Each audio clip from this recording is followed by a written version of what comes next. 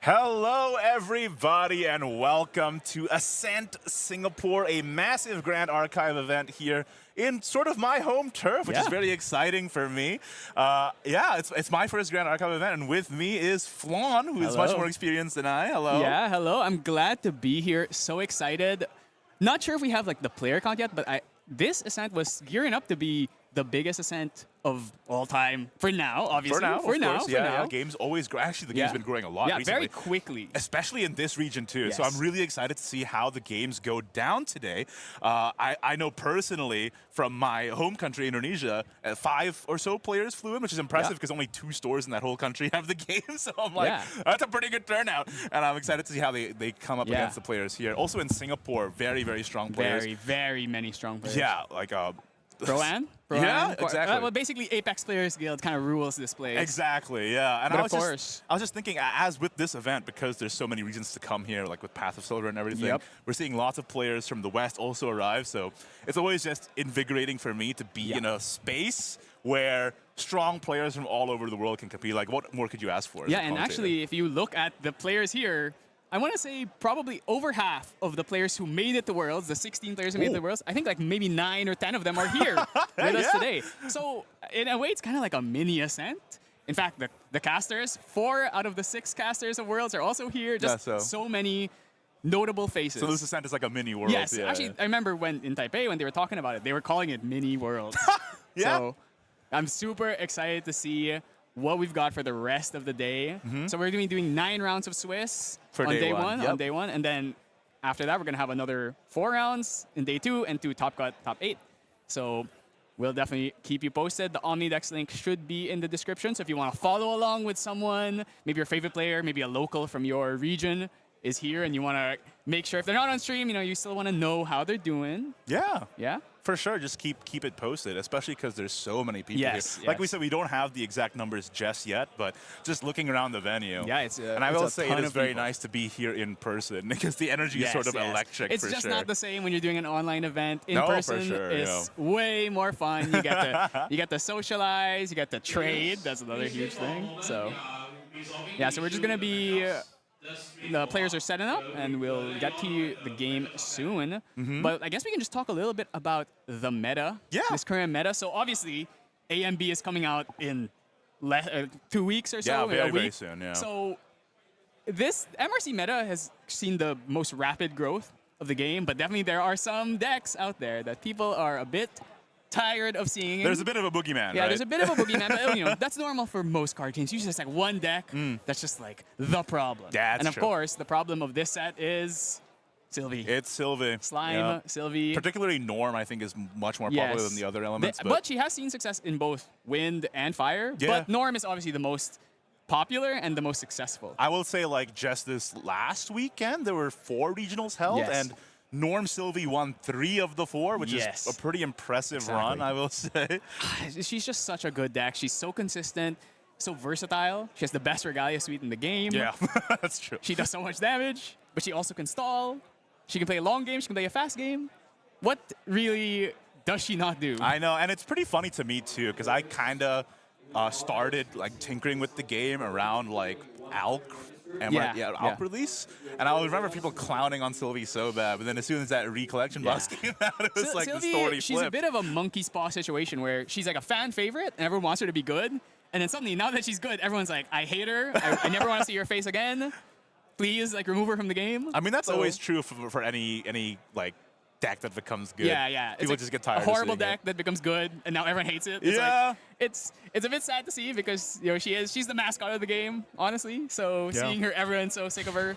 Next set though, we'll see if maybe there's some changes. There's been a lot of tamer cards actually in the next set, which is interesting because actually I'm expecting another tamer because right now they've only shown 2 champions, but I think there's going to be a 3rd, and I expect it to be a tamer. Just it would be cool. There's a lot of tamer cards. I mean, especially with the setting that the next set is in. Like, there's so much like lore to pull from. Yes. It's one of the most interesting things is finding out all of the little. Because I don't know anything about 3 Kingdoms or like Chinese lore. So I've played many a game set in that. Yes. So it's like I'm very new to it. I only know Lubu. I only know Kong Ming because Zhuge Liang. Like, that's all I know. I know red hair. Because they just show up in a lot of like gacha games and stuff. Yeah, that's true. So it's a very popular thing to dip back into. Yeah. Yeah, just like Arthurian Legends. So Grand Archive did Arthurian Legends, and then now we're going to like Three Kingdoms. So I don't know if we'll get like a Wukong or something. I feel like every single game has to have a Wukong. Yeah, they do. I don't know why. He is the guy. He is the guy. He's him. Him and Lu Bu. They're him. Yeah, so. but other than Norm Slimes, I guess the next biggest thing, especially in Singapore, I know that Merlin Crux is very popular. And yes, Merlin is. She is. I like to call her the you have to be this tall to ride. If you can't beat Merlin, like why are you even here? Because she's just. She used to be the most reliable deck then. But then the problem with Merlin is just that she has inevitability. Eventually, she will hit level 200 and just fireball you. And then she sits on her deer, her horse, whichever animal you like to call it. And if you can't get past that, or you can't kill her fast enough before she gets there, you can't really play the game. So you at least need to have some game into Merlin. Like just the fact that it can like recycle like Prismatic Edge as well. Yes, she has. Obviously, I think most Merlins are now back on Prismatic. It's interesting because initially people were not playing Prismatic, and then someone found that, and then people started playing Prismatic, and then people were like, oh, it makes our deck too bricky, makes it a bit more unreliable, so we started putting Prismatic back in. And now I think because Sylvie's in the meta, they really like Prismatic because she will naturally place different elements. Even though Sylvie doesn't play that many wind and water cards, but she still plays them. So sometimes you just catch them with a Slime Shield in their memory, and so you get a bunch of effects at once. Yeah, and now especially there's all elements have been covered. Like Nico is popular, Wind allies still exist, Fire is obviously she's already Fire, so but there's a lot of Fire decks, so it just makes sense right now to play Prismatic, and you kind of need that high roll, high end, just like Prismatic Lu, banish like 3 cards from their memory. You get a lot of mileage out of that. So I was talking to a friend who's actually competing at this event today, who is a high-ranking player from a different card game, and he's relatively new. And I was just like teasing him, like, "Are you ready for the Merlin matchup?" And he's like just stressing out the day before. Yeah. And I was doing like I posted a picture of like Prismatic plus Ghost Pendragon, like, boo. This is something you're gonna have to deal with. The other thing about Merlin too is that against aggro, she has the option of going to the Lorraine line, getting a flame sweep off. So she's good against aggro, but she's also good against level 3 decks that play a bit slower. So we'll see. Definitely, those are like the 2 decks to beat. I'd say if I was gonna give a third, it's probably Nico. Yeah. If you look at the results of like the previous regional in this place as well, is that there's a lot of Nikos. There's an unproportional amount of Nico representation in Singapore compared to the rest of the world. Yeah, that's why people call Singapore Nico country. It's like Taiwan is Merlin country, Singapore is Nico country. Yeah, Philippines is also kind of like Nico country, or no, it's also Merlin country.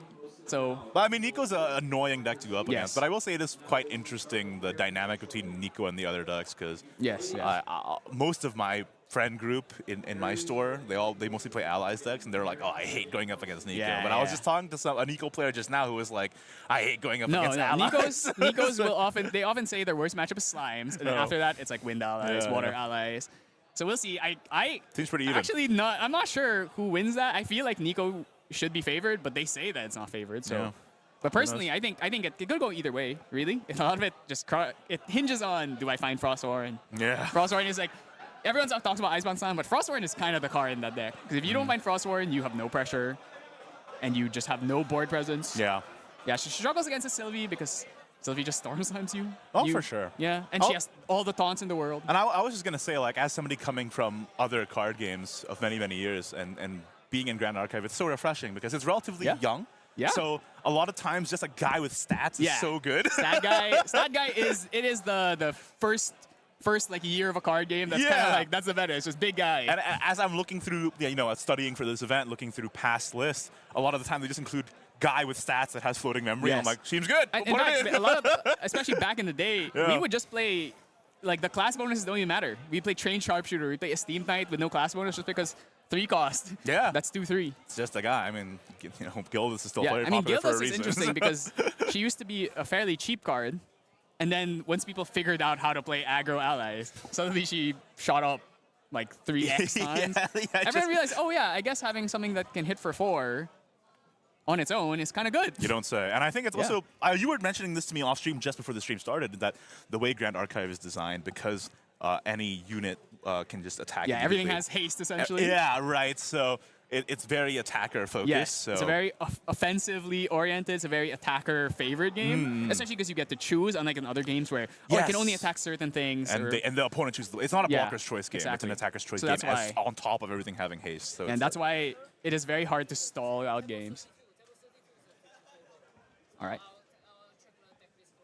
Yeah, all right, thanks.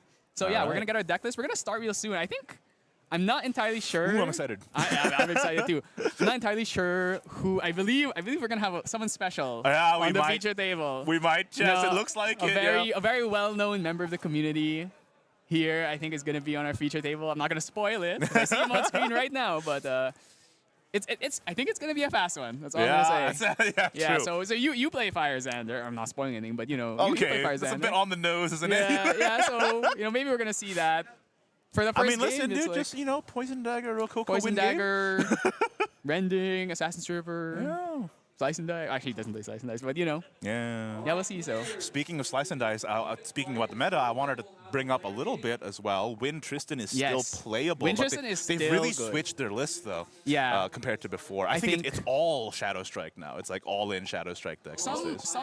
Some play just like, actually no Umbra, and just go all in like kind of allies plus Slice and Dice. That's another option.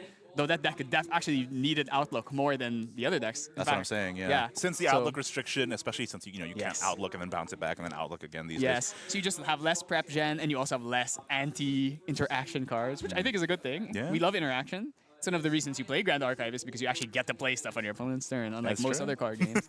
So, yeah, we'll see. Tristan, everyone kind of doomed that she's dead because Outlook's gone, but she still does well. You just kind of have to tweak your style. You can pivot the deck more. For sure, yeah. I mean, with Shadow Strike is just such an insane card. Yeah. Like these days, I was looking on one of the many analytical websites, and they just renamed the deck to Shadow Strike. Yeah. That's pretty funny. I mean, that's how she wins. Either she Shadow Strikes you or she Slice and Dices you. Yeah. That's really all she does. So that's fair enough. Yeah. She plays a slow, grindy game. But that's what I like about the BNR is that while it did hit that build of the deck, it's still very playable, and I expect to see some of it today. Yeah. Other decks that we can expect to see, I know that Wind Allies. Allies, Water Allies. With the robot package, they are all good. always there. Yeah. They will never disappear because as long as these greedy level 3 decks exist, you need something to keep them in check, and it's usually aggro, Fire Xander, Water Allies, Wind Allies, either like Swarm with the Toons or the robot list. I think the robot lists are a bit more susceptible to reprogram, obviously. Program an all-star floating memory card from this set, doing a lot of stuff. But yeah, because a lot of people have been off the robots, a lot of people maybe are kind of off reprogram. And have the robots come back in. Yeah, so it's a lot of it is a meta call because you never really know what you're gonna see. And in fact, even if 40% of the board is Sylvie, you might just not run into them. Yeah, true.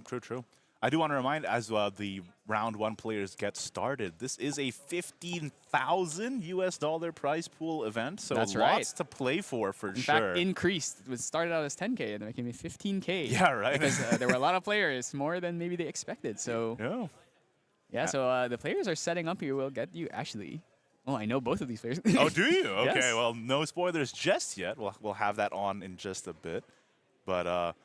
I'm really looking forward to casting this first game. Frankly, I'm super excited because Grand Archive is it's not like blown up crazy in Indonesia, but in my local scene, it's definitely taking a hold of a lot of my friends. So just being here is very electric. And of course, you were saying that world champion of another game has been really championing it. So that's really what you need. You need champions. Right. Either it's a store or players who really just kind of bug other people to try it out, exactly. right? He's been personally teaching people Grand Archive as they come to the store, so that's what you need. Would love to get him on stream, hopefully later on. When you really think about it, especially smaller indie card games like this, you really need people to champion it because you don't have the marketing budget, the crazy stuff that like a bigger card game would have with a more established company. So it's actually really impressive to see how much this game has grown in just over a year that it's been out. I mean, I just gotta.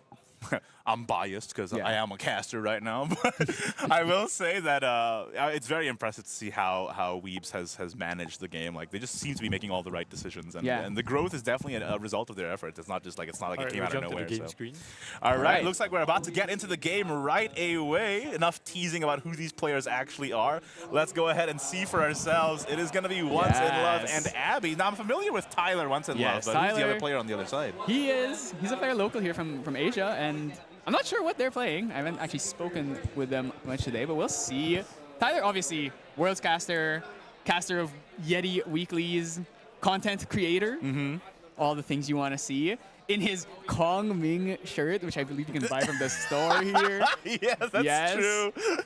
Repping the Kong Ming shirt. we've got we'll get the deck list shortly. Tyler is on Fire Xander. He told us he's on Fire Xander. Yep. So this is we're here for a short time.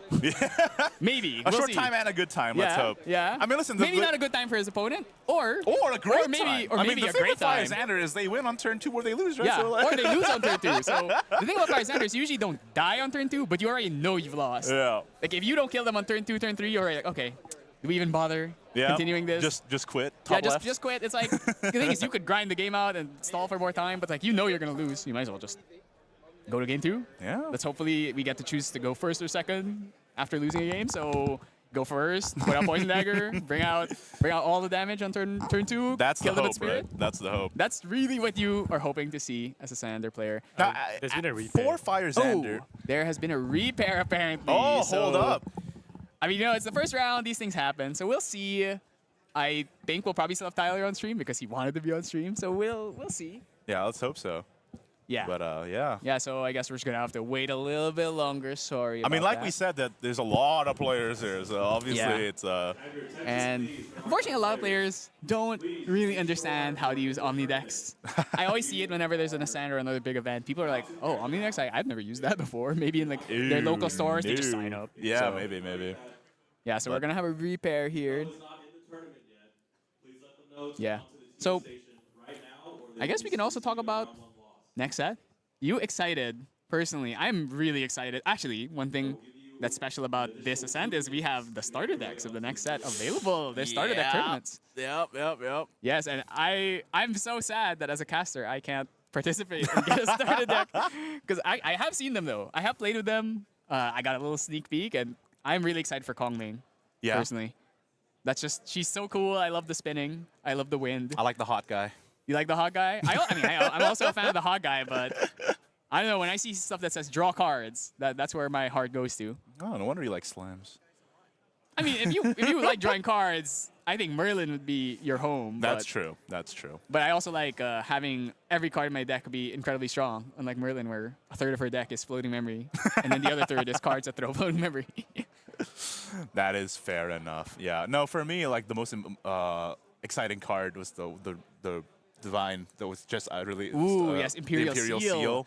I feel like that adds so much more flexibility for deck Yes, building. That it's and really I am so exciting. ready for people to start playing Wind and Water Merlin, but with 4 fireballs in their deck.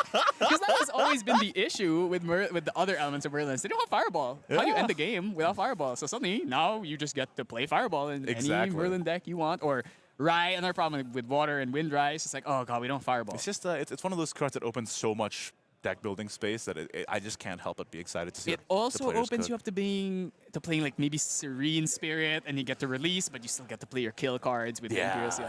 There's so much you can do with it.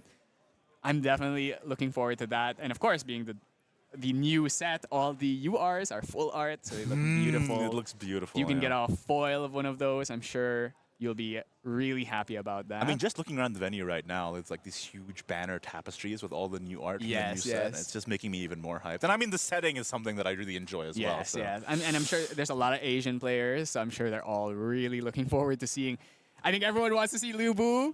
Maybe we can get a spoiler. We'll see. I'll talk to Sildar. Maybe he'll let us spoil something on the stream. But I want to see red hair and Lu Bu already. But maybe they're saving that. Maybe they are. They don't want to show it off too soon. But yeah, actually, we got a lot of the new allies in the set on display here. Some that have not been spoiled. So now I'm actually getting a little sneak peek of I actually do see Lu Bu in front of me over there. But of course, I don't know what the effect is. Yeah. Which is the important part. But yeah, I mean, that's just one of the things about being in a physical location and able to see everything for yourself. Yeah, and being able to see all the people too. And I almost regret that we have like this caster screen behind us. I want to see all the players across the field just playing that's through. right. That's right. That would have been nice. So players are getting set up here, but I'm not sure if they have the green light to start yet. I think we're still currently in the setting up phase because, of course, of the repair. Okay, the pairings Yeah, are the up. pairings have been reposted. Right, so I guess we can also just vamp a bit. What are you hoping to see? Is there any deck in particular that maybe you feel is a bit unexplored? Honestly, Vanitas. Yes, Vanitas has been showing up lately. It got second in one of the regionals last weekend That's right, too, and I yeah, was yeah. like, "Excuse me," and then I had to read that deck list and study every card in it. And I mean, was in the like, end, it is kind of just wind allies. Yeah, mostly, but it has that, that Vanitas exclusive spell as Yes. well. That's pretty fun. And the cool thing about Vanitas is because he scries so much, you can kind of put a lot of one-ups in your deck. Yeah, true. Like sometimes I see a lot of them put Turbocharge in their deck because they know they're gonna see it when they scry 6, especially if they're playing Serene into Vanitas, like scry 6, scry 6. Yeah. So there's lots of opportunities there to put in a lot of funky stuff. I have been seeing a lot of them playing Slimes as well. A lot of these wind ally decks, some of these Merlins have been playing gray, cake, green. Ooh. Just because those cards are not, well, some parts of them are class bonus, but gray is not class bonus. Green, the fast activation isn't. Cake, the draw card is not class bonus. So some of them have been put in this spicy slime faction in the deck because they are incredibly good cards. Yeah, I mean, listen, if all the cards in your deck are good, then you'll Yes. never have a bad draw. And especially when the cards immediately draw into hand. Those are pretty good, I hear. Yeah. They really let you extend your turn way further than you have any right to. No kidding, right? You know, that's why when I see a card that says draw into memory, I'm like, what is this? Gray Slime just draws straight in hand. Songbird just adds it straight to your hand. What is this? Draw into memory? Put into memory. What are is we, that? poor? Yeah, exactly. I'm like, what is? Like, when you see like a baby red, and I'm like, why is it drawn in memory? Why do all the other slime cards draw straight in the hand? That's yeah, the thing. Like looking at any slime list, you can just see that half the deck is just like a, Draw. draw something into Draw your hand. something, draw in the It's like, it's hand. no wonder that it's so consistent. They can find like the eruption and, And the that's and the what's storm good about slime in time. slimes is because, Sylvie actually does tend to go low on hand. It's not like Merlin that can refill extremely Right, yeah, but easily. it's like it can always But find the thing that all it your needs. cards are 2 cost. They Yeah, all draw yeah. into hand. So is it really that bad if you have 5 cards? You can still Yeah. play 2-3 things out that turn.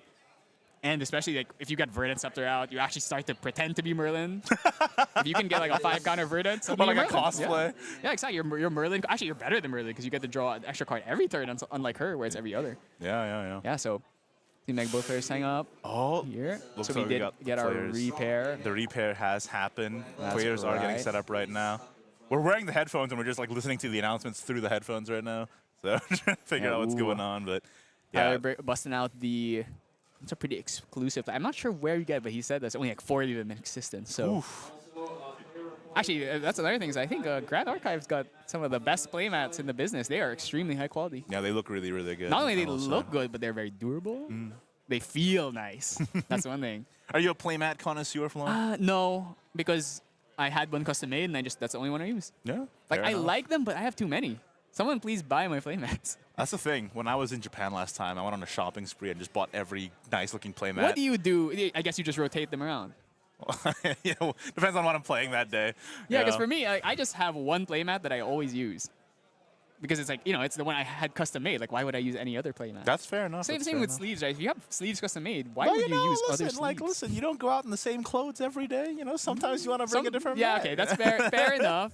Or if you want to get on the mental warfare, you play a mat of... That's a different deck. And then Yeah. Like you have like the sleeves, like you have Sylvie sleeves, Sylvie mat, and you're playing like something completely I different. mean, this is the thing. I bought those Arthur sleeves, and I'm like, well, I'm going to put that on my Nico deck just to trip Yes, people up. exactly. You want to get on that 5D chess. Want to make sure your opponent has no idea what to expect.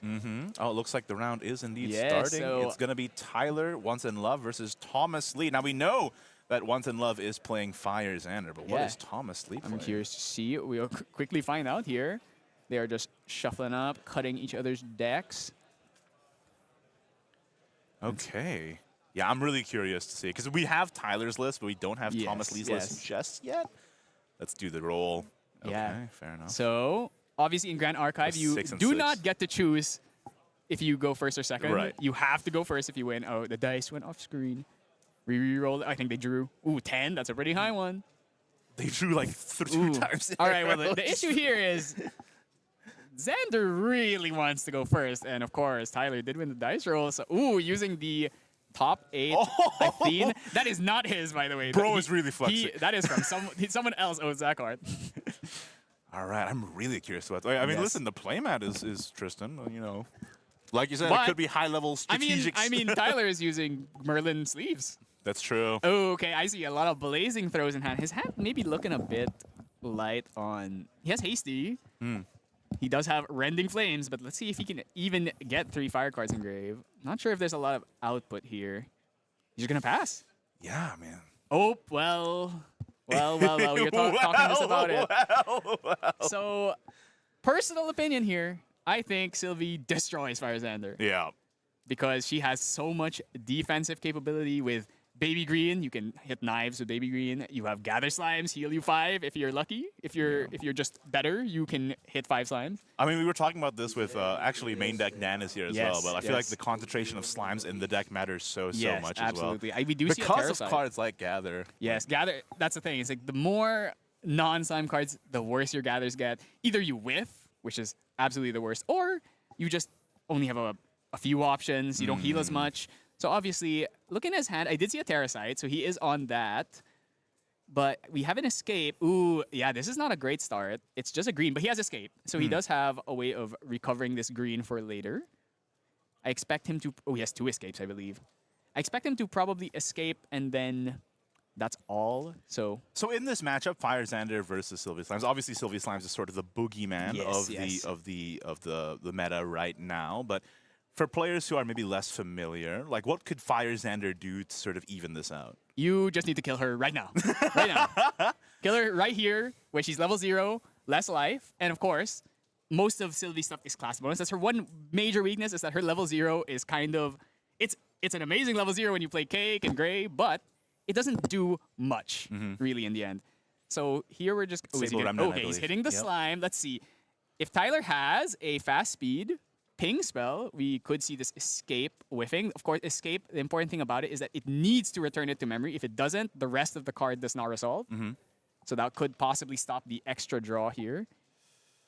Tyler thinking about... Oh, he has a Planted Explosive. I think he's going to... Oh, no, it's Mark the Target. Yes. That makes sense. Yeah, so Mark Target, it is a 1 damage fast speed spell, so that slime is dead, which means the Escape is not going It to doesn't draw. resolve, yeah. That's the Yes. thing, it's like if your Escape like fizzles, like you just don't Exactly, get the and now, value. and this is a good spot for Tyler because his opponent, Thomas, had to put all his cards down, which means when he levels up, it's not going to be as controlled, and he also can't play this Gather anymore in pre-recollection. One of the most important things about Grand Archive is playing cards during your pre-rec to essentially like, extend the turn more than you normally would. That's why fast speed spells Yeah. are the best in this game. If your deck is all fast speed spells, like you always have something to do. Yeah. I mean, that's So- one of the biggest like drawing points of Grand Archive, I feel Yes. like, is like the opportunity system and Yes, the fast yes, speed yes. spells. Like just being able to have so much player agency and Exactly. so much skill expression draws a lot of people into the game, I believe. Ooh, this is scary. Choosing to go backup charger means you are still on Spirit, which means if Tyler, we can assume that the card down there is most likely the Poison Dagger. Yeah, we might probably. we might not hit the next turn. Thomas might just be going for an early grave in this game 1 because obviously it's like we already have a Sable on field. If he levels up, that's going to be 2 damage plus the dagger, so that's going to be 3. All red, and then the dagger, of course, does 1 damage. So Yeah, he yeah. only needs to do 10, which we know he has Blazing Throw. He can go Mercenary's Blade, bring it out, Blazing Throw. There's a lot of options here. It is indeed. Yeah, I mean, there's okay, there. I feel like there's very unfortunately, little chance it wasn't, right? Sometimes they try and trick you. Sometimes Yeah, put like yeah. Assassin's Ripper or something down there. Another issue is here is obviously Thomas can't use this Gather Slimes anymore because its fast activation is only when you're Tamer. Oh, I see a Planted Explosives on his. He already has one though, so he probably doesn't need that. He also has the Blazing Throw, so he could go. If he wants to, instead of using the Planted, he could bring out Mercenary's Blade and Blazing Throw that. There's a lot of options, but yeah, I don't see a lot of allies. Obviously, no Arthur in this starting hand, so not quite as aggressive. Oh, Hasty could draw into something though. Oh, he's choosing the bottom mid. He wants double Planted. I mean, that's the thing with when your entire deck is all burn spells. Yeah, it's, when you're- it's hard. It's harder to whiff, you know, sometimes. Of course, he can't use that. He can use this. He can use this mark the target. He got his. He needs 3 fire cards if he wants to play his Rending Flames. Yeah, yeah. So we'll see. I don't think he can get. Actually, no. If he plays Planet here, he just needs to play 1 more. He'll have 2 fire cards, and he just needs 1 more. This is already getting scary. Like, this is sort of why I like Fire Xander, is that you kind of have that feeling Yes, of yes. I can just do like a crazy turn this turn. So triple Planted is so interestingly enough. So he popped the dagger early, so this is all he should already be. He did choose to prepare it, which means he cannot bring out the Mercenary's Blade. This is gonna come in for 3 damage with the Poison Dagger effect. Okay, just showing it off. Is that I think that's an armament Poison Dagger too. He's really flexing today. Yeah, I mean, I did see his binder. It was kind of an experience. I mean, you might as a well. lot of CSRs. Oh, he has Rococo, and that is Yep. Yes. All right. I think this is probably over. That's like the best card. Whenever I draw Rococo, I'm like, I feel Or like I've when you won. draw like when you have 2 or 3 of them in hand, you're Yeah. just like God. You're just dead. So life counter, unfortunately, is not updating. So, but he should be around probably like 11 damage. So he really just needs check. blazing throw. Okay, just another planted. And Thomas, he does the gather, but he can't use it. That's It's the issue so here. close. That's right? that's why I really feel like probably the backup charger. He should have just leveled up, no? He should have just leveled up for life. The issue is his hand was not very good. So I understand why he would go back up because he needs to see something. I'm so impressed by your eagle eyes, Flan. You see like a pixel on the screen, and you're like, I can know exactly every You'd be card in that surprised. hand. I can see like the left sliver of a card, and I can, especially if it's Dungeon Guide, I can see Dungeon Guide from a mile away. It has like a little orb, and as soon as I see it, I immediately know it's You've got Dungeon the Guide. elf eyes for that, Yeah. for sure, for sure. Yeah, so it's obviously here. Thomas gets to choose to go first now. So huge advantage there. Xander, but if he wins this game, that means Tyler gets to choose to go first in the last game. So he's definitely got a bit of an edge here, but that's the thing. Sylvie, if she doesn't draw well, she can struggle. Definitely going with the baby green without anything else, that was unfortunate. Obviously, you would have rather had like a gray or something, but not, Slimes, even despite how consistent it is, sometimes you just don't draw the nuts. Didn't see a cake, obviously, did not see a gray. We had escapes, but we didn't have like the rest of the stuff. So hopefully Thomas has a better showing here, bringing out a bit of a better start. Obviously, this game has no mulligan, unless you count Serene or Fragmented Spirits as a mulligan. It kind of is, because you are going a card down, but they do have bonuses. Of course, one of the big aspects of competitive Grand Archive play is that you do have a sideboard that you can side in and side out between every game in a round. We don't have the list with us, but like, what card do you think Thomas Lee could side in to maybe improve his odds against Most like, a blowout likely, like that? you would see maybe a Resolute Stand. That's the main thing Sylvie should play. Yeah. That makes Because sense. the thing about Sylvie is most of the stuff that she sides, it's maybe reprogram is another option. Because he did show 2 automatons, Rococo and Automaton, and of course Sable Remnant and Automaton. So possibly that comes in as well. So those are the main things. Sylvie, a lot of her sideboards is stuff for later in the game. So against Xander, you don't really reach that point. Or if you do, you're just playing like the same game. You really just want to set up a Lustrous. That's the main thing. If you hit level 3 as Sylvie, you are not going to lose the game. That was an 8-minute game 1, by the way, from the Surprisingly long, to be honest. Yeah. I usually expect these Xander games to end in 5 minutes. Especially with if you kill them on... Should we call in a judge for Tyler slow playing? Or? No. Actually, let's see if this game can hit past... Okay, how long do you think? I want to bet maybe like 20 minutes. It's just tough to sometimes figure that out because like Tyler kind of drew kind of nice in that game. So I'm like, if he doesn't, I mean, that's the thing with Fire Xander. Like in my store, the deck I play is Fire Xander, and I just know that like if you don't get it, you just die a slow, painful death. Yes. You're just sitting there. It's like there's 3 taunt/intercepts on field, and you're like, well. Oh yeah. Well, especially against Sylvia when they get to the. If they get a Lustrous Slime on field, you're probably just gonna lose the game. Especially because you have no way of getting rid of it. So many of their guys have taunt too, and it's like, okay, well, GG. Okay, so Thomas does have Baby Gray this time. Yeah, and there he it has is. Escape. He has Escape and Baby Gray. So throwing out a green, and he has 1 Dungeon Guide.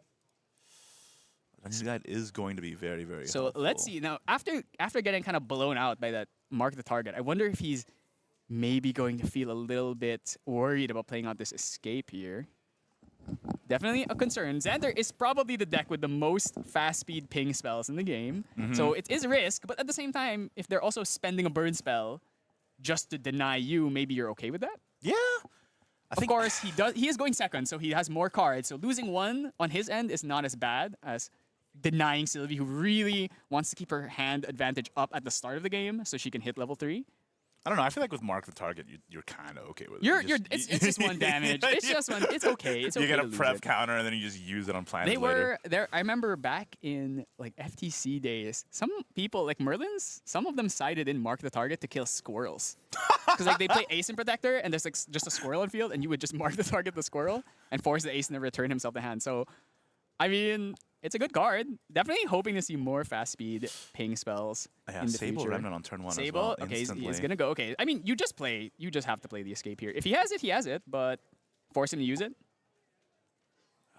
we'll see. Oh, I wonder, maybe he's getting a little bit. I actually can't see Tao's hand that well. Does he have a mark? He has a Vermilion Decree.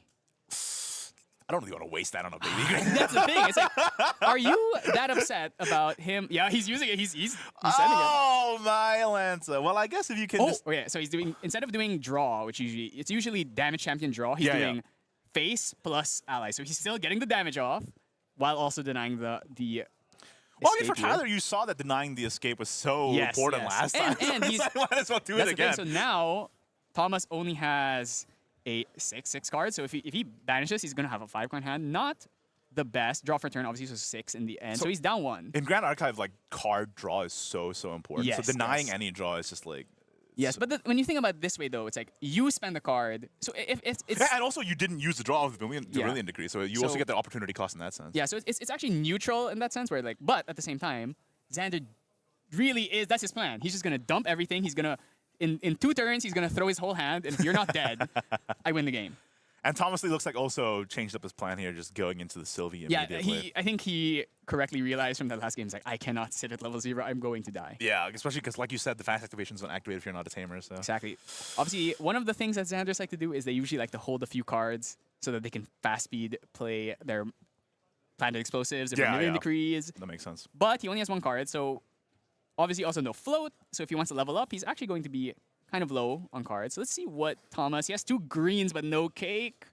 A little bit of an unfortunate hand. I always find it so funny. I know that Slime is like the big boogeyman of the meta right now, but all the names of the cards are so whimsical. Yes, yes. So I expect him to probably swing into the... Here's the thing. Do you hit the Sable? You probably do. Even if you're going to give the float, you really don't want to leave a 2, potentially 3 damage body on field. Yeah, he's going for the Sable here. Gonna, on attack, discard this Eruption, which is a floating card. So very good on his end. Yeah, works out for him.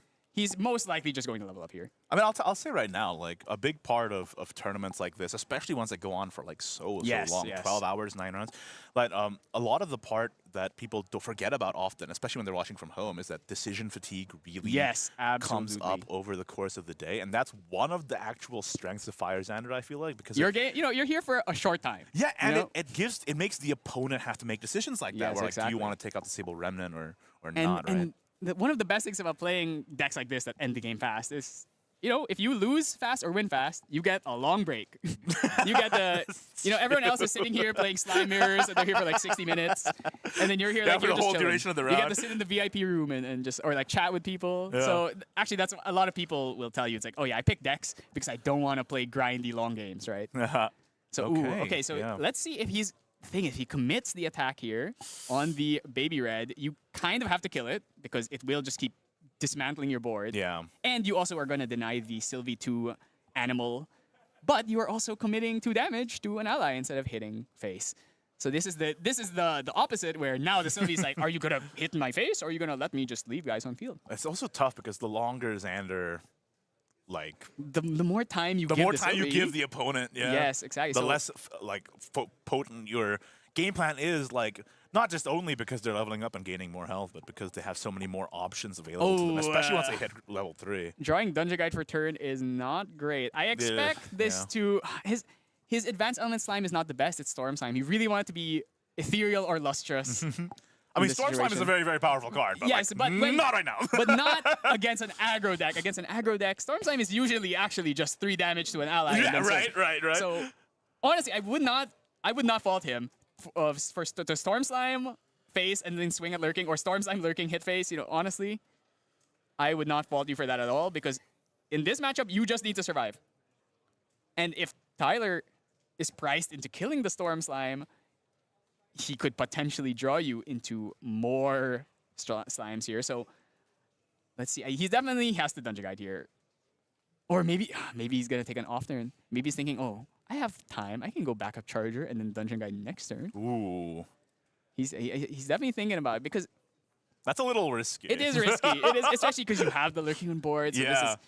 Tyler, you leave that up too. That's additional burn. He has 6 cards in hand. He's going to banish this Sable Remnant to level up, so he'll have a 7-card hand for next turn.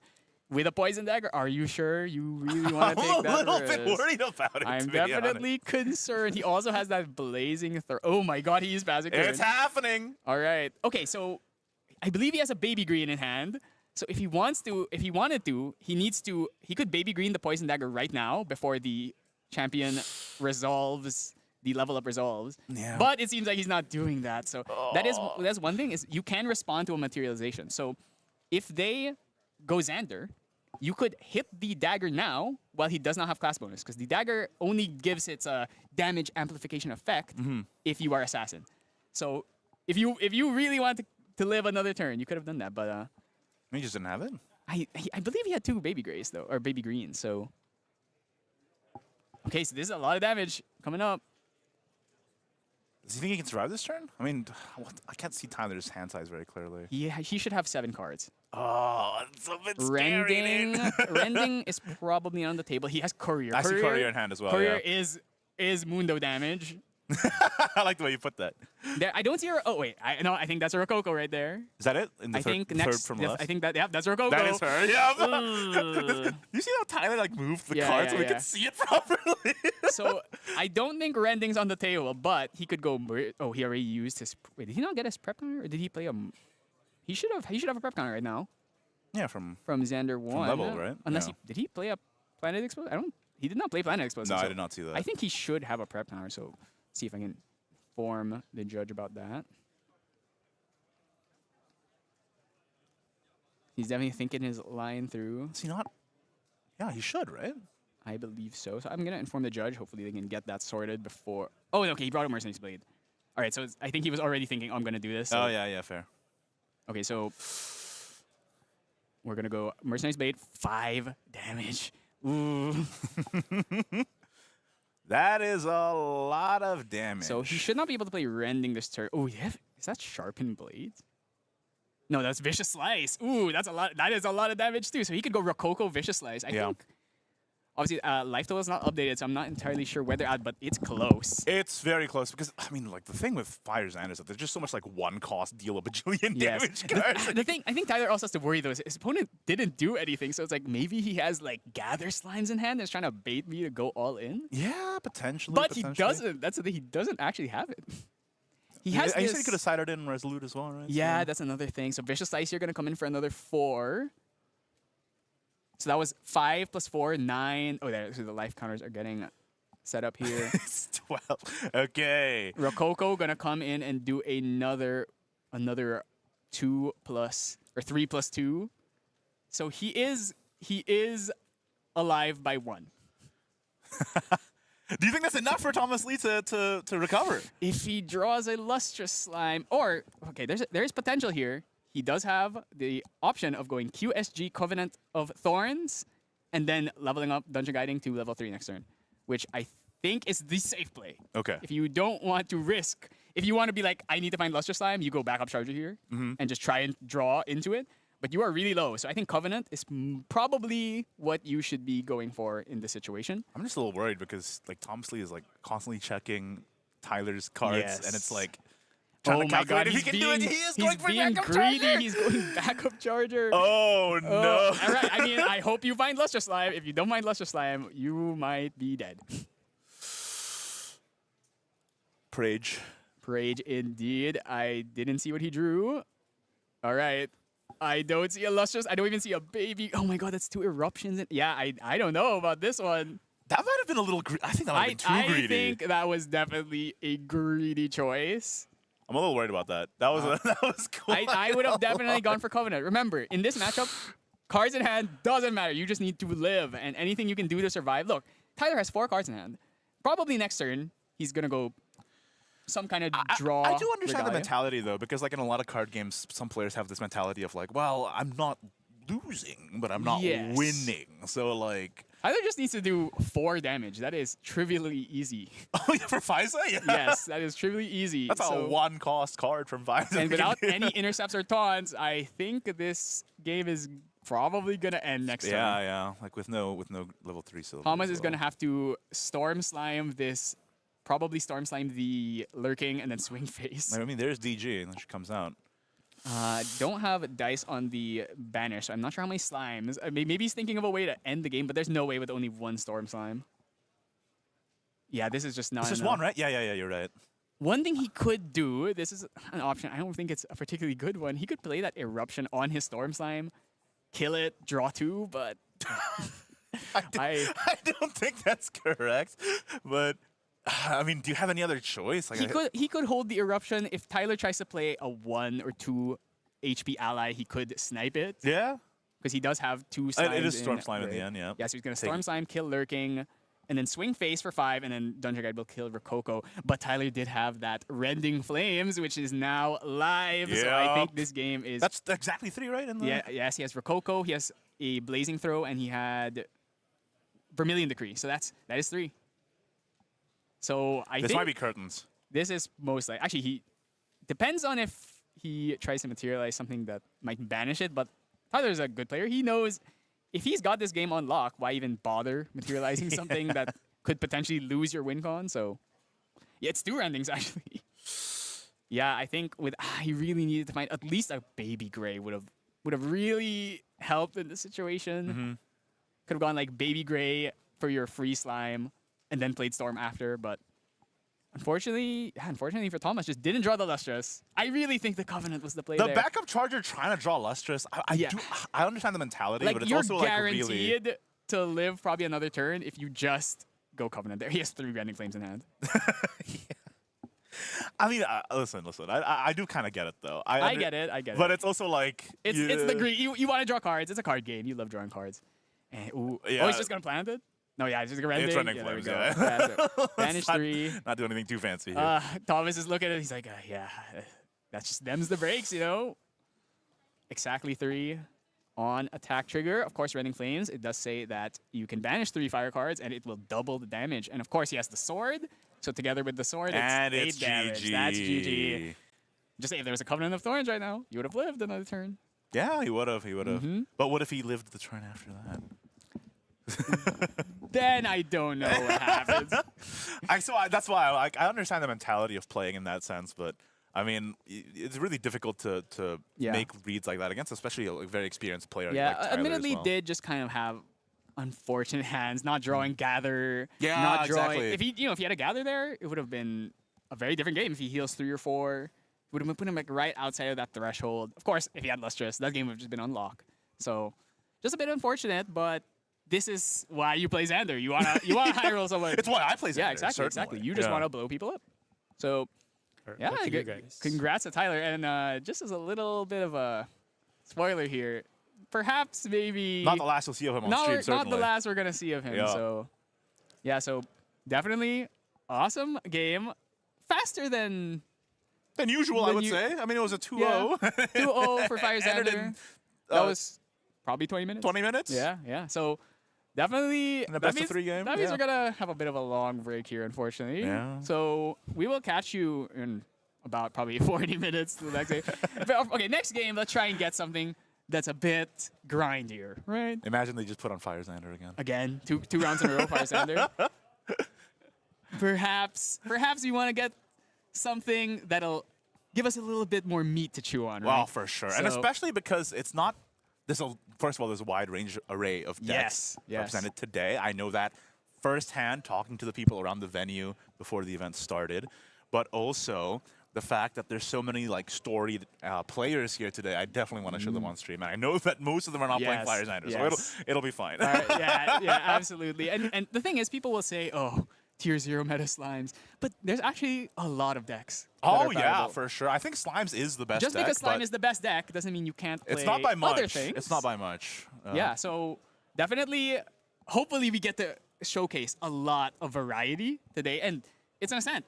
If there's 300 players, we are assuredly going to have a lot of wacky, maybe not necessarily on the top tables, but sometimes a weird deck will show up. No one, Vanitas?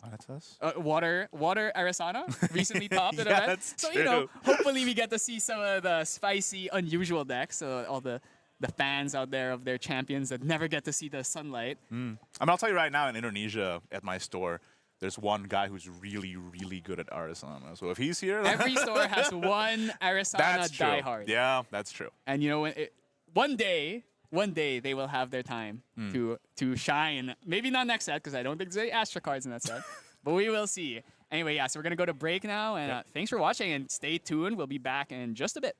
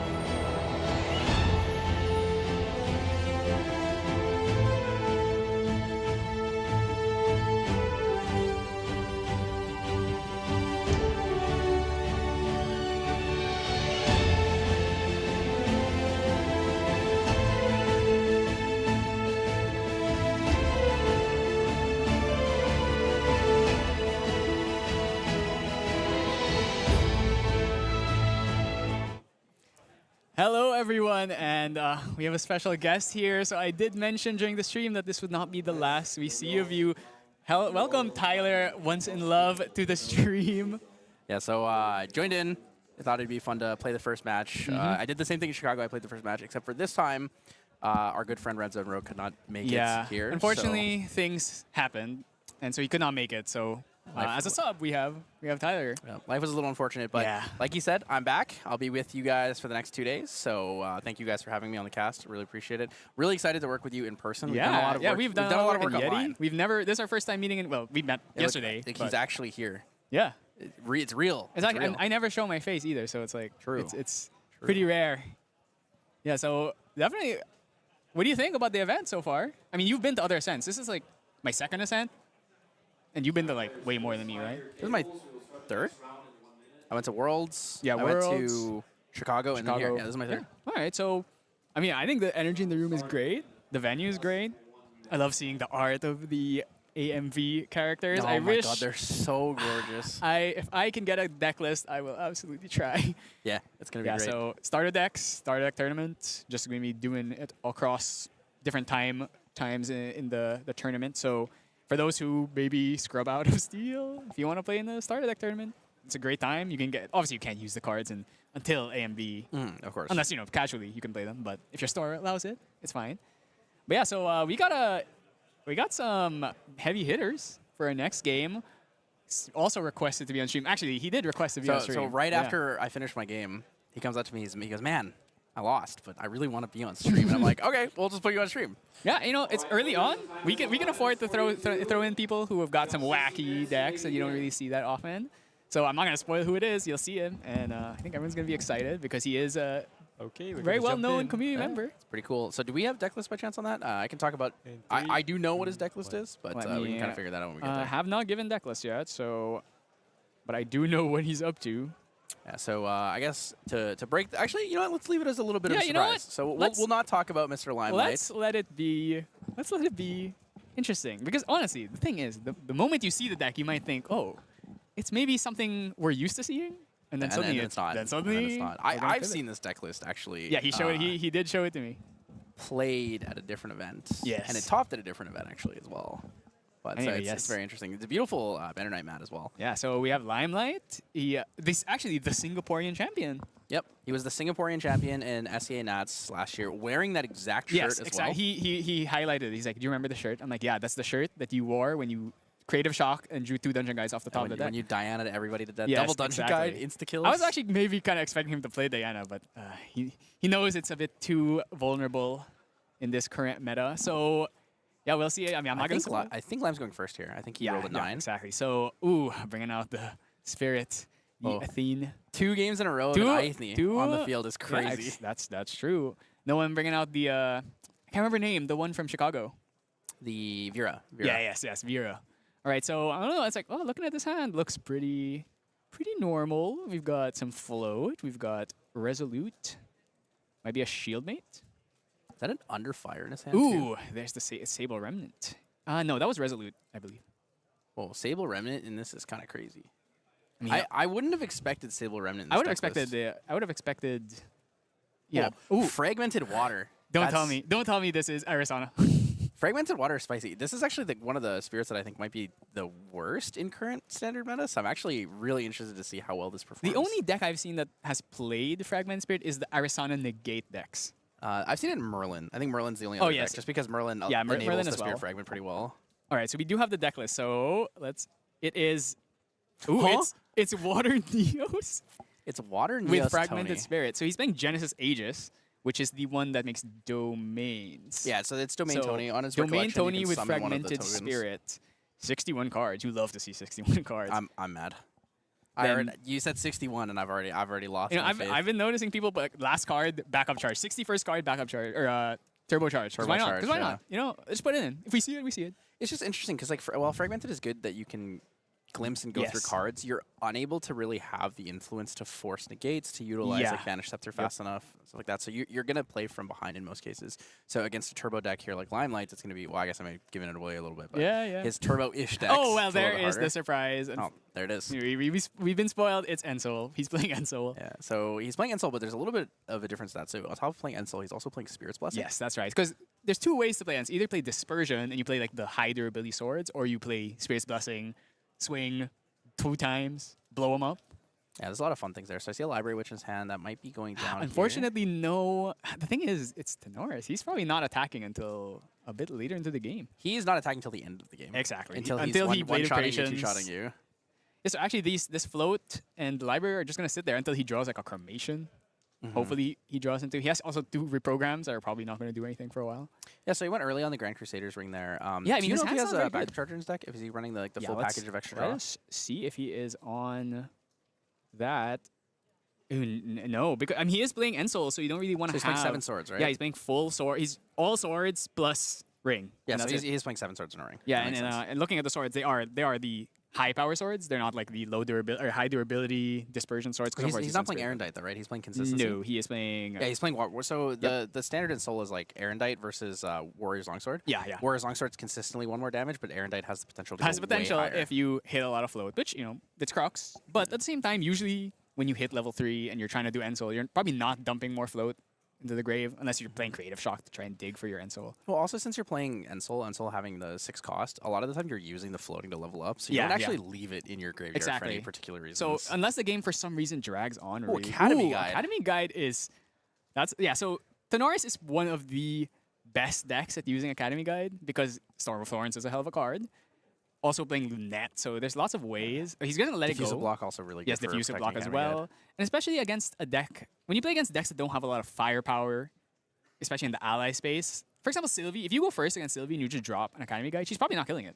You don't even need to invest in another card unless she plays Forces Out with a Baby Red plus another Slime. So it's pretty good right now. Unfortunately, Academy Guide's like one of those speculative cards. Everyone thinks, oh, this card's going to be busted. Just no one plays it. But this is really one of the decks that really has the chance to take advantage. Ooh, drawing the Hasty is really good right now. Oh, Hasty's good. He has so much float. He has all these reprograms in hand. Yeah. Discarding a reprogram in this case is actually going to be really, really good. Okay, so that's 1 damage. Yep. Unfortunately, he's going to have to swing into this with the sword, or he could just choose not to. Did he draw another Hasty? That's another Shield Mate. That's another Shield Mate. So he has Reprogram, Shield Mate, Ensol, Resolute. I think that might be 2 Shield Mates, actually. Yeah, he's going to swing with the sword because he needs to get this off eventually. He wants to utilize the damage that he put through. See if maybe he will go for a Drawn Blade. Oh, he's on Crux Knight, right? So actually, no, he's really just going to turbo. So he could go Drawn Blade if he's not confident in his hand. He doesn't have a Dungeon Guide, right? So yes, getting the extra draw might be better to him. But he might also just level up, attempt to kill the Academy Guide. There is no Flame Sweep in his hand, so nothing. But he can just swing. Ooh, wow, Scepter. He's looking to level up. That is, so, okay. Academy Guide only discounts champions, so Scepter will still cost 1 here. Limelight almost giving his opponent a free card. It's really interesting that he chose to go Scepter. I guess he knows that he's playing against Crux, so you need more damage than you normally would. I think he's afraid he's playing against Merlin right now. That's actually, at this point, you would have no idea. In the Merlin matchup specifically, with Scepter of Lumina, it's a very good way to force damage. Merlin takes permanent damage in most cases. Yeah. You might have up to 4 fast plays fast gear, yeah. But even then, most of the time you're only resolving 2, and because he's playing Fragment, actually, most of the time, even less he's influence, probably not so getting even any harder heals. to get them. Oh my god. Double Academy Guide's pretty good value here. Now, Lime has no way of killing these. Oh, he's going to play the Reprogram. Play Reprogram on the first one, interesting. He's not even playing it on the second one. Yeah, so now... I guess he's hoping that he goes in champion, so Library Witch will... Oh, okay, he's giving him the draw here, so let's hopefully... Ooh, that's Sable, which can... he can't kill... No, he can't kill either of them because Sable only gets the plus damage if you're Assassin. So. He can if he breaks a sword. I think he's going to level here. Yeah, he is. He is probably just going to try and go for a... Just hit something. He doesn't have Sweep, so... We have 3 cards in hand for Jared? Yes. No, he has 4, I think. If he has 3 or more cards in hand, he needs to be careful on Storm how of he plays into Thorns this. and Diffusive and Song of Frost are all things he has to be... Oh, Creative Shock, a bit late, but... Fracturize also works too. Yeah, Fracturize the sword for 1 less damage. He's going to come in for 3 here. Actually, no, Fracturize, it would still be 1. Removes the sword. Oh, sorry, you're right, because it's going to be included in the attack at the time. So he's going to Diffusive Block it, so it's not going to kill. Diffusive Block, so it's... this Academy Guide is probably still dying, but That sword needs to be taken off the field. yes, that sword should have one less degree. I will inform the judges. It's gonna discard a shield mate. Draw into a creative shock. That's actually really good value for him. So he's gonna be able to discard other things with that if he loses the hasty messenger here. But Yeah, needs to put something down to kill. So it's probably gonna be the stable remnant here. One into the Academy Guide. Yes. Doesn't want to give 2 free level ups. He's just gonna have the -1 instead of the -2. Technically, the level is still free because you were going to level 1. I'm actually a bit surprised he decided to go Scepter, though, because if he had 2 Academy Guides, you could level up to 1 for free, and then you have Taunt now, so he's definitely not killing them. Unless maybe Flame Sweep is a concern, but... So Tenoris is coming in here. Tenoris on enter will have Taunt. It's going to be free materialization due to the effect of Academy Guide stating when you attempt to materialize a champion, it will cost 1 less. That is correct. So maybe he has the 3rd Academy Guide? That would be thoroughly impressive. I see Take Point in hand. That is a... Take Point's good. It's got the floating on it. Yeah, it's a float. It's Taunt. Oh, he doesn't need Taunt float. right now. Oh, he also has Icebound Slam, It's actually good for next turn specifically. Yes, next turn. But Let's use it. I'm definitely expecting the Icebound to drop right now. Okay, there we So go. there it is. Sword There's is the broken. Call on the sword. Yeah, it's a really important one. We saw it. Yes, Worlds, that is that's why I very got critical. World Champion Glenn a game loss. Got actually. a game loss for that. I mean, gotta pay attention. So let's see. I do expect this Icebound to come down. But maybe he's thinking, oh, I don't need all this float because I'm going to be using the Academy Guide anyway. I actually think Icebound's really good here because even if you know you're playing against Lorraine instead of Merlin, it's the same thing. Damage is permanent. Yeah. So forcing in the Icebound Slam here, you're very likely to hit enough. Because the thing is, he has one floating for the level up for free anyways, he already has right? 1 water, so... And he also doesn't necessarily need to protect the Academy Guide. Because Yes. if Lime decides to put all of his resources to kill the Academy Guide, he's not pushing damage. I mean, how into would Dre. Lime even kill the Academy Guide considering he has Taunt? So he'd have to use... Oh, if he Flame Icebound Sweep. Slams. If he Icebound Slams, he's not worried yes, about that's he's right, not that's worried right. about the Academy Guide dying. It's kind of whatever, right? Yeah, I mean, you're probably going to dump float anyway, so it's like the same thing. Exactly. Okay, Lunette. Okay. Lunette is interesting. Lunette So- is a bit of a strange one here. He's gonna kill the attempt to kill the hasty. Is he balanced, though? I think he He has... is balanced. Yes, okay, He so is he is balanced at least. Choosing to go for Sable. I would have expected him to go for the hasty instead, but maybe just doesn't 1 want damage that to face damage. here. With Limelight's sword broken, he probably can't kill anything. We're going to go for creative now. Let's just dump the float. So he actually can level the 3 here with... Frostbind? Ooh. Does he take the risk? He doesn't. I don't think he has it. He has Icebound Slam. He has Icebound, 2. Diffusive. Is it Diffusive? I thought it was 2 Frost Paladins. Frostborn I Paladins. might have seen it wrong. Ooh, he drew Ooh, Dungeon Guide. discarding. He discarded another floating as well. Yeah, and he drew Dungeon Guide, just like Limelight always does. But he doesn't even care. He's not gonna sit here for another level. You know, he could have kept those 3 floats and then brought out Arendite if he used Dungeon Guide. Well, if he had an Erendite. If he had an But Arendite. I think in this case, it might have been worth it to actually go Drawn Blade into Dungeon Guide, but not losing any influence in your hand overall when you know you have the End Soul is really good because he can End Soul and He can pay just End Soul for- right now. and he can pay for the Frostbind as well if it's up. Yeah, so he's got a ton of cards. He's just been dumping float this whole game. So the interesting thing is Lunette doesn't actually counter End Soul. Yes, because because they come out as swords. They aren't and they can allies. attack. They can attack as allies. As allies. Wording very important there. So he's gonna send it. So this, knowing that he's playing like the more Spirit's Blessing. Actually, He actually can't pay for the Frostbind if it comes in. He's going all out. That's always been the issue with Ensol. Expensive card. Oh, and he actually has There's it. the Frostbind. All right. Oh, that's rough. So now we need to find one more Ensol. He only had 1. Declines the on attack trigger of the. Oh, that The card in hasty hand messenger must there. be pretty important then. Might be a Cruxite? I didn't quite see what he had. Ooh, it's Spirit's he's Blessing. discarding the Spirit's Blessing. Okay, so Yeah, he okay. did discard it. So if he did resolve that Ensol, he would have had Drawn Blade, draw another cards. He would actually be able to play that He would Spirit's play able to Blessing. play the Spirit's Blessing, yeah. So he probably would have just killed him right on the spot. So Oh, 100% he would have killed him. He's at 4. He would have been at 8? Yeah. It Yeah. would have Uh-huh. been over. Would have been So- a big push for the damage. So Lunette now staying on field obviously means that any allies that come in are going to come in rested. So I expect Jira is probably just going to kill this hasty and then hold up a bunch of stuff. Maybe he plays Icebound Slam now. Icebound Slam now is pretty good. 11 damage on the It field. is a bit scary because valuable. maybe you want to hold up He is more. gonna Yeah, Icebound. he's just going to Icebound. So the risk of icebounding here is if Limelight top decks Another Enso. another End Soul or like a Creative Shock or a Cruxite, he actually has the potential to go for it. So it's going to be Yes. 2 floating, I believe. He lost 2 Freezing Hails, which is a big deal. Yep. Freezing Hail's fantastic in this matchup against against the A deck that I needs keep to wanting to say attack. Merlin, but it's Yes. it's Crux Knight. Crux Knight Lorraine. She hits very hard. So he did hit. He does have 5 waters, so it is going to do the massive amount of damage. Yeah, so Lime's gonna take 11 damage. Actually, here. Limelight should be. He should have taken Scepter damage here, so he should actually be at 9 plus these Icebound. So he should actually be at 20. yeah. So Yeah. he's pretty. He's getting there.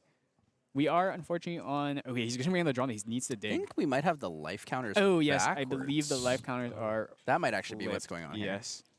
So he's gonna go Drawn Blade, right? Ooh, he lost the Spirit's Blessing, which I guess at this point he does. Oh, yeah, Banner Knight, another juicy. Banner He has Knight. 2 Banner Knights. What in did he his just deck. draw? That's Shieldmate. Shieldmate. Oh, dude, that's rough. He's And like, so no, ooh, okay, so he has the dispersion. Dispersion. Just anti resolute stand. low key because you can kill through the Lunette. You kill the Lunette with the Drawn Blade, and then you play Banner Knight and a Shieldmate.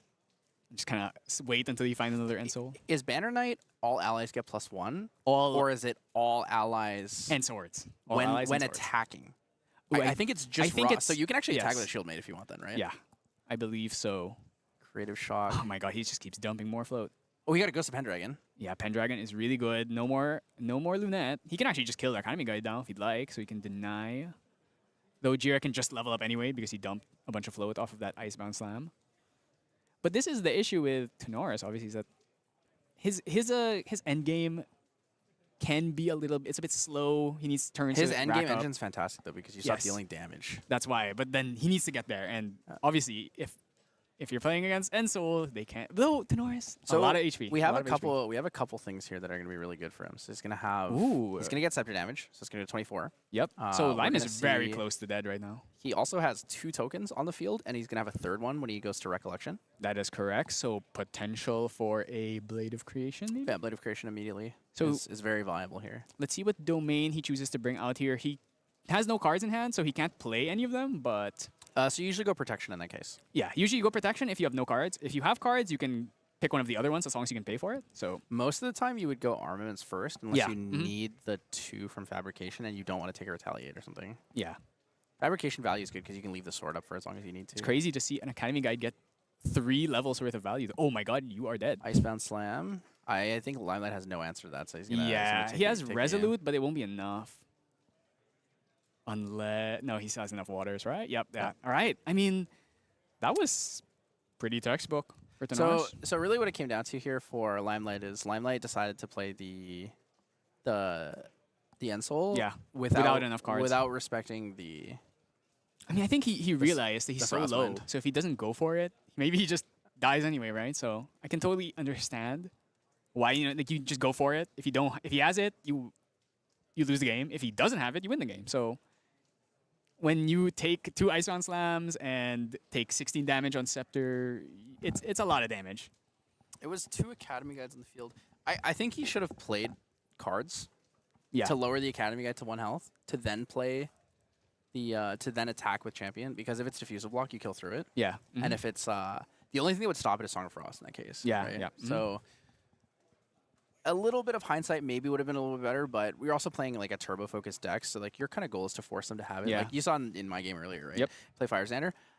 I don't respect that he has Slime Shield. I just play it like he doesn't have the answer, and if he Yeah. has the answer, well, he has the answer. And in this Yeah. case, I mean, when you play Winds of Water, they usually have Yeah, a lot the more thing of answers is, than you should against Slimes. you should usually expect them to have something. Yeah. But it could be a lot of things. It could be Song of Frost. It could be Storm of Thorns. It could be you can never really tell what exactly he's gonna be busting out.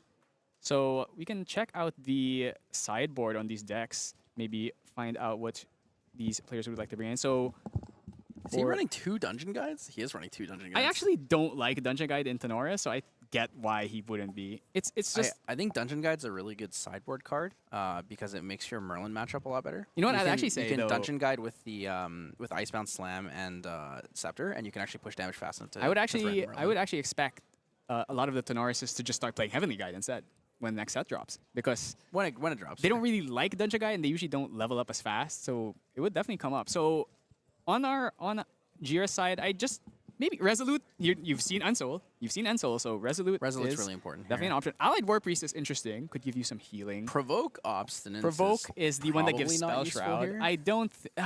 Dispersion doesn't target, so it really isn't gonna do anything. So Safeguard, no, obviously, unless you expect your opponent to like suddenly swap into Merlin. Actually, the thing is, he saw Ensoul, but maybe it's a world where Limelight's playing hybrid that has Ensoul. I guess wouldn't really expect it. No one would ever expect that. No one be would crazy. expect that. That would actually be super crazy. And then on Limelight's side, he has Blanche. Maybe comes in to try and get rid of some of that scepter damage. Maybe I don't think Blanche is coming in. Viridian's 100%. Viridian is 100% coming in.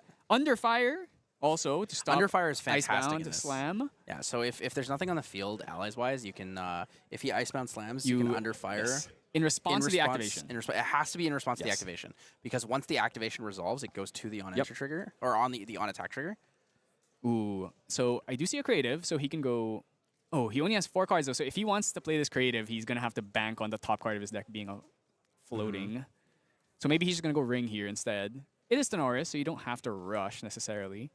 Small ordering thing, but you're supposed to glimpse, Yeah, then draw your 6, and then summon the spirit. I've seen someone try to shark people for that. It's a little bit of a stretch, I think, but yeah, it happens sometimes.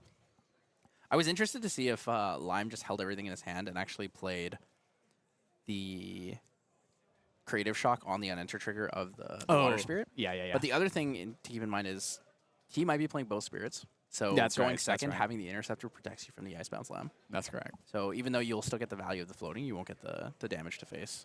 I mean, that was something people. I saw some Nikos doing that before. They play Serene plus regular Spirit. I don't really see anyone do that John C, anymore. the champ. The SoCal Nico You champion. know, you just runs both. want to have the option for going second instant Icebound Slam. It's pretty good. Oh, he would have actually hit the fast gear off the top. Yeah, all if right. he creative So shocked. this creative is gonna go crazy. Ooh, yeah. Shield So mate. he Discard did. the Reaper He already now. had an Ensoul, so he's set up. I haven't seen a Dungeon Guard though, which so far has been a bit of an issue. Limelight kind of like I always remember him as a Dungeon Guide's chosen. He always has it.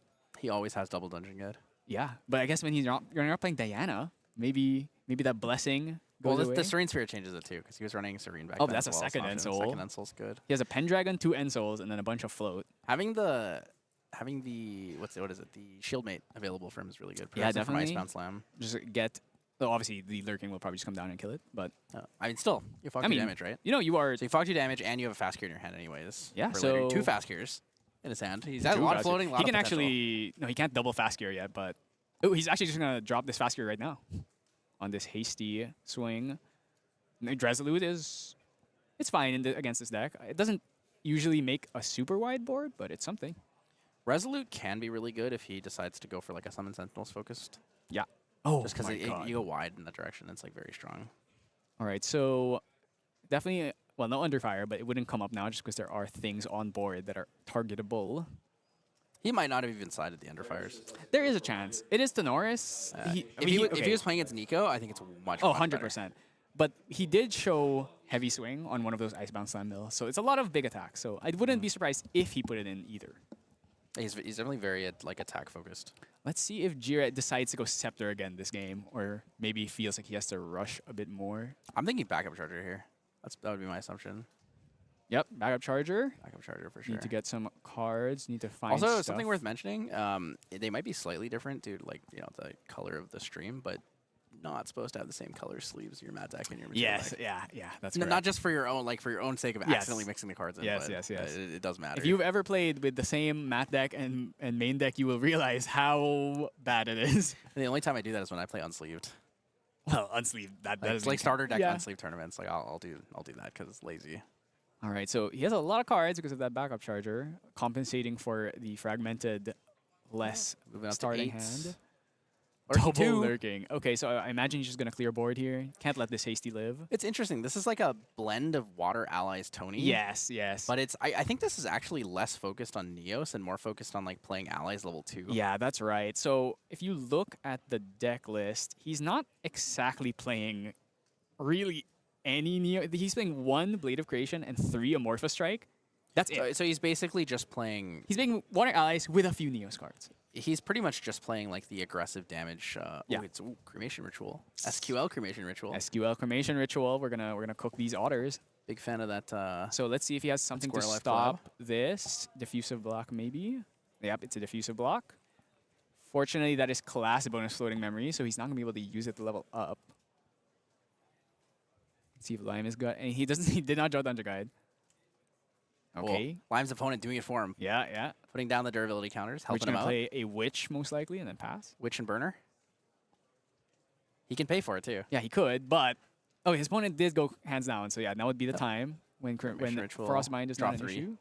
He's like, what is that? Oh, he's never Yeah, seen a the lot of people haven't SQL seen them before. before. He's never seen the SQL Cremation Ritual. We have what 3 versions of Cremation Ritual now. We have SP2, Correct. we have SQL, and then we have regular. Correct. Which was your favorite?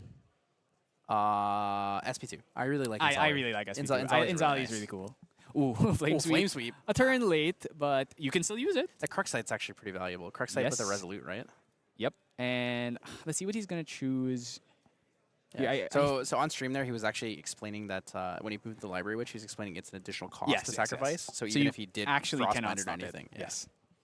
And in fact, you would draw the card and maybe be able to pay for Frostbind. True, true. Not in that situation, but there are situations where if your opponent doesn't Frostbind in response to the Library Witch and lets you draw, it lets you suddenly pay for it. So I wonder if Lime is going to choose to just hard level here. He has a risk of maybe losing both End Souls, but unlikely considering he already has a float. So, but maybe he could just take an off turn. Well, he has a Cruxite in his hand, so it doesn't actually matter. Oh yeah, Because he can pay for it, pre-recollection, to bring it back. All right, so are we? Academy Guide. This is so greedy. It's just tough because he feels he needs to go the Scepter, otherwise he won't do enough damage. Oh, he used the Diffuser block. You cannot do that. It's class bonus. Yeah. Yep, so you need to lose a card. So what he needs to do is he needs to put...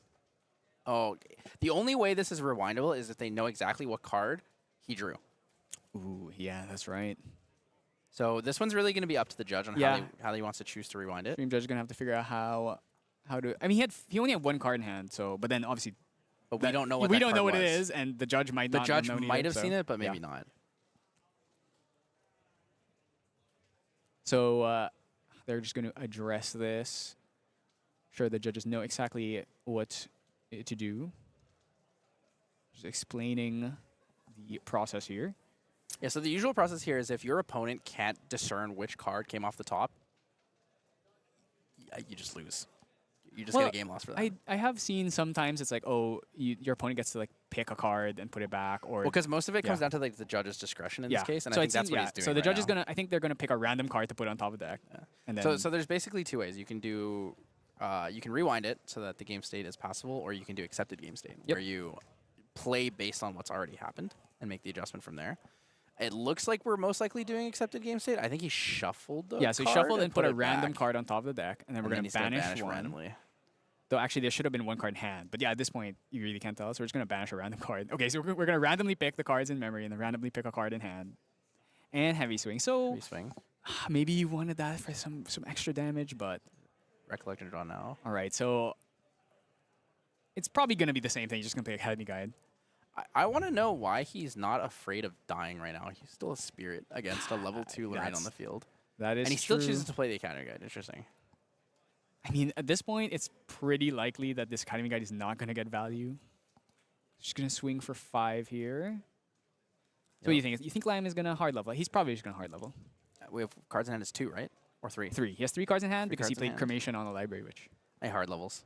Yeah, he's probably going to hard level. You know what? The End Souls, it's okay. Does have that Flame Sweep. Could potentially... Maybe, well, he doesn't have a Broken Sword yet, so... Grand Ooh, Crusaders ring here. Maybe, yeah, maybe. Or maybe Drawn Blade. Yeah, he's going to go Drawn Blade. He wants to find Drawn that Blade is Dungeon fine. Guide. We're going to lose 1 fast cure. Not Fast cure. a big deal. Fast here. Very Ooh, whatever. Raccoon Raccoon is- is crazy. Raccoon is pretty good right now. Oh man. He's gonna lose the diffuser. Potentially lose the diffuser. Well, the block. diffuser block is technically not active yet. If anything, you can actually wait 1 more turn. Unless he has Frostwarn Paladin, like levels up and then plays Frostwarn. So if you want, oh my god, Flame Sweep. Flame We're Sweep down for, for flame sweep that would be 3. for 3. Yep. Do we have anything? I think he has 3 cards, so he could play a potential, no, nothing. He's the whole field is gone. This Ooh, that game's looking is- real bad. Imagine if that that's- was his level 2 turn. Oh yeah, I mean, Draw 3, game's over. of course he drew the Flame Sweep after hitting level 2, unfortunately. Yeah. So, oh, and then we're gonna Raccoon? Or, no, I think he's thinking, oh, I don't need to do it right now. I can wait for the next turn. It's so worth it. It's so yeah. worth it to reckon. Imagine if like maybe he plays out some other floating, and then you can hit so what you do is 2 you, for you 1. raccoon and you hold onto it 1 in soul, and then that's Yep. all you need in your hand to win the game. Yeah, I mean, at this point, your opponent's on so low. Oh, that Savage Smash. Yeah, so that was a float, so maybe something that could have come down. Level 1. Oh, man, this is a rough position to be in. So you're going to do 4 damage off that Scepter trigger. What if he plays Lost in Thought? No, he's playing allies. I mean, he's playing allies. He's actually not playing that much. Like, Yeah, most of yeah. his floating comes from damage floating, or like he's trying to secondary use like Amorphous Strike as a form Yeah. of utilizing like Icebound Slam and having like a heavy swing down there. So Amorphous Strike for Yep. 10, or if you level up into a Dungeon Guide, then you can Yeah. Amorphous Strike for 13. Yeah, so there's a... He's got options, but his hand is looking... Yeah, his hand's looking really, Ooh, pass turn, all cards in hand. really light here. Kind of wish we knew what was in his hand. Do you notice that when I was on stream, Yeah, yeah. I showed you guys what I was doing? You are very particular about making sure that it's visible. It's Okay, so he lost 1 End Soul and an escape. Wait, no, that's not an escape. Resolute, End Soul, and something else. Crocs Knight coming down. Are we going to play this Raccoon now, or are we going to wait?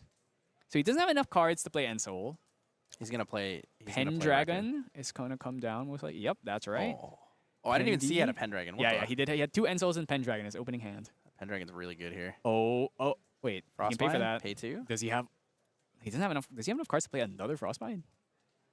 He did- does. Yeah, he does, because he just passed. He didn't do anything. You would Okay. pay for this, even if he double Frostbinds. It's fine. Oh, wow. Okay, so he's just gonna Frostbind, but then he just pays for it. I mean, I think you're perfectly happy with that. Oh my lawn. Oh my Lanta. He So, got another Croc Sight. Are we gonna play out this Raccoon now? Yeah, he's just gonna play it. We're gonna hit the Diffusive plus probably. If there's a heavy swing in there, we could hit the heavy swing. Savage, no, yeah. So it's just that. The other card doesn't really matter. Hit the water card. Hit the Yeah, water just card hit the for water Icebound. card for Icebound. The other And- option he could have done is he could have played the Croc Sight, drew it first, put it in the graveyard, Yep. and then play the Scavenging Raccoon, because next turn if he wants to, he can Croc Sight his Croc Sight back. Yeah, that's if he right. doesn't want to play Ensoul. But he's far enough ahead that he can just Oh, play yeah, Ensoul, right? at this Because point, goes he is GCR, just super Ensoul is ahead. 9 cards. Yeah, he currently has 3. He has 6, so he can go. 6. Next turn, He goes to 8 with GCR. Yeah, he'll have 8, so he won't be able to play Ensoul and still pay for Frostbind. one short. But your opponent has 4 cards in hand. Like, you can just slow roll at this point. True. I mean, you can just chip him with the. Yeah, I mean, the Pendragon's Pendragon swinging every turn is already going to be more than enough. He does have a Frostbind, actually. So, Oh, he just drew it? yeah, I think he just drew that for turn. That's why he's laughing. He's like, oh man. Oh, man, I wish I unlucky." drew that a little bit sooner. About halfway through round 2 here, so we got 30 minutes left. Currently on game 2. First game going to Jira with the big Icebound Slams, big damage. Yeah, yeah. I mean, Scepter damage, 16, or 12 Frostbind, damage, man. plus two Icebound Slams. That's That pretty hard to live Frostbind through. was huge. Yeah. That I Frostbind mean, that ended is one Limelike's of life. the big issues with, one of the really big issues with Ensoul is the fact that Incapacitate exists now. So now you have a way of negating it with no counterplay. Oh, incapacitated. So Savage Smash actually taking out Yeah, that so Savage Ghost Smash of Pendragon. coming in here. So something interesting is Limelight goes for the Grand Crusader's ring. He actually could have left the Grand Crusader's ring up and then went for Oh, he's going for it. Oh, because he put 4 cards down Yeah, for Savage yeah. Smash. So I don't So think yeah. it's enough to pay Yeah, for yeah. Frostbind. Oh, okay. Let's do the math. Let's see. So this 1, 2, 3, 4, 5, 6, 7, 8, 9, 10, no Spirit's Blessing yet. He could draw into it. 11. That'd be 1, 2, 3, 4, 5, 6, 7, 8, 9, 10, 11. Yeah, 11, and then 11 swing for another. plus Which ones are gonna break? Zephyr's 1, Edge will not 2, break. 3, 4 break. Yeah, 4 breaks, so that'll be another 6 after. So was that 17 damage? Yep. So it's. 17 damage Ensoul is pretty good. I think that's enough, right? It looks like it. Don't have the life totals here. If you drew a Spirit's Blessing, that would be crazy too. Yep. Sword of Seeking swings for 1, and then swing with the Warrior's Longsword. That's right. And 5, yeah, and that's game. That's Yep. all. So That's but yeah, 17. he did have the Frostbind. So it's so hard to say because if you just do nothing and you just hold 4 cards, like Limelight is just not going to do anything. though, because you need to clear the Pendragon. 3 That's damage a true. turn is a lot on the 3 damage a Pendragon. turn is kind It of also difficult to clears deal with. anything you put on the board. If you put something on the board, it gets cleared by the Pendragon. Exactly. So Unless you have a Lurking Awake, but at that point, like, what's the Yeah. point of even having it up? yeah, so it's just a really tough spot to be in there. Definitely curious. Do you think he's going to choose to go first or second? Playing Fragmented, usually the Fragmented decks, or the Serene Fragmented, some of them prefer to go second just so they have the extra card. He might want to go second, specifically to not necessarily so he has 1 more card, so that the discrepancy difference of cards isn't 2. Yep. Because Limelight having 8 on start, and you Yes, having that 6, is even rough. with the even with Especially the as a glimpses, water like, not player, great. giving your opponent 2 cards means Frostbine's very payable. Well, the thing is, he's not really playing like traditional water. Like he's not playing water control, which is why I find it so interesting. He's playing Fragmented Spirit. He's playing water allies. Exactly. You're playing water allies, but you're playing Fragmented Spirit. It's a bit odd. When you think about it. Like Tony is the better allies deck to get into a potential setup where you can have the damage to kill. Yeah. And go level 3, but he doesn't necessarily. You would have expected if you're playing Fragment. That's why I thought he was Neos, like full on, like really going on like Ares and stuff. But he's really water allies with a few Neos cards, so it is interesting. He's choosing to go Fragmented. I definitely think that it's an interesting deck. I'm a big Neos fan. I've always been a big Neos fan, so. Love to see it here, but it's just, especially against the top decks, it just lacks a bit of that firepower. Yeah, for sure. So I'm looking through chat here. So yeah, we do get the chance to see with you guys when we're kind of waiting, looking at the start. But talking about me speed running round 1 just to drop and cast. 100% win rate? True. 100% win rate is in Singapore. So I mean, just saying. I don't think anyone else is gonna have a 100% game win rate. I don't know. I don't know. Sean's here. Mr. Lift Yourself is here. It's possible. That guy's too good at the game. That is true. That's absolutely. He actually opted to go first. Yeah, so he's gonna be so behind now. That's really big. Yeah. I wish I knew what he put down, because fragmented decks, probably one of the most important things you can talk about is what the glimpse is, what you put down. And then you can talk about why you put things down, right? Because a lot of times you'll see things like, if I'm playing Fire Merlin and I have a Flame Rune Swordsman in hand, I'm putting that down because I want to hit something better. Is that a Vapor Jet? That is a Vapor Jet Shield Bearer. Shield Bearer? Huh. Interesting choice. So Vapor Jet gets Steadfast as a class bonus. Raw Steadfast. Class bonus is... There is the on hit. On hit, yeah, look at the top card of your deck. Yeah, so at this point, it actually doesn't really do anything. It's just a 1/3 on the board for nothing. Because, yeah, so it is a bit odd. And he holds 3 cards, which means he can play backup. Oh, no, he only has 2, right, because he went first. So he actually can't even go backup charger here. No, he has 3. Oh, yeah. 6 cards. He might go backup charger. He might also force the level up immediately to get the floating. Yeah, but I think backup is better. I mean, it's so hard to play. It's so hard to play with only 5 cards in hand. Ooh, Limelight got the Dungeon Guide this time. For once. 2 Flame Sweeps, Dungeon Guide. 2 Flame Sweeps. I can't tell what the second card on the left is. Oh, he's about to show us. Thank you so much. Fast Cure. Yep. Another issue with Tenoris with Fragmented is that Tenoris doesn't have a way of gaining levels.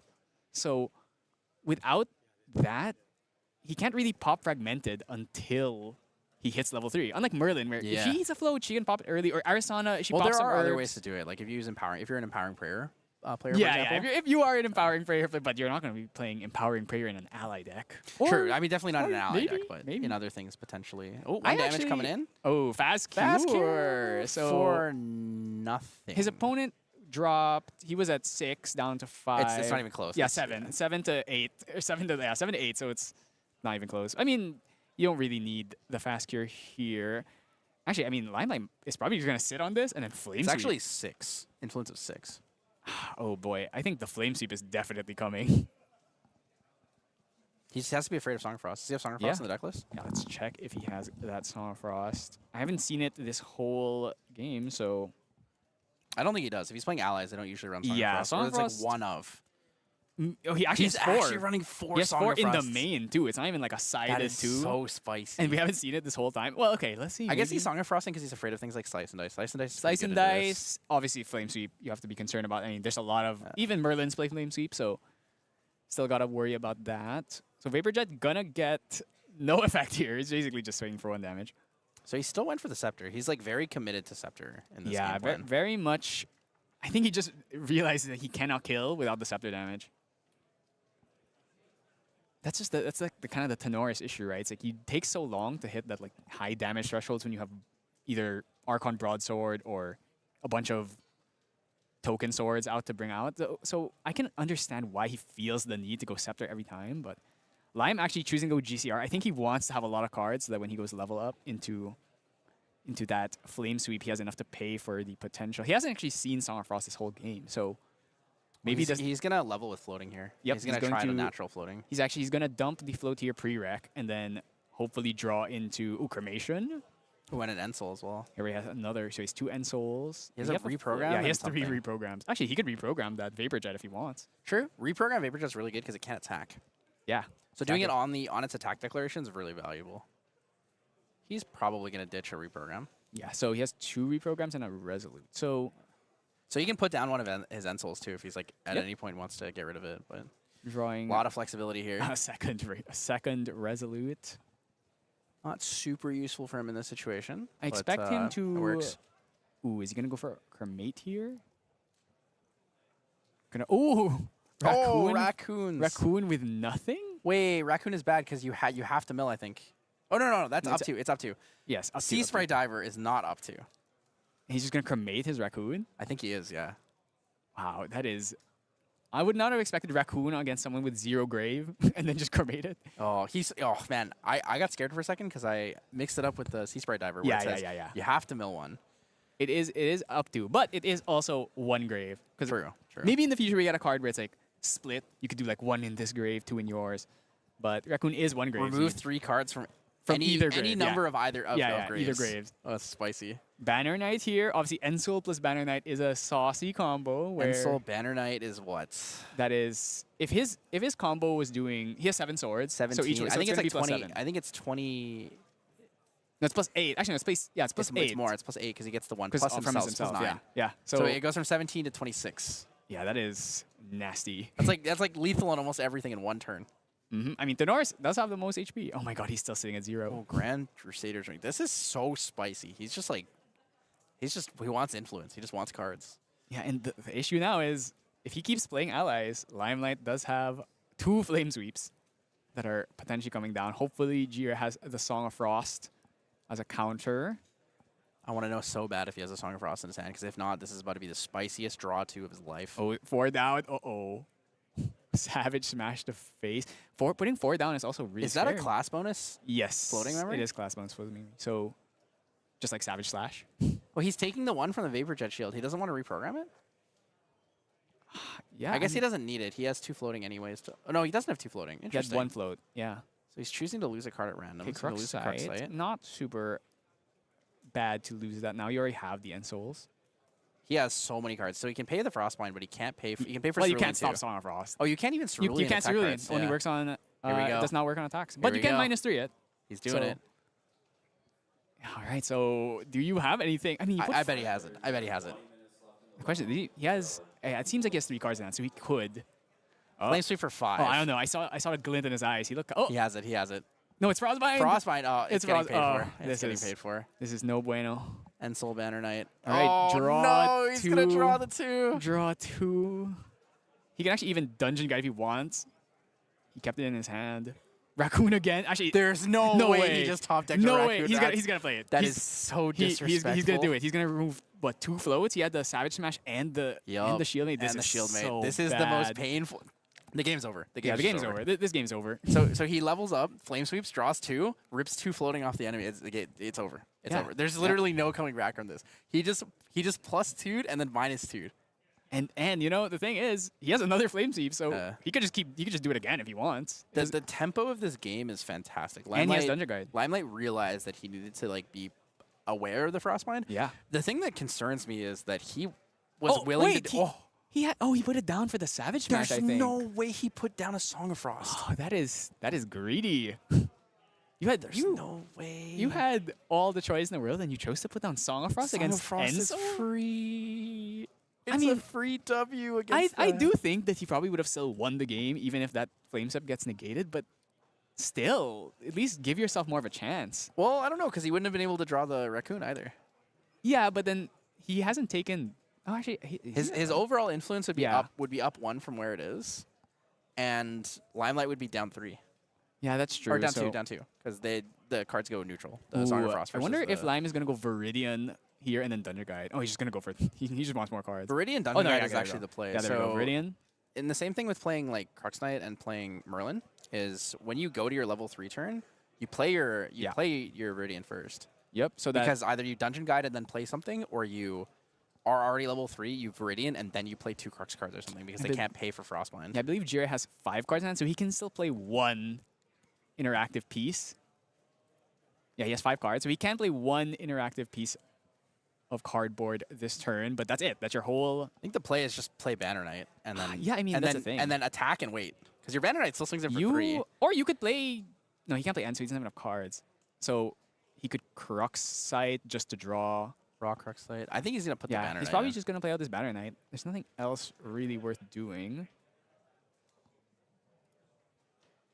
The Banner Knight makes sense. It's 5 damage on board. It right? also buffs. Yeah, it Oh, buffs. it's sorry, it's 7 damage. Yes. If he swings with sword too.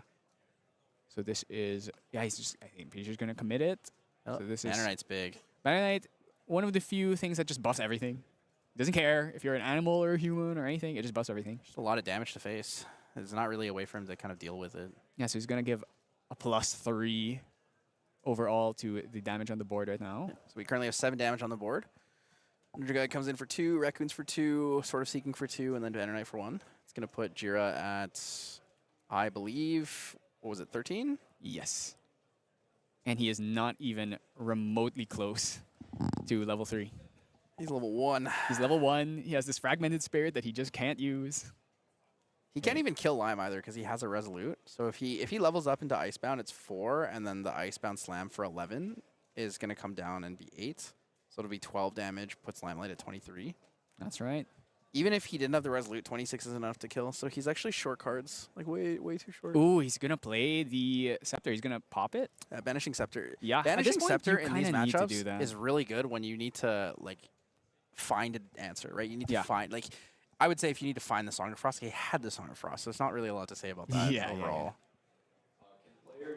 I mean, at this point, especially with Viridian on field, it's going to be Terrafring. very hard to stop this Ensoul. Terrafring is actually really good here. Terrafring is on All-Star against Ensoul, unless Rhyme has that dispersion, that The- tricky dispersion. The problem with playing Terrafring here is that you can still pay and swing for 5.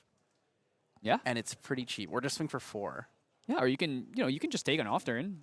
Oh, Freezing Hail into the Banner Knight that for is 2. only 2, so he has to play something. Oh. Oh, he's explaining that it's 3 health. Ooh, maybe he thought Banner Knight was only 2. Or is he going to play like maybe... Ooh, it's a 2-cost ally? Vapor Jet Shield, Bear. Yeah, all right, Vapor Jet. That's funny. He's Is he gonna gonna res- Resolute he's gonna stand it? Resolute He's gonna status pay with 3 to Banner Knight. Resolute stand it. That's You know what? actually really good. You know what? Yeah, I agree. Oh, that's a really good play. So he doesn't get the on-hit trigger because it doesn't deal damage. Yeah, exactly. That's So- a really, really good play.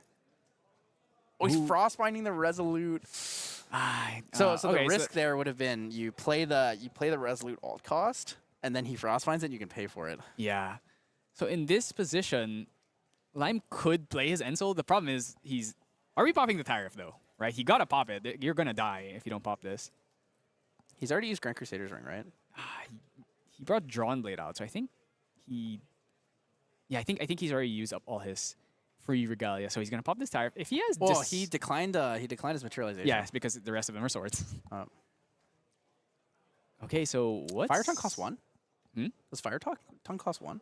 Yes, it costs 1. Oh, yeah, so he doesn't have anything else The to only play. free sword is like ornamental, which Dark you know Side you for don't really want to 1. bring out ornament. Dark Side for 1 draws a shield mate? I mean, you could just go shield mate pass here. Yep. Just sit on it. I guess your I big think he's- concern is. I think he's thinking about Onsol. He's gonna play out the Ensoul. Let's see if he draws. So he's gonna have to put his whole hand down. So if he draws Dispersion, he can disperse. He's bringing them all out. Oh, is he just? No, is I he- think he's only bringing out the Drawn Blade. Oh, yeah, he wants. Bring Yeah, out- so he's going to bring out everything. he wants to bring. I think what he wants to do is Flame Sweep next turn with all the swords in banish. That's true. That makes sense. A lot of damage. Yeah. So if he draws Dispersion, though, he just wins. Oh, okay. Not a dispersion. If it was Dispersion, he would have slammed it. Yep. So he's gonna put the whole material deck down. Dude, that's the craziest Ensoul. Do nothing. Well, he has another Ensol, doesn't he? Yes, he does have another one. Yeah. So next turn he just Ensols for victory if he taps out again. Yeah. If But not, he doesn't even have to. If He could not, just- you flame sweep for what is it 9? Yeah. Flame Sweep, that's 2 damage plus 7 swords. Oh, in I guess damage. flame sweep for 9 is lethal. Yeah, it is. Well, so he's gonna level up here, losing a Frosthorn. I want a And Storm of Thorns. Storm of Thorns would have been really good against Ensoul. This is one of the reasons why Ensoul That's is a tough one. kind of weak into a lot of this like full turn prevention effects. Limelight might be coming back here. The Submarine lost the first round, could be coming in for the second round victory. Oh, he's Goodbye, hitting raccoons. raccoons too. He's gonna choose to Are mill. we? Oh, He's not milling. I don't think he's milling that. He is not happy about what he saw. He is gonna mill it. He's milling a Lunette. Lunette. That doesn't do anything against Ensoul. So what is the plan? The thing is, he has to hold up his whole hand if he even wants to play anything water. on Limelight's turn. So You have to hold up your whole hand to just. which means you're not doing anything. Which means that the Crux deck gets to just keep spinning its wheels until it draws he's into playing a Bank lurking assailant. Yeah, the game's over. Yeah, this is over. that's game He can't over. pay for. He can't Frostbind anymore. Can't do anything. Ensol for 17. GG. Game's over. Yeah. So Limelight's just gonna show him an Ensol, and the game's just over. all right, what are we drawing? If he has Spirit's Blessing, he can go for like the super overkill. He knows. He knows. Yeah, you this show is- the Ensol, and it's gonna be 17. Yeah. He already extended it. He's like, He's I don't like- even, he's like, I don't even "Yeah." wanna, I don't even wanna go through. Oh, he also had the Spirit's Yeah, Blessing too. Yeah, Oh, Spirit's Blessing. it was super overkill. I wanted to see the Spirit's Blessing combo. It's really fun to watch. I It think is- It's it one is of the better ones. in the really matchup. fun to watch someone do 20. Like, actually, Yeah. even you could hit 30. I think if you. Yeah. on So the for right those of setup, you guys so- who don't know what Spirit's Blessing does, it's as an additional cost to activate this card, return a Regalia you control to its owner's material deck. Which So is- after you've swung with all your swords for Ensol, you can return one of the swords that doesn't break. Yeah, like back. Sword of Seeking. Then you wake up your champion, draw a card, and attack again. Yeah, so you would swing like 17, and then you get to swing another 7 after that. So it's So, just so like, you swing for 17, you have 4 swords that break and 3 swords Yep. that don't break. And Return then what one you of them? do is you return one of them, and then you swing with both Warrior's of the Long 2 Sword, swords. usually. Yeah. And you get +1 because you broke one of the swords as well. Yeah, so it's that's even right. more value. So it's super, super strong if they don't have Resolute. So you're gonna do 17. You're gonna break the sword. You'll have 5 swords in banishment. So from there, what you do is you Spirit's Blessing. You return one of the other swords. Now you have 5 in banishment. You now swing for 7 with that. So it's 24, and you draw cards. So you recycle the Spirit's Blessing. Yeah. All right, we'll cut to you guys. But yeah, Yeah. this is a definitely a fantastic one. So Lime's just showing him like, you know, Yeah, keep yeah. this card is really good in the matchup. It lets you do Yeah. a lot of things. And then- I wonder how I didn't check how Lime reacted when he saw the Song of Frost get banned. She was probably like, "Why did you put that?" I would have tried my hardest, not just be like, Yeah, yeah, like it's just staring as deep as I can into the board. yeah. It's definitely interesting. I definitely think Ensol. Okay, because I was talking to Lime and he was like, "Beat Sylvie," which I'm not sure about. I mean, I've seen it. I think it's actually pretty. I okay. think it beats Sylvie better than a lot of people want to give it Yeah, credit yeah. for, because it is technically like a turbo deck, Yes, and it has decent and it answers has to just things. huge OTK potential. And Sylvie, a lot of them don't main deck the Resolutes either. So there is a lot of game there. He says it's good into Merlin, which I'm not sure about that. But I mean, yeah, like it's the same thing. Honestly, Ensol into Merlin's not bad because it's faster. Yeah, that's true. Like, Like- before, you have to just kill them before Incarnate gets on field. And even if they You get can Incarnate, kill you can the still kill Incarnate. it. You can kill just, the You Incarnate can just pretty smack into easily. it with a bunch of broken swords. Yeah. So yeah, so Karnmanon for 3, Fire Tongue for 2 is 5, 2 from Zephyrs. Then you need 3 more damage, so you do Sword of Seeking and Warrior's Longsword. yeah, or if you have Spirit's Blessing, you can swing with Lorraine, and then restand, break a bunch of swords. Well, you would break everything Yeah, first. you break a few break everything swords. first, you can deal... And then you swing with a sword, restand. I think you would just do all swords into the Yeah, thing. yeah. 10 That works damage too. into it, and then you would swing Champion, and then you would Spirit's Blessing, wake up, and still do it. Because you're probably getting, like... So if you put 10 damage into that, you're getting... And you get to swing like another. You're still getting 14 into Yeah, Champion. yeah. So It's pretty big. they- Assuming you don't draw something else, too, because you could draw Yeah. Distortion on top of that and get, like, 27. yeah. So Which is kind of spicy. Or 26, I guess sorry. probably your worst matchup's Nico. Storm of Thorns, Song of Frost, if they choose to play it. Nikos don't usually play that many. Obviously, Frostbind, which is... I think your worst matchup is actually Tristan. Tristan is also really bad. And Incapacitate, Incapacitate is by far the best card to it, annihilates right? and Soul. Yeah. And the other thing is Stifling Trap for the Dungeon Guide slows them down one turn, and they can't slow you down in response. Yeah, and So they if can you also just redirect your big swing. True, if you back. get to that Yeah, point. so if you get to that point. so a lot of The other thing to keep in mind with Tristan is that like they can actually outpace you with Slice Oh, and yeah, for Dice sure. and kill you before you get to the point where you can push. Like the only reason I would say Fire Xander's not like really good into it is because like you usually do Bane Resolutes on Yeah. Insel. Yeah. So it's like one of those, if they have it, they have it. If they don't have it, it is what it is. But 15-minute break. That's right. So yeah, so that was a good one. Interesting. That was so a great Lime- one. Limelight. Big shout out to Lime. He's a big fan favorite. Let's see if he can hold on to that Singaporean champion title. Maybe He did lose. can. He did lose the first round, so he's gonna have to play really well in the upcoming. Look, if Glenn can do it, anyone can do it. Glenn I mean, started Glenn- 03 and then won Worlds. Yeah, you need to run hot. You You got a submarine. Exactly. Actually, if anything, maybe losing the first few rounds gives you like that buff, gives you that motivation. It's hard though because your It is tiebreakers hard. get so much worse when you Yes. lose the first round. It's really rough. Yeah, that's right. So, we'll see. So we'll try and get some more interesting games in like the next rounds. But once we hit probably like round 5, 6, we're really just gonna be focusing on top tables mostly. So Yeah, so first 4 rounds, we'll find as many cool decks as we can get you guys. I mean, we that want was to bring you the fun content. that was Neos. Well, not Neos, but like like some it weird was fragmented. water It was Tony weird. Allen. It was weird. water Tony Allen. The fragmented was interesting. Yeah, that was the really weird interesting. Maybe not good, but interesting. part of it. Yeah, let us know in chat, guys, Yeah. if there's anything you want to see. If We'll the- try our best to find some cool stuff. Arizona fans out there, maybe. Cosmic Bolts, If we please. can, if we can see Polaris. if there's like one Arizona that's like 1-1 or 2-0, we'll try and find them. So yeah, definitely like shout out in the chat if you want to see anything specific. Obviously, this meta, it's like even though it's like really concentrated on maybe like 4 or 5 decks, there are a lot of options. A lot of things you can play. A lot of things Yeah. you can play. But thank you guys for joining us. This is round 2 of Ascent Singapore. We'll be back in about 15 minutes, maybe a little bit less. But we'll be back soon to bring you guys more action. All right. See ya.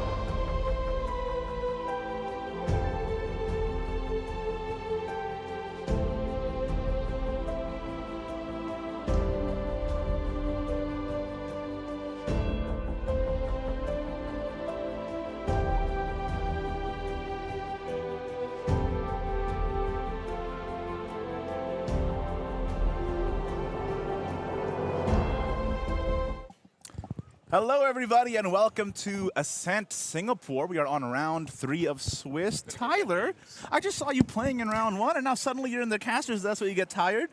It's because I'm your biggest fan. Biggest fan, Shadowverse legend caster. Thank you. Has come to join us in the GA scene. Mr. Ignatius himself. It's actually a great chance to get to meet you. It's so sad we couldn't have Red Zone Rogue here. I know, I saw yeah. both of you guys working on that together. That was fantastic. Thank you so much, yeah. And I mean, it's great to meet you as well. I mean, I'm talking to you online and finally putting a face to the name, especially since I'm relatively new to the Grand Archive community. Just meeting everybody in person for the first time is always a magical experience, right? Yeah, it's really big. I mean, we have so many players here too, right? Of the world contenders, we have 12 of 16. Of the casters, we have 4 of 6. It's like this is like worlds all over again in Southeast Asia. Like we're just doing it round 2. And for me, as somebody who like got into the game relatively recently, because it just got into Indonesia like what, 2-3 months ago. So my perception of I was talking to you about this off cast just now, but my perception of the meta is heavily skewed by my 1 locals and my 1. If you saw my locals, you'd believe Arasana is a tier 0 deck, but that is not Tier the case. 0 Arasana is a statement. Maybe if I could start the deck with like 20 Cosmic Bolts and 10 Dungeon Guns. Wouldn't that be a wonderful world to live in? Yeah. It's actually funny. Right before Polaris came out, we were joking around, and I was like, "Here's how you make Arasana viable." And I sent my friend a deck list that just has 60 Cosmic Bolts and nothing else. And then they did it. And you just start at level 3, and I was like, "This will work, surely." Yeah. I mean, it's pretty funny. And actually, we have a couple of players on these. Oh, I know very well one of the players that's coming up on this round right now, and I'll be happy to talk about that as we get into the game soon here. And I'm very, very excited. Oh, we're going right into it, looks like. So Daniel Yanto is the world champion of another game I'm involved with, and he's actually been championing Grand Archive in the Indonesian scene quite a bit, teaching new players. So is he the Ari player? No. No, I was hoping to The see thing Ari on is stream. because the reason why we think Ari is so strong is because he keeps losing to it. I see. World champion difference, not so against Arasana. So for those of you guys who don't know, he is the world champion of, I believe, Shadowverse. If Shadowverse Evolved, that's correct, yeah. But the biggest and most base thing I gotta say, Daniel Yanto, Eho Shiomi, a man after my own heart. I'll tell you right now, he's heart. literally a world champion of a card game with a 6-figure 1-of-1 card. And on his Twitter profile, it does not say world champion. It says Hoshiomi. It says that he's a Hololive fan.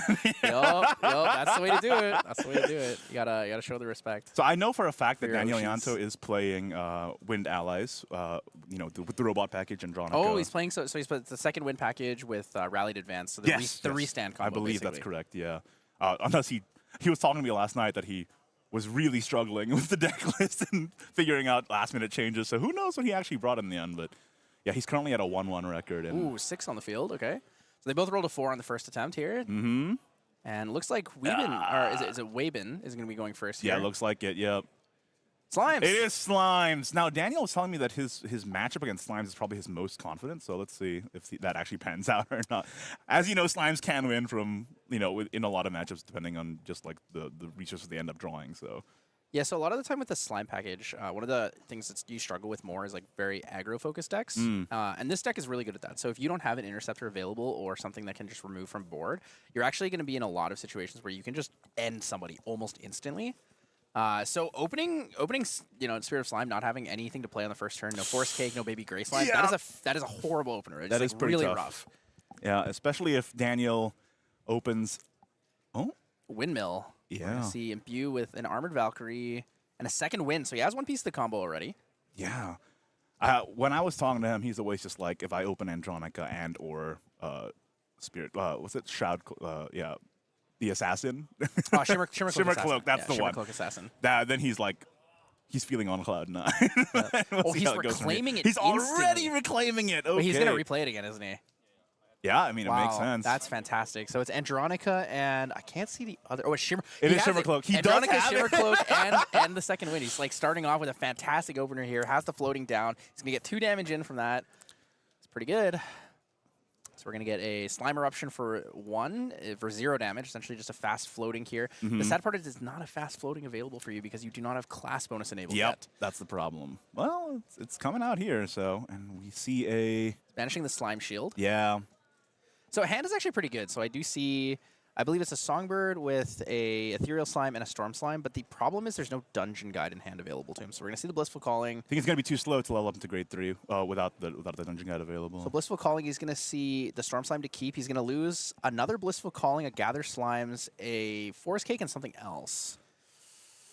It's not bad overall. He's getting the pieces. The problem is he might die before he's even able to play them. That's the thing, right? Especially like the defensive option of Slime Shield. Do you think it's not that important to just sack that?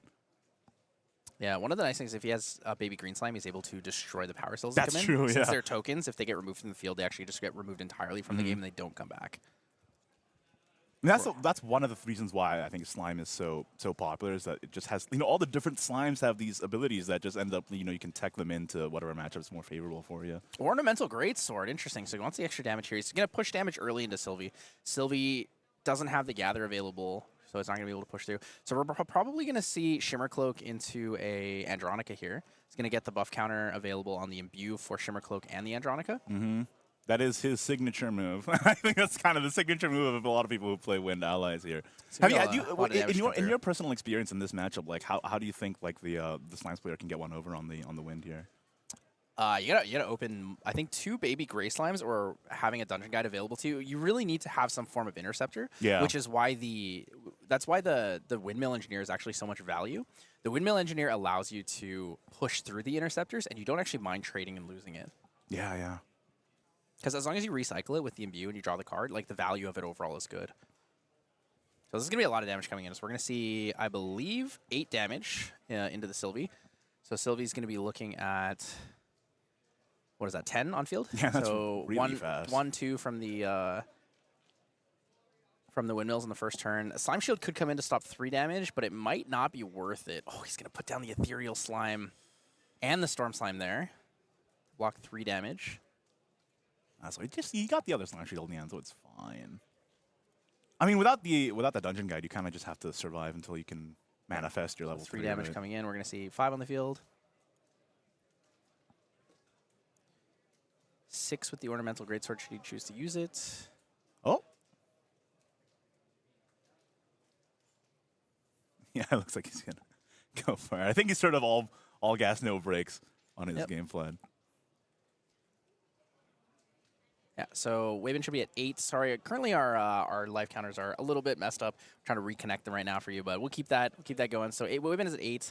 No damage here done to Daniel Yanto. We were kind of flipped on there, the incorrect ones order-wise. Yeah, no worries. We just Not a got big that deal. sorted out on the production side real quick. He's going to be able to use that Slimer option now, though, so he's going to lose the Ethereal Slime, get the level 2 Sylvie on the on-enter trigger. I don't think he has anything available to play in hand, so it's going to be a little unfortunate there, not going to be able to draw at all. This is one of the harder parts of the Sylvie. So, like, in my first match, every time he went to escape the wreckage, I managed to kill that. Yes, with the mark the target and all it that. It stopped him from getting the draw if he went to level 2, and it also removed the card draw from the escape. So me losing a card was more value because it damaged my opponent more than it damaged me. Yeah, we talked about that on the cast as well. We were like, oh, does he have the mark the target to stop that from happening? And it ended up being a really big deal, but if you can't stop that. Ooh, GCR. I have a story about that, actually. Because Indonesia has Grand Archive pretty recently, only in the past few months, for a while, Daniel did not have a GCR, but when I opened my 2 boxes of DOA, I got 2 GCRs, one box after another. You're so lucky, and he's even luckier to be your friend. So I gave it to him for free as a gift, because I knew he's using it. Because he's taking this game quite seriously. So I was like, you know what, you will use this better than I, young one. So I gave it to him. Second win coming in on the Andronica. So we're going to see Andronica swinging in for 4. So it'll be before damage, apply the second win, wake up target ally, and then as class bonus, the ally gets +1 until end of turn. So she's going to come in for 4. It's going to put Sylvie at 12. Going to come in for 4 more, up to 16. I was talking about this with Flan in the first round as well, is that one thing that's refreshing to me with Grand Archive as a relatively young game is that sometimes just a guy with big stats is really, really good. And there was a deck I played against that was crazy. So are you familiar with the Critical? Yeah. So I played against someone who used Wild Growth Elixir, Drought of Stamina, and they played a Bushwhack Bandit into me, and they swung for 8, Critical 2, and then they swung again for 8. I was like, please don't do me like this. Please stop. Please stop dealing this much damage. Oh, Rallied Advance coming in for lethal. So the Rallied Advance combo with the second wind is going to bring up the Andronica to go He just gave a thumbs up to the camera. Did you see that? Thumbs up to the camera. He definitely hurt us over here. So that's going to be big combo. So it would have been an extra 2 from the Rallied Advance and then 4 more from the Andronica, but he was already lethal with Rallied Advance. So Yeah. Sylvie, really going to have to figure out a way to get through this. Going to have to look towards the sideboard. What's the best side tech in that you Reprograms. can... Yeah, for sure. You have to play reprograms. Resolute Stand is pretty good into this, especially if they go for like a low damage combo. So he went for a second wind Rallied Advance combo without using a single power cell. Yeah. Right?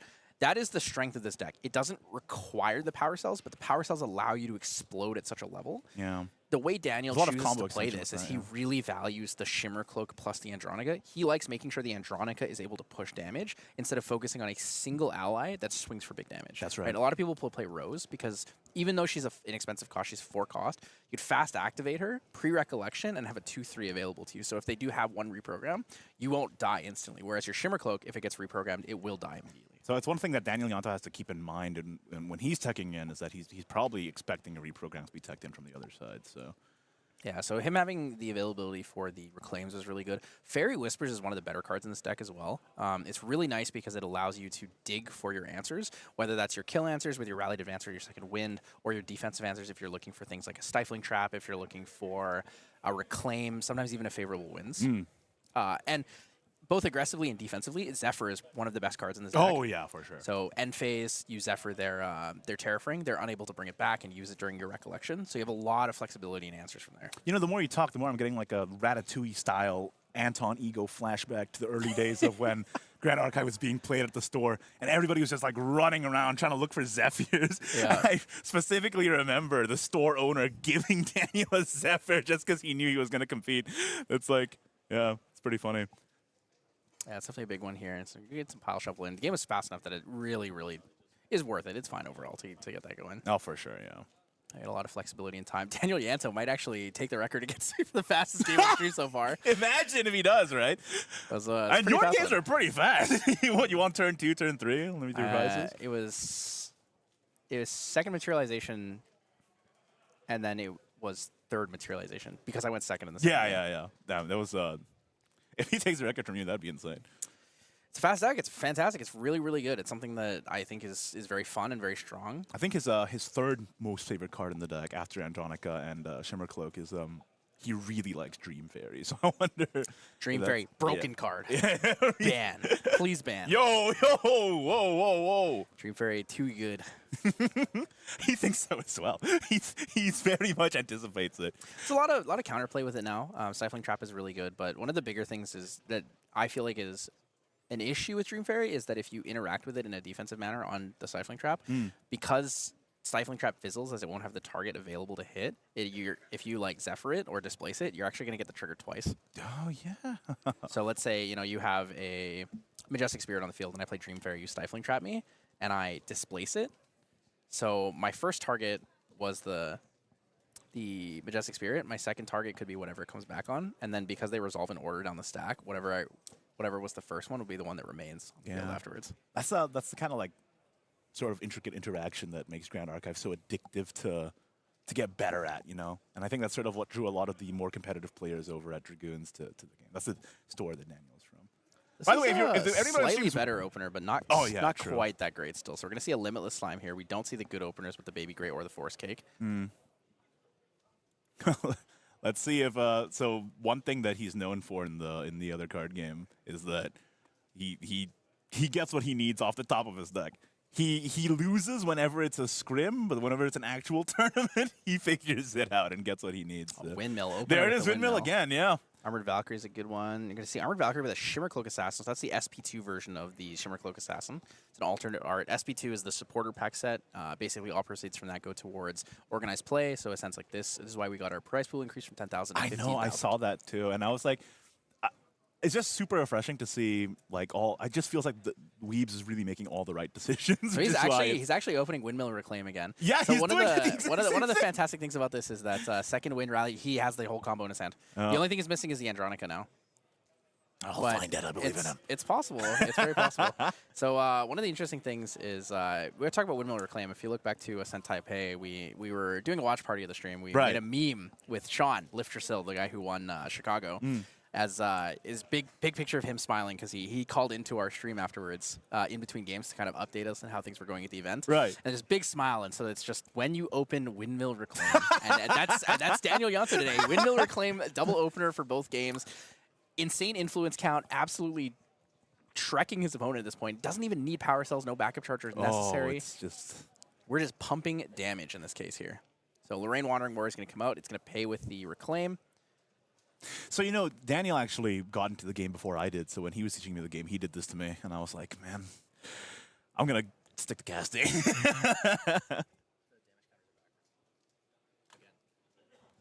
Yeah, it's a big thing. It's like, you kind of just get slapped around. Like, I started on Wind Allies. I mean, it's just an easy deck to understand at first, but then there's a lot of layers of Yeah. mastery after that. It's one of those decks where you actually learn how the game operates really well. Exactly. Because I think ally-focused decks are really good to learn on because what they teach you is they teach you the strength of, like, I guess to talk about for another game, kind of like terms, like they haste, right? GA has haste on everything. You can just, there's no summoning sickness, you can just attack immediately. Yeah. And that is something that's different for most games. Most games don't have that kind of flexibility there, so it's a very different situation. And the fact that you can choose your targets as well, it's like a huge deal. Yeah, multiple combat phases is like fantastic. There's just so many flexible options available here. oh, Daniel Yanto. Guess what? The most skilled player of all time with the Andronica Shimmer Cloak, has the rallied advanced second win. Next turn is lethal. So as you could probably imagine, I have quite the history with him because, you know, we're from the same neighborhood basically, and I go to a lot of events with him. And yeah, this is what he's kind of known for in the Shadowverse scene as well. Yep, so that Limitless Slime is a 1/1 here. Sadly, it's going to be taken out. Oh, we do see the Gathered Slime, so he's going to recover 2. Yeah, not he bad. might grab the Baby Gray Slime due to the fact that it's an Intercept. It's actually a better pickup here than taking the Storm Slime. You Yeah, don't need to worry too much about the kill condition, so he is going to take the Baby Gray Slime, does recognize that he's in a very, very scared place, right? We see the rallied advanced second win on the board. So that's going to be, and that's essentially Andronica for 17. Yeah, and it's so interesting too because it's like, with even though Waben went first both times, it felt like he was always on the back foot too, which is like just a huge power. Like it showcases the power of the allies deck. Yeah. For sure. So the 17 assumes he brings out, actually, if he brings out Ornamental Greatsword, it's actually 18. That's quite a lot. That's huge. But he should theoretically play the Baby Gray Slime here. So level 2, he's going to be able to draw from the Limitless Slime. Limitless Slime being a animal, not a beast. It has no pride. So it is level 2 now, so it is going to become a 2/3 instead of being a 1/1. It has class bonus floating memory available to him, but does not get the buff counter on attack. It's not level 3. Dungeon Guide, not in hand, I believe. So that's both games now too. So Baby Gray Slime, he's going to reveal... It makes sense why you pulled it from it. From my Baby Green. Oh, that's really rough. Baby Green is actually one of the cards you want to keep in your hand. Yeah. For this specifically, because if he does choose to power cell at any point, you can use it to interact with it. Yeah. If you're worried about sword damage, obviously if he brings out 2 swords, you can't really do much with it. But I mean, the best you can do is you can Baby Green before damage to remove 1 damage from the field. Yeah. So it would be an option. I think he might have a Slime Shield, but it's looking kind of rough right now. In his hand right now? Is that a, yeah, I think so. Yeah, so 3 damage is available on the board, so he could take out the Andronica. But the thing is, Shimmer Cloak can still come in for a lot. So Shimmer Cloak being a 3/3 right now is going to be kind of rough. No, I just have to see. I mean, what do you even need from Waben's side now? Like a level up into. Is that a buff counter Lustrous on the Limitless Slime? It shouldn't be. Is it? I guess it's to represent the level 2. The thing is, it's a +1/+2 because it's one power and 2 life. Yeah, it's not quite right. Yeah, it's not quite a buff counter here. So, normal Gracer. We're gonna see the Grand Crusader's Ring. Can have a little bit more of a combo here. Maybe we're gonna see a pre-recollection Zephyr onto the Baby Gray. Nope, it's gonna recollect and draw for turn. Not quite. Here we go. I think Here's you the would have slammed combo. it if you had it there. Combo damage coming in. He's able to take out the Baby Gray. So Baby Gray, you probably take out with. Oh, he's gonna Dream Fairy it. All my premonitions are coming true today, Tom. I don't think he has enough cards for full combo though. You need 7 cards in hand, and I don't think he has 7 left after this. But he's gonna be able to push him to a point where it's very close. Actually, lethal might exist on board. Let's see. It's 22 for Sylvie level 2. We're gonna see, what is that? 4, 8, 12, 17. Yeah, 17 is lethal. 25. I feel like in a 24. Sorry. In a meta where there's everybody thinks that Slime's is the best. Like, by stats wise, it is. It was quite smart to Wait, bring. no rallied advance, so it's gonna be 4, 8, and then 3, 1. So it's 12 damage. Puts him at 19. Kills him next turn. Yeah, I think that's correct. not quite have it. Because next turn he has the rallied advance to kill through, so he has enough on his board regardless. So he has to remove the baby gray slime to be able to go into a position where he can, or sorry, the dream fairy to be able to put into a position where you can play the baby gray slime again for an interceptor. If he doesn't get a dungeon guide here, the game is over. So it's most likely going to be Quicksilver Grail, put a Covenant of Thorns underneath so you can protect yourself. Yeah. Otherwise, if he's really greedy, it's backup charger. He's raw leveling into Sylvie 3. So because no dungeon guide, so he has to do it this way. That's both games too, where he doesn't have the dungeon guide as well. It's actually possible he might not have a dungeon guide. I do know a lot of players out here struggle to get certain types of cards. Oh yeah, that's not fair. everyone has 4 dungeon guides. I mean, I know for a fact that in Indonesia, like they're very excited for AMB because of that very same reason. So yeah, AMB is going to be fantastic with all the reprints. It is what it is. Is it AMB AMB? It's up to you how you want to pronounce it. It's Mortal Ambition, the 3 Kingdoms inspired set. Beautiful. With all of our beautiful gender bent waifus. And yeah, honestly, there's a lot of pretty hot men in that set too. Hey, that's what the game's all about. Jin is my boy. You're speaking to the choir here, man. I'm as an anime card game enjoyer. This is right up my alley. Ethereal Slime comes in. You're gonna get +2 from the Sylvie on enter. It's gonna be for free. Ethereal Slime gonna on enter trigger, banish the Verdant Scepter, gain a buff counter, and draw a card. We're gonna take out the Andronica here with the Ethereal Slime.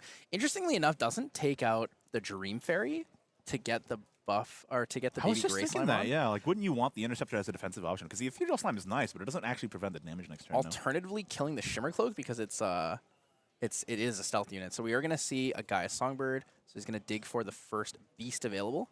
Oh, that's the Storm Slime. So Storm Slime's going to be had here. He's going to be able to play the Storm Slime. Storm Slime should easily be able to come in and kill the Shimmer Cloak. It might be better to kill the Dream Fairy, specifically to play the Baby Gray, but I don't think he has enough cards for it.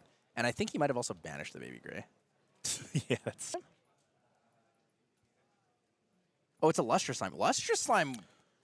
If he had a Lustrous Slime in his hand, it actually probably would have been better to play than the Ethereal Slime. That's what I was saying last turn, too. Like, it's Lustrous just gives you that... He might be afraid of the Dream Fairy, like a second Dream Fairy coming in, down on the Lustrous, or Zephyr. Yeah. Like, Zephyr comes in, and you banking everything on the Lustrous, you just lose the game. Yeah. I think Wind, in general, has my favorite fast activation spells. It just feels so versatile. Wind is good. Wind is comfortable. Wind is comfortable. No doubt about it. Okay. Poison Coating Oil. Okay, so this is going to be the rallied advance coming. Yeah, this is the turn, right? This is the turn. Yeah, this is the turn. So he's playing around the fact that Slime Shield might exist. Oh, he's putting it on the Dream Fairy, so he has flexibility. So if he finds a way to fast activate the Storm Slime to kill one of them, he can't kill the other one. So he doesn't put all his eggs in one basket. He spreads it wide. And this is actually opposite of what this deck normally does with Restand combo, is usually go tall, right? With power cells and such. He's actually going wide specifically because he knows that the Storm Slime was shown there. I know this is definitely one of the matchups he scrimmed the most against next to Crux Merlin. So, and he said he was very, very confident in this matchup. Hymn of Gaia's Grace is coming out. So Hymn of Gaia's Grace is going to be a fast activation here, allowing Wabin to glimpse and then put a card from his hand onto the field directly. So he's going to glimpse 3, draw a card, and then he can put any animal or beast ally cards with reserve cost of a level or less. So level 3 or less, he'll be able to play it. And then you can redirect the attack as well. Yeah, it is great, but what did he get? I can't quite see. Oh, so another ethereal. So he glimpsed into draw the ethereal. If he had the Storm Slime, that would actually have been the most ideal. Right, because he's taking out the Dream Fairy. Well, on top of taking out the Dream Fairy, what you could do is instead you could actually take out the Shimmer Cloak with the on-enter trigger, and then take the Death from the Dream Fairy, banish 2 cards, draw them, and cycle them back into your hand. Yeah, that's right. Yeah, so you actually can do a lot of like crazy cycling with that. But he did get the Ethereal Slime, so he's going to choose to banish potentially. I don't think he necessarily needs to. He can still retaliate for 2 damage and kill it. But we're going to see. He might lose the Beastmon Boots. He almost let go of Quicksilver Grail. He almost let go. That would have been kind of scary. That's the general rule, right? If you let go, then it's locked in. It's kind of like chess rules. But, but for the most part, if you're feeling friendly with your opponent, it's kind of up to you. It's kind of up to you. But yeah, chess rules, probably the best way to put it. You let go of the card, it's played. If you turn it sideways and you don't let go of it, I would happily let you take it back if you were still holding onto the card. If you make a verbal declaration, I consider that binding, though. Yeah, that's fair. Yeah, that's why it's really important. So a lot of people, what they do is they also like roll for random banishment before they declare what their materialization is. You have to declare your materialization first, and then you have to choose floating memory before you random banish, if you're going to do it that way. But here it is. Here's the rallied advance combo. It's going to be coming in for pretty much what here. we expect, right? And that's game. That's going to be 2-0 for Daniel Yanto. He's coming after your record, I think. 25 minutes. 25 minutes. I think mine is like 15. I think yours is like... Yeah, it was 15 to 22, if I remember correctly. Was, So not quite, but not quite. But Daniel Yanto, world champion of one game, trying to take on the world champion of another game. he was here sandbagging so hard before this round too. He was like, "Oh, I don't know. I'm a little bit nervous about going on stream." I can say this because I'm his friend. I mean, being on stream is nerve-wracking. Some people like perform much worse on stream. Some people perform better. I think he performs better under pressure. I'm not gonna lie to you. I've only won on stream, but then I've lost everywhere else. So it's like maybe I should just always be on stream. Yeah, maybe. Maybe you should stream all your games. But yeah, that was a very quick round there. I'm noticing a trend here. All the rounds that I'm casting end up ending in 10 minutes. So outside of it. Yeah, I mean, some of these decks are really fast, right? So Restand deck is very, very explosive. It's a concept of being like tall, fast, insta kills.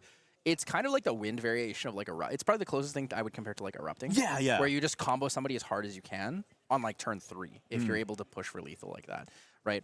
If you play for the power cell focus, you can kill people with 7 cards in hand. If you're playing without it, all you need to do is be Daniel Yanto and have Windmill reclaim Windmill again. Andronica into Shimmer Cloak every turn. All right, cutting. Yeah, it was. I mean, he had everything he needed, right? You said his favorite cards were Shimmer Cloak and the Andronica. He had it. It was fantastic for him. The way he played it was very clean. He didn't need to go super tall. He didn't need to throw all his eggs in one basket. And then, you know, I talked about how the valuation of getting like the other cards he needs, right? The combo is Rallied Advance with Second Wind. And then he also had, you know, the world's best combo is Windmill Reclaim. Yeah. You play down the Windmill, you draw your card. Cool, you've recycled it. Okay, you reclaim it, now you put it back in your hand, and you have the floating memory, and then you play it again, and it's already, like, the value on that's crazy, especially if you go second, because he gets 2 damage out of it, too, Yeah, right? exactly. Yeah. Like, And it's a matchup that he definitely practiced a lot. I mean, I think it's like no surprise that Slimes is probably the most represented in this event. I mean, we don't have the official stats, but like that's probably. we could true. probably get that for you guys next round. We could talk about a little bit of the official that'd be stats good stuff. if we got them. Because yeah. it is on Omnidex what the actual stats are. We just have to go talk to the tournament organizers to kind of figure out those Yeah, numbers. we absolutely should. That gives a lot of insight because I know that there was a lot of chatter from a lot of people around, not even just locally, but also like just in the West as well. That Singapore is Nico town. People play Nico here. Honestly, I've always looked at Southeast Asia and like these kind of regions as like very fire focused. Really? A lot of the time I noticed locals are like best of ones. And I don't know if that's like a time thing or like a space issue or anything like that, like how much available time you have to do locals. But best of ones seem to be a lot more common here than anywhere else, which is why I can see the value of playing like one-off fire decks, Erupting being popular, Merlin being popular, Firezander being popular in those cases, versus like playing a lot of like water control decks or like slow wind decks. Like that's way more common in North America, I think. Yeah, really. So what do you think is the most represented deck here today? Here today. Okay, maybe not deck. What do you think is the most represented champion here today? Because that is a statistic we can pull up. I mean, I think it is Sylvie. Sylvie. I'm gonna just put because I know it's an Ascent that has a silver in it, so people from all over came here. Sylvie is like, it won 3 out of the 4 regionals last week, so I think it's kind of riding a high, but it's also kind of like a last hurrah before Adam comes in. So, For sure. Yeah, I think it is Sylvie, but I think Nico is surprisingly high. Okay, so Sylvie is definitely going to be first. I 100% yeah. believe that. What do you think is the second most represented champion? That's a harder question. I think it's Tony. It's Tony, really. I putting it think out it's there. Merlin. That's probably a better guess, but I like to do a swing for the fences once in a while. Yeah. It's hard because like you have Merlin, Tristan, you have Nico, and then you have Tony. Like there's a lot of flexible options. People are playing a lot of different things. People are playing Xander, like allies and Fire Xander. Like there's different types of things. I just heard so much like yapping online that was like, oh, this is it's solved, and I just feel like it's so underexplored actually, like compared to what people think. Like the set in general, or yeah, like the meta in general, and people like okay, it's good, but like people like making out to be some kind of boogeyman, I guess, in terms of Sylvie Slimes. I think the hardest thing when it comes to Grand Archive is that because we're a small community, we tend to have less people that brew and explore a lot more decks and more people that refine. So like a lot of the really, really good players are better at refining than brewing their own things. But sometimes, they're really focused on deck building. Like not everyone's a deck builder. Oh yeah, for sure. But everyone is decently good at refining if you're good at playing the game. You play the game, yeah, right? That's true. I am not a deck builder. I could say that right now. I refine decks in ways that I feel optimally fit the room that I'm playing in, but that's like the only thing I can do. I can't build a deck and tell you take this to Ascent, you'll win with it. Like that would never be me. Well, that's one of the I things lack that kind of skill. Yeah, but that's one of the things that just like, you accrue those people over time as the game grows. And the game is growing quite fast, especially in Southeast Asia. So, Yeah. So I actually joined the game in January Really? on ALC release. I was only a collector before that. And then I watched Ascent Ontario, and I was like, I want to cast this game. This game looks awesome. Like, I've done casting professionally for like mobile games and stuff like that, so I have casting background. But I saw this game and I was like, this is fantastic. This is really cool. I was like, I have to learn how to play the game now. yeah. So I started playing the game. I signed up for Omnidex 2659 in end of January. We are currently at 11,000, I believe. Yeah, that's... So in 7 months, 8 months, we have almost tripled the size of the game. Yeah. If not more. That's amazing. Just a testament to everyone making the right decisions. And I'm glad and we big were shout out to Weeds of the Shore. Oh, I mean, absolutely. Everything's great. Yeah, Ascents are great. Pricing's good. I mean, the fact Regionals that are fantastic. The fact that the pricing increased from 10K to 15K, I was like, man, I wish all the events I casted were like this. For sure. But yeah, I mean, guys, thank you so much for tuning in. That was round 3 of Ascent Singapore. We're trying to get as many varied decks as possible for at least the first 4 or 5-ish rounds before we start focusing in on the top records. Next round, we're going to be getting a really big fan favorite. We're actually going to be getting world champion Glenn Williams. Back-to-back world champs? Yeah, we're going to get world champion Glenn Williams on the stream here for you guys. He said he wanted to show off a little on stream. I was happy to bring him in. He's a fantastic human being, wonderful person. Met him at Worlds. He is so down to earth, and honestly, he's a really fantastic player. I mean, he would have to be. It would be surprising if he wasn't, given his track record, right? Yeah, but we'll try to get those stats for you guys in between next round or sometime soon here. But it looks like we're going to be going on break here. I'm not 100% sure how long we have in the round. I want to say about half an hour left. it's about half an hour, 40-ish 45 minutes. Yeah, so we have half an hour left in the round, and then overtime, and then a little bit of time to settle and make sure all the so about results are good. 45, 50 minutes, yeah. 40 or 45. So we'll try to be back, bring you guys a little bit more action, a little more yapping. But yeah, thank you guys so much for joining us here. It's Once in Love, joined by Ignatius. Fantastic. And we'll see you guys soon.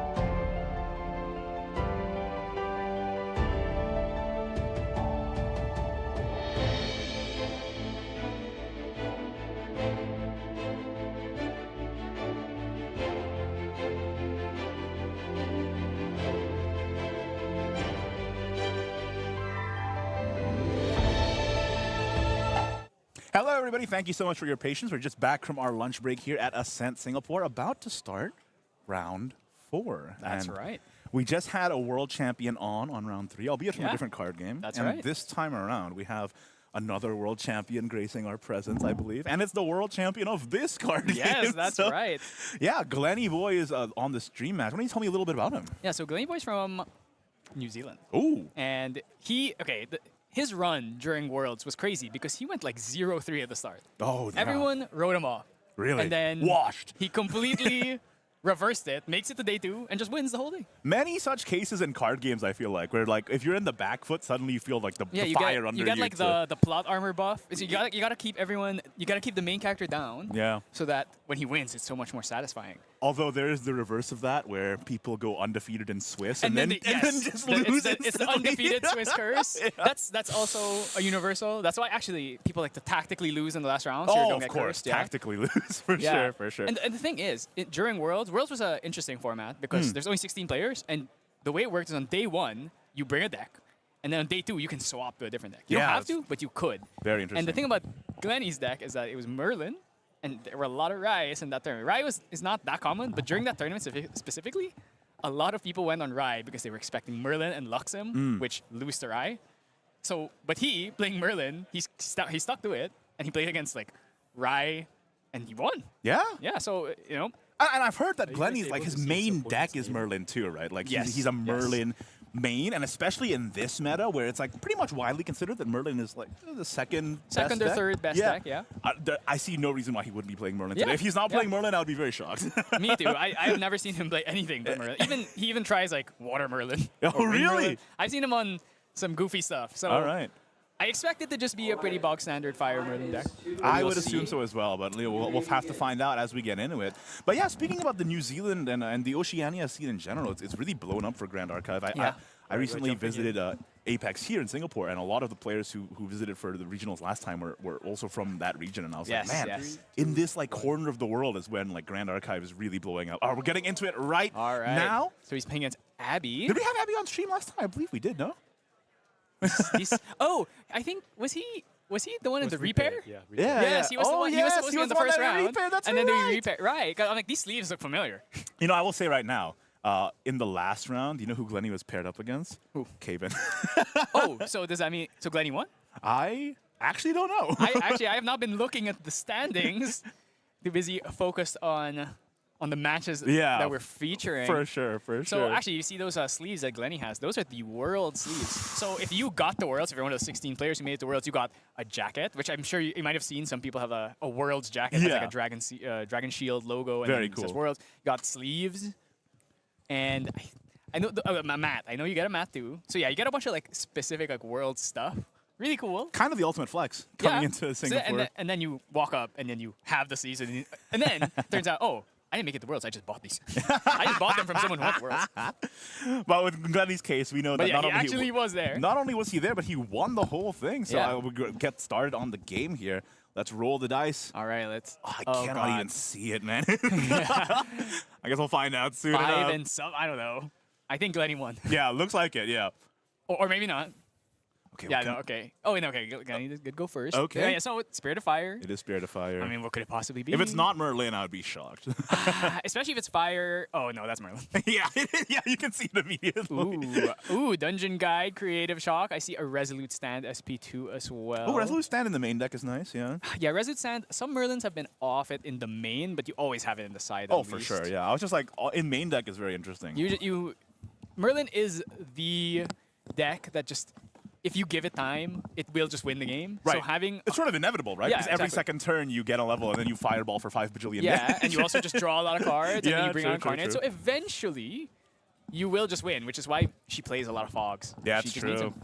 All right, so it seems like What's on the other familiar side? deck, a familiar deck. Oh, It's Windmill it Engineer. is I saw a Rally indeed. Advance. It seems like we're playing robots, and the thing is, I would say Merlin is pretty good because she naturally plays through program. Yeah, yeah. I think, it's quite advantageous. for Ooh, Merlin in it's this the situation. reclaim. Is he gonna? Oh, choosing to play Ascent Protector instead. Okay. All right. Does Glenny have a fast speed spell he can play here? He has creative, but it does not do damage. Nope. You're not mage, so it is not going to do that. But he's gonna play it anyway. Fair enough. He does have a float, I believe. He had the Flame Rune, but does he have a non-class bonus float? He has a Shield Mate. You know what he wants to put down here? Okay, Hasty. Ooh. Oh, hold up. Oh. All right. So, Library Witch, not the best right now, but it is a blocker. Oh, wow, he didn't have a non-class bonus float, so he's going to have to hard level here. But this will become useful. Hopefully, there's no raccoons in the mix. So usually in this matchup, I would say that Merlin is quite favored against aggro decks because they're on so many defensive tools like intercepts and just ways to mitigate damage. Like, what could Abby do to overcome that matchup differential?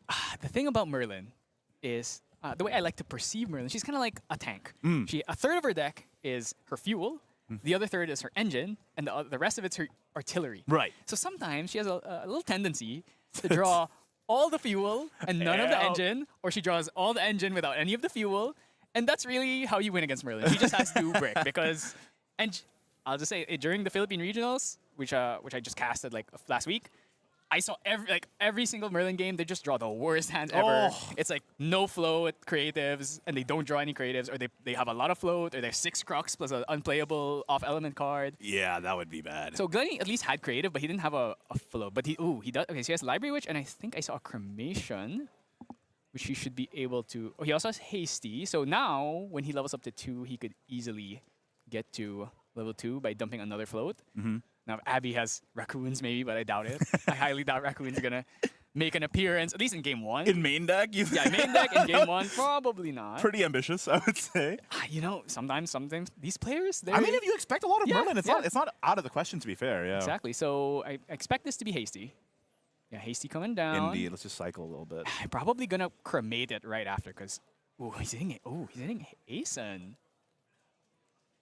Or did he swing at face? He might have swung at face, but I don't know. He pointed at the Asen. So He pointed at the Asen, yeah. So it looked he's gonna. Yeah, exactly. Okay, perfect. So he had it. I mean, like you said, all you have to do is survive, right? Yeah, and Asen is pretty hard to kill. So if you have an opportunity to do it, you should probably take that. Yeah, it's one of the things I was talking about earlier in the day. Sometimes a big guy can just get in your way. So if you can just get rid of that early on, it's as well as the fact that Wind does have a lot of effects that buff the whole board. Right. Yes, So- that's true. Actually, in fact, one of the cards they just spoiled earlier today by TM32, they spoiled a new card. I can't remember the name, but it was basically just a Tune the Winds with an extra effect if you have 3 unique allies. Oh, okay. My friends are going to be very happy. Yeah, about yeah. So it's like, especially back, I remember Attune was actually kind of hard to find because it's a rare from DOA. Oh my god, he has Deflecting Edge, 2 Windmills. Does he have? He has Reclaim. He does indeed, yeah. He had Reclaim earlier and he chose to play Asen. Oh yeah, he has an Attune. So yeah, definitely he can keep his guys alive. Oh. Okay. So clarifying something. So Stifling Trap. So Dungeon Guide is a concern. I think Glenny did have Dungeon Guide too. I think he might not level up this turn. You think so? He only has 5 cards and he only has 1 float. So he would go down pretty deep. Actually, the other thing is Glenny playing Hybrid? Because that might be an option. That's a good question. Fortunately, you don't have access to the deck list, so I can't tell you. Not quite yet, no. Leave it as a bit of surprise for both us and the viewer, I suppose. At least I can say that a lot of the people back home have been trying to make pure Merlin work because it just increases your equity against slimes and other level 3 decks, getting to remove all of the flame sweeps. But it does leave you a bit vulnerable to the ally decks. You can still win though. You're still Merlin. Oh my god. Like, you usually have a pretty good matchup. So Oh. they're sort of Oh splitting the my difference. god. I feel like. All right, so he's showing it. He's like, that's an imbue. So he's like, I have it. You better kill them. Now, fortunately, windmills are pretty easy to kill, but he does have enough cards to play a Reclaim here. He's probably just going to kill Hasty. Oh, Flame Rune. So he's going to give the float into He is playing Raccoons in the main deck. Oh my gosh. What? He must be have known that Merlin. You just. How did we see this? I've had this weird power of premonition today. Yeah, it's just like during the round 3 game, surely, I call it out. Surely nobody's playing Raccoon. Well, I mean, to be fair, right? When the deck gains enough notoriety, then it just starts to get paint a target on its back, right? Yeah, I guess it's interesting because Raccoon is not. Oh my god, it's Apotheosis right. So another little bit of lore. This is the card he got for winning Worlds, and its effect is basically GCR, but I won Worlds. Oh, Yeah. great. It's functionally exactly the same as GCR, but you get to say I won Worlds. Oh. So I remember I was told that he sold it, so he's like, hey, for the tournament, can I get it back? And I'll give it back to you. That would be nuts. But So choosing to throw away the Pendragon here because it's a bit, yeah, it's like a later tool. yeah. For sure. Choosing to kill the raccoon instead of one of the windmills. Ooh, he has repelling palm blast. Well, it doesn't matter since it's just a float card. It's never actually gonna play it. Against Wind, Prismatic Edge banishes from memory, right, as well? Yes, it banishes from your opponent's memory if he has a. Now the thing is, it's actually useful because you're playing against the wind deck. Yeah, that's true. So you actually don't need it. I'm actually surprised he's putting it down. Actually, oh, he must have drawn it because I don't see a reason why he wouldn't discard it off the hasty. Oh yeah, this is actually pretty awkward. I think Abby has found the line because of that raccoon throwing away 2 float. If he gets to stick Glenny's gonna break his sword here. He does not. He knows about the attune because it was revealed off of the imbued windmill, so he knows he cannot leave anyone alive. Yeah, that's true. That's still so crazy to me. That the repercussions of that raccoon might just end up bringing out this whole set. Exactly. So this turn, Abby should have enough cards. He might be able to play ally plus attune, and that would make things very difficult for Glenny, especially if he doesn't have the flame sweep. This is why it's always a joy to watch like these high stakes tournaments, like with $15,000 in the prize pool. Like seeing how the creative players end up teching against what they perceive to be their worst matchups is really, really enjoyable. Oh, yeah, he's doing the on his own turn reclaim. Oh, he was revealing it. It's like, no, it's not imbued. Okay, so we're gonna reclaim back the windmill, get a float. Probably gonna try and level up to 1. Oh, he's already just like he's not even gonna put it back in his hand. Okay, he's just gonna keep chipping down. I mean, if there's anything I learned from round 3 is that windmill reclaim windmill is quite Windmill good. reclaim. Actually, yes, another reclaim too. Yep. Now, is he gonna swing the bulwark sword? He could if he wants. He can still hold the reclaim even if he swings. So that's just another. Okay, so he's gonna let it go. Or we're gonna try and save that for later. Oh, so he's going Merlin here, which would make me think that he's probably not playing hybrid, but let's see. So he's losing 1 resolute and the float, the repelling palm blast. So would we okay? So shock. Shock now wants to potentially can discard a fire card here, which would be huge. You're mage now, right? So Yes. Abby has to reclaim right now because Creative Shock. Yeah, so he's reclaiming right now. Yep. Creative Shock does the damage on resolution. So if you let it go and they discard a fire card, then you can't do anything. You can't reclaim anymore. So he's doing it now. So well, people forget about that. You'd be surprised. That's quite funny. How often people forget about the way Creative Shock actually works. For sure, it's one of those things where like the timing rules of Grand Archive is one of the like last levels of like how you can improve your game. Okay, let's see if Glenny's gonna choose to eat his. Oh, actually no, right. Abby does have a float, so you can eat his. You can eat one of Abby's float here, and then Dungeon Guide. It's gonna get stifled most likely. But then Glenny has 1 level counter. Next turn he hard levels, goes up to 2, and he's just gonna start getting rolling. He has Crocsight, gonna add back that Pendragon. Yeah, that's right. Oh, Prismatic Edge Pendragon looping is always a scary prospect for allies. Oh, so he's not even gonna play the Dungeon Guide. Is that Library Witch? Yeah, that's Library Witch. So he's just gonna. Now, does he have a fast speed card? Because he only has. Oh, does he have a float? Oh yeah, right. He did discard a float, so he can level unless another raccoon drops. Don't say that. Which I mean, if you that would be absurd. Listen, if you saw 1, wouldn't you expect another? Main deck 2 raccoons, 3 even perhaps. Ooh, choosing not to eat the reclaim yet. I guess there's 2 of them, so it actually doesn't make a difference. That's true. It's not like wind has a way of eating your floats like water does. Oh my god, Abby's hand is humongous. I mean, that's what happens when you windmill reclaim. Actually, no, windmill. Windmill Asun, windmill reclaim, windmill reclaim. Yeah, that is what happens. I mean, he keeps showing the same card. He keeps showing that attune with the wind. He's like, don't forget about it. Don't give them more information than they need, right? Exactly. It just makes sense. You already know that you have the attune of the wind. So. Yeah, that's actually something that I think you got to be tactical, especially with Sylvie as well, with the baby gray. Yeah. Make sure you know what you're showing. Don't give them any more information than they need.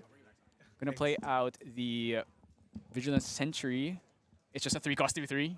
It's actually Guardian Taunt, but not Guardian here. We don't care. Just play a guy. Oh, no, he is Guardian. Never mind. He leveled up. Yeah, he's a Tenoris right now. Yeah, so we're going to get the Taunt here using the tokens. So that does have Taunt, but Tenoris has Taunt as well. It's going to attack, so it's going to lose the Taunt.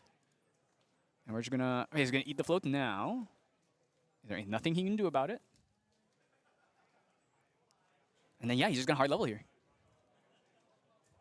Let's see it. Gonna use that repelling palm blast. We don't care about keeping wind floats. We're playing against a wind player who's imbuing on a bunch of cards. Oh yeah, I think Glenny's definitely gonna run away with this at this point. He's not taking that much damage. Right, he's only on 9 counters. I was just he's thinking. only on 9. He's already level 2. He has a Pendragon that he can add back right now. He's gonna play that Cruxite, add back this Pend. Oh, Crux is just—it's just the value engine. It draws so many cards. Yeah, and just the ability to recycle stuff you already pitched. And it has like so many +1s as well. Yeah. Ooh, it draws another Cruxite. He could, he can Cruxite his Cruxite. Oh wait, right, Cruxite banishes itself, so no. But of course, Pendragon, if it dies, he gets to Cruxite again. That's true. That's true. Right, so I assume we're... Oh, Incarnate this early? Right, he has so many cards. Wow! So currently, he has 1 Broken Sword, level 5, so 6. 6 down, Incarnate. And there's nothing Abby can do about this. He doesn't have Incapacitate or anything. Yeah, that's true. He does not. Yeah, so Incarnate gonna come down, probably just gonna eat up this Vigilant Sentry, and then... I've seen some Wind players play Incap as a... in their side It's deck, typically though. a sideboard card. Yeah. The problem is it's just so expensive. If you're an assassin, it makes sense. Yeah, if you're not an assassin, it's way harder. All right, so the taunt gonna eat up. So, but how is Glenny getting rid of this Incarnate? Can he find or how can Abby get rid of it? Can he find a Dream Berry? That's the main thing here. He basically needs to find the Dream Berry, or otherwise this horse is sticking around. Is it actually a horse? Would you say? Well, okay. I'm looking close. Half of the people say it's a deer. The others say it's a horse. It depends on what you prefer. Ooh, Eternal Magistrate just coming down a turn late. Eternal Magistrate would have been able to stop. Would have been nice, no? It would have been, oh wait, he drew a Dream Berry. Hey! Wow, okay. There goes and the then, deer. Now he can play that Eternal Magistrate to stop. Well, assuming Glenny can't remove the Can't remove it, yeah. Which he can easily. Stop materialization. He can easily remove it by just playing a Pendragon. Yeah. But it would just eat up another attack, so Abby has more time here. I mean, he does have a board. Actually, is he going to play a Toon? But I just worry about how much time Abby's giving Glenn here. Because That's eventually the Merlin's just going to win with like a 5 billion damage fireball, right? I believe he still has some more Resolutes in hand too, so... That's true. So this is currently just 4 damage. I think he's thinking about playing this a Toon, actually. I was just going to say the three URs I opened from my DOA boxes were Grand Crusader's Ring, Majestic Spirit. Wow, that is not bad. I felt pretty good about it, yeah. And just like the stallion of that guy is so huge. It's just that Dream Fairy is just simply too good. I've been thinking about it for a while. Like, Dream Fairy. As long as this card exists, you can never really play one of these big guy turbos. That's the thing. But at the same time, if she didn't exist, how would you answer the big guy turbo? Yeah. So, especially the cards like Crawl, which have Spell Shroud. It's like, the only real out is to either play a skill or something that's not a spell that removes it, something like an Immolation Trap, or play Dream Fairy. Yeah, that's it. That's the only way. I'm actually surprised he didn't choose to play out the Magistrate, but I think maybe he wants to hold up the Stifling Trap for the Pendragon that is inevitable. Yeah. So Glenny here could choose to bring out Drawn Blade, but he doesn't have a float, so it's going to risk banishing probably that Pen, unless he kept it in hand. Abby's definitely in a good spot here, though. Just has to do another 12 damage. Glenn could choose to bring out maybe a Tariff Ring if he has it. Yeah, so he's choosing to bring out Tariff Ring. So Abby notably has a Zephyr.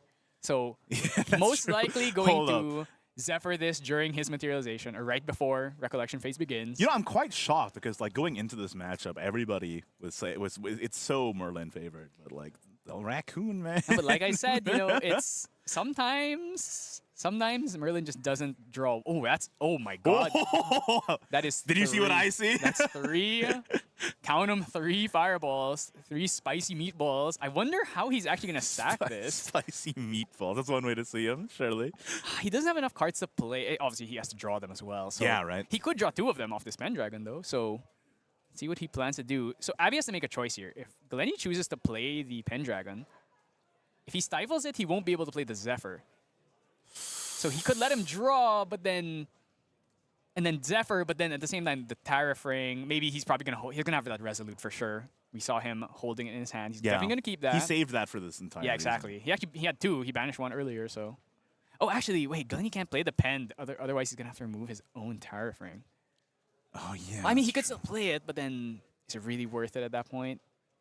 Oh, he does have a Crux side, so he could add back. Oh, yeah, he had the crush shot from last time, right? Oh, yeah. Okay, so I think Abby's definitely going to try and get rid of this Tyrafing here using the Zephyr, and then Glenny's going to bust out the Resolute Stand.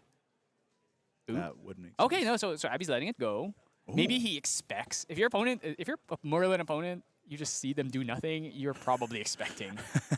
Oh, Heavy Swing is not bad right now. 6 damage, gets 3 over the Resolute. So Glenny has to Resolute this, 'cause there's no way. This is really tough. There's no way you can let this go. Ooh, he's thinking about it. It's like, maybe can I greed a little bit more? I just feel like it's so many attacks this turn. Oh, is he holding priority? Maybe he has a second wind. Oh, wait, no, right, it's a Tyrafring. He didn't pay for it yet. So Yeah. and that's the thing that feels a bit bad. It's like you went Tyrafring, but then you're also going to Resolute on the same turn. It feels a little bit awkward. It's like inefficient in a way. Yeah, because you know you're putting all your defense on one turn instead of spreading out across 2 turns. So maybe this turn he could have actually just let it hit him. But that's really risky. Okay, and the Magistrate coming in now too. That's going to be quite the problem. Does have the pen to get rid of it. So that's an imbued Magistrate. I really love the little, like, the tokens that they Oh have yeah, on I the had those table. made. You had those made? Yeah, I had those custom made for Taipei. Oh! Yeah. You're a real one. So I'm glad they're using it. You're, you're a real one. Because since I rarely play anymore, I don't actually get to use them. Everybody in the chat say thank you, Flan. All right, so this is going to be an even level counter turn. Really scary. Let's see what the plan is. Glenny could try and play...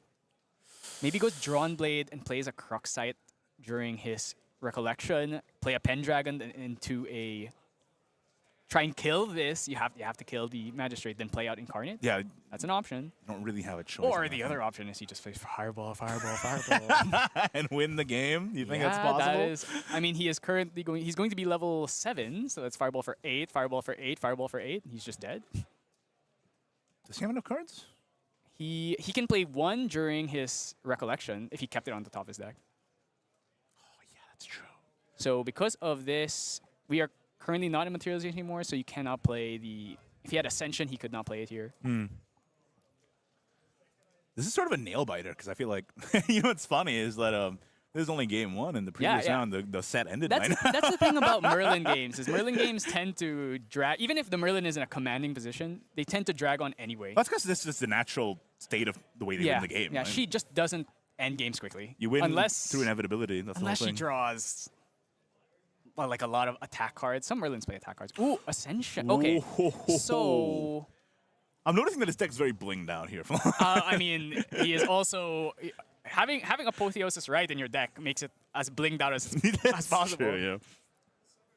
So we're gonna go revealing. Ooh, Water Wind is painful. No fire card actually, surprisingly. Yeah, so no fire card here, so we can't use this to beam down that. I mean, that's the thing about Merlin is like she plays so many normal cards. She plays so many Crux cards. Sometimes you don't get it. Sometimes she just doesn't have the right. Not having the setup. burn here is a little Actually, tough. honestly, having the water card's really nice though. Okay, so he wants to see them. So it was Shimmer Cloak, Rallied Advance. I don't remember the other 2. Okay, what are we hitting here? It's Eternal Magistrate. Okay, well, there's already one on field. So That's the problem. It's not the greatest hit, I would say. Draw a card here. Even level counter turn coming up. Draws into 2 of the fireballs that he stacked on top of the deck. And he's gonna play 1 here. Oh yeah. The 777. Here comes 1. 8 damage to face. And I don't think Abby has anything. He doesn't have a Veiling Breeze or anything like that. So that's boom, 8 damage. Then he's just gonna fire 2 more. Man, that's tough too. Win has so many defensive tools for this, but The thing is, he's playing allies, and allies just you're playing for aggro. That's true. I do see some aggro win players. I'm Tristan pilled, right? Yeah, some of them do. Some of them do play. yeah. So he should currently be at 8, and then he's gonna take another 8 here, and then Merlin can swing for 5. So, yeah, that's all. No taunts, right? Wow. Yeah. I mean, taking. Well, she actually does. He does have a taunt. He has the Vigilant Sentry, but Oh, yeah, that's right. because it's triple fireball. Yeah. Yeah. So I mean, taking 16 damage counters and just winning the game anyway, that's Merlin, that's Merlin. for you. That's Merlin. That is textbook. Textbook Merlin is to be losing the whole game and then win. And then suddenly win, yeah. So I mean, that's what happens when you just like level up for free every second turn. I mean, that was after getting Raccoon for 2. Yeah, right? I Which thought is- the Raccoon would be... I mean, it did slow him down for sure. If that didn't happen, this game would have probably been way more one-sided. Yeah. It at least got it close, but even Like even, forcing a hard level is like... Yeah, that's right.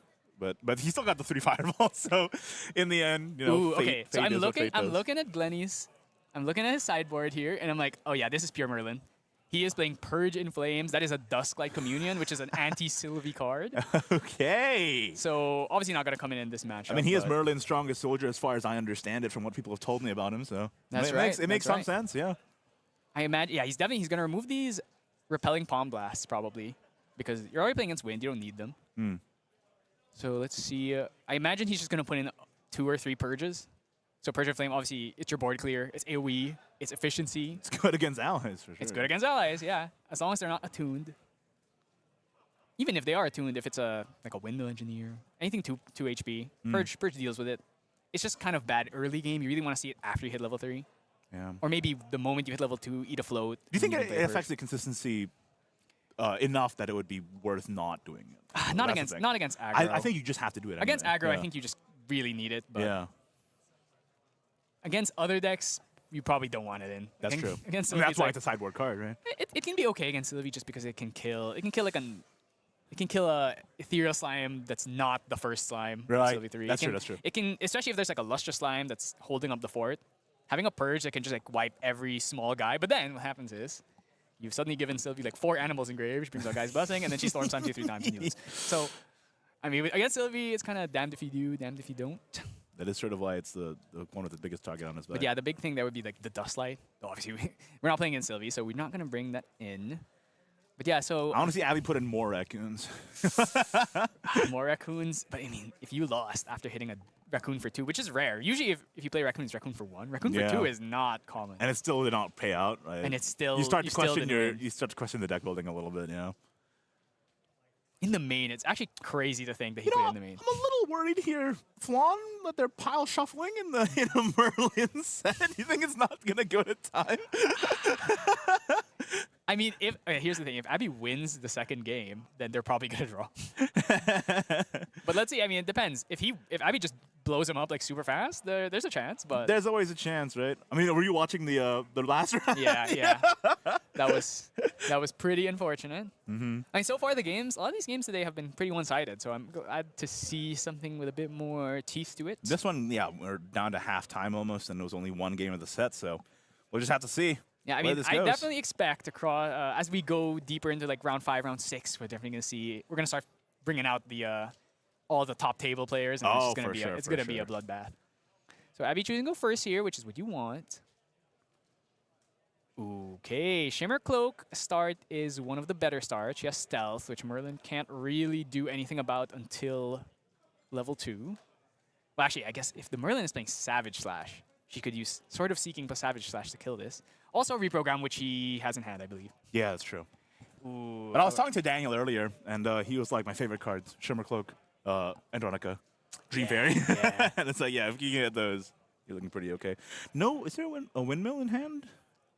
If you had a windmill, I imagine you would have played it. Yeah, here. right? That's what I was thinking. Like, so I do worry a little bit about the state of the I draw. think he's just gonna play this Shield Maid and then pass it back. Seems like Glenny doesn't have any of the crazy engine cards, doesn't have the cremation rituals, has no creatives. But luckily, he didn't draw the bad floating cards, aka Honorable Vanguard. True, At least he drew something that has some defensive capability. Yeah, I think he's just gonna pass it back. Oh, that's a nice shield man. That's shield man, right? Yes, that is Ooh. Shield Mate. You get that from entering Store Champs during ALC. Nice. So it's the Shield Mate from the starter deck to Norris, but it has a stamp from that's from Store Champs. But Abby has what is that? 3 Dream Fairies in hand? Two Dream Fairies in hand. So if he would like, yes, Yep, as Descend. expected, he's gonna Dream Fairy the Shield Mate. No float for you. Ooh, I see Abby's put in a little funky card. That's Innervate Agility.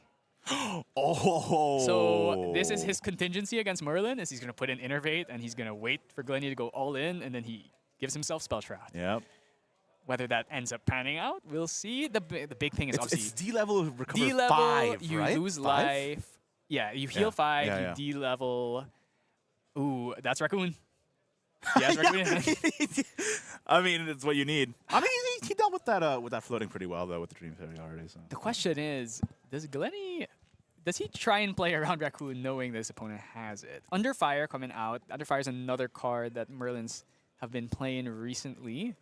It's a really good card for dealing with attack-based strategies. So not just allies, but also things like Shadow Strike Tristan or Nico with the Ravishing Finales and the Icebound Slam. So coming in here, let's see what he draws. A Library Witch is not bad, but then Abby's probably just going to Dream Fairy it again.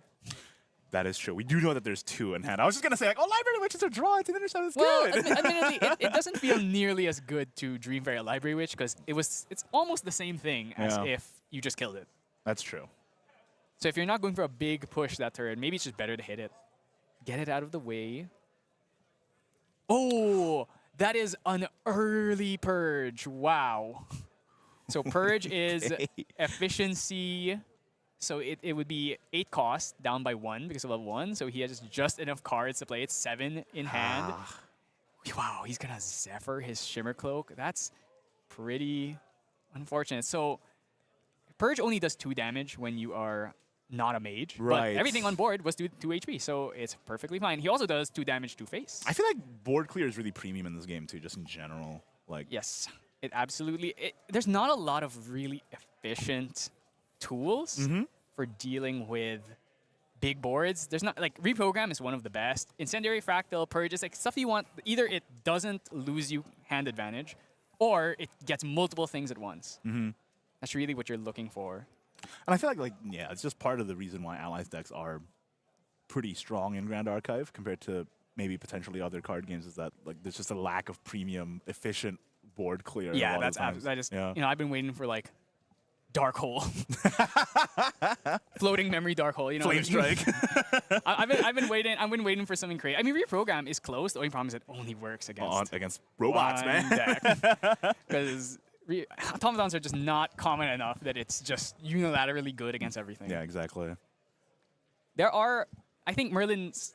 I'd be interested to see if Glenny. I didn't see him playing Incendiary Fractal. That's another one where it's like primo. It's where it's 4 damage and it's effect damage, and it also becomes a fractal, so it technically doesn't lose you cards. That's true. The problem is it's 4 cost. Is it reservable, that one? Yes, it Yes, is yeah. reservable. Yeah, yeah. So back in the day in FTC when I was playing Merlin, I was playing that in my deck, and it actually comes up a lot. I mean, it does everything you want, right? So It's also even at level 1 when it doesn't do 4 damage, it would still do 2 and then swing with the swords enough to kill any 3 HP ally. now going into this turn. Let's see what is happening here. Yeah, we still don't have the lists, unfortunately, which is Yeah, why we kept checking. unfortunately. if you hear like a sudden pause, because we're checking to see if we got the list. And All right, okay, he's gonna bring out his extremely blinged out Grand Apotheosis, Crusaders right. Ring 2. Grand Crusaders ring, but I am the world champion. I'm gonna assume they're gonna do that for every Worlds. Is the winner card is just Divine Relic, but I'm a Worlds winner. Yeah, I mean, it'd be cool So to maybe see next time's gonna be- Imperial Seal? Maybe actually, I expect it to be Quicksilver Grail. Maybe they'll do it in order, but who knows? It could be anything at this point. We can't use one instance as. No, there's only been one world. It's only been one world, so we can't really say so for we sure. can't say with confidence exactly how it works. So I'm just a big fan of Imperial Seal. I'm an Imperial Seal stan. Oh. I just think it opens up so much deck building opportunities. so like- it opens so many opportunities for decks to play Fireball. That's true. Correct, sir. All right, so let's see if he's gonna do the same thing. Does he have a Flame Rune in hand that can potentially get rid of this Asian? Zephyr here. Could Zephyr... Okay, throwing a Water Float. Let's see. Do we draw? That is another Purge. Hey. So, I don't think he has a Flame Rune. Yeah, so he... Oh, no, it's Savage Slash. Okay, perfect. So let's see if Abby is going to Zephyr... Oh, no, he has Deflecting Edge. Okay, so he's going to Deflecting. We need to keep this guy alive. Yeah, I feel like if you keep the... You can't put the pressure on... Sorry. You can't put the pressure on the Merlin if your guys just keep getting answered, right? So it makes sense that you want to protect at least the Asen this time, especially since it didn't work out for you last time when the Asen got answered. And again, like, just to remind everybody at home, the entire win condition of Merlin is to stay alive for as long as possible and then eventually just win with a 500,000 damage fireball. So trying to prevent that outcome as much as possible. I totally don't blame Abby for doing such a thing. I don't blame Abby for doing such a thing because, like, you know, last time the Ascent got answered, it led to swift demise. I mean, you need to hold on to your Ascents. They are very important. They just do a lot of damage. That's the thing. Like, I was just going to say, like, if you don't pressure the Merlin, they're just going to win in one turn. Exactly. So. Now, does he have a way of getting around the shield mate and then killing Hasty? Hasty is a card you just can't leave alive. Does way too much. It's too much cycle. Especially for a combo-based deck. Yes, like exactly. So we do have 2 floats here. So actually, Abby did have that raccoon. So are we about to see another double float raccoon? So I think something about the damage here. I think the purge. I'm not sure. Maybe they didn't record the. Yeah, they're just clarifying something, I imagine. So. All right.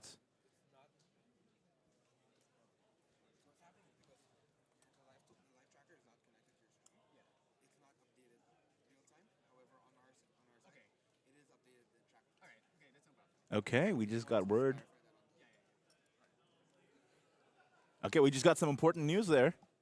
Yeah, it's just the life tracker is not connected right now, so the damage is a bit. It's getting a bit messed up. But currently in the game, it is correct. Right. Yeah, right. And it'll sync up eventually. Yeah, we will try and figure it out. Right. So.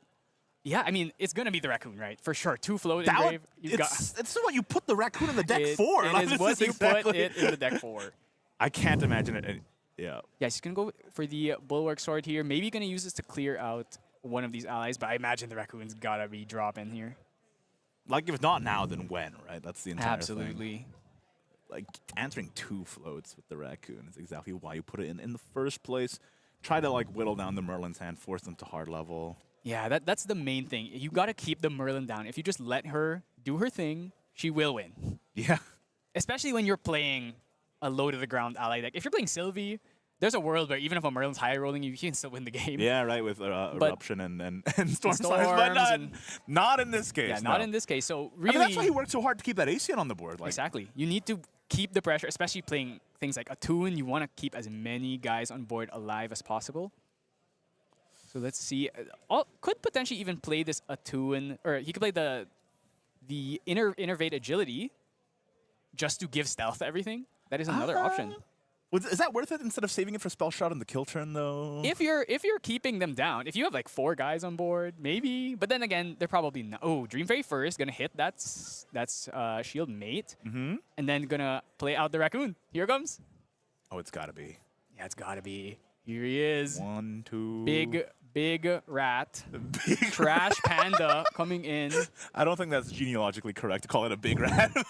Hey, it gets the point across. There we and go. That hits for 2. It's crazy that we've seen a raccoon hit 2 floats 2 games in a row. Well, it didn't matter last time though, but hopefully this time it does because the Ascient's alive. Yes, and his board is huge. If he can find an Attune and get this board buffed up, like Glenny, I don't know. I look at his face; he seems a bit nervous. He did have another purge though, so there is a world where he just purges and clears purges again. But it's not going to kill the Ascent. That's the main thing. That's the thing, right? It only deals 2, and even on it can kill the raccoon. It can kill the Dream Fairy, but. You are at 11. He's going to swing with another 3 with his Ascent next turn. You're critically, especially you're still level 1. Yeah. You don't have that humongous Merlin HP pool yet. That's the problem. That's the problem. 9 damage should be trivially easy for Abby to do. The raccoon getting rid of the floats makes that even harder to get out of this situation. Yeah, this would have if those floats stayed, this would be very easy for him to navigate. He can just go level 2, play Purge. Yeah. Not so this time, unfortunately. Yeah, so let's see what Glenny he's thinking about. He's not sure yet what to do. Maybe he's gonna bust out the Tariff Ring here. That would slow him down. Yeah. That's definitely an option. Probably the main defensive tool. Has no float, so we can't like bring out a Drawn Blade or anything. Yeah, man. 2 games in a row, the raccoon ends up being pretty impactful. Yeah, this is the one issue about playing a deck that has a reliance on float, is when you play against a deck that can eat your float. It's targetable, yeah. That's part of the reason why Arisana has such a hard time against Merlin too, is because Merlin just eats your float. She levels up to 2, she eats your float. And this is just like to the point of like the player's smart metagame calls, especially in a tournament with high stakes like this. Like because everybody knows that Slimes and Merlin were maybe the top 2 decks, arguably. Oh, the top 1 deck inarguably, and then the Yeah, other two, yeah. arguably. It just puts the target on the back in the way. Okay, this library witch comes down. That's Yeah, at least so- an interceptor. So that's one block, but the raccoon is just gonna eat it, and then let's see if Abby can close this out. I think currently, okay, taking the witch into account, he can swing for 4 here. Just needs to find another 5 damage. That doesn't sound hard at all. Yeah, a single heavy swing would just end this game, assuming no resolutes or anything. Yeah, Okay, losing a Shimmer Cloak, not the end of the world.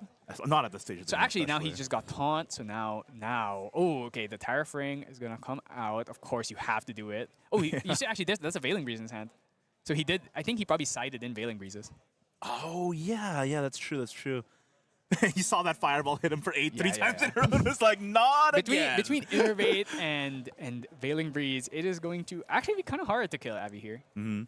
Currently has taunt now too, so that means perhaps these guys are staying on board. But we do know that Glenny has that purge, so maybe he can find a way to get rid of at least 2 of these. Dungeon Guide in hand as well. Oh, the dungeon guide is in hand. No, you're right. He's gonna hard level here. Gonna use the 2 shield mates that he cannot play.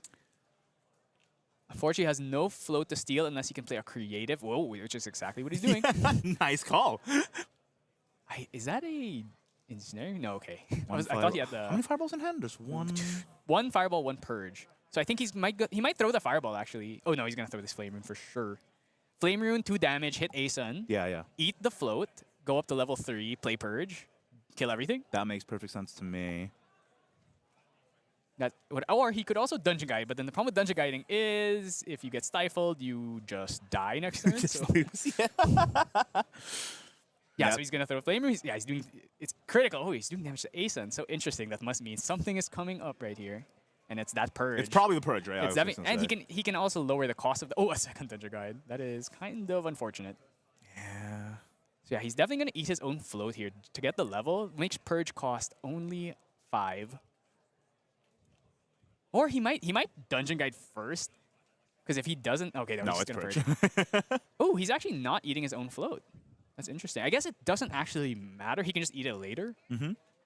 I saw he would do it now so he can hold an extra card. But if he doesn't have anything important like a resolute that he wants to hold on to, yeah. So he's checking a look at the grave. Maybe he wants to try and bait Abby. Oh, like I have this float. Don't you want to raccoon it? And then I'm gonna I will eat my own float. You can't have it, raccoon. That seems like a lot of effort to bait a raccoon. I mean, also it's like extremely obvious. If you see your opponent is just your Merlin is awake, of course he's not gonna let me eat his float. So this is 3 damage Just to checking, yep. everything, which Yes, means indeed. everything is gonna die. He could Zephyr something. Maybe he could Zephyr the Asun, but then the Asun will come back at the end phase and then force himself to bounce back the hand. Yeah, that's true. So not the best. If he had like a favorable wins, it still wouldn't be enough. Yeah, he's gonna let everything die. Just let so it die, yeah. Wow. This is big. This is big. He's gonna take 3 damage too. That's kind of a big swing, but again, remember, Abby does have the Veiling Breeze and the That's Enervate right. in hand, so it He's is going to be... definitely far from dying. Yeah, it's going to be kind of hard for Glenny Boy to pierce through the defenses, but... But you're Merlin. you just wait, right? You don't need to pierce through the defenses. You just need to wait. You just wait, yeah.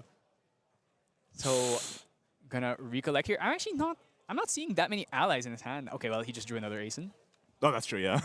Can play Vigilance. He should not be able to play this Asun this turn, though. Not enough cards. Not a 2-cost ally either. So it's probably going to be Vigilant Sentry or Vanguard, Honorable, or no, Wind Rider Vanguard, and then pass. This is the part where it just gets scary for Abby. Like, how many cards do I have to save Yeah, to and potentially actually, use a fast activation to another save my thing life? to mention is he doesn't have Stifling Trap. So if Glenny doesn't choose the hard level here, he could just Dungeon Guide. Dungeon Guide 3. That's true. So he's going to swing in for another 2. I wonder if he's going to choose to use the Bulwark, but I think if you do that, then Glenny knows you don't have Stifling Trap. So, yeah, so Glenny here, most likely... Ooh, I wonder if he's going to choose to just level up and then use the Flame Rune, but I think you absolutely should eat it here just to get that level acceleration going. It's getting pretty nerve-wracking. Yeah, so he's going to eat his own float. Yeah, let's see if he chooses to hard level or to use one of these Dungeon Guides in his hand instead. Going to stand up. Oh, he is hard leveling. I'm playing around Siphoning Trap. I don't want to deal with any of this. Let's see if he loses something important, That's though. fair enough. Like, as classes, we obviously have perfect knowledge, right? Yeah. So, Anybody wants to make sure that he gets the game Okay, plan 3 up. cards. Hopefully he doesn't lose anything important. Maybe he just loses the 2 dungeon. He lost 2 of the dungeon guides. Oof. Wait, that's good. Or is that a fireball? I think the top card is also dungeon guide. So if he just lost 2 of his dungeon Yes. guides, that is pretty fortunate. You know, Wow. that's the world. That's oh, no, the no, world no, champ no. difference. No? Okay, so actually, wait, does he have 3? No, he has 3 dungeon guides. Is that it? No, it was one of the fireballs. Okay. It was, yeah, okay. unfortunately. It looks kind of similar from here, but yeah, it is one Actually, of the and fireballs. of course, this is the if you haven't been playing this game for as long, but the Grand Archive Classic, if you must know, is the moment you level the 3, you draw a dungeon guide. that is always what happens. And It feels like, I don't know, I'll tell you right now, a lot of card games have similar superstitions, I would yes. say. Okay, so he's going to use the Zephyr on the sword here, which will make the Pendragon lose the. Well, it's not a target, but it doesn't have a valid target to bounce back, which will, of course. If he had an Ascension, though, he actually could have used the Ascension to dodge that. But, as in Abby's position, you have no real choice. You kind of just have to take the risk. Now, yeah, I mean, you have to now chew through 15 life against someone who is going to be infinitely level scaling, that has a Resolute in hand, with a Pendragon on field. Yeah, I mean, it's pretty clear why Yeah. people say this matchup is unfavored. Yeah, and this is even Glenny is not even playing the hybrid version with the Flame Sweep. He's just pure Merlin. A purge is enough, apparently. Okay, he's coming out the Null Lantern here, wants to try and stop the Crux Sights, but Glenny doesn't even have a Crux Sight. Yeah, that is true. That is true. The Null Lantern is definitely, it was probably a sideboard deck. Yeah, it's possible. It depends on what you expect, because Null Lant doesn't hit a lot of things. It hits Sylvie against King if they're playing it, but not every Sylvie even plays King. Yeah, that's right. It hits Erupting, and this is, of course, Erupting's last tournament before it gets Yeah, banned I out know, of the right? game. 07's in the chat. Yeah, 07s. Actually, I mean, no, like rip, Bozo. I hate that deck. I know that Erupting causes a lot of discourse on the Yes, Grand yes. Archive circles. I know that much. Right, so he's just hitting face. He knows that wasting time killing this Pendragon is just not worth it. He's gonna. Yeah, you simply- cannot let the Merlin have Yes. infinite time. We've been saying this entire time. Exactly. Right? So he's not even gonna use that Bulwark, so it's another 3 damage. So Glenny's getting pretty low, but yeah, he's definitely gonna save this Resolute. He doesn't want to spend it now. It's not that important yet. Only 2 points of damage. How tough is it just losing one of those fireballs? Like, is that going to delay him by a I turn? don't think it actually matters that much. In the end, Glenny's like only level 5 anyway. Yeah, it's still a while out. Yeah, it's so. still a whiles off. Okay, we're gonna draw. Let's see. Ooh. Putting something down. Oh, level counter. Almost missed it. Don't forget, that's the most important 2 part. down. Ooh, is that a fast gear? That's a fast gear. Oh, wow. Very nice. I've seen Merlins they main deck that these days. Yeah, it's interesting because there's several options here. I think back in the day, before MRC came out, it used to be fast gear and exercise curses. And now that reprogram's in, most people removed exercise curses because nobody plays Diana anymore. Yeah.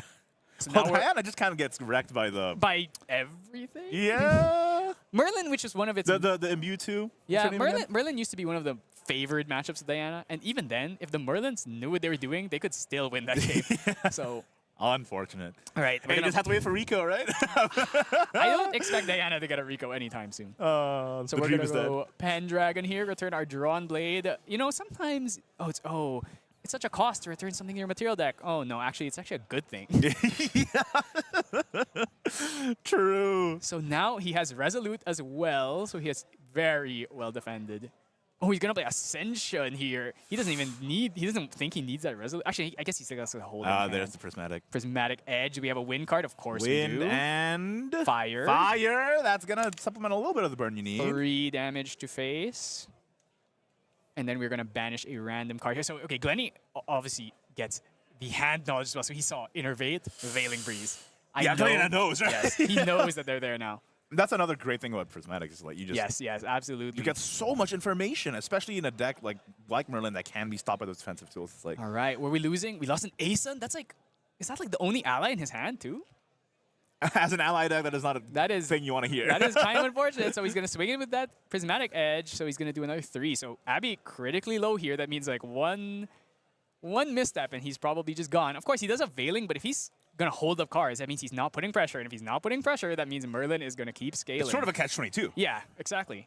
So you kind of have to dump your hand and try and kill him, but he's only half damage left taken. So he's sitting pretty, really.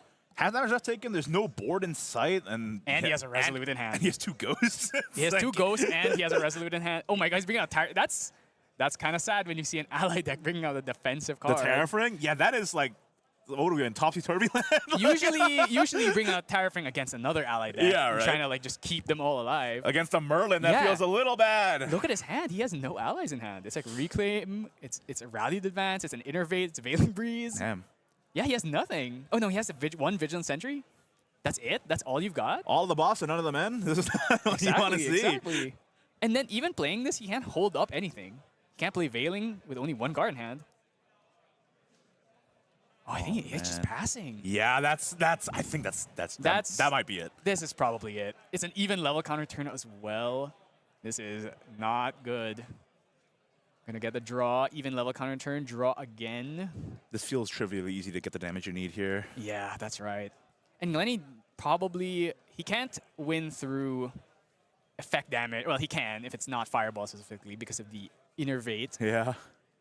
But, I mean, he doesn't really need to. He can just drop a Witch and then pass if he wants. He can swing once with Pendragon. He knows it Innervate's in hand, too, so he has all the time in the world to just make the decision that he needs for his end game. If he had a Fireball, if he had 2 Fireballs, he could play both of them. One in response to the other, but... True. Yeah, There's a Witch? Yeah, exactly as you said, yeah. Because he knows exactly he knows. There's no reason to rush. You can just sit here and play your slow game. What is Abby gonna do? Well, you got 11 minutes, right? Like, you got time. It's shocking to me that Abby has a Viridian Protective Trinket. That must mean he doesn't really have anything else in his sideboard. For his this matchup. Yeah. All right, so that's a card. Windmill is a card, but it does 1 damage. Do you really care? Gonna throw down Rallied and the Vigilance. I feel like this is way too little too late. Yes, holding up the Reclaim. Damn, he's gonna get Windmill Reclaim 8 turns later. Yeah, I just let the Library Witch die. And that's a creative shock. That is a shock. I just saw that. Oh, no. Okay, Crux Sighting for nothing. No, oh, he could actually add the Ascension back if he wanted to. He just wants to play Crux Sight because he's probably going to play Creative Shock right after this. Yeah, that's probably the case, yeah. Especially that's like such a great top deck. deck. This is... If he gets a Fire card here, he can also do 2 damage. 1, 2, no fire? No, well... that is a fire. That's hasty. That's hasty. Yeah, so Abby is just dead here. He's just going to swing two Pendragons, and you're just dead. If you play the Veiling, then he might still be able to kill you, depending on what cards are in his hand here. This is level 5. He just needs 1 Fireball. He can end this game already. Oh, well, I mean, that's Fireball. He just drew 4 turns, so... So Abby is going to be priced into using this Veiling Breeze. You have to. You don't have a choice at this point. He might actually play the Innervate, and if he plays the Innervate, then Glenny will just, in response, play the Fireball and kill you. Yeah, that is tough. Because even if the heal... Oh, he knows he's already lost this game. He's just scooping it up. It's curtains, and there you go. Yeah. Glenny showing why he is indeed the world champion. That's and right. Merlin's strongest soldier. Merlin, strongest soldier. Merlin, best deck. Do you share the opinion? No. I'll give it second best. Yeah. I'll give it second or third. You know, it's definitely one of the top 3. Yeah, for sure. And I mean, listen, it's a testament to, a great deck performs well. Doesn't make the headlines, but still, the fact that it has such a target on its back, people playing Scavenging Raccoon in main deck to target it, and it's still not mattering, that just goes to show you the power of the pilot and the power of the deck itself as well. and the thing is, that shows the benefit of being a specialist. I've been playing Merlin since I really got in this game. That's so right. Of course, I know all the tricks. I know everything to expect. You can see the source code. Brings out Purge is a card that people haven't really been on. And he's also on pure Merlin too. So like he really must have confidence in himself that he can play around the aggro matchups even with cards like Raccoon in the game. And we even saw that too in the game 1 where he didn't really have the purges yet. So it's like, yeah, he was still able to just like go around it. As long as you can get rid of the early game pressure. And I feel like with Abby as well, he worked so hard to keep that ace in on the board, and like it just did not matter in the end. It was quite the dominating performance from Glenny typically if you want to win the eyes, in order for them to win, you usually have to hit an early attune on like 3 guys. Yeah. Try to make a board that's unbreakable. But it's Merlin, especially with Purge. Purge actually comes up pretty well just because it gets around Deflecting Edge, it gets around Terrafring, or like Taunt, Tenora's Taunt. Like that turn, he killed everything. Yeah. That was through a Tenora's Taunt. So obviously, it just shows its value because against other decks like Slimes maybe, where they have to usually swing with allies, we get into situations where if there's a taunt or a tariff, you maybe can't kill everything, and then on the crackback they can get you. So, Yeah. I mean, it Yeah. just makes sense. Like, good into like one of the top decks in the meta right now. So just goes to show you the experience that he has. And hey, I'm convinced world champ difference. yeah.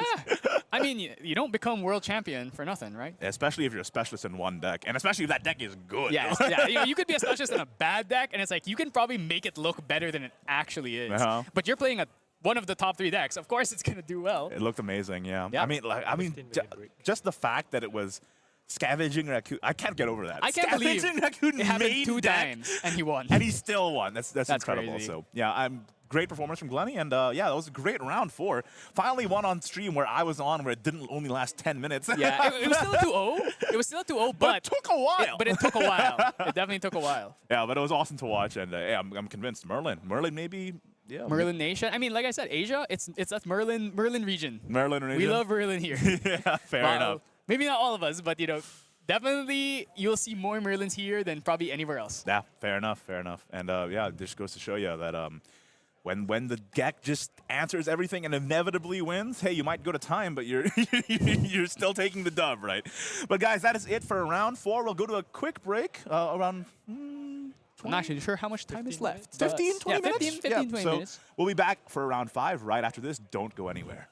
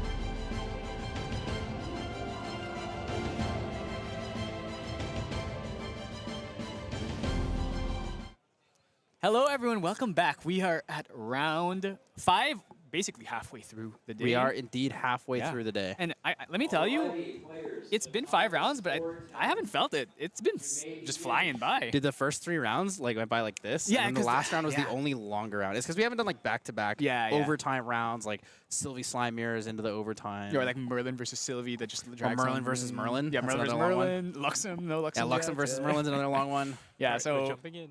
definitely feel like it's only been half through the day, but I'm like so ready to keep going right here. And we've got a good game here. So why don't you tell us about the players we've got here? Yeah, so currently we have 3rd and 4th seed. So we have Liftersill versus Bob.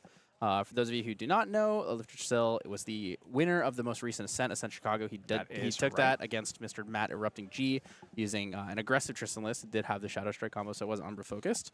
But Sean Liftersill is one of the stronger deck builders in the game, one of the most consistent players in all of Grand Archive. Yes. I would even argue, I may be a little bit of a fanboy, I may argue Sean might be the best Grand Archive player in the world. He was 2nd place at Worlds. 2nd place Worlds. 2nd place at Worlds. He made day 2 of Ascent Taipei. Actually, he was #1 seed at the end of Ascent Taipei. And then didn't make it to top 8. He top 8'd Ontario, Houston. Yes. And now he's here, currently undefeated. So he's doing pretty good. He's been playing Tristan basically since Taipei. I mean, I guess even before. Since MRC came out. Yeah, so he's been playing Tristan this whole time. Serene Fire. Uh-oh. Yo, wait, do you think this is... Luxem? Is it Rye? Rye, Luxem, Diana? I see it. I covered the plot. It's Luxem. It's Luxem? Okay, interesting. Ooh. So Luxem against Tristan is That's actually a- Tristan favored. Yeah, because the thing about Luxem is, I heal a lot, but Tristan can just go Shadow Strike for In-cap? 300 in-cap. In-cap, Shadow Strike, Slice and Dice. Yeah, You can kill over a lot of things. It's also really hard for Luxem to kill Tristan because of the fact that she has in-cap. Also, Stifling Trap's also fantastic. another thing is that Tristan can also go Shadow Reaver in this matchup, considering a lot of the cards are assassin cards. Yep. You might steal their in-caps, you might steal their uncovers. There's lots of good things to hit. It's So, actually one of the few times where Shadow Reaver is like very efficient. 'Cause 4 down to Broker to start. yeah, that's a good start. Like, I mean, Luxem could kill this if it has Thieving Cut, but I'm not sure. A lot of Luxems have been off it just because of how bad it is and to escape the wreckage, which obviously Sylvies are on a lot. I mean, going second, you're gonna have you're also gonna have a potential reclaim in hand. Yep, that's right too. So let's see what. I didn't get a good chance to see what he decided to keep. I see a Light Weavers, which is probably something that he drew into. There's Slice and actually, dice. there's just so many cards you can take from Luxem in this matchup. That's good. You take Luxem Sight, it's a free draw. Uncover the Plot's also going to give you... Creative Shock. Yeah, you can take Creative Shock. The Creative Shock actually being in-capped on this turn would have been devastating if Sean had one in hand, but he doesn't have cards to play it, not having the Assassin class bonus yet, so it's a little less scary there. You know what would be crazy? If you hit their Planted Explosives, assuming they're playing Planted Explosives. You can hit a lot of cards. 4 damage. Almost everything in the you deck have is a good. million prep. You can even take Serum of Wisdoms and stuff like that too, right? Pretty much everything, because the entire Lux. Oh, he is, like you said. Yes, the even got no reclaim. Prepared Thieving Cut. Okay, yeah, no. To Oh face. no, wow, okay. He To was face worried. for He was 3. worried about the reclaim. He's like, oh wait, no, okay, no. What? Yeah, so I think the reason he goes for 3 to face is because he knows that there's less forms of recovery. Yeah, exactly. So pushing like kind of racing against Tristan is like fairly relevant in this matchup. Yeah, and it's also just a risk, because if he does have reclaim, then you just wasted a prep and a card and got nothing back out of it. Yeah, so we're gonna see opener with the backup charger Yeah, here. this is a pretty normal start. Tristan's love to go backup charger early. Those are the Connie, Fry Power Cell tokens. Oh, I so believe that's if you guys what they are not familiar with yes. Connie, she was the Dahlia cosplayer at Worlds. Yeah, she won the World's cosplay competition. Yeah, the CPR. Yeah, very, very, very beautiful cosplay. So looking at, I saw Light Weavers, and now we have Gleaming a Cut? Gleaming Cut. Oh, Beseech. Wow, beseeching to Holy. 1. Beseech. All right. I didn't think Sean was running Beseech. It's actually quite a good card in the deck list. I really like So Beseech. are you aware of what kind of style of Tristan? Is this still like Shadow Strike, or maybe is he playing like the more... Oh, well, there's a Shadow Strike right there. Because there is also the option of playing the more like Penumbral Waltz, like more Shadow, Inspiring Call kinds of builds. Yeah, so the Inspiring Call Penumbral Waltz was popular at Chicago. So a couple of my friends that actually focused that deck down and brought it to Chicago, and it performed really well. Yeah. I think Sean would most likely go still with the Shadow Strike and Slice and Dice, and then Shadow Resonance in the side. But I don't know if he's made any large adjustments since then. So we're going to see the banishment of Slice and Dice, and I didn't it was quite Thieving catch the Cut. other card. It was a Gleaming Thieving Cut. Yeah, so Xander level 2. We're going to bring back... probably going to add back the Thieving Cut. I mean, there's nothing else to add back. Back the Probably, influence is I mean, he worth it. could use it, but it's definitely a risk. Sean has a lot of cards. So that was actually a really smart choice by Sean to beseech into level 2 there. So he knew he had the beseech. So he backup charges it, then beseeches to level up, so that he can't be killed this turn with slice and dice. Yes. Because if he stays on spirit, he's still available to die to that immediately. Yeah. So gonna choose to dungeon guide here. Maybe looking for a stifling trap, or does he already have? Yep. So we're gonna see the surveil on the stack here of Right. the. And then we are gonna see stifling trap. There's the stifling trap. All right. So he does have incapacitate here if he would like to use it, but it's gonna be a risk of putting down your Luxem cards. Incapacitate is okay in this case. Right, I think prepared planted explosives might actually be better in most cases. Yeah. Okay. So But this could be a big risk. What he loses here, if he could loses make or break Light the Weavers game. and Gleaming, this game's probably just over. He needs to keep the gleaming more than anything else. Oh, he lost Gleaming. Yeah, so that's he's lost 2 gleamings this that's game now. not good. Oh no, the other card was not Gleaming. It was Thieving Cut. Oh, thieving. Okay, Yes, okay. yes. Sorry, I Sorry, thought it was- they I both thought have it was cut in gleaming. it, so. It's All not right. too so bad. Losing a gleaming cut is pretty rough though. 'Cause Yeah, not being able to reveal. I would banish figure I would outs much is rather massive. lose Light Weavers than Gleaming. So I'm be curious what he does here. Maybe just gonna take a chill pill turn. Actually, yeah, he's probably on GCR, right? Of course, he's playing Luxem. Yeah, So Windwalker boots are good here. So Sean's gonna go to 4 prep counters end of turn, be able to go into level 2 immediately. correct. 3 down. What could this be? Oh, Sadi. All right, so we got to kill the dungeon guy. Oh, the agility. That's Sadi is a hell of a card. Yeah, agility trigger is gonna be great there. Oh, sorry, it's Sadie, right? Sadie. Right, You'll Sadie. get there. You'll get there. I believe you. You picked up on it on your own without me saying anything. Yeah, we were talking about this It's last hard time. because a lot of the Everyone names says it read wrong. ambiguously, Yes, but yes. there are specific ways things are supposed to be said. All right, gonna be forced to put 1 card down here because of the Light Weaver's Assault. So, I mean, the hand is not great. It's Thieving Cut, Light Weavers, and Scry is pretty good here. Scry is good. Scry's good here, assuming it finds a Luxem card. So Sean only has to put 1 card down here. Yeah, He's gonna so- choose to put 2 more down for the Sadie. Yeah, I so he has to believe. do this before Bob has to declare what he's targeting because Light Weavers doesn't target. So Yeah. maybe gonna go for face, most likely. Yeah, looking like he's just gonna go for face. So Sean's gonna be showing 6 here. Bob at 4. Still is the broker on the field. Broker is stealth now, so it does require certain Yeah, types that is of correct. attacks to hit it. He's gonna need to kill with light weavers or or like prepared planet Well, explosives. he's something probably like that. just gonna have to leave it on field, unfortunately, unless he can find a second Light Weavers. Scry Oh my God. in-cap the Scry is fantastic here. That is a very aggressive. He's like, I know you have nothing. I saw your memory. It's junk. Yeah. I can just let you do. I can incap this. Makes my end game a bit weaker since obviously I don't have it for the Light Weavers, but you're not even gonna get that far. He's gonna go for the thieving cut to face, prepared. yes, most likely face, because obviously can't target the stealthed. So he's gonna take that. He's Ooh, gonna take is 3. Sean gonna pop the boots this early? I wonder if he's thinking about like maybe if he pops boots, he can. Wait, no, he only has 4 prep. So wait, no, he has 5, right? Yeah, He has should 4 have 5. preps. He has 4 preps. No, because he's Sadied, right? So or Sadie too. Oh, he should. be at Yeah, 5. no, he should does be at have 5. You're yeah. right. You're right. So- I can see it now. Okay, so he's actually surprisingly low, but once you reach this point, it should be fine. I wonder maybe he was considering. Oh, okay, losing Beseech to Sadie, Sadie. not That's that fine bad. I overall. mean, Xander's not gonna play another ally for the rest of the game. You don't need Sadie anymore. Yeah, right? yeah. You only She's need done it for the prep if count she, on the that fact that she turn. even got one agility proc off is already good enough. It's good value. Agility proc plus the ability to get the prep counter from it was just good overall value in the turn. Yeah. So do we have DG? You think he's gonna? Would you think he would go Shadow Reaver if he had the DG here? Probably not. I don't think you necessarily need to go. If You you were to, definitely don't if you were to need to. Shadow Reaver this turn, Yeah. you would do it because he scries and leaves like 2 or 3 cards on top. Yeah. Then you would did- Shadow Reaver did to take stop them away. the scry, so that is a factor. And you saw his memory already, so you know that. Actually, the one thing is that he probably you only saw 1 Light Weavers and 1 Gleaming Cut's banished, so you have a pretty high chance of hitting a bunch of. Actually, Luxem pass cards. turn all cards in hand. He's gonna get his prep Ooh. counter go to 6. Wow, I wonder. He probably has like a Surveil or something. No, he probably would have played it though. So if he levels up, he goes to 7. Mastermind Scheme puts him at 14. Shadow Strike with Ooh. shadows would be 19 with Shadow's Claw plus 21, 23. That's a lot of damage. Oh, Plus turbo. the 2 here, so Yeah, look 25. at that. 20. That's exactly lethal, actually. Yeah, yeah. Assuming no Terrafang, of course. But he can Zephyr this Terrafang on end step. Yep. So we saw a Mastermind. I saw a Mastermind in his hand, so he definitely has potential to go for a big OTK. The crazy thing of this situation right here, so he was forced to put 1 card down from the Luxem reveal. If he plays Zephyr and end step, has the Dungeon Yep, Guy Mastermind exactly Scheme enough. Shadow Strike, Exactly I think he's 1 card short of it, though, for the lethal. He still has Serene Spirit as well. That would kill over the Serene Spirit, because it's 25 damage. Oh, yeah, 6 that's and right. 25 is exactly Yep. lethal. GCR is good here. It's All gonna right, so get he the has extra two. card. He effectively has 2 GCRs right now. So I wonder if he's just gonna sit around. Maybe if he finds Dungeon Guide for sure, he would probably go for it. Tariff Ring gonna come down, so probably gonna have to wait till next. Oh, I think that was Dungeon Guide. I think it was Dungeon Guide.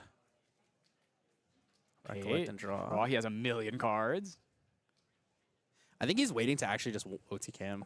Yeah, I mean, oh, okay. He's gonna be forced to put 2 down here. This black market broker chip is so good. It has there's done. no Luxem sight so far. It has done so much damage across this whole game. And having to take out Tariff Ring is really good too. So it pays Yeah, 2 for so the Tariff. He already did what he needed to. He's just gonna go backup charger here. Put down 3 Luxem cards, it seems. Now, the big concern, though, is obviously if you let the Luxem player just keep building up their hand, the big thing is you are Tristan. You just need to hit 1 Shadow Strike, and he's just dead. And there's nothing you can do to stop the Shadow Strike from coming in. Yeah, either. okay, so it's X-Cal. Wow, 4 Luxem cards. Being 2 forced to put- X-Cal, Lightweaver's Assault, and a Luxem sight. So heals down to 5. does 2 more damage to face. The thing is, the same line is still lethal from where we're at right now. He can Lightweavers to kill the... I guess he can X-Cal the Shadows. Yeah, But yeah. he can only X-Cal... Or what, 2 of could them? X-Cal the Claw. You probably X-Cal the Shadows versus the Claw. Yeah, because Long-term for sure, damage and the return of Yeah. using of the redirects. And of course, there's also the big issue, which is that Sean is just... He's got a lot of prep counters. You just need 1 Shadow Strike here. Is it 7 or 8? He does have a Mastermind, so it's like he could just level up, hard level Mastermind. That's already... 8-16, has agility 3 as well. Yep. 8-16, banish the boots, draw a card. You Shadow Strike for 21 with Shadow's Claw. Mm-hmm. He can X-Cal to kill 2 of the Shadows and not the Broker, but then the Broker swings in for 2 and he's 2 off lethal. Or Oh off my god, lethal. he's going Shadow Reaver. He is going for it. All right, I mean... The moment of truth. I definitely... Now, the one thing is, it's hard for us as casters to see, because a lot of times... If you're he not sure. takes a Dungeon Guide, I think he's about to yeah, we would that win would the game. be- that He would be actually just win the insane. So game. he lost 1 Shadow Strike here, which is... And Staring Fumes and a Veiling Yeah. Breeze, that's fine. So let's see if only we could see what he gets here, but... Show us what you get, I Sean. love to play the guessing game a bit, where we try and figure out what he gets off of his Shadow Reaver. But if it's No, Yes. Sean, show me, Oh, show me, oh. Sean. I need to know what it is. Oh. He's teasing us. All right, so he still has 1 more Shadow Strike in hand, so definitely not a mistake. I don't know. I see a lot of Tristans put their Shadow Strike down. They didn't have a second one. They ends up getting banished. So That's way too ballsy. I mean, that's just a mistake, straight up. Especially if you are not putting down your whole hand. Like, there's no reason. he's gonna play the Dungeon Guide out of his. He did rip uh-oh. the Dungeon Guide. Uh-oh. 100%. He started putting 3 down. I knew as a Dungeon Guide. I The mean, Xander does- valuation here is the only other massive. thing that costs 3 in Xander would be Serum. So losing another Sadie Slice and and a Dice and a Slice and Sadie. Dice, you don't need Slice and Dice. You especially don't need Sadie You- either. Yep. All right, we're gonna draw 2 here. He's gonna get a prep counter. Get a prep counter, draw 2, make 2 shadows. We are super set up. Definitely not looking good. Maybe for Bob, you actually might want to just call it here, because your Luxem, it takes long for you to end games. This is a tough situation to be in. Very tough situation to be in. I mean, Sean is only at he is at 13, so The scary thing is Sean could have taken so many things from him. yeah, that could be anything. And your whole deck is cards that And plus if you steal a Luxem sight, you just +1 because you just play it Yeah. for free to draw. if you get a Scry, you can also just +1. Actually, pretty much everything in this deck aside from Gleaming Cut. Probably that's the. But at the same time, you can play Gleaming I Cut. mean, you as could an just attack attack if you with want Gleaming to. Cut, You yeah, can that's attack true. with Gleaming Cut just to make your shadows attack. the main thing is that if you hit Gleaming Cut, you're like, oh, well, now you don't have. But he's Gleaming going Cut. for it. He banishes the boots, draw a card. All right. So it'll be 3 for Mastermind Scheme. Let's see. Yeah, he has the Mastermind and he has the Shadow Strike. So he has currently how many prep is this? That's like 10, right? It is 8. It should be 8.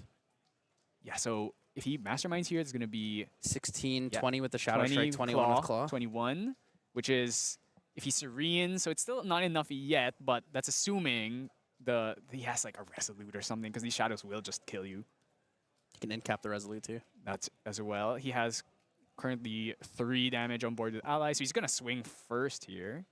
Take 2, go 7. That's right, 1 more. 1 with the Dungeon Guide. Wonder if he's just gonna go for it here, if he's gonna try to slow roll. The Gonna tap, bring out the Claw. honestly, fully tapping out here and like playing everything is kind of okay because Bob has to put all of his hands down to play both of his. Oh, he's gonna attack with just the yeah, Shadows okay, Claw so he's for 1. He's probably thinking that he can't kill this turn. He doesn't want to play. Doesn't want to risk going all in now. So he's just gonna chip. 13. This is definitely a next turn lethal. I don't think there's anything in his deck that will stop lethal. Yeah, the big, at best he has Vanish from sight maybe. yeah, which Vanish, you just which you get. could incapacitate. The thing is, we do know that Bob had 4 Luxem cards. This mastermind scheme is huge. That's a here. huge mastermind He's scheme. gonna Oh, he's gonna incap it. it. Oh no, Juggle Juggle Knives. He's Knives, drawing. okay. He's drawing for He's the trying incap. to find it. He's digging. I Trying to draw wonder. the I wonder incap. if Sean. Yeah, okay. You know what? Sean will take one. I'm just gonna say this. One of those cards is in cap. Oh, never mind. It's Creative Shock. I saw Creative. I think that was Scry Creative. I was really hoping that Sean stole an incap from Bob here, but It's crazy how many cards you can steal that are good in this deck. I mean, keep thinking yeah. about it over and over. But I think the worst thing you could hit is Gleaming, but you're also kind of happy to deny your opponent their Gleaming. denying card, right? the Gleaming Cut is probably more valuable than taking most cards. Like Uncover the Exactly. Plot's nice because you draw a card and you get prep. get to too. prep, but overall with it, like you'd rather just take away cards that are better for them. Take away Yeah. their Luxem Mhm. sites, take away their Light Weavers, all take away Gleaming Cuts. And if you take away a Lux Upside, it's like, well, take away Incaps. Taking away Incap yeah, Incap is massive. probably the best thing you could possibly hit, aside from like Dungeon Guide itself. All right, so is that? He has an Incap, so he could. He's not gonna draw it now, but next turn he's gonna have another Incap. So choosing the bottom 2 here. Then we got a Scout the Land on top. So we do know that Bob has 4 Luxem cards, so Sean is kind of incentivized to just dump his whole hand anyway, because he's probably going to be forced to put a lot of them down. But he has such a big hand that he might still be able to. Agility trigger from Mastermind. Oh yeah, see, so he only has 4 cards in hand, so he should just play them, knowing that he's going to be forced to put all 4 of them down. Ooh, Chalice of Blood. Ooh, Chalice of Blood, not great right now. I don't think Chalice of Blood's actually very good in this situation. Yeah, that Surveil is- is good. Yeah, so he's going to play Surveil first, get our prep card, and probably going to play that. Oh, he only has 2 cards, so can he play this? No, I think. Yeah, so he's going to be forced to put down the rest of his hand here. So if Bob wants to win, he has to do it right now. So it's Gleaming, or not Gleaming, Luxem Sight, Light Weavers, and 2 X-Scows. 8 cards. All right, can he find a way? Juggle Knives. Sean goes to 17. I mean, just has to do 8 damage, but he has a million prep, so that means you can't exactly rely on Slice and Dice to end this If game. you can use anything to put down 2 cards, you can just Light Weavers. Yeah, so... If he has another Light Weavers in his hand, he can do it. It's the only way. Yeah, exactly. And Sean has no cards in hand, so no Veiling to worry about, no Incap to worry about. He needs X-Cal into Light Weavers. All right, That's the exact out. Or like Uncover or something. 4. Oh, Light Weavers, and then what? Chain something that's 2 cost? Chain Excalibur. Yeah. On the stack, Excalibur on your Light Weavers trigger. He's counting it out to see if he has enough. He has to have another Light Weaver, Yes. so that's the thing. Because if he doesn't Yeah, have yeah. another Light Weavers, it's not going to be 8 damage. That's right. So I don't think he had one, so... Oh, yeah, okay, so he's counting out. If He doesn't have enough. it. Yeah, he doesn't have it yet. Ah, you can see he's a bit disappointed. Kind of an unlucky situation here. That Chalice of Blood is actually just not going to do anything either, Yeah, because Sean's going to overkill him. He's going to hit him for, 6, 12, 13, 14. what do we say, 16, 21? 21 in Yeah. a single hit? Mm-hmm. 20 if he breaks the... Oh my Chalice god, he's Law? playing Luxem. He's digging. Oh yeah. Oh, he drew it. He drew Light Weavers. It's. Oh my god. Wait. He drew Light Weavers. Oh, he's gonna play another side. He's just like, let's just keep digging. He knows that this game's not gonna get to the next turn. Juggle Knives, 2 dude. down for Juggle Knives. Okay. Okay. He has it. He's just Light Weavers for 6. Yeah, right? yeah. That's it. He has the second Light Weaver, so it's gonna do an extra ping of damage. He does have it. He does have an extra Light Weavers, right? He drew another one. Yeah. Yeah. So this is gonna be 6 plus 2, 8 damage. Yeah, he has another Light Weavers. Oh man, that Light Weavers was, there we go. They're gonna get the 2 extra ping, and damn, Sean was in such a good spot there, but he took so much chip damage from these thieving cuts and Light Weaver hits that actually ended up getting him just low enough to die. It was the Juggle Knives. He drew Yeah. 3 Juggle Knives into each other. He needed the Juggle Knives to put 2 more cards down. Yep, that's right. I I mean, mean, he needed to draw into that Light Weavers. No, assault. that was he that was needed number it 1. so bad. I mean, you know, that's the thing about Luxem Sight is most people are like, oh, it's a heal. Sometimes it's also just filter for a It's different just card. a cycle. It's Yeah, just a cycle, exactly. right? If you can't use it to heal. At this point, like, he's racing, so healing is, like, less important overall. Yeah, so that was a pretty crazy game. We never actually got to find out what the last... Okay, one of them was creative, for sure, because I saw that. I think one of them was Scry. It was Dungeon Guide Scry creative. That's not bad, but It's not great. it's also not amazing. Because The Dungeon Guide's just, like, decent because you can cycle with it, but, like, it's not amazing overall. Yeah, that's right. So Let's see how Sean will choose to adapt in this second game. Do you have Sean's deck list? I'm interested to see what the sideboard is looking like, because I think in this he might actually do something like a Shadow Resonance, because Shadow Resonance cycles. It's pretty good. Yeah, it's no deck list unfortunately, so I'm gonna ask for that from the. So definitely. Okay, so would you prefer to actually go second here? If you're in Sean's position, would you choose to go second so that you put the Xander player at 6 cards? No, you choose to go first, because if you draw in cap and he creative shocks on it, you can just in cap his creative shock and send him back a turn. That's absolutely true. It's actually very inconvenient. Xander really needs to hit those kinds of like creative floats in the early game, otherwise the rest of their game ends up getting kind of wrecked. Also needs to try and hit like an assassin card early so you can add it back. Definitely curious. It kind of depends. It depends. Both first and second have different merits. I definitely think that there's a merit to having 8 cards versus 6 cards, but I think the tempo is also the merit really of getting your materialization 1 turn earlier is pretty big. He does have Beseech though. I think he's bringing in extra incapacitates. It looks like I saw 1 or 2 incapacitates. Yeah. Definitely Bringing in need to 4 have cards. those. Might be incap, or maybe he's playing. Sadie might also come out in this match. Yeah, Sadie is not like, amazing. It's still good for prep gen and it does chip, but it might not be relevant enough to Sean here. Admittedly, though, without Outlook and without Sadie, well, you're probably not going to remove 4 Sadies, but with less, maybe your prep gen gets stalled a bit. Zephyr might come out since the situation. Yeah, Zephyr is actually probably coming out. The only thing you'd ever really Zephyr is an Assassin's Ripper on a Slice and Dice, or maybe a Luxaris map to deny your own dungeon guide if you're playing against like yeah, stifling traps. But in this matchup, I don't think you really need anything like Zephyr. Yeah, so we'll see what Sean decides to do here. That's the Tristan deck box, isn't it? It is a Tristan deck box. Yeah. All right, so I mean, good showing from Bob on that first game. Yeah, I mean, we both said it's not favored, and I still venture to say that I will still agree. Luxem is not favored. It's not favored. I think if you played Wind Luxem into this, it's a little bit more favored. Like it has a much closer, like even matchup, just because of the cards that are like fantastic. Stifling Trap, we have Surveil the Winds. Yeah. We have Beseech. Like there's so many fantastic. Veiling Breeze is really good. Yeah, and you can also play like some more allies if you want. I've seen some builds that play like Ascent Protectors and stuff, like with Windmills. Yeah. Ascent, Windmill, even Sirocco Operative. Sirocco Operative lets you draw on enter, so then you can just bounce it with Ascent, or you can reclaim it or displace it. Like there's so many options to get out there, really. Yeah, so we're just gonna go with the Sadie turns 1 and then pass. Accelerates our prep gen a little bit. Sadie turn 1's not too bad. 4 down to the bottom here for Bob. We're going up to 7. Okay, so we see a Light Weavers, a Gleaming. Oh, okay, just gonna pass here, which is also one of the big turning points for Bob was that he drew into his turbocharge. So I'm interested to see if he runs 1 turbocharge or if he runs more than 1, because he turbocharged right after he backup charged. He backup charged and then immediately went into a turbocharge, and that helped him stabilize. Oh, we've got the deck list, so we can see now. So how many? 1 turbocharge, just 1.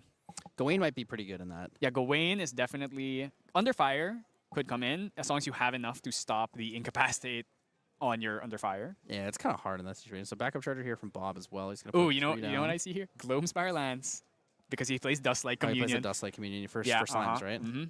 Blanche would not coming in for sure. Blanche is for the slime matchup. Resolute Stand could come in. Vanish obviously probably coming in. Resolute's actually not bad in this matchup. Oh, he actually, it's you know good what? Against the Ominous He's Shadows. playing Spurn. If you spurn the boots the turn like right after it comes out, you might just stall him enough. Ooh, incapping the turbocharge is. Oh, incapping the turbocharge is massive. That is pretty huge. That is massive. Yeah, that's a big swing. Yeah, I mean those are the cards you want to incap, right? Creative Shock, turbocharge, like being able to deny your opponent either dig or like extra draw is fantastic. And he loses the power cell. Not that it really matters in this situation. Because there's nothing else he's using it for. So looking at Sean, Eternal Magistrate's gotta come in, right? Eternal Magistrate's pretty good, yeah. Oh, he has Shadow Resonance too. I mean, heals you a Shadow little Resonance bit. is good. It's a self-cycle card that recovers 2 and brings yeah, a shadow so you can see like.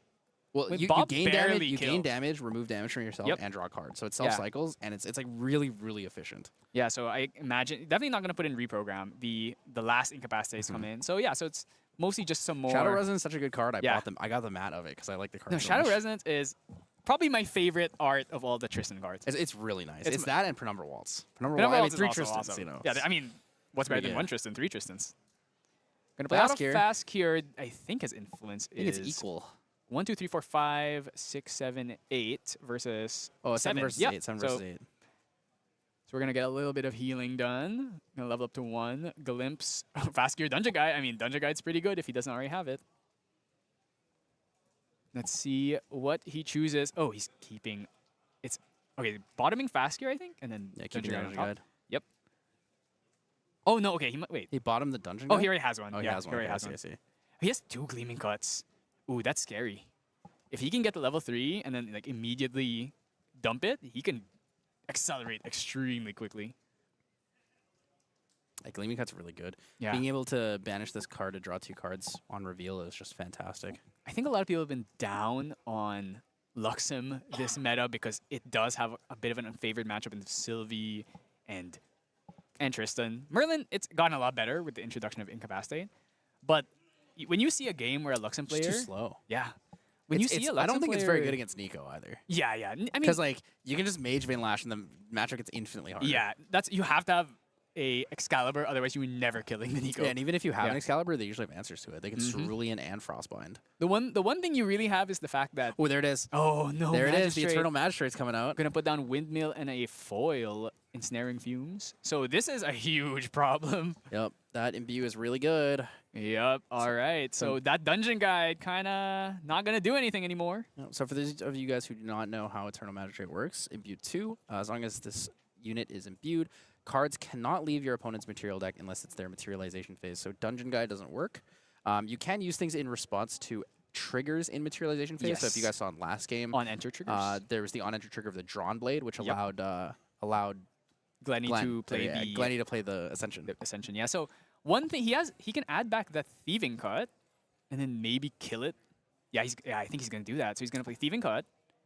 Sean does not have enough cards to reclaim it. He or took it to anything. face. Oh wow! Oh wow! Okay. Damage to face. All right. Okay. Sure. So he's probably trying to play around Stifling. Yeah. So I think he was trying to play. I think he's probably worried about maybe a Stifling Trap that Sean could activate from his memory with his prep counters. So he's just choosing to take the slow level up here. Yeah, the damage to face is really important. Like, again, we're racing, Yeah. right? So we're trying to push damage as fast as we can. So now the question is, does Bob have a fast speed spell? Because if he's gonna hard level here, he needs to play a fast speed spell, like maybe a Juggle Knives to put these 2 Gleaming Cuts down. I think he had a Scry. I didn't see the rest of it. If he has like a Creative Shock here, it'd be crazy.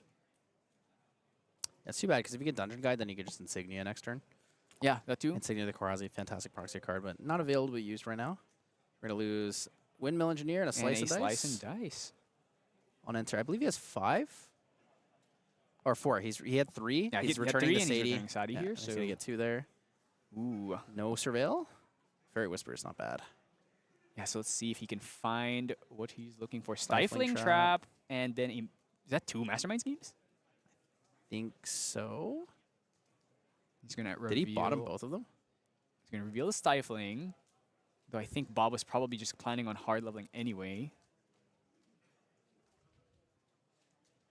All right, I mean Sean's hand is huge, but that was the same thing that happened last game. Let's see if he can make something happen with that. A decent amount of damage on board. He's got, I mean, He- 2 I damage mean, a turn is still chip. Right? Slice and Dice is on and he the can table. pop the Power Cell too if he Yeah, wants that's to. true. That's true. People often do forget that some of these things are in fact automatons. Magistrate being one of them. So currently, if he would like, he could pop it. Then suddenly he has an extra 2 damage, so that's the 4 on board. He does have Dungeon Guide, so let's see if Sean, I imagine Sean's just gonna Dungeon Guide to 3. I wonder if he's gonna go Shadow Reaver again. What do you think?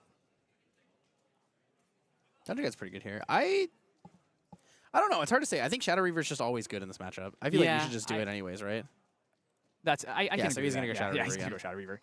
There's like against Merlin, I would do it when I'm losing. No, you always do it against Merlin. There's The so swing many, is so insane. If but you take there's a fireball, so many bad things it could hit though. there really aren't that many bad things you can Float. take. Float allies. It's mostly But you float just allies. take it away from them too, right? Like it's still not bad per se, because it's less things for them to use Creative Shock and it's less things for them to keep in memory. Yeah, but I still think I wouldn't do it unless I was losing. I think it depends on what they have on board at the moment. Yeah. Like if they have 2 haven't seen a Pendragons Pen- on board, yeah, I'm yeah. definitely not Shadow Reaver. Yeah, I mean, if you hit Pendragon, Creative Shock, or something, like you're just the best player in the world. Even if you take away their Ascensions, it's pretty good Yeah, value. that's If you due. take any Fireballs, that's massive. Hitting Incarnates is also pretty good because Yeah, because most people Yeah. don't run that many anymore. they It's usually only like run 2 or 2. 3. So So he's going to play the Mastermind scheme out here. So he's now at 9, it seems. So There's no way he could go to 9. and then he's going to get... Wait, 9 wouldn't make sense with Master. Oh, he's got he the was 4. boots. Yeah, He was 4, and yeah, so then he went to he 8 plus 1. and Yeah, then there he we go. boots. That makes way Yep. more sense to me. So hard leveling here, yep. Losing a in-cap, yeah, the DG and the Scry. So let's see. I imagine he has to have a fast speed card here. There's no way he would do this without a fast speed card. Yeah, he has Creative Shock. Okay. In-cap. Actually, it doesn't. In-capping is not is good still here. not bad here. It's not- Honestly, it's still not bad. That's actually, it was, I think it's Light Weaver's Gleaming. Oh, he's, okay, he's going to let He's it go. thinking about it. He has the in-cap, too. Yeah, so okay, he's going to draw. Okay, we're going to reveal here. So he's going to, actually, he's going to lose the, I don't know, he doesn't have in-cap. It's Zephyr, Fairy Whispers, Mastermind Scheme. Oh, okay, I see. So And now- double Gleaming Yeah, and the Light Weavers. This is rough. He's been forced to put 3 cards down, so now he can't even use any The of value of this is this. crazy. He could draw. I think I assume he kept Fairy Whispers because he Dungeon can Guide. pop Boots and then draw. Another Oh. Creative Shock. Oh, He has what? a reprogram, Juggle Oh no, Knives. and that's 2 Light Weavers. is 2 Light Weavers. Yeah, so he's getting close to kill range. I mean, Yes, absolutely. he's 1 damage outside of kill range, so if he goes up to 10 influence, he can just kill right there. Yep. 25.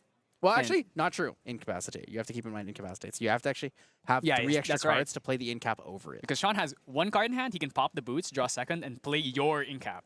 Yeah. So you cannot forget about your own cards.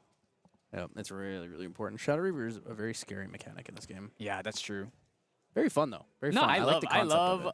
I love this card. It's just interesting that it feels like several card games all at once decide to have a mechanic where you steal your opponent's cards and you can play them. So let's see if okay, Bob's just gonna pass here. Does he have any defensive tools? I don't think I see many. He's just gonna hold his Light Weavers in case he needs to use it to heal. No, he actually doesn't have a Oh, Sight. Safeguard Amulet. Wow, Sean is respecting. I mean, you kind of have to, right? Unless you have it, you kill him this turn. Oh, You're gonna have he to. is gonna play a Dungeon Guide. Oh, we see it. We see it. Light Weavers. There's 1 Light Weavers in there. I didn't see the rest though. So that- Stolen Light Weavers is big. So 1 out of the 4 Light Weavers has been taken, but he already has 2, so he actually doesn't need any more. Okay, so we're gonna swing 1. We're still imbued, but it's not really gonna come up anymore. We're just gonna do some chip. Yeah, there's actually no Light Weavers here, so. Oh, that's big. And then he's gonna use the prep. He's so gonna he can do replay. this He's gonna for free. replay his Dungeon Guide. Yes, and he's gonna replay the Dungeon Guide, and then what? Shadow Strike. He's currently at 7, so. He's at 6. He's gonna go to 7. Yeah, he's going to go to 7 rather when he levels up to 3 here. So if he goes up to 7, his Shadow Strike would hit for 12 with the Claw, which is with the not Claw. enough. But he does have a Mastermind Scheme, so I think he's probably just going to go up to... Magistrate and a Zephyr go by. He's probably going to go up to 3 here, going up to 7, play Mastermind, go up to 14, and then pass. So 7, 11, 12, 13, 14, 15, 16, 17 with the Dungeon Guide would force the release, but it would mean that he gets Chalice of Blood on the next turn. Yes, and then we already know he has 2 Light Weavers, so he's going to be forced to put his whole hand down. I think he's just going to attack with the Shadows Claw. Yeah, that's most likely what's going to happen here. So his hands Surveil, Reclaim. We also saw no Excalibur, so he doesn't actually have to wait to deal with the Safeguard Amulet on the board right now. I think he has an Excalibur. Did he draw one? Yeah, no, there. He has 1 in hand right now. If I'm seeing it correctly. I see Slice and Dice. I see Light Weavers, Juggle Knives. Okay, I'm not sure, but I feel like I saw one. But Surveil we'll goes to see. 8 counters. Yeah, so he has a lot. So he's gonna play Mastermind now. Probably. Yeah, so 16. Could be afraid of an in-cap, though. Yeah, definitely a concern. But maybe if you're in Sean's... Oh, he's gonna bring out the dagger now. He's just gonna chip. Let's see if he does anything here. Chip is good here. Chip is really good Yeah, here. you really need to get them low before you go for the 16. kill. Yeah, because now you need 15 for Shadow Strike for lethal. There we go. We're gonna put Mastermind this scheme. down. Now the big concern is that Safeguard Amulet. Ooh, putting something down. Oh, maybe he wants to play this creative before he releases. Resolute. Oh, that You got is. another Light Weavers? No, that was a Luxem Sight. Luxem Sight? Yes. Oh, it and then is. he's Yeah, I gonna see it, I put see 2 it. down, play Juggle Knives. Yeah, so he's gonna heal 3 here. Then he's gonna do 4 damage off his 2 Light Weavers. He just needs to survive 1 more turn, which is, I mean, he has a lot of prep counters. You have Serene. You're gonna heal 3 here, so there is, and you also have Resolute. So lots of options. To Heal 6 survive. puts you to 10. Light Weavers puts you to 7. So And maybe then, or sorry, goes- Luxem Sight puts you to 7, and then 3 more with Resolute, which would 4, so you need 21 damage. Yes. He was, how many counters was he at? He is He currently was at 8, so he goes to 16. 6, 12. Yeah, I believe that's 16. 16, Shadow Oh, Strike and for then, 21. and then he got boots, so he should be one higher. So he still has it, Shadow Strike for 22. Yeah, yeah. He still has it through everything. But through like literally all of it put the together. big concern here is if he finds Vanish or Under Fire. He doesn't have it. He just drew a... Okay, Juggle Knives could draw it, though. He drew another Resolute, though, I think. Yeah. Oh, what's in his hand, though? What was that? He did not show us. So he's going to reveal like 5 Luckman cards here, I think. So Sean might actually Safeguard Amulet this turn. Oh. He's going to juggle Knives in response. That's so funny. wow. That is crazy. Yep, 1 damage. Oh, Fairy Whisper. Fairy Okay, Whisper. he's He's just, putting- yeah, he's he's just putting all using his cards everything. down, He's yeah. using everything. Ooh, Surveil is pretty... Oh, he doesn't have enough cards to play it, though. Maybe just going to play another Fairy Whispers. Yep, he's going to play just gonna play another one. Let's keep digging. Let's go gambling. Besiege? Besiege. Maybe? Though I imagine you don't really need that at this point. Oh, he hasn't even used this ring yet, so... Well, he's going to have a million. I think 1 he... on top, 2 on the bottom. He's going Yeah, to so take the Stifling Trap. Stifling does nothing here, but he's probably just trying to find... Okay, wow. Yeah, see, he did have Excalibur. Holy. So that's 4. Double Lightweavers, Luxem Sight. So he has 2 Resolutes. 2 Resolutes. 2 Lightweavers. 2 Lightweavers. Luxem Sight and Excalibur. Grave Shock. I wonder, was there a world where he should have just Excalibured that? I mean, he probably put it down, though. Because I feel like you'd have Excalibured that Safeguard Amulet. You would want to do it the turn before you try to kill him. Yeah, because you would do it on his end phase so that he can't yeah. use it. And but then it you was just kill it him was now. down from earlier, I think. Yeah, I think he don't put it think down. he expected to Yeah, get... I don't think he was expecting to have enough to kill him right here. So That might have been an oversight, though. yeah, no, I think he would have been able to kill here for sure, right? You have 2 life. If he has 10 cards, I'm actually not 1, 2, 3, 4, 5, 6. I think he has 9 cards, so maybe a little bit off. He's 1 short. So if he assuming played there's no if he played the in-cap. Excalibur, he would have been 1 down too. So Yeah, you need 10 for the 16 damage combo. yep. But you don't necessarily need 16 damage. Yeah, you actually only need to do 12. But 12 is kind of... Like, in the last game, he only had to do 8 damage, so it was not that hard. Oh, he drew another Excalibur. Throwing a reprogram here. Oh, he really needs to find Vanish.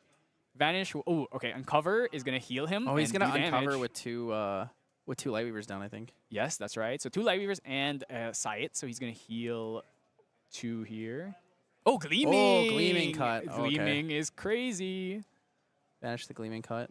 Oh, you know if he... Okay, so Slice and Dice is not an issue anymore because of the prep counters allowing you to redirect, so that's not a problem right now. But if he draws into Under Fire or... Oh. Does he have enough? He could play another Lightweavers here. It'll be like 10? Oh, yeah. Can he kill? Can he kill? He should have enough, right? He puts down... He just Safeguard Amulets in response to Oh, anything yeah, right that's now. right. Safeguard Amulet is still on field, so if there's no way to bait it, which I don't think there is, He's trying to bait all the chip damage beforehand. Yeah, I think you just need to get Sean low enough that you can Lightweaver. 1 Lightweaver should be enough to kill you, and then when Sean pops the Safeguard, you have to play the other Lightweavers. Oh, she's going to pass here. So I think he's holding the Lightweavers so that he can use it to potentially heal in case he's going to get right under chip range. Maybe. Or he might just hold these Resolutes and just He still play has double so he has Resolute. 2 Resolutes and a Lightweaver's Assault. I wonder, do you think we might see just a Resolute right now before he gets to, 3 down, Vanish? Under Fire right now. Doing it before Sean gets a chance to add back Incapacitates to his hand if they're in his memory. Yeah, Under Fire's fine. He's going to take the 4 damage, though. Yeah, so 4 damage here, but Sean needs to survive 1 more turn then, which is... Well, he has the... Yeah, Safeguard He has still. the Safeguard Amulet. Safeguard Amulet is like his answer to live Let's see. Did he keep that Excalibur in hand this time? I feel like I didn't see it. I saw Resolute in hand.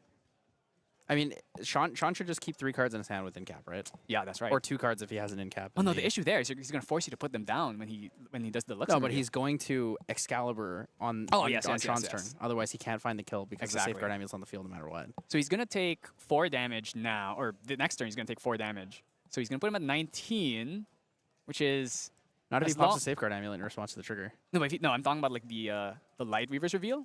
Because if you pop the Safeguard on his turn, he's just gonna Light Weavers you on his turn because it's On the fast start speed. of your Yeah. turn. So That's true. I guess it's a ooh, baiting time. Orb of Choking Fumes. 1 more to activate. Sean's holding every card in his Yeah, hand. yeah, and I think that He was like, could Veiling for a really large amount too if he this had is it. oh my god, Triple. triple Light Weavers. All right, so that's going to be 6 cards? No. Yeah, 6 cards. Wow. And then he has that's rough. Choking Fumes too. Okay, I think maybe there's something with the... Yeah, I mean, he already revealed, so you have to put 6 down. And because of that Choking Fumes, he can make your next card... Well, we at least know no ink cap in this particular, but he has 3 cards in hand. Gotta worry about that. We lost the Sean Cam. Ah, we lost the Sean Cam. So unfortunate. Really sad. Such an animated player too. Okay, so oh, he has double Veiling Breeze. Yeah, that's crazy. Nothing. He has nothing. So that's man. Okay, so 1, 2, 5. 5? Wait, is that Diablerie? Oh, I think it is a Diablerie. that is a Diablerie. So he's just gonna send the damage to the Dungeon Guide instead. Veiling for 5. That's pretty good. Yeah, he's got another Veiling in his hand too. Oh, he has 3 Resolutes now. Oh my god. So we're gonna pop the Choking Fumes now. So what is the plan? Could one option actually is pass turn here and then like play the Choking Fumes on Sean's turn to make his life hard. On the materialization, and then you then Lightweavers him. But then Double you Lightweavers. still have the safeguard. Yeah. So you have to be able to kill So through. you basically have to Excalibur. You have to Excalibur. you have to get rid of this. As long as this safeguard is on field, you just cannot kill him. He's trying to like force it with chip damage by having things down. Okay, he's Yeah, scaling gonna it do now. So I think, yeah. So he's so he's not using the Choking Fumes here. I thought he already drew from the Choking Fumes. I'm not sure what exactly is going on. Maybe some takesies backsies. Not sure. Ain't no way Sean would let that through. All right. So safeguard. Safeguard's been is, popped for this turn. yeah. So that means that he's just gonna pass. He's gonna play the Choking Fumes. Sean is going to be forced to play Veiling in response, and then he just Lightweavers him. No, okay, we're going to pop Choking Fumes here. You have to play Veiling now, but then he's just going to chain Lightweavers. He has 3 Lightweavers too, so that's an extra 4 chip damage. If he's... Oh, wait, does he have even enough? I think he has enough to play both. He can Okay. only play 1. So yeah, but he has 2, so that's an extra chip. 4, and he has to just chain something else to put more cards in memory. Does he have enough? This is going to be 3, 6. He's going to reveal 2 Lightweavers. Yeah, that's 10. That's 10. That should kill. Yeah. Yeah, so he got it. Bob taking a 2 over Lifter. You know, we were talking a big game about, Xander is so unfavorable. Okay. To be fair, he drew the nuts. Double Gleaming. Into a third Gleaming. Both into a third Gleaming. Yes, And he drew 3. Sean took one of his Lightweavers assaults and he drew 3 of the other ones. Yeah, that was in his top 20. you guys. In his top 20 cards. Sometimes you just have it, right? If you have it, you have that's it. the thing. And that's how it is. Xander, if you have 2, 3 Gleamings the moment you hit level 3, you are unbeatable. You are just the best deck. But how often does that happen? There's so many factors to it. It's like when you draw the right things. Like Sean didn't draw badly, I would Yeah, say. Like no, he he didn't was draw he was badly. drawing He was well. doing well. There are certain types of decks where when you draw the nuts, you draw the nuts. Sylvie, when you Sylvie. draw 3 baby Grace Slimes your first turn. I mean, with Merlins, when they hit like every single combination of hasty with floats and creatives with floats, it also just sometimes feels kind of unbeatable. So, I mean, that first game was actually pretty close. It was just like The first game was really close. the chip it was very it was close. like it was actually so smart to not be hitting the allies and just keep throwing the thievings at Yeah, no, I mean, face. and that's like the player skill difference that we're seeing. Because I think most Luxem at players, a high level event, most right? Luxem players would be clearing board, thinking, "Oh, I have to stall," but you can't stall against Tristan. She's eventually just gonna kill you. Yeah, and Bob recognized that. He goes, "Okay, well, this matchup is a race, so I'm just gonna pump all the damage to face. I'm gonna throw all of my thieving cuts at face. I'm gonna use the prep counter to draw cards. I don't need to do anything else. I don't need Luxera's map. I don't need Insignia the Korhazi. All I need to do is push damage as fast as I can because I'm racing you, right? I can't deal with your Shadow Strike. I don't have an answer to it. Maybe I can stall for 1 or 2 turns with maybe like Vanishes, under fire, Under vanish Fires, if you don't have any cards down. But even then, like you have to build to the point of that. Yeah. And it worked because he had 6 Luxem cards, right? He had 4 Luxem cards. Like he drew Luxem cards into a lot of other Luxem cards really fast. And the thing about Luxem that makes it so hard to play, when you play a reactive deck against Luxem, they stop you from being able to play reactively. Exactly. Look, Sean kept his entire hand. He had what, like 10, 11 cards in hand. And he was forced to put 6 down.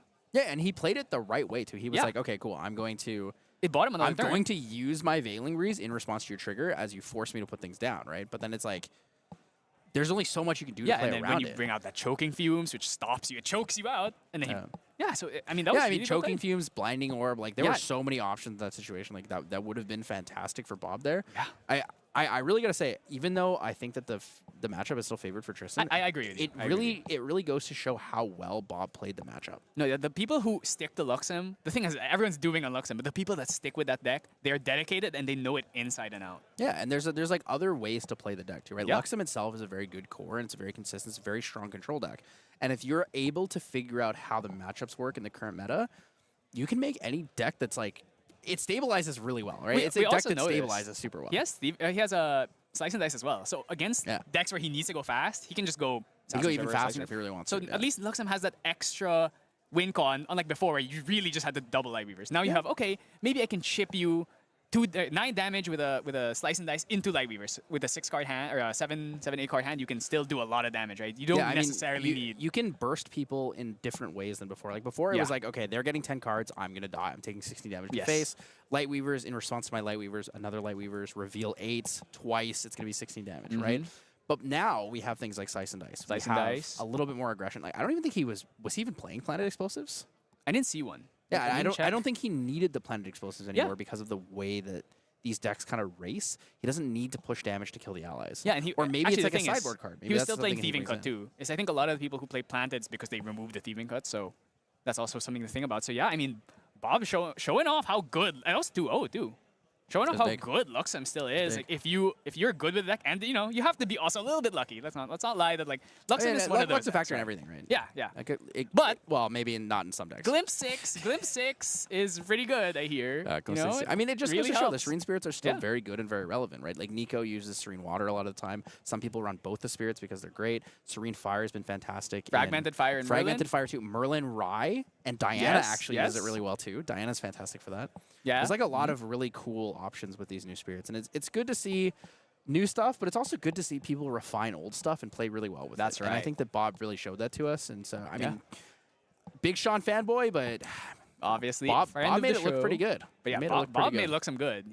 Don't give up. Don't give up on the old decks just because everyone says that they're bad. It's true. It's true. 20-minute break. Well, yeah, anyway, we're going to move on. So that was round 5.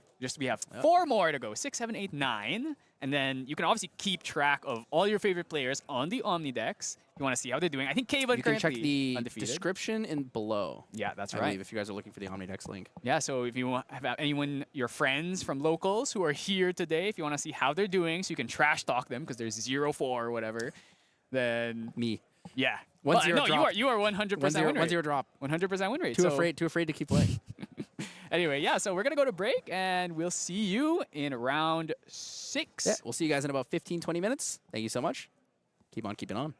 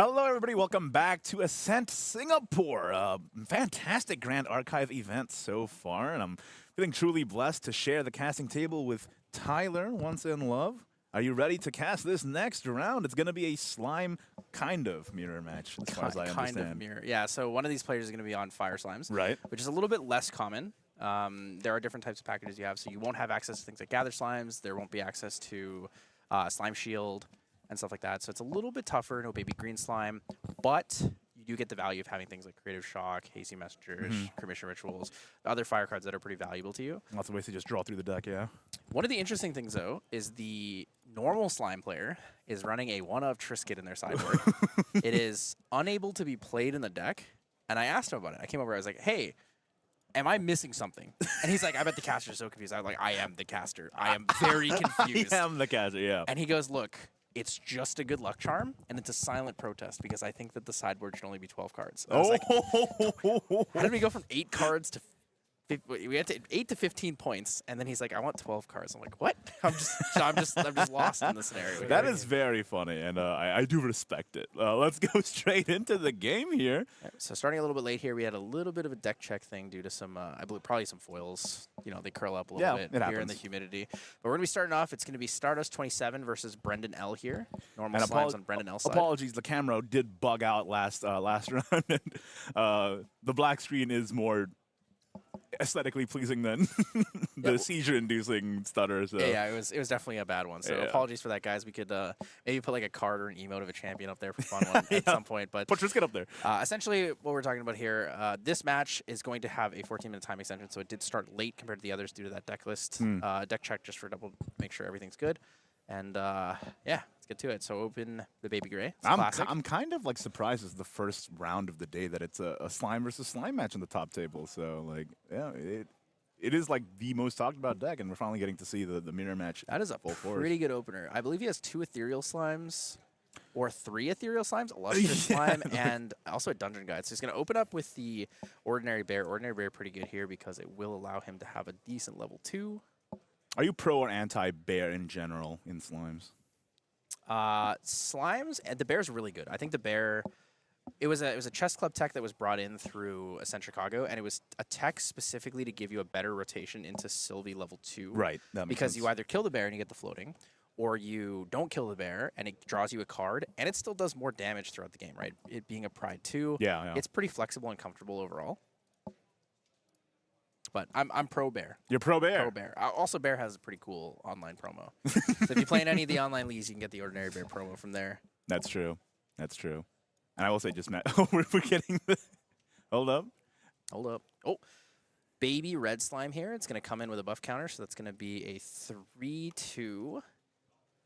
Looking to attack champion here, discarding a limitless slime. So he's going to discard a floating memory here. Draw a card into memory. Will not get the +1 due to not discarding a fire card, but discarding a fire, it's pretty fantastic here. I mean, it just works out.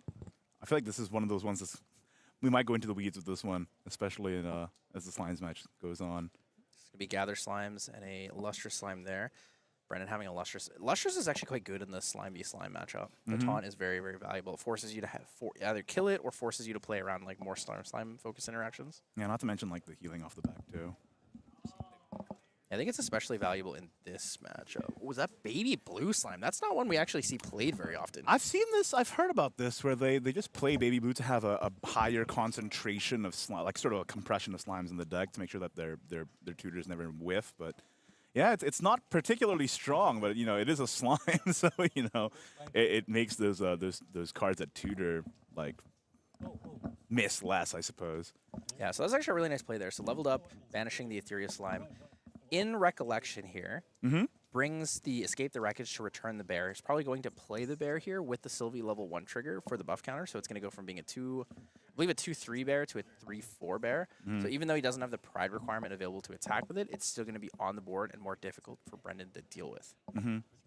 Although he does have the buff counter Baby Red Slime, so maybe it might not be the best idea, especially knowing he can't play things like Slime Shield to protect it. Yeah, that's what I was thinking. Like between Norm and Fire, I know that Norm is generally more popular, but like, what's your like sort of what's your take on it? Like, what do you prefer? I think Fire has potential to high roll you harder, but the issue is that it's a lot easier to brick on the deck That's because there's true. less cards to be played in the opener and there's less neutral cards to add. So like, let's say you go level 1 Sylvie on your on-enter trigger, you can play things before the trigger happens. So if you wanted to like, you know, flash a forest cake with a baby green slime, like that's really valuable. Or even doing it before the enter trigger of the level 2 Sylvie, it just gives you a lot more flexibility. Oh, we're actually going to see the bear with a Bestial Frenzy. So Bestial Frenzy is a card that's been taken out of a lot of these decks. Ooh. Stardust going to be playing that bear, get the buff counter. Bestial Frenzy giving himself +1 level and cleave. So the bear is going to cleave here. And because of the +1 for level, the pride 3. requirement is met. Yeah, so the +1 requirement there. So baby blue slime is going to be rested to activate its effect, protecting the baby red slime. So baby blue will die, baby gray will die as well. It's actually not a horrible play here. That baby blue was really valuable in this situation. You think the cleave is just like a tech choice for the field that they expected to see? Like there's a lot of allies-based decks in the current meta. Yeah, it could be focused on just having more ways to get into the level 3 kind of rotation. Because on Fire, like you can brick a lot more, so being able to get that out there is a bit valuable, especially if you run 3 or 4 of the ordinary bears, right? Bestial Frenzy only applies to beasts, so it doesn't apply to any of these baby slimes. Right, yeah. It's sort of a balancing act, right, between the slimes and the beasts when you're playing Sylvie. Yep, so Trying to balance 2 traits. We're going to see Gather Slimes there banished randomly alongside the floating memory of the Limitless Slime discarded previously from the Baby Red Slime. And get the draw there from the Sylvie level 2 on enter trigger. It says draw 1 for an ally, draw 1 for a beast. You have 1 of each. Or sometimes, actually in a lot of cases, you just don't draw at all. We're going to see it in. Baby Red Slime coming in for 3, discarding a Baby Red Slime. It's actually going to be 4 damage coming to face here. Yep. Draw That's 1 very into nice. memory. And just drawing into memory is always a benefit. It's kind of nice. He's looking towards that guy's blessing availability. I believe we have 3 in the graveyard. Baby red, baby blue, and a baby gray.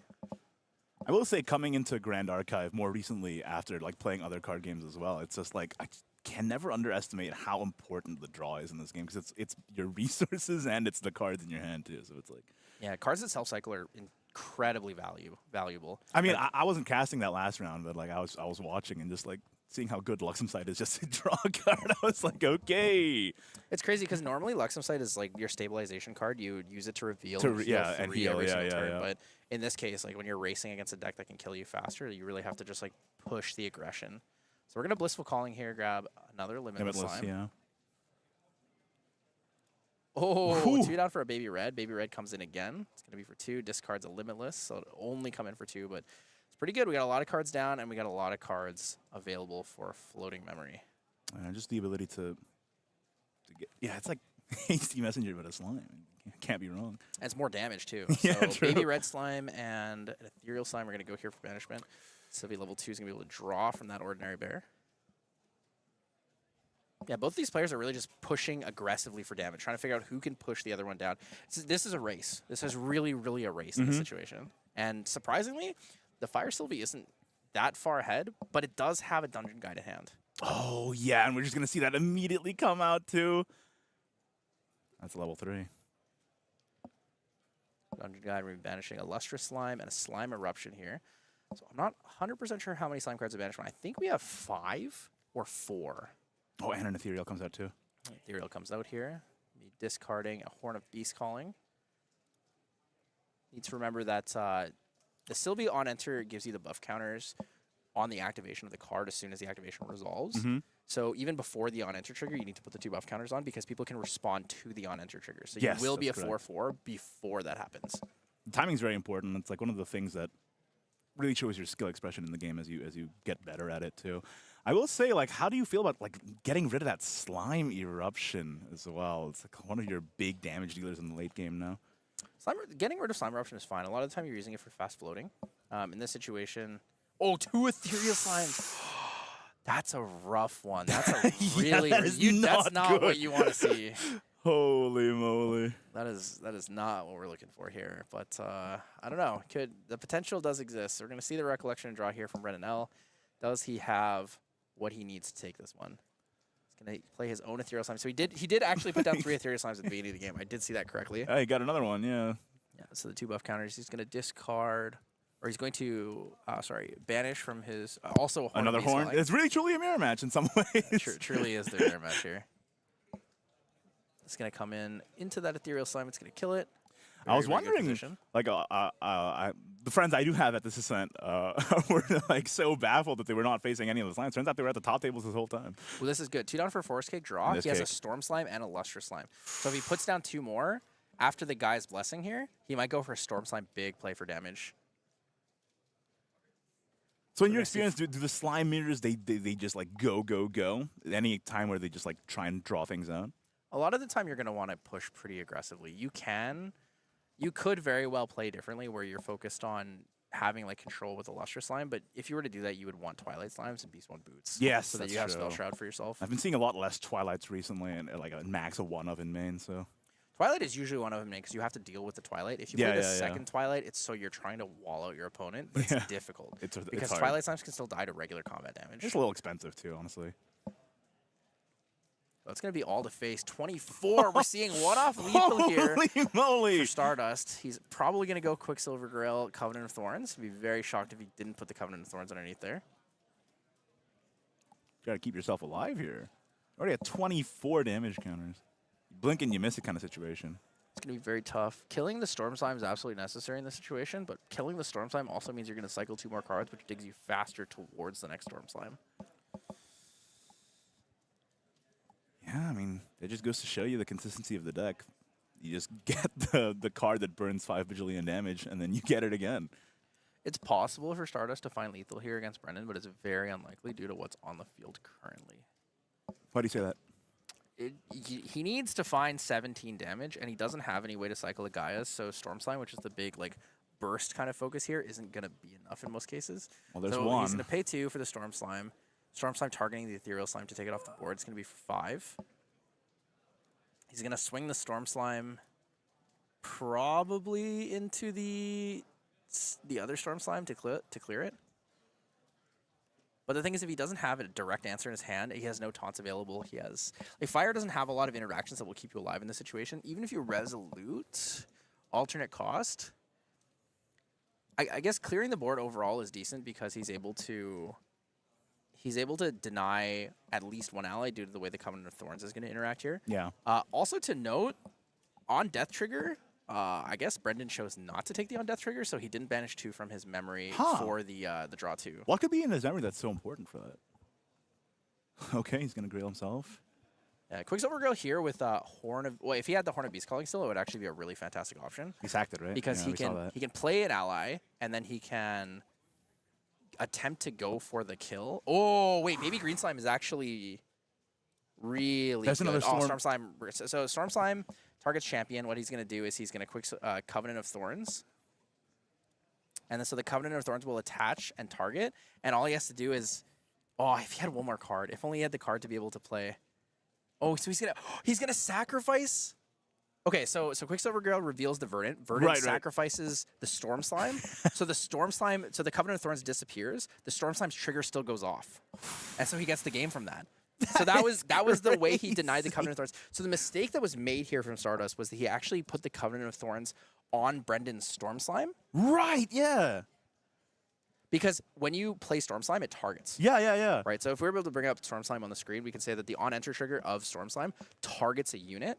And so when you target that unit, right, so as a spell, deal damage to target unit equal to the number of slime cards. So he chooses the target and he says champion.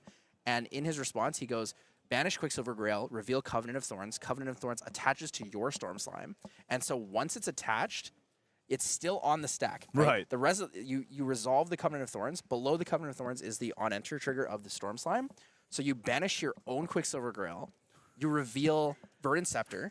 And then with Verdant Scepter requires you to sacrifice an ally, a slime ally on your side of the field. So he sacrifices the Storm Slime that has the Covenant of Thorns attached to it, removing the link, and then breaking the on-enter. And then the on-enter resolves afterwards. So he still kills him through it. That was actually incredible game a knowledge. Fantastic play. Yeah, fantastic play from Brendan. So maybe that Triscuit's really showing him exactly how to play it. Yeah, let's give the credit to the Triscuit for sure.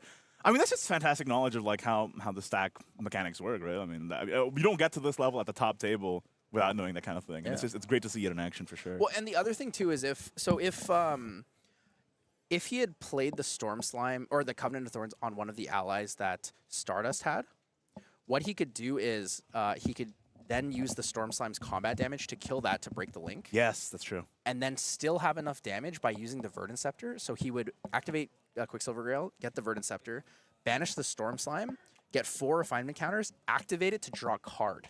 And then he can play the baby green off the top of his deck. Yeah, because he had that from the And that's- Gaia's Blessing as and well. that's exactly yeah, cool. that's true. So yeah. he had it no matter what, knowing that he could play the Verdant It was a Scepter. real checkmate situation. Yeah, wow. It was fantastic. Like, a lot of people don't like the Slime Mirror, right? A lot of the time it's like, quote unquote, the boring matchup. But this is a perfect example of why this is one of the greater matchups to talk about, because the skill expression shown in this matchup is fantastic. Yeah. I mean, that Gaia's Blessing made all the difference in the end, too. The Guy's Blessing was big, the Storm Slime damage to come in, but Verdant Scepter in that play, knowing you have the baby green slime on top, is guaranteed lethal. It's pretty incredible. That's big. It's big. Brendan. I mean, that's one of the big downsides of playing Fire, right? Playing Fire Slimes, you Yeah, don't so- have a lot of defensive interaction. I was just going to say, like, no Slime Shield, no Baby Green, like you said. Like, I mean, I mentioned it earlier in the day, too, that I just feel like Wind just feels like it has the most best defensive tools in the game. Yeah, I mean, the game's very tropey in that sense, right? Like, Yeah. Fire is fairly more aggressive, draws a lot of cards, does those things. Water is more defensive, control for focused and oriented. And then Wind is like a good balance of both. Yeah. You have a little bit of the aggression in some cases, like a Better lot of your disruption utility. as well, yeah. Makes sense. Exactly. You have Yeah, like yeah. disruptive utility, which makes it offensive. Like Zephyr, fantastic defensive card, but also fantastic offensive card, right? True, yeah. In your yeah. end step, I Zephyr your Terrafring. If you were planning to play around the Terrafring, well, now you're not. Exactly. Yeah, it's just it is probably my favorite element, like objectively, but I can't stop playing Faiza. I'm addicted to the role. Interesting. So Stardust did lose the first game, but opts to go second in this matchup. Wants the extra card here against Brendan. Brendan will have the materialization advantage. Interesting and worthy to note, he didn't have a dungeon guide that game and still managed to come out on top. That's true, yeah. He had to manual into the. I mean, the good thing is that he was able to get so much float, right? Because he played the baby red multiple times and was able to just like get so much float in the grave that leveling up manually did not feel that bad. Yeah, I mean, it was good value, right? The Bestial Frenzy forcing like so many cards into the graveyard allowed Brendan to have like a more aggressive and explosive level 3 turn with Yeah. that Storm Slime. And the Ethereal Slime to clear the other Ethereal Slime was like pretty good value. It's really like a catch-22, you know? Like, do you leave all the slimes up and die to hits, or do you kill them all and then die to storm slime? It's like, okay, well... Interesting thing to think about, though, if he actually, instead of swinging this Ethereal Slime 5/5 into the other Ethereal Slime, if he swung it to face, he still would have had lethal one turn earlier. Because the Covenant of Thorns never would have been able to play. That's true. Yeah. Lots of tiny interactions here that make up the top level competition. I mean, this is why I love casting this kind of thing as a relatively new player. That Ooh, I also learned Slime so much, Shield. you know? Slime Shield Retaliation is really good value here. So Slime Shield will give you the buff counter and prevent the damage and allows you to retaliate with like a lot of safety.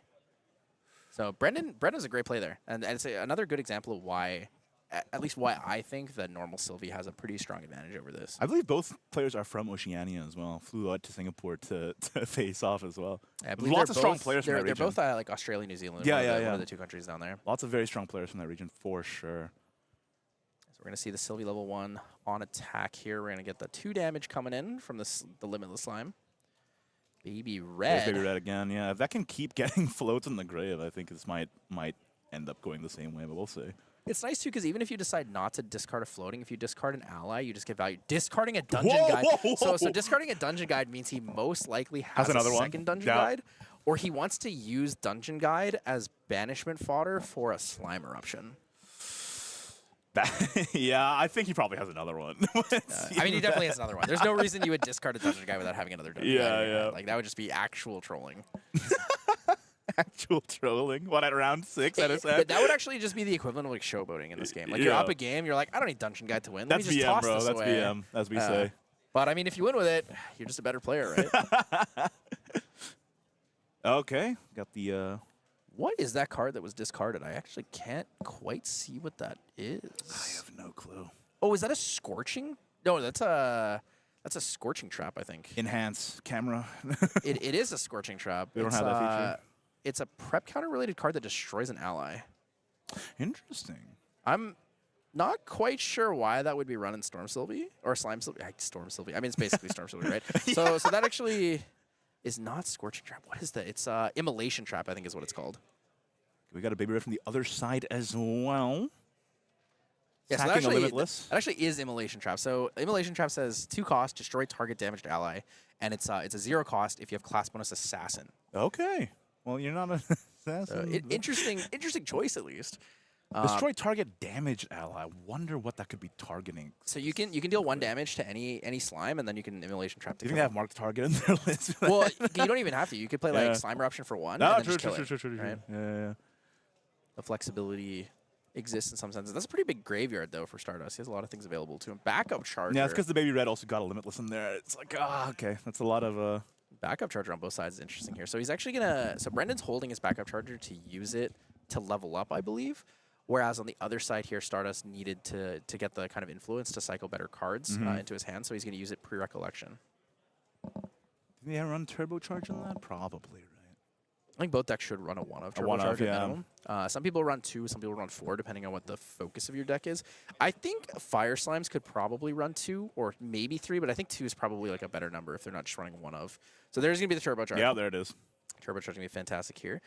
As an additional cost, he's going to be sacrificing that power cell and then drawing 2 cards. We saw this in Sean's matchup, actually. The Luxem player played the turbocharge. He incapacitated it, so he loses the power cell because it is an additional cost to activate the card and does not get the draw 2. Yeah. So it's another good, like, incapacitate into things like Cremation Ritual or even Creative Shock are fantastic for that same reason. So here it is, the end step. We're going to get that backup charger activated. Just draw another cards power into memory cell here. Brendan's going to be looking to use this 2 cards down to banish to level up to still be 2. Yeah, I mean, like, going into this mid-game here. So it's going to be an Ethereal Slime, and I think might think be a it's gonna be Blissful Calling. Actually, no, there's no way it's a Blissful Calling. You would have played it if so. Unless it was drawn off the top from the backup charger. Well, we saw I would be so surprised. Like, we saw the Dungeon Guide sacked, so, like, surely he has another one, right? Ooh, Lustrous Slime, Storm Slime, Limitless Slime. So he's going to recover 3 here, but he has no damage on field. And he's going to be taking the Storm Slime. So we're going to be losing a Wreckage and also, or to escape the Wreckage and also losing a Lustrous Slime that's going to be going to the bottom of the deck. You don't need a heal, just storm the enemy face. Right? True. So true, bestie. There it is, the Gather Slimes. He's going to recollect and draw from here. So he's going to get the draw from the Limitless Slime, which is nice. His Limitless Slime should be awake, though. Surely he'll catch this in a moment here. Yay, there you go. Limitless Slime is now a 3/4 with Floating Memory. Due to its level 2, it's going to get the +1 power and +2 life. Yep. And it already has the buff counter from the previous Storm. There it is. Oh, I mean, we knew. We kind of knew. I mean, yeah, you're right. I completely forgot he discarded. So of course he has a Dungeon Guide available to him. So baby green slime and a Limitless Slime. We're gonna see. Are we gonna see a Storm Slime here?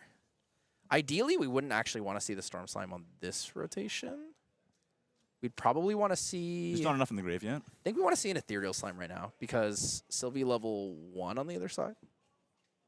But level 3 means that the Limitless Slime does get a buff counter on attack, so this is actually going to be a 4/5 now. Swinging in for a lot of damage. It's a 4/5 with floating as well, so it's very big. Yeah. Very, very big. Has a lot of potential to enable different things too. So if he decides to go for like a Verdant Scepter, he can sacrifice that and then get a floating from it. But it also is a card that, Limitless Slime, it infinitely scales at this point, and it's going to deal a lot of damage if it's not dealt with. That's why I just love the modality of it. You can sack it for floating early, or you can just like have it be a big guy. It's like I think one of the things that draws me to Slimes as a deck is just the versatility of each of the options that you have. Dungeon Guide for 1, we're going to see 10. Lethal presents itself here, actually. Lethal does present itself. Storm Slime for... Well, how much is in grave right now? I mean, if he has 4 cards in banishment, that's lethal. Yeah. Because it'll be Storm Slime for 4, swing for 5. Oh, yeah. No, you're not wrong. He has the Storm Slime. I think he's 1 short. We know there's 1 Storm Slime. Yeah. Oh, he just took 5 from it, so that's lethal. Yeah, that might Unless be he has GG. an answer. This might be the fastest slime game I've ever seen if he doesn't have the answer. 1 for Slime Eruption. Okay. He's going to banish 1... 2 down for it. Oh, so it is the Slime Eruption into the Immolation Trap. So he's using the Immolation Trap to kill a damaged ally. That's exactly what you called out earlier. Yeah. So when he banished the Immolation Trap the first time, he needed to keep that in mind. Like he needed to know that was a potential option. Wow. The tech ended up coming really in handy here, saving Stardust. So does he have 4 cards in his graveyard though? Because if he has 4 slimes in it or 4 animals or beasts in his graveyard, he could activate Gaia's and actually win off his top deck. That's true. So if he draws a Storm that? Slime here and he has the 4 down, that could have been the top deck lethal there. Oh, Level 2 Sylvie. yeah, we are going into Stardust's turn here. Does he have it? So Dungeon Guide's going to come out here. Surely he has a Dungeon Guide, right? Do you see it? I think it's I on don't the, see it, on the but right. it's looking like it's going to happen. I think it's on the far right of his hand. I'm looking I think with it's my the promo Specialized. Dungeon Guide. It is the promo Dungeon It Guide. is, yeah. He's going to save himself, but I mean, he's 15 damage down. It's going to be kind of rough to come back from this, especially without... So he's lost 2 Immolation Traps. It's very unlikely he runs more than 3. Exactly. I can't imagine 4 being run, and Slime Eruptions have been used already. The delta between the two, is it irrecoverable? Like... Oh, that is very unfortunate. So if you're unfamiliar with this, Dungeon Guide has a trigger that says you may banish 2 cards at random from your memory if you do level up your champion. He banished 2 and then attempted to play his Ethereal Slime before revealing his champion, which means he failed to find in his material deck. The official ruling on that is because he attempted to activate the card, he missed the trigger on the Dungeon Guide, so he doesn't get the level up. So at this point, he no longer has the level up and is forced to play from here. That is the correct judge ruling on it. And that means he doesn't get level 3 Sylvie this turn. That means he does not get level 3 Sylvie unless he has a Dungeon Guide in his hand. That feels irrecoverable That from this is point then. hands down the most punishing mistake you can make in a game. Yeah. Outside of like immediate game loss related things. Yeah. Well, now you have no recourse. Now you can't recover with Lustrous. You can't win with Storm. It's like And I mean, we're at a really high level of competition, right? Like you have to make these proper procedures. If I was his opponent, I don't think it's wrong or rude to say you don't get the trigger. You missed it. Yeah, exactly.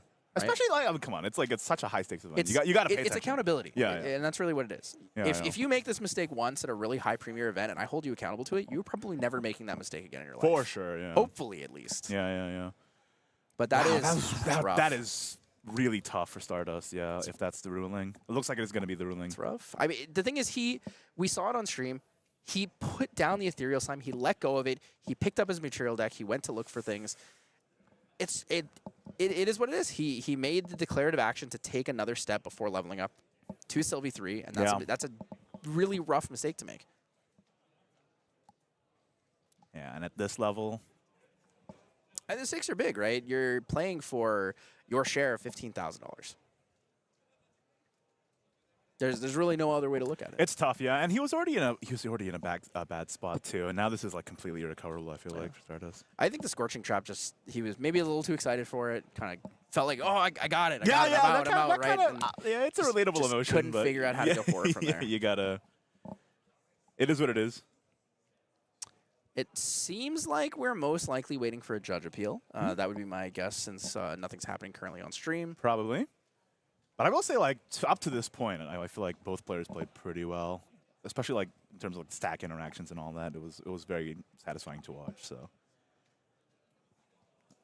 Yeah, this is what we're waiting for here. So we do have the head judge over. If it, the problem is, if you made no action, and you said, oh, I'm going to grab my level 3 Sylvie now, that's fine. But he made a very declarative action, right? If you turn your Dungeon Guide to attack, if you play another card, it doesn't matter what it is. Even if it's a card that can't legally be played, right? He can't play the Ethereal Slime because he's not level 3. But it shows that you attempted to do something. You attempted to make the next game action. And the next game action was not leveling up your champion. That is tough, but fair. But this one's for you guys at home. Don't forget to level up. There is always time to make sure you're playing cleanly and you're playing correctly. And it looks like that is the official ruling there. So not going to be able to get the level up here. He's going to have to pass turn. Yeah, this is completely recoverable from here, I believe. Like, not only was the delta between the banish the damage counters already insane, but at this point, with no level 3 Sylvie on the other side. We're going to banish the Horn of Beast Calling here, I think. Oh, maybe not yet. So Guy Songbird first. Very, very good one here. So what's we're off going the to be top? revealing off the top. One. Ethereal Slime.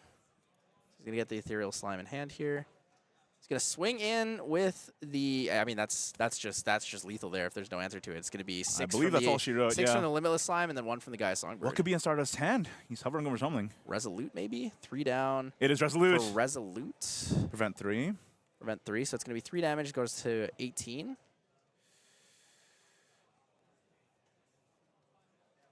It's close. I'd be a little Oh, surprised. 17? Yeah, I'd be a little surprised if there's no lethal here. I thought it was a 6-7 now. I guess it's a 5-6. My apologies. So Hornet Beast Skulling's gonna come down. It's gonna draw the card. If it's a Storm Slime, it's the W, right? Storm Slime does get over this. He's gonna play the Ethereal Slime. I mean, honestly, playing the Ethereal Slime for free is worth it. Was here. there still the option to get a Gaia's Blessing out here? I believe he has 3 beasts. Because the bottom one should be not quite, not an quite. Escape the Wreckage. Yes, I believe so. Darn. Oh, Blissful Calling. All right. Is Blissful Calling? He's gonna look for that Storm Slime there. Draw Can't until you quite find see it. if he has it.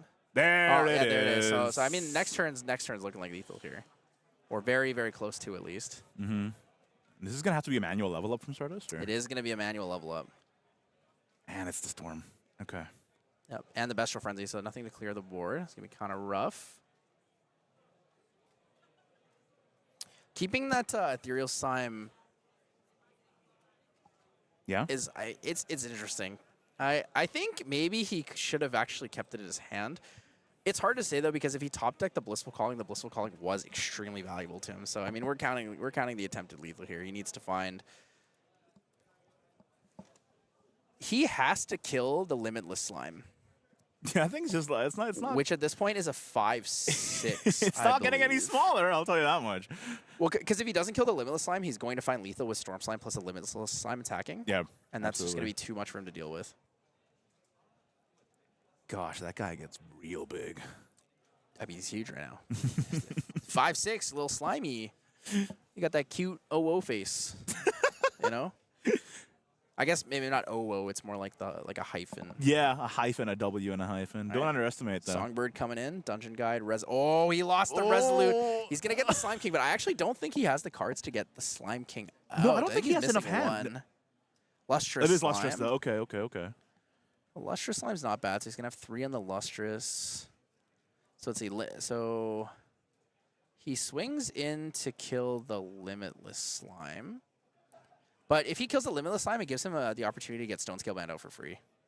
Oh, yeah, that's true. This is where it gets really tricky. I mean, it was already in such a difficult position. No matter what, you have to kill something. It's yeah, tough. you can't just leave this alone, though. So that's going to be Limitless Dead, I think. Is all damage to face? Wait, no. Wait, huh? Was that all the face? That was all to face. That's interesting. So Lustrous Slime is going to be a 4/8, which means the efficient way to kill it is probably... It's probably pay 2 for Storm Slime. Mm-hmm. And then Storm Slime target champion. Storm Slime swings Lustrous Slime. And then Limitless Slime swings Lustrous Slime, and then you kill with the rest on board. I think he has 1 short. So one off lethal. We know he has a Storm Slime in hand. It's 5 Slimes in Banishment, goes to 22, recovers down 19, and then needs a damage. So we need 8 damage on that. We're going to see...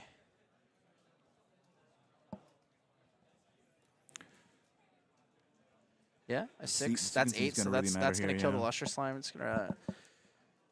Recover, yep, 3. Recover 3. He's going to take 3, go to 17. Storm Slime phase for 5, goes to 22, swings for 3, that's lethal. Yeah. I think that's it. Yep, he's got it. I mean, it's just too punishing when you miss the Dungeon Guide trigger, right? Oh, for sure. I mean, he was already in a pretty bad spot before that point, too. Like, the delta between the life totals was so wide already, and then that miss trigger happened, and it's like... I mean, that's going to be it. 2-0 for Normal Slimes. Normal Slimes with the Trisket. Yeah. Trisket Hey! really showing that she's clearly the best slime card you can have in your deck, right? I was surprised by how fast it ended up being. That's the thing. When you play against... like Fire Slimes, they don't have nearly as many defensive options, Yeah, right? no slime shields, no. Yeah. No Gather Slimes, no Slime Shield, so there's no recover, there's no block. No prevention, yeah. Because you can use it on your champion as well, right? To Yeah. block damage. It's like, he even had the Resolute for the 1 turn, but he just wasn't able to dig far enough into it. I mean, when you banish 2 cards, you go -2 from the banishment of the Dungeon Guide. You lose a card because you play the Dungeon Guide.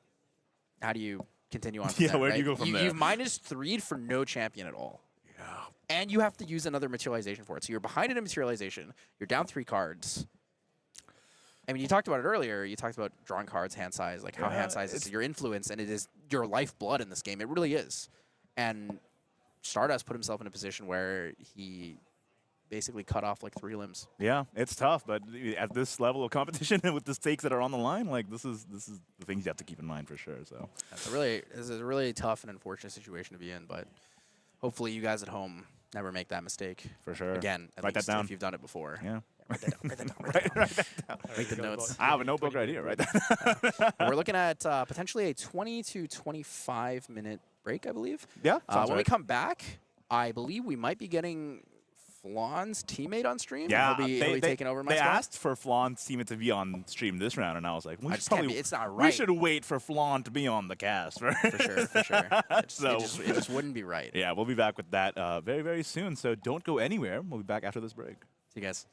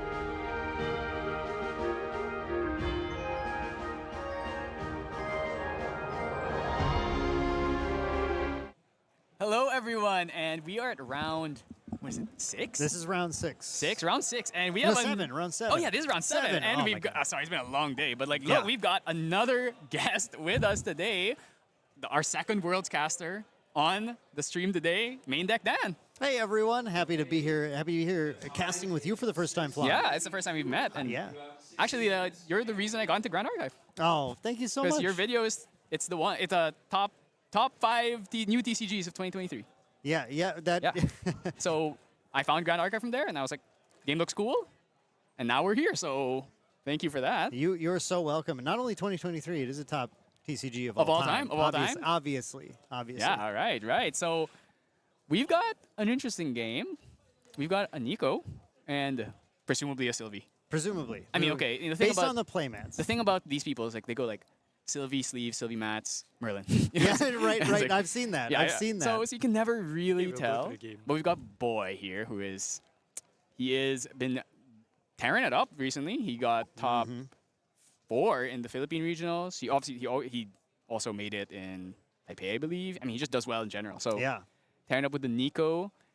Not playing the Quicksilver Gray, at least in Philippines he wasn't playing Quicksilver. He was playing on Ring. So the build's a bit different from the Singaporean Nikos. Sure. So we'll see. But if his opponent's on Sylvie, that's generally considered her worst matchup. It's not an ideal Yeah. matchup. It depends on the skill of the player a lot for Yeah. Nico. There's a lot of things that Sylvie can do to put roadblocks in the way of a lot of Nico players, and then there's a lot of things the Nico deck has that can play around that really well if they know what they're doing. The thing is, usually Nikos win when they can negate the first slime, Yes. that's why they play like Blinding Orb and stuff. But if the Nico knows what's up, they'll know that you're going for that, and they'll just play around it, right? So Right. But you can only play around it for so long, especially if you're not playing Viridian, which is not something most Sylvies are going to be on. So we'll see. Maybe, I don't know if he's also in Dustlight. A lot of people have been on Dustlight. I've seen a ton of Dustlight today. Yep. And I've seen a lot of Sylvie decks respecting it Yes, too yes. with the ears. You have to respect it. But the thing about water, you get the Dusklight out and they put the ears out, you have Fracture Eyes. Yeah, and yeah, even if you're Merlin, you have Disintegrate. Yep. You have lots of ways around it. Though I have seen games where Dustlight sits on field the entire game and the Sylvie still wins because they just have to wait till they have 15 banished slimes and a storm slime and they just win. Yep. So we'll see how this goes. Another thing is the dice roll makes a big difference whenever you play against Sylvie, really, just because if she hits level 3 first and storms you and you just die, it's Yep. especially against Nico. Nico usually doesn't level up to 2 that fast. As we were talking about earlier Yeah. in the day, the strength of slimes is that even your worst matchups are not that unfavorable Yes, to you. absolutely. Right? There's plenty of room for a slime player to get good draws, to outplay, to just find those outs even when the matchup isn't ideal. Looking back at the Philippine regional too, we saw a very intense matchup with Caben against Nico, where Yeah. if you only had seen that matchup, you would assume that Nico's a good matchup for Sylvie, right? Yeah, and the one game he lost was to a Tristan, and I think most people would say that Tristan is unfavored. Usually unfavored, yeah. Depends on the build, It if they're like on does. Magistrate or on Slice and Dices and stuff. So seems like he went first this game. So obviously Serene, I don't think anyone's really not on Serene anymore. It's just way too good. Serene giving you that extra pool of 6 health, letting you try and dig to your fractals. Rain, of course you have Icebound. Yep, And the big thing, you don't have to sacrifice water because you're Nico. exactly. That's why the decks I see play Serene, it's usually like Vanitas and Nico, or you're playing a deck that's like barely any of the element, like Xander's, like Luxem, you play 4 Creative Shock and that's it. Yep. Speaking of fractals, we have And do Storm of Thorns too. That is this is the kind of start that you're looking for with Nico. You want to get that fractal out there. He's holding on to some interaction, cards? some floating memory. I'm expecting just a backup charger. That's almost always the textbook play for Nico is Rain, backup charger. Yeah. Backup Charger has been such an interesting addition to the game, too, with the ability now for players to hold on to the two-cost cards to activate that are normally, you want to play them, but if you don't, you have Backup Charger available now for 3 cards. The math Yeah, really I works out. mean, people say it's GCR at home because it is. Yeah, it is. The divine relic of this set, actually. Yeah. And I think that impacts deck building in such an interesting way, too. Big Yeah, fan of so- that. Sylvie player getting a Sylvia- Baby Gray to start into Ooh. a second Baby Gray. Throw in two Lustrous. Lustrous is pretty strong against Nico. So Yes. Lustrous is very strong right now. in general. In general, And actually, yeah. I remember I was looking back at the release or like early days, and they weren't playing Lustrous. And I was like, why aren't you guys playing Lustrous? This card's insane. Yeah, I remember those early days and not playing Lustrous, and I don't know what I was thinking. And I also remember the Card's days where I was insane. playing Engineer Design, and I'm like, what was I thinking? Why was I playing Yeah, this? okay, I don't know what you were thinking. And I was like, oh, it's a beast and it's a slime. And I'm like, oh, wait, but bear's just better. Yeah. And then now it's like, oh, we just don't even play any other beasts anymore. We just go full advanced element slimes. You don't need that second card. All right, so is he going to attack with this? Oh, no. Oh, So we got he is not respecting Icebound Slam. That's a bit yeah. interesting. That is with two interceptors. I would say normally my play is to keep them back because you have to the Nico players to do an awful lot to try Yeah. and get a slam through at It's- that point. There are ways, well, it's especially when you have to play the backup charger in the prereq, it's pretty much impossible to get rid of one. Maybe like if you have to now you have to kill both of them and then next turn you go for the Icebound Slam. Or do you just slam anyway? Some people are willing to slam an intercept, but I mean Yeah. he doesn't even have to make that choice anymore because he chose to attack. Don't think that 1 damage on each of these guys is really gonna make that much of a difference versus the 8 damage you take from a slam. That said, you know, my guy is perhaps just angling at pushing damage as fast as possible. If you can take Nico out before Yeah, that's right. she's able to kind of build that floating memory and start to utilize it to gain the advantage in the game, then Slimes can burst like a few other decks right now. So if you Yeah. just close the game, there you go. And we are seeing probably the most important card in this matchup, which is Frostborn Paladin. Yes. You need to stick these, and they cannot die. Otherwise, you will really struggle. Wow, he had 3 Baby Grays. Frostborn against Slimes too, you know, I think another reason why the matchup can go Nico's way a lot more easily because the 3/4 body after you get to banish the floating memory is just that 4 health threshold is tough Yes. for and Slimes to get actually, through. looking at his hand, I don't think he has a playable slime because he banished the one other non-advanced element card in his. Oh my God! Wow, we're Yeah, going it's the to only, a I think it's DG for 2. this is the only playable card in his hand. Yeah, okay. So he has to do it. Otherwise, I mean, you get the draw, so maybe hopefully you can draw into something. Hopefully he gets the draw. Yeah, he put cards down. So there's no possible freezing hail right now to deny the draw. That would be cheeky, but All right, so 2 lustrous. Oh, yikes!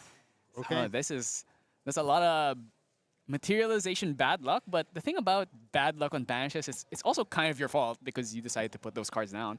For example, he didn't have to play double gray. He could have played 1 gray and then held the other 2. So guarantee he has something to play in the next turn.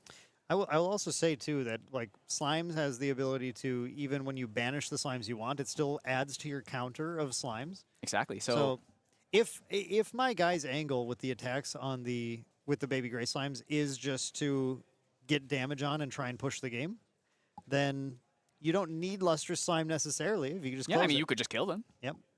So we'll see. We'll see what happens. But DG into 2 is If that's the only play you have, I get it. I think Yeah. he also has enough cards to play backup charger here, so Yeah. he's probably gonna back up and then hopefully he draws another DG. But we'll see. Oh wait, no, does he only have 2? This is- Oh, because he played the cake actually, so he only has 2 Oh, yeah, the cards. cake. So Yep. that's gonna be trouble. Then he might just go QSG, or does he have 3? He might have 3. So he did choose to not attack, but the Frostborn can just kill the Baby Gray, and then we go into Icebound. Ooh, Sea Sprite Diver. Yes, Boy does play 3 Sea Sprites in his main. Very anti-Merlin. Okay, losing Cerulean is unfortunate, but we can make do.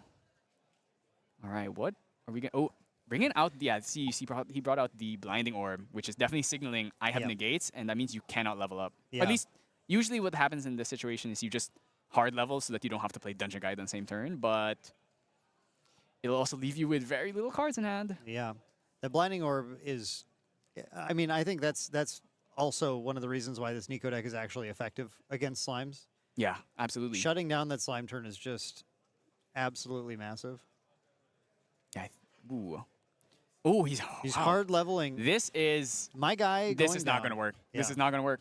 My guy is going down super low, but Wow, Verdant. I mean, I can sympathize with this, Flan. Yeah, yeah. From earlier in this event, I can empathize, I should say, with sometimes you just don't have plays, and you have to do what you can. Wow, he is playing a song. I mean, you probably don't negate this one. Actually, you could just play the Blinding Orb right now, or after he adds a card. He'll still have the. He'll have opportunity. He'll, though, so he'll, yeah. he'll still have the reduction up from Sylvie 3. Yeah, but he only has one card in hand, so if you play the blinding orb, if you'll just you- force him to put it down, so you can't even play anything. Yeah, yeah. Whatever slime he gets, unless it's a bear, he would be able to play.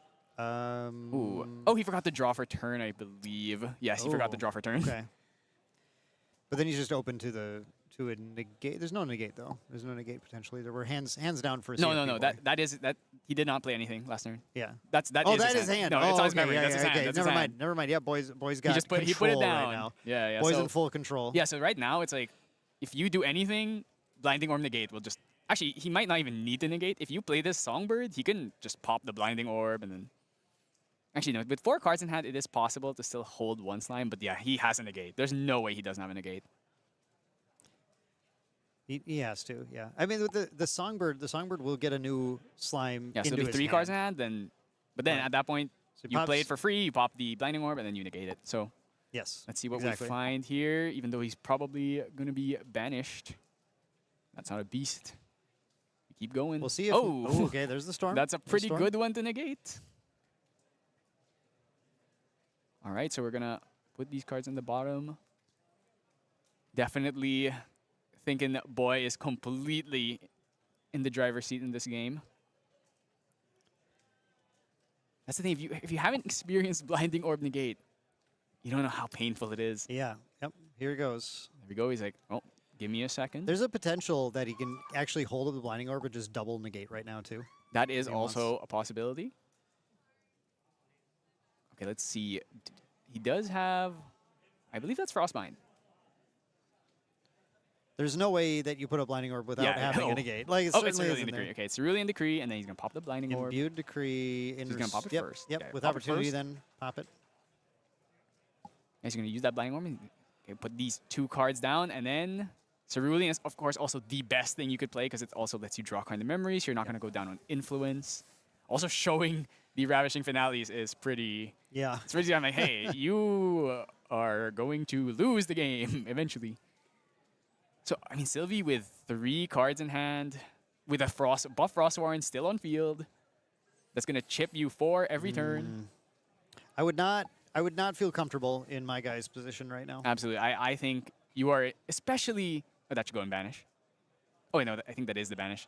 Some players, they flip it. Some people put the Yeah. banish on the bottom, some people on top. Yeah. So, just got to make sure everyone understands what's going on. Does it make me a savage if I just stack them all willy-nilly, or is it better Some to people, organize what them? they do is they'll put them in the same spot, but one is sideways and the other one's Yeah. and I find that really annoying. That's savage I'm like, behavior. that is it is pretty. It is pretty savage. I kind of think of another word. It's uncouth. Uncouth. Yeah. So let's see. I mean, we've already milled.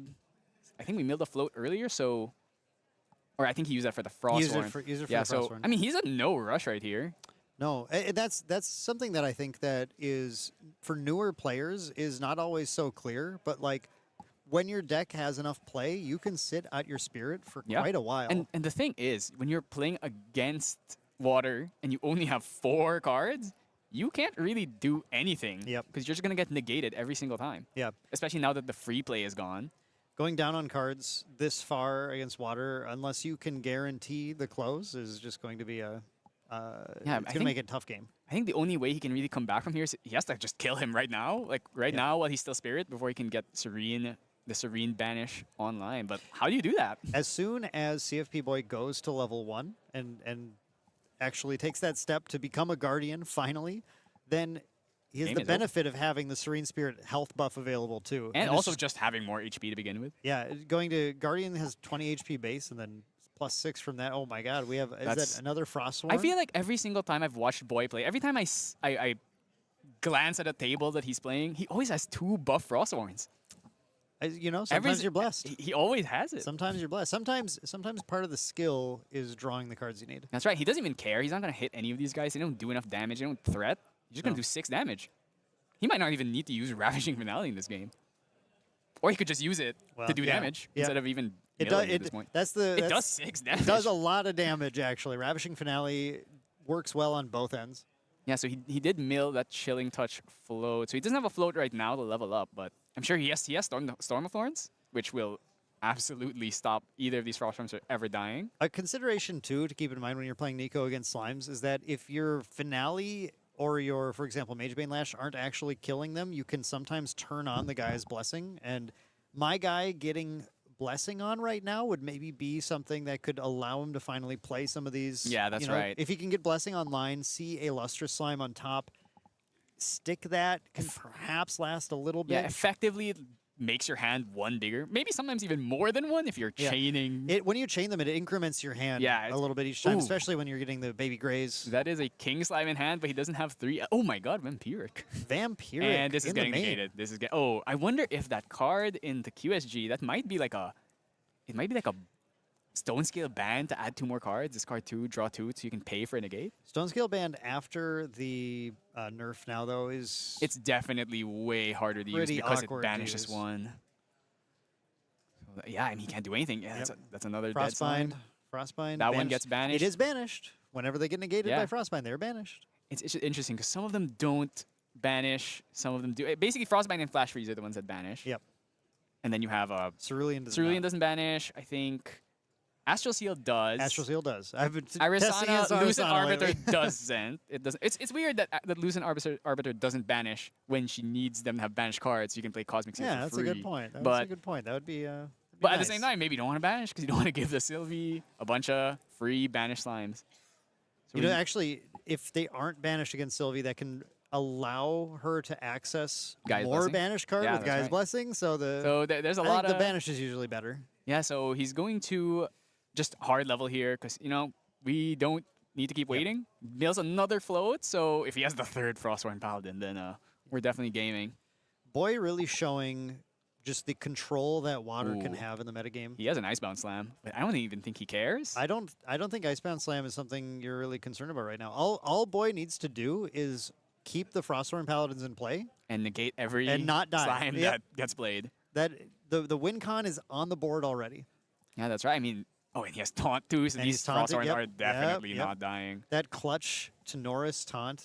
With Fractal, again, like we said right away, getting the Fractal Rain turn 1 is what allows you to actually fuel being able to just not play cards. And being lucky, because sometimes you just keep milling non-float. That is true. That is the one thing about Nico, is sometimes you're just not the best player in the 100%. world. Oh, is he going to Chilling Touch? I think he might Chilling Touch to lower his Chilling- influence even more. Again, Chilling Touch, this water card that seems like very innocuous. Seems like it Yeah, doesn't yeah. do a lot in the early game, and sometimes it's clutch in the early game. We've had plenty Sometimes of, you can deny a level up. Yep, the Rye matchups where you hit the the Rye, exact the Rye card, like, matchup, ooh. it was rough getting Chilling Touch as Rye. But when the opponent goes so low on cards again against water, Chilling Touch becomes actually a pretty potential game-changing card. Wow, he's hitting this. He's using Sea Sprite Diver. It's like, you know what? Get that slime out of here. This is exactly what I was saying, though. Again, like if that takes him from takes a guy from 3 cards, 3 Oh. animals in the graveyard to 2, which means it's that much harder for him to actually activate the Gaia's Blessing. Yeah, it and also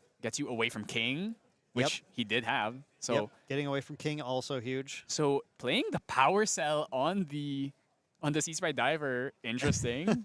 That's not something you see every day. Yeah. Well, why not? What else? Yeah, are we you know doing what? with it? If you don't need to keep another card in hand, you might as well do it.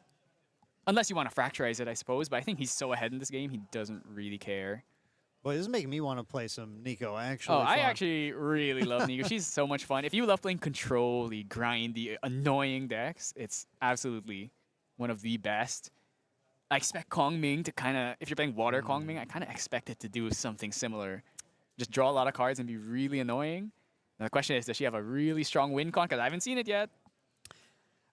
They've revealed a few cards over there that certainly are From the pushing. starter deck? Yeah. I think there are some win cons. People have been testing some interesting stuff. I'm Yeah, pretty yeah. excited. I think the deck's got some There's an potential legs. interesting card. It's a water spell that does 6 damage. I was like, Yep. it seems interesting. I don't know how good it is, but Have you ever heard of Bubble Mage Fly? no, Have you I heard of it? did. I was talking about that with my friends earlier. I'm like, or last night. I was like, oh, this does 6 damage, and then if you Bubble Mage, it's like 9 damage all of a sudden, and then you get Yeah. Safeguard Amulet. Yeah, it's pretty. It's like, okay, well, Yeah. Okay. Well. or you get Storm Thorns. It's like, okay.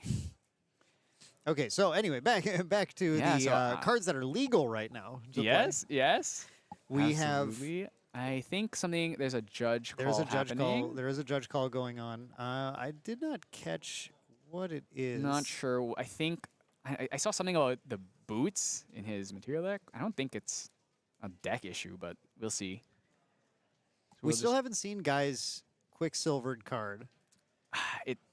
If it wasn't Stone Scale, then I have to assume that this is just Covenant. But It's in Guy's position. I would actually and maybe this is a weird choice, but I would be considering Horn of Beast Calling. yeah, Horn would have been a good choice. But you also don't have to QSG it. You can also just No, you can yeah. just but if you need your cards in memory right now, the thing Yeah. is it using it with QSG does a turn extension slightly because Yeah. you can put them down to play something, then activate, draw the card to potentially pay the cost on a negate, and then you still have that -4 for another or -3 for another beast Yeah, play especially afterwards. back in the day when Stone Scale Band was still extremely busted. It's still a really Yeah. good card, but when it was extremely busted, That's- they would usually put it when you're playing against Water. You would put Stone Scale so that you can pay Yeah. for something, or you can use it to add more cards in hand, so you can pay for something. So Yep. that's another thing. But yeah, I mean, no matter what it is, I think obviously Water has a lot of ways of getting around Covenant. Fracturizes a card, or you just hit over it. Yeah, I Covenant I wouldn't feel would be doing a lot of what you need It's right not. now. It's just delaying the inevitable, right? Yeah. Like you're gonna lose this game, so you kind of need to do something to turn the tides. And Covenant's not gonna be the card that does that. Following the nerf as well. Stone Scale is just you kind of need more cards Ooh. available to be able to Seems like activate it. That is a. I don't know if that's a concession or maybe a No, that's game a loss. it's a loss for my Not guy either sure. way. Either way, it's a loss for my guy. Either way, it's a loss. in So either circumstance. so hopefully we can see maybe a better. Definitely losing that gray and at turn 1 on the level 1. That was like the only. It was Dungeon Guide and gray. Only Yeah. playable cards in his hand. So he was just priced into playing Dungeon Guide there. Very unfortunate. Well, yeah, that can be really difficult. Today I had my fair share of openers that if you don't see, you only see one half of the Forest Cake Baby Green or the Gray Baby Escape. Gray Escape. Yeah. If you're only seeing half of those, you're just kind of digging and praying that you find the other part to be able to kind of like turn on your card advantage engine, and that is the way that Slimes is able to brick a little bit. Yeah. Slimes can be extremely consistent. But when you don't see those things, then that gives an opening for the opponent to really push ahead of you, which is exactly what we saw with Yeah. Boy, just establish control over the board, establish a recurring source of card advantage, and then sits back and just goes, well, I'm not going to let you play now. That's it. If you don't have a lot of experience against Nico, she can just feel unbeatable because you don't know what to do. Yeah. She's just sitting there, goading you to do something, and then none of it works. Especially against allies, she brings out Vapor Jet. Something's like, oh, I can't do any damage. Storm of Thorns, I can't do any damage. Against Sylvia's, I just negate everything you do. I mean, that's also why I think the negate Arisanas actually worked, Sure. right? Because Yep. it's like if you just keep negating slimes, it eventually gets there. And Slimes having so many Slimes that cost 2, they're quite easy. What's happening is that I issued a game loss. He called that he had a sideboard card in his material deck. Yeah, okay, I figured that's what. So we're gonna do a deck check on him. Yeah. Just to make sure everything's is correct before finalizing the penalty. Okay. But he got a game loss. We got a game loss already. And then you're gonna deck check him now, and then We're you'll gonna see do a what deck happens. check now, just to make sure, just a quick run through, make sure that there's nothing else Yeah. missing, All right. and then we'll resume the game. So All right, no probably about 5-10. Okay. Sure. If you want to swap back to the caster screen, if we can. All right. Sorry about that, everyone. We just got a report about what happened. So my prediction was true. I think he had the sideboard. Yeah, he had a sideboard card that was not supposed to be there, so he got a game loss. Because I remember when he was looking through his material, he like pointed at something. I was like, oh, okay, something went Yeah. wrong. This is why, guys, every time you finish a game, you should just fix. Like, of course, sometimes you just don't have time. Immediately, the next round just starts because you ended so late. But When you're playing Slime Mirrors, you can go Yeah. super. If it goes to game 3, it's very, very likely you're pushing all the way to time to close it out, unless someone gets really lucky on either end. yeah. And yeah, it's I don't know about anyone else, but for me, sometimes what I'll do is I'll pull out my cards I'm deciding, and then I'll pull out my sideboard, and then I'll put the cards I'm deciding back into my deck, and then put the sideboard cards back in. And like I sit down the next round, every time before I start a round, I double check. I look, was I actually thinking when I did this and put the Yeah, cards in the right sometimes. place? Sometimes you're just being careless, right? Yeah. You're just not thinking about it, or you're just rushed because the next round's immediately starting. Oh, I can't be late. I don't want to waste time, and then you just end up. Oh well, sorry, you get a game loss. I mean, that's just how it is. It's something that happens to everybody. No, and it happened to everybody me. experiences It's it, happened to me. It's happened to everyone. I think everyone. The once you experience it one time, hopefully, hopefully. I would like to say that I experienced it once and never again, but I wouldn't say that's 100%. Well, definitely. Like one true. of the members of TrueSight, one of my teammates, considered probably like the best player. At least last season, he was considered like the best player. Like, he does it all the time, and he's gotten game losses over and over again because of it, and yet he still keeps doing it. It's just some people, they're just not really like always paying that much attention, or they're so focused on the game and other things. But yeah, that's why try and make it programmatic. Just like once the game ends, immediately just decide. Actually, I like to use the dividers that they have in the Rico decks. Yeah. I use that to divide the sideboard and my main deck just so that I can always tell where everything is. Sure. So I don't know, just find some way so this stuff doesn't happen. Because it's really unfortunate to lose a game because of something that, like this, right? Yep. So what's happening now is my guys just getting a deck check, and it's just to make sure everything's where it's supposed to be. Then they're going to sideboard and go back into game 2. Now, going into game 2, having experienced that game 1, what, Flan, do you think? What is my guy's kind of priority? What's he looking for to try and turn this match around and take it? Because, like we said, Sylvie's certainly capable of doing that.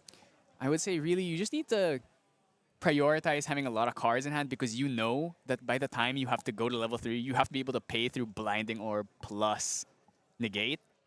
So I think it's okay to take it a bit slow, maybe go backup charger earlier, try and set up a baby gray escape. So maybe against water, you actually just want to go baby gray and immediately escape it because you don't want to risk it getting frostbound. So there's lots of things you can do. Obviously, Viridian is probably not coming in because it's a card that Sylvies just do not play. Very uncommon. I actually did put it in my deck at some point just because Aren't you smart? water allies are and Nico's, they exist, even though I never run into them, but they exist. Yep. So it never actually comes up, but especially now you have to make the choice. Do I put ears in? Do I put Viridian? Yeah. Do I put this and that? So that's like the really hard part about the new sideboarding rules, where now material deck cards cost 3.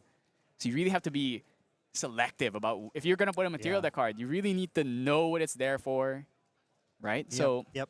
yeah. And a lot of Sylvies now are running Boots main. yeah, no, most of it are running boots. I think that's the common standard. thing to do, just because Sylvie's everywhere and it gives you an out to other Sylvie decks. And Merlin also is incredibly good against Merlin. And Merlin, yeah. I mean, half the metagame, Is effect damage, Boots yeah. is a useful card against.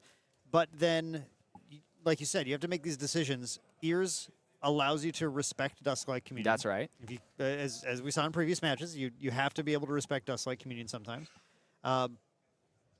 Where do you find room for Viridian after that? Because then there's a bunch of There's main also board Nullifying cards. Lantern. That's another card that Nullifying, some people play. Yep. Tyrant Ring, maybe. famously Some people play that. Caben's listed Philippines. He had the respect. He didn't play King Slimes Yeah, that's on why. his own. I think that's the Slime- reason why he plays the Nullifying Lanterns, because he was already not playing King Slime to begin with. Yep.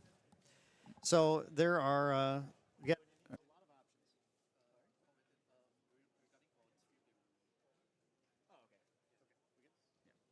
All right, sorry. No, They're it's just all good. informing us about things. Yeah, so I definitely feel like Sylvie is a deck that most of her material deck is so set, you don't usually need to change, but it's usually boots.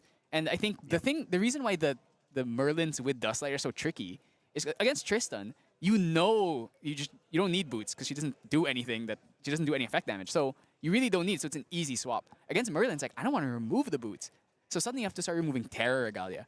And it's like, which one do you choose? So Caban, I notice he removes Verdant Scepter. Yep. Which is interesting because against Merlins, I like to bring up Verdant Scepter. Right. So That's the thing about the Merlin matchup, is that it's a matchup that can almost just as easily go short as it can long. When it's going short, you don't necessarily need Verdant Scepter. You just storm, they're dead. But when the game grinds, Verdant Scepter is insane because you now suddenly can match Merlin's draw by drawing every turn, and then you're buffing everything, and she's gonna have a hard time getting rid of stuff. It's almost like you have to sort of predict how your specific, not just how the matchup goes, but how this specific game is going to. Like, is it am I gonna going be to have the fast, hand that goes slow? fast or slow? Okay, it's likely going to be a game loss. Ooh, okay. So, yeah, so we're still they're still setting everything up here. Still doing the deck check. Yeah, they're still but deck extra checking, cards are so found. probably gonna take another like maybe 5 minutes. We'll Yep. see where this goes. So we're just gonna vamp here for a bit. Yeah, it sounds good. Yeah, so let's talk about A and B. Yeah, okay. What We can talk are more about you? that now. What are you most excited for? Yeah, AMB, man, is Mortal Ambition is looking really, really, really fascinating. Actually, I'm trying to encapsulate this in just a quick statement, but like Kongming, as we were talking about earlier, I'm extremely interested in as a character who is very more on the more complex end to Yeah. play, requiring foresight, multiple turns in advance, deciding how to shift the winds every Yes. turn to be useful that turn, and then the next turn. Yes, and then you have to think about once you hit level 3, you can start like, especially the 0-cost spells like Terracite or the 3 visits. It's a crazy card in that deck. Where it's like, oh, Yes. I get to activate this 3 times across multiple turns for free, Yep. right? But I don't want to count out Jin. Jin is interesting. I'm a bit tempered on him because I'm like, oh, he's just gonna get fireball in his end phase. But I need to see like a crazy attack card. If he has an unblockable heal X deals the damage dealt attack card, I think he's gonna go crazy. But The fireball thing, I understand, but often the decks that are fireballing are trying to go a little longer. Yeah, that's and right. Jin's potential to kill you before then is extremely high. yes, he does Like, a lot of damage. he is a big Jin's level 2, just to be able to attack and then wake up and then do it again. and then give buffs to things that are on field. Yeah. So it's a huge. I think he's actually going to be the fire aggro, or will be either wind allies or fire, like the rending flame aggro decks on Jin are actually going to be crazy, just because you get to swing with a buff, like throw a rending and then restand, or you can maybe like put a buff like a hone by fire, or maybe like one of his new pole arm buff things, and then you can swing 2 times and get a ton of. Actually, the Dragon's Dawn card also looks insane Yes. because suddenly you get to swing, draw a card, plays attack again. You also do a bunch of damage to yourself. So if you do hit level 3, suddenly you're set up to get all these advantages from all of your Exia cards. That's the thing I'm most curious to see, because typically what we see in this game is fire aggro decks are ignoring level 3s. That's right. That's right. That's not the common thing to do. But Jin's Exia package at level 3, in my opinion, it's looking like one of the more competitive advanced element packages. We haven't seen, I don't think we've seen one that is as sort of like robust as this since, maybe this is a bold statement, but maybe since Crux, right? Yeah. There are a lot of cards that are generating value. There are some major, huge, like Recover 8 slapped onto a I card. think that against like aggro decks, first of all, you're already not killing him. Like you can't. You literally can't kill him. You can't kill him that turn. on his end phase. Yep. And then he's gonna suddenly get 8 life from his Berserker's Blade. Then he's gonna heal 8, and then Yep. I don't know. I feel like, especially because he's a warrior, he can play Flame Sweep if he wants. He sure He absolutely can. So Yep. I'm definitely looking at like some like aggro stuff, but I also think that we'll see if there's potential for like a more level 3 focus build. Like a big red Yeah. deck. We do like a fire deck that is playing Exia cards. We got red on both sides, right? And the goal is just control the board, get to this level 3, and be unkillable, and be recovering a bunch of damage and generate Drawing value cards every Yep, turn. Generate a bunch of extra value, and then guess what? Fiery Momentum, it does 30 damage now. It That's just kills right. you. It's just one attack. Yeah. That's all you need to do. And that deck, a deck like that could also randomly spike games on level 2. Oh, And just be like, absolutely. momentum. Okay. Or you just Game you over. like level up, rending, restand, attack again. You know, there's so much. Especially, I think that spear is going to be really huge just because it does so much damage and Yeah. it lets you filter. So it's like having hasty on a weapon, right? Yeah. Yeah, So- I don't want to undersell just this idea of like we already have Merlin decks and we've seen Lorraine decks in the past that do this kind of thing where they're erupting. For example, Yeah, erupting things erupting. where it's just going play stuff, draw, sack Mm-hmm. it, draw. So the point where you level to 2, you can still have like 8, 9 cards in hand, whatever. And that's where you just go, okay, fiery momentum, and restand, fiery momentum, you again. And if you have guys on field, suddenly they're going to get +2. Yep. Yeah, And- so I definitely see a ton of potential in that. My main concern with at least more level 3 focus builds is he doesn't generate advantage from his level 1 and 2 the same way so that. we have a ruling. Yes. Okay. Oh, sorry. So One we're gonna get a So update on what's there- happening. It's a game loss. There were extra cards found in the deck box sleeved the same way as his deck. So it's another game loss. And the game Okay, will end. all right. So unfortunately, all right. So the update is he had extra cards in his deck box that had the same sleeves, which is not allowed. Actually, you're not allowed to have extra cards in general. But if they're in the same sleeves, it definitely could potentially indicate that maybe there's some shenanigans. So they're just going to give him a game loss. Obviously not accusing or anything, but this is just the rules. This is how it works. That's how it works. This is why don't put extra cards. If you open your packs, especially, that's the thing. Is like people often like, oh, I got packs for entering. I want to open them. Yep. Don't put them in your deck box. Put them somewhere else. Find someone. Get them in a binder. Or I always something. bring a second deck box with me, and I shove all my extra stuff in there. Keep my one deck box clean. Yes. You always have to keep your deck box clean. So yeah, unfortunately, that's just a game loss. So he lost game 1 because, well, he was probably going to lose either way, but he loses it from the sideboard issue, and then now he's going to lose it from the. Yep. And that's the match. Yeah, I mean, That's the match. Sorry that your guest appearance is going to be on a match that ends on a double game loss. But yeah. That's too bad. I did get to gush about Jin, Yeah. so that's cool. I'm looking forward to that. But Yeah, so maybe we can have you on stream some other time, or like on day 2 potentially. There's I still a lot will be more I will games. be available. Yeah. I'll just say. Yeah. So thanks a lot for being on the stream. Yeah, of course. Yeah. So Blonde. yeah, nice Been meeting fun. you finally for the first time. And Yeah. Yeah. So guys, this is round 7. There's 2 more left. 2 more. We got Yeah, the numbers right this time. Yes. 2 more. 2 rounds more left. left. We are gonna end probably around like 9 p.m. So Yeah. yeah. So definitely keep track of the Omni. Check if your favorite players are still in the running.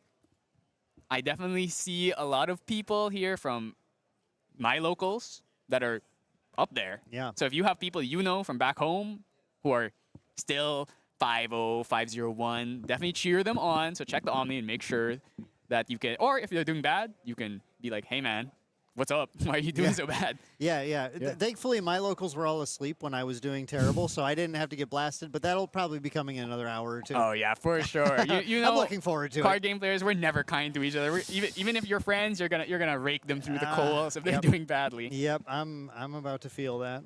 All right. So anyway, thanks again, guys. So we'll catch you in probably about 20-30 minutes for round 8. See you then. Yeah.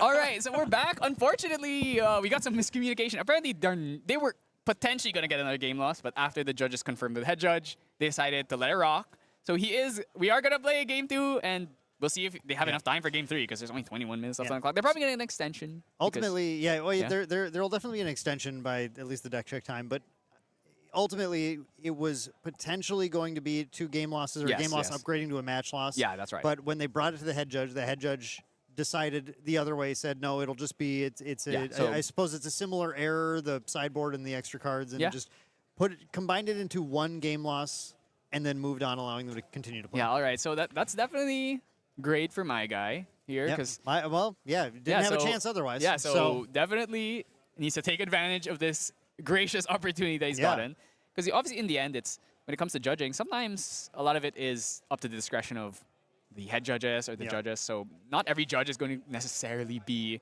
as gracious. So definitely when you're given this opportunity, don't waste it. Yeah, and a choice like that from the judge perspective is not always cut and dry either. Yeah. So you can definitely contest these things. I've definitely seen my fair share of interesting rewinds or like trying to fix game states that are maybe a bit unrepairable. Yeah. But I think in the end, the judges just want to make sure that everyone is having a good time. They don't want to ruin anyone's day. Good time and a fair time. A fair, Those are yes. the two important Yes, sides. yes. So we are going to go to game 2 here, and I imagine my guy's just going to choose to go first again because... But my guy better go first. Yeah, I mean, you need to... We were talking about this a little bit. Like, what does my guy need to do in order to win this? And as you said, Flan, I think you were spot on. My guy is going to be looking to level, but not too fast. Needs That's to right. draw cards and level, manage both of those at the same time. If he can get to 3 and has a sizable hand, Yes. that's when he can actually play the game. But if he doesn't draw those cards as he's leveling, which is what he kind of wasn't able to do last time, then it's going to be a repeat of game 1. All right, so we got a gray. I think he had 2. Yeah, okay. So Gray it's with 2 slime eruption, weapons. eruption. Yep. Hopefully he has a baby red. That would be pretty good right here. Baby red is definitely what you want to see right now Yes, for my guy. I think. Does he have 3 grays again? Oh no. There's a limitless in hand. Yeah, so at least. Okay. Man, this is a hand that wants baby red so badly. Yes, this is 3 floating cards. It's gonna reveal the same things, and it's lustrous, slime. Yep, have a lustrous. Okay. So- maybe he can hold on to the lustrous this time and resolve it. That would be ideal. A big thing again is I think he put down all his playable cards. So I think there should be a gray and a limitless in there. So hopefully, no matter what, he has something, even if it is limitless. I would say limitless is, as much as I like that card, it is not a playable card in a lot of matchups.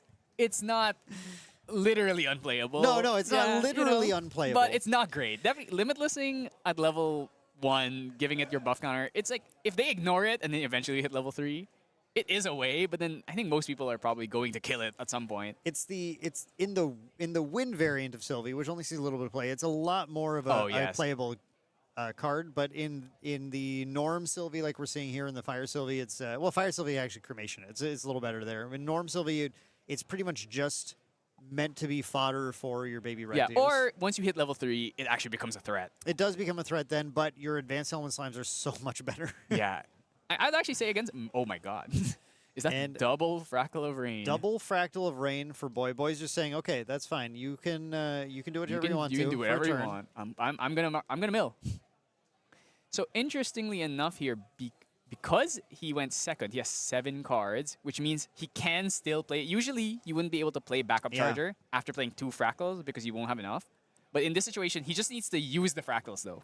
So essentially, it's like you're giving up the 2 fractals for that turn, but you still get to play the backup. So So my guy respecting what happened Ooh, last yeah, time. okay, Going he's for going the for backup backup. charger. Yep. Which saying, okay, I don't want to do that again. I want to have cards in hand this time, so I'm going to make a power cell. Going to just draw a card into memory. also respecting the potential for like Icebounds by leaving these up. Actually, if anything, you could have attacked this turn because you can't Icebound on your first turn as a Serene Spirit. Maybe worried that he's playing No, Fragment. he couldn't or- attack because there was no spirit to attack. He went first. No, I'm saying that. This turn. Yeah, Excuse so me. he Yeah, actually, yes, oh yes. yeah. So actually, no, you're right. He did go first. So Yeah, so let's see. If he's gonna attack again, then he's still not disrespecting. Ooh, that's Has the turbocharge. yeah, that's good. That's beautiful. good. All This right. is Now this is a good This start. is the start. This is the start my guy wants to see against Boy. Boy dropping 2 fractals now. 2 fractals obviously really good, but still requires that Boy actually mills the floating Yes. memory. If he doesn't mill Right. float, or if he mills class bonus float, And if he doesn't mill float, just having 2 fractals down is not. It could have been a more usable card in hand. yeah, that's right. So Right. let's see. Oh, he's Okay, just go in. Just go I in, don't just care. go in. I don't Okay, care. fine. Slam me. Yep. Now the thing is, if he wants to play the backup charger, he is gonna have to use these 2 fractals, and because of that, he's effectively gonna be down 2 cards for that turn. So Yep.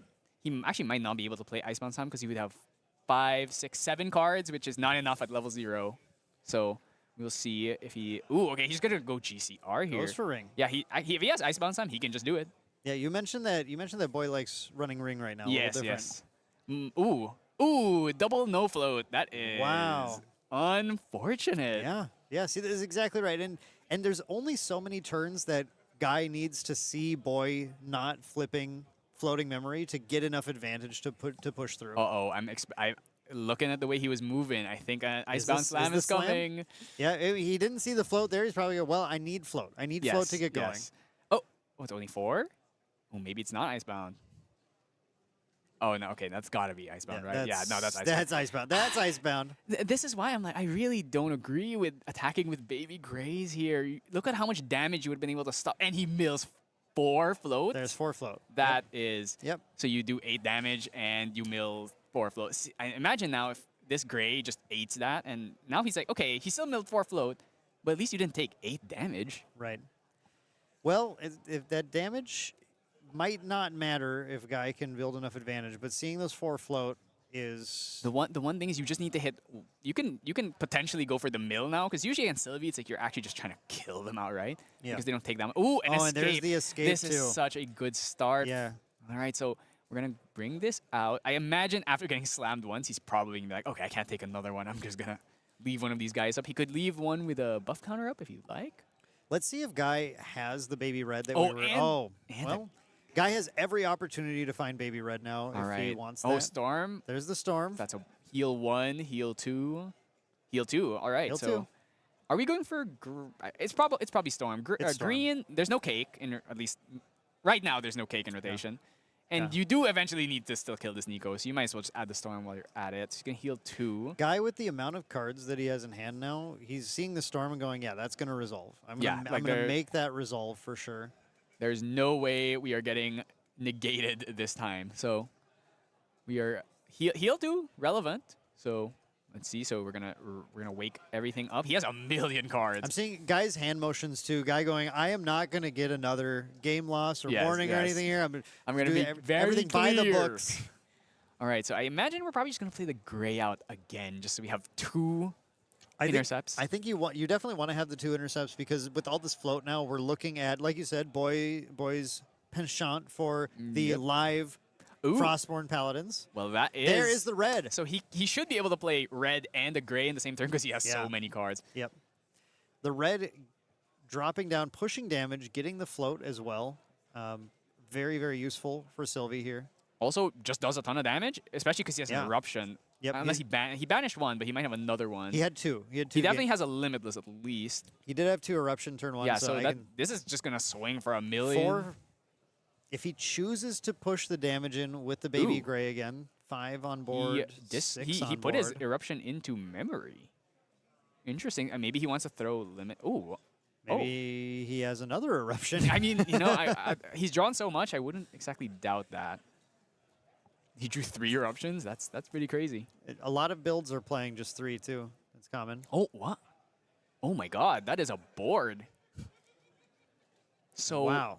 no And baby negates. blue. So well, actually no, I was Icebound Slam, so there is no option to negate here. This was the perfect turn to kind of go all out. Oh, the aggro is happening. Aggro with the interceptors too. You definitely have to leave 1 up though. Well, we'll see. Especially with the baby blue, We it have the also on-attack makes it trigger. very hard to kill things. Does he have the float though? I feel like he put all his float down. But there's just no way, right? I wow, feel like that's the he's- case as well. He's skipping his on attack. It seems. Okay. It's a route I'm not used to seeing. Yeah, I mean, he definitely had it, so I don't really know why he revealed them from his baby gray. So, Yeah. all right, so just gonna elect to not use the on attack here. The on attack would push damage. It would as not well. only push damage, it would put a float in, and It's an interesting that would have map. been massive value because you're definitely gonna get 1 draw this turn because there's no way Inigo is killing 4 slimes with a baby blue. Now with the on blue field. out there too. No. Exactly. So I don't know. I definitely feel like that was a misstep there. I see no reason not to go for it. So my guy could be trying to protect cards in hand from banishment. Like it's very Oh, common just to start by dropping Limitless and Eruption because you are totally okay with banishing those in most circumstances. Maybe worried about Sea Sprite Diver, but at the same time, Yeah, I mean, that is one thing. That's an important thing to think about. That Sea Sprite is a card that Boy revealed in the last match, and going, I'm not going to give you an opportunity to banish this. But it's not like Merlin, where Merlin banishes it and yeah, gains it doesn't advantage from get it. anything from that. It's really just getting rid of a card that you are really only want to banish anyway, and replacing it with a new card that Yeah. might be a Storm Slime, might yeah, be the an thing Ethereal about Slime. it is like if you attack with the baby red and discard something normal, even if it's not a float, it's still technically card neutral. You just Yeah. replaced one card with another card. Exactly. If you throw a float, it becomes a +1. So in this situation, even if he Sea Sprites it, it's kind of okay. Yeah. So Boy going, okay, well, that was a lot of damage. And by the way, we should mention that my guy did, in fact, Yes. leave up the Interceptor and the Baby Blue. We for cannot let it protection. So happen It was not second time. full aggro. Yes, it was yes. it was an appropriate amount of respect being applied. Now, Boy is not going to be able to Icebound Slam and get rid of this Interceptor in the same turn. Not with the current status of the game. Yeah, so he's looking at that Baby Blue. It's like, okay, Let what does me this guy double do? check this. Yeah. Nobody plays this card. Baby Well- Blue, a great card to shore up your slime count and occasionally kind of a useful The thing. moment they release a better slime, Yeah. though, that guy's getting cut out. Yeah, he's gone. He's gone. He's gone. So there it is. There is the Frostthorn There's Paladin. a lot of float. There's a lot of float here. Plenty you of can float to easily use here. all of it. By the way, the Fractal Rains did not mill more Yes, float. they milled Cerulean Decree, which is actually a card you kind of don't want to lose. You kind here. of would prefer to see that card. So we are gonna play. We're just gonna tap the Baby Blue just to give prevention. Yep. Here, so we're gonna Preventing the 2 damage Yeah, to so- the Baby Red, which means that the Frostthorn's only dealing 3 to it now. It's not taking the Baby Red out. No, I think he attacked the Baby Blue. No, he attacked Baby Red. Marked. They had just marked 3 damage on there. He marked the 3 damage and used. Oh, but no, yeah, no. what did yeah, Blue no. do? He attacked Baby Blue. Well, there. why did he mark the 3 damage? On? Oh, that's like the damage prevention, I think. Oh, Yeah, just 'cause- just because, just the Baby shield. Blue gives, oh, yeah. okay, yeah. Oh, that and he makes- he loses 2 of the float. So I guess now that the Baby Red lived, Never punished is what that is. No, but I feel like you actually want them so that when you now the Baby Red lived, so you could have swung 2 Yeah, times. okay, and- that's fair, Yeah, that's I fair. don't know. Like I definitely feel like he should have thrown that float away. I really just don't see a reason not to do it. Especially with the way he sequenced his turn, there was no negates. Because one of the issues with Baby Red is like you need to. It doesn't go back to hand like every other slime card. It goes into memory. It's Yep. like why Baby Red feels kind of balanced, right? Yep. Unlike all these other insane It cards. feels like a solid and fair card. And there's the dungeon guide. Yep. There's no blinding orb. There's no blinding orb. No orb. And I don't think Boy has enough cards to play double negate here, so we'll see if Now Boy does have a lot of cards in hand though. he need to have 6 if he wants to play double negate. I think he probably has. Oh, actually no, he does have 6, so he can play double Yeah. negate here. So it's a bit scary, but at the same time, you have 4 dudes on field. So maybe even if he negates it, you're kind of okay with that. Storm Slime, not usually the slime you want to see this early on, but Prefer usually to start with an ethereal or even a lustrous. lustrous potentially in this situation. Yep. Yeah, but it seems like it's okay. 1, 2, 3, 4, 5 perfect all slimes. That's how you do it. I do see a Cerulean, I believe. I don't think he has 2. Oh yeah, he has 4 cards, so we can actually play for double negate. This is really interesting. He chose not to play Ethereal here. Yeah. I guess he just wants to push the damage. Well, ethereal replaces itself, so you can normally do both. You can usually play. Usually playing Ethereal lets you play the other slimes in the Exactly. same turn. So, but obviously you still have to respect the negate. But so I can't see it. Maybe if my guy has multiple storm slimes, that might just be the. yeah, but the it's gonna math. be hard to play into the negate though if you're gonna go all in there. Sonorous taunting damage so that Frostthorn Paladin is not going anywhere this That turn is unless correct. the Storm Slime were to target it with the on-enter, but very unlikely that is the situation. I mean, I definitely don't disagree with Storm Slime on allies, but not in this matchup. I think this matchup you just gotta force it. Actually, if anything, if you can get the Serene Spirit now, that would be great. Yeah, if you get the Serene Spirit to pop and then shut off any future water for the turn, Yeah, that's right. So for this turn, and then next turn currently forcing Boy to we go to have Nico. 5, 6, 7, 8, 9, 10, 11 damage on board. So not in, well, if the Storm does resolve, it's enough to force him to Serene here. Yeah.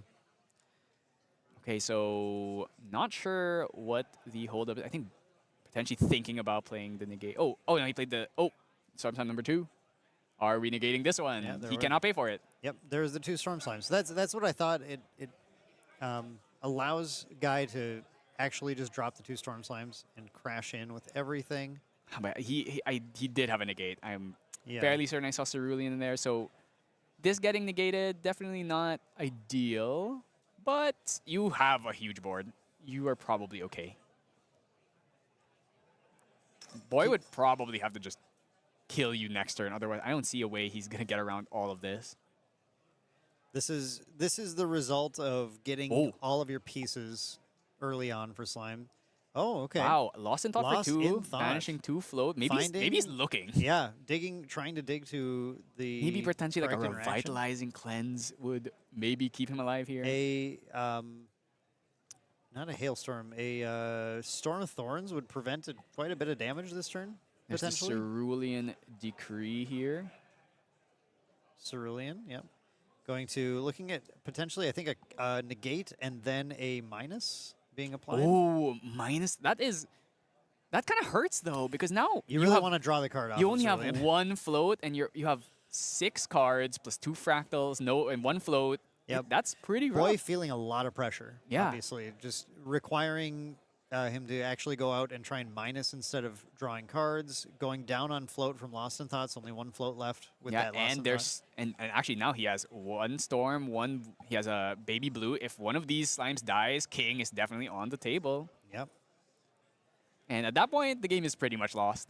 King dropping with the Storm Slime under it will make. I don't think Boy has an out at that point. Yeah. I mean, you You have to build, basically build a lot of defense before you go in, but that gives guys so much time. yeah, and at this to find point another he can kill. go QSG Covenant. Yep. And is he gonna attack with his? Is he gonna leave 1 up? I think he's probably gonna leave 1 up. 'Cause you're probably not killing this turn anyway, so you don't necessarily Yep. need to force the Serene right now. Gonna swing for 5, and he's just gonna leave this intercept up. Leaving the 1 intercept up. Yep. I agree wholeheartedly with that. You I don't. It's okay. I Leaving, could definitely leaving 2 up allows you to actually respect that Frosthorn Paladin in play. And it also lets you get around things like smoke bombs. yeah, Yeah, so currently only 4 cards in hand. So next turn, hopefully, no negates. But he will have 5 cards, so he can still play Slime plus play for 1, just Yep. 1. But at the same time, you actually don't even need to do anything. You could just swing face. swing face. You got a board built. There's a million guys on field, and Nico not known for her ability to clear a huge board, unless they're playing Tidal Sweep, which is a card. The title sweep. We've seen a little bit of that.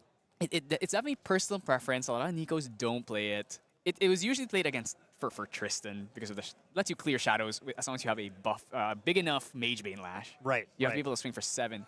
But at the same time, Nico already kind of beats Tristan without that, so do you really need it? I don't think you do. Yeah, exactly. I don't think you really need it. So it's going to be more for allies. But the hard part with that is obviously it's so expensive. Yeah. Yeah, it's been making its way out of a lot of Nico lists as well. Well, early on, it was seen a little bit more. It is also a non-class. It's class bonus float for a class that you don't play, so it's effectively not floating. Right. So it doesn't exactly fit with the rest of the deck. That's why I've seen some people play Lorraine into Nico, which is That is a spicy where they'll go like interaction. They'll go like Lorraine 1 Bulwark. They'll bring up Bulwark start and then level up the Nico, and they'll try and get a title sweep off or something. Yeah. It's weird, but I kind of like that route actually, because as we saw in that first game too, you can just sit on Spirit. It's like your class isn't actually that important Yeah. for what you're doing. So going the Lorraine route can unlock some interesting options. yeah. So let's see what he's got here. I mean, at this point, I don't think you can really go for a Ravishing kill. You don't have nearly enough float to level and use Ravishing, because of course Ravishing needs to banish 2 float for cost. Yeah. Yeah, we need a lot more float to be seen. We haven't seen the triggers for the fractals yet. That Yes. you know, a tricky thing Boy has to do is math around what's the potential the for these potential fractals to mill. hit. I mean, they've kept missing, so you're due, right? If you've got that gambler's fallacy, That you're is due. the gambler's fallacy, absolutely flawed. We do not recommend subscribing to that, especially if you're paying money to gamble. But Ooh, okay, so we're going for the Nico here. We're gonna banish just going for it, just one. going to lose a card. Yeah, so for the we're Nico. yeah, but if he mills 2 float, he could go for Ravishing, but he can like swing into Baby Grade, go for Ravishing, but Ravishing would hit for 12, which would put it would mill 24, Okay. which is not enough. I'm sure Sylvie still has more than 24 cards, and he didn't even mill 2. So Hitting, refracting one. on the level, then yeah, one float, a Lost in Thought, and then an Icebound Slam. yeah, so what is the plan here? I mean, you have 7 effective 13 with the Serene, which currently there's 5, 6, 7, 8, 9, 10, 11 on board already. Pretty much any slime can do it.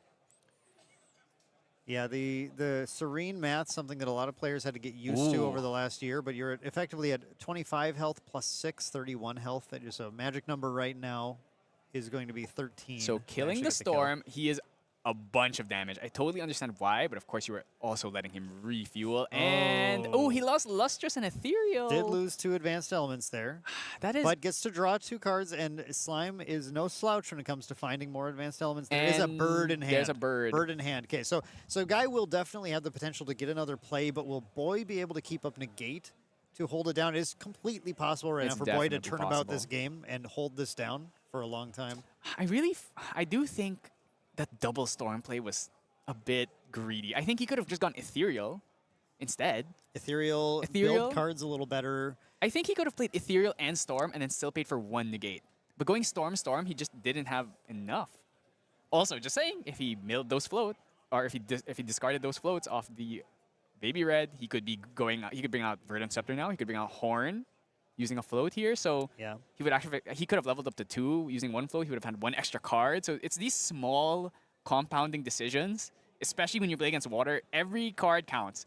Losing even just 1 is the difference between your Storm Slime getting negated and you being able to pay for everything and then just killing your opponent. Yeah, exactly. So we're gonna go Bird here.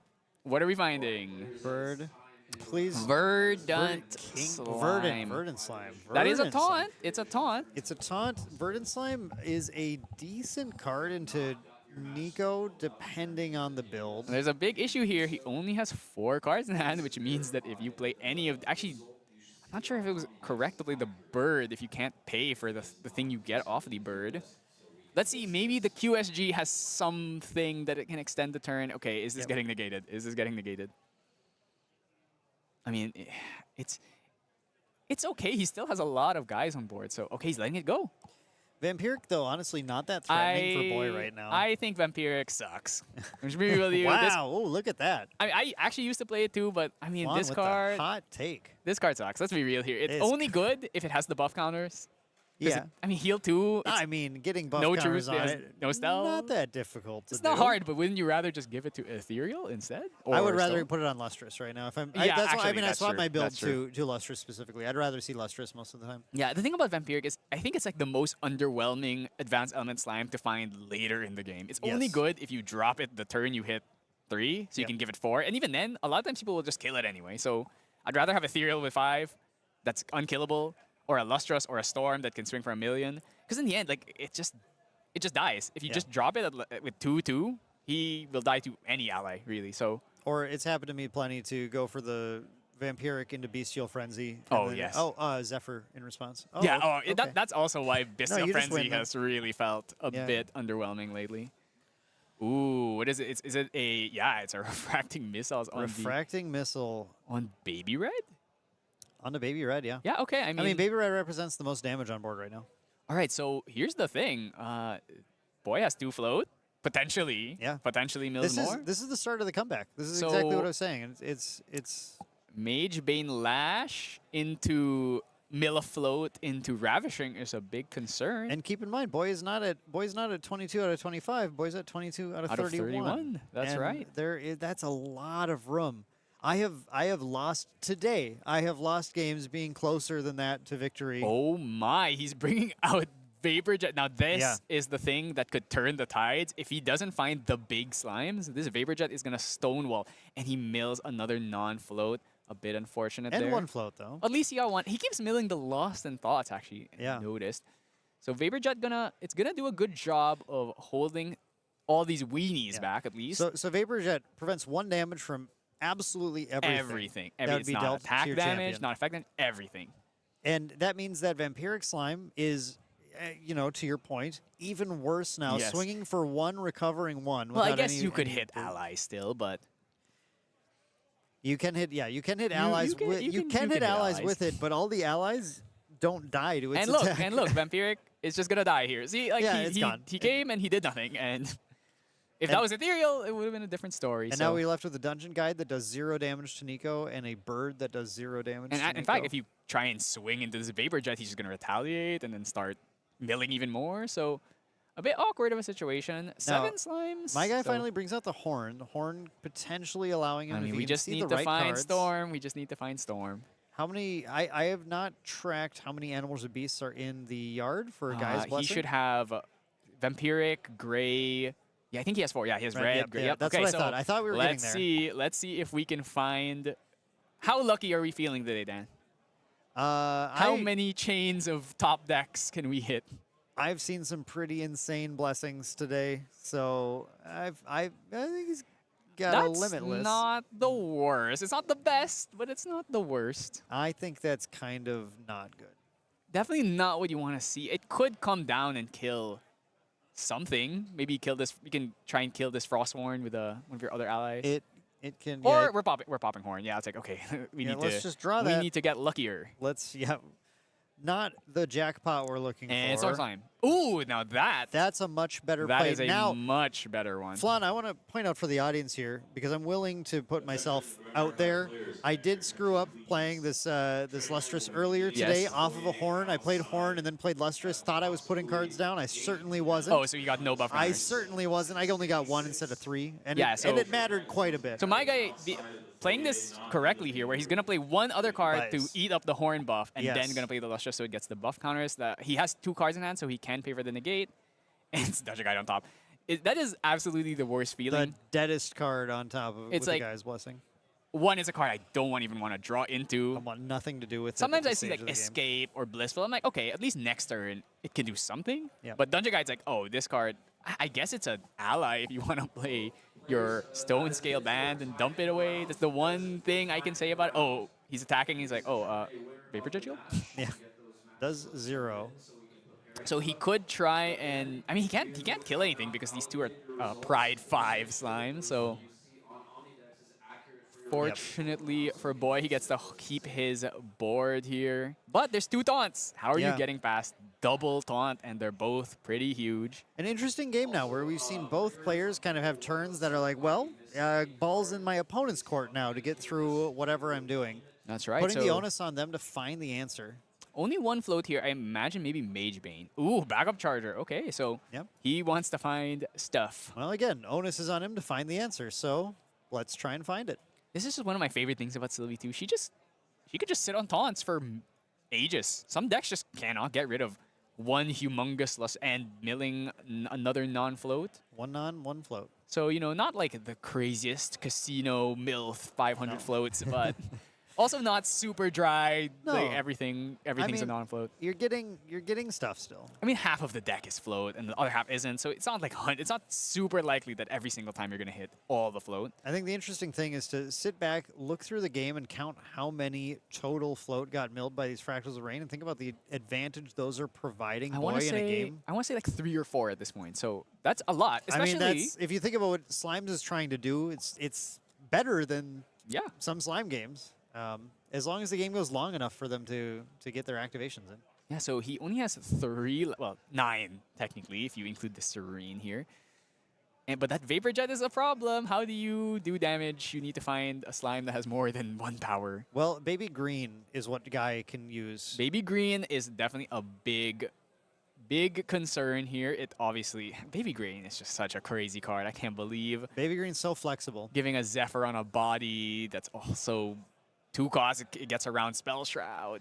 Guy is able to potentially, with these taunters, just buy the time that he needs. Yeah, if so he I- can find the green into Storm Slime, into swinging with a bunch Ooh. of stuff, can totally end the game. I want to give a little interesting thing here is when you have 2 taunts on field, sometimes you actually want to retaliate early with one of them so Yeah. that it'll activate the taunt of the other one and suddenly you can't hit. So now if he retaliates here, you cannot hit the Verdant anymore. So can't finish it off anymore. yeah, exactly. So The no, two- nope, taunt. Can't Taunt. do that. You Taunt. can't attack it. Yep. There's another taunt.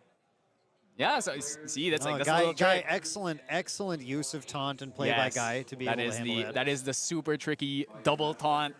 That's why you really can't exactly commit on one because unless you kill it in 1 hit, they're just gonna retaliate at some point, and then now suddenly you have to hit the other taunt. So big changes here. Oh, 2 down. I wonder is he gonna Ravishing this Lustrous? I think he is. Well, I mean, we saw 2 Ravishing from Boy early on in the game. He has 3 It's Ravishings in his hand right 3, now. okay, 3, great. Then you can absolutely slam one out there and just get rid of the giant taunter. This will heal him 2, I believe. I believe there's 2 buff counters on that. So he's like, you're hitting my Lustrous Slime? Yeah, I mean, Yeah, it is take it 6 out. damage. take it out. I mean, currently, I think the Lustrous Slime has 2 buff counters, so it's actually 7. So Yeah, he that would would- still that would he be would still 7. need to swing with the he would still Find need to swing with the One more damage somewhere. yeah. Oh, so And Boy has not put out the Mage Bane Lash yet. And, you know, and another interesting thing about Nico is, like, you're kind of incentivized to put the Lash out early because it generates counters every time you banish float. that's right. but you know, when do you get time to do that when so much pressure is being applied to you? Is he going to retaliate? He probably should. If it's going to die, he might as well just retaliate anyway. Yeah, this is not a situation like another slime match where you just choose not to retaliate to try and To keep them off deny. of something. Yes, Yeah. to deny the Gaia's blessing. There's not a ton to deny right now, All except right. potentially float. I mean, of course, he doesn't have float anyway, so it's fine. So he's Yep. gonna die here. Both are gonna die. He's gonna heal, I believe, 2. Oh no, actually, oh yeah, he was healed 2, and then Number 2, and Frostborn's gonna try and kill the Verdant now. So has cleared the taunts, but you've done 0 damage, and you've also eaten your float, and you've also used one of your ravishings. But if he hits on ravishing now, it'll be ravishing for 6 plus Mage Bane Lash potentially if he can find a way to mill 3 floats, and that would be. I believe that's a stone scale band proxy with the different art. Is that what's going on? Yes, that is Stone Scale. That is a. Oh my God, he has 2 Dungeon Guides. All right, so he's gonna throw 3 of them away. Yep. Goodbye, Dungeon Goodbye, Guides. Dungeon and, Guide. and goodbye, Limitless. And then hello, another Dungeon Guide on the top of my deck. Actually discarding that Limitless is quite That's cool a right now. float. Okay, Yep. that's not the best. And that is a very good card. He just drew a King. Well, that's a King Slime right there. Does he have enough though? Because he just did Gaia, so I don't. Oh no, the Verdant is dead. There's a Verdant the Lustrous and is dead. And a Lustrous. Yeah, this King that is live. Slime King is about Absolutely to clutch. lock And things that's down. a storm. Okay, but can Boy negate? Does Boy have a negate right now? He has 3 cards in hand, so if you play the storm off the top, you should be able to pay for it. Yeah, So I think you just go for it, right? yeah. That's the opening. Unless you're worried about maybe no, the Revitalizing Cleanse isn't an option. Doesn't have enough. He only has 3 cards, so it's really just It's negate. so much damage. This is currently 12. So And there's still a Quicksilver with something under oh it. my God, he's playing the He's going for slow the- game. All right. I mean, Well, I he- don't disagree. I mean, look at this. Look at this. Lustrous, Storm. and then And then Verdant, Verdant, I yes, assume. yes. Because that Slime King, it can't die now. If it dies, Even Boy if loses. there is a situation where he goes smoke bombs, that is definitely Covenant of Thorns. He would not have held on this QSG for this long No. unless it's Covenant of Thorns. So No. it's definitely now he can Covenant on his King Slime, Yep. give it a stealth so you can hit over it. Then okay, I'm gonna go Covenant, and then Covenant is going to kill the King Slime. Yep. And then it's gonna bring out Lustrous and Verdant, so 2 more taunts. Slime's big advantage here, of course, flexibility, having so many cards that are multi-purpose. in Yes, multiple ways. yes. Covenant can just as easily stymie Rye from killing you as it can cause your Slime King to die and kill Yeah. someone else. Or- And if he doesn't kill the Slime King, guess what's coming out next turn? Verdant. yeah, exactly.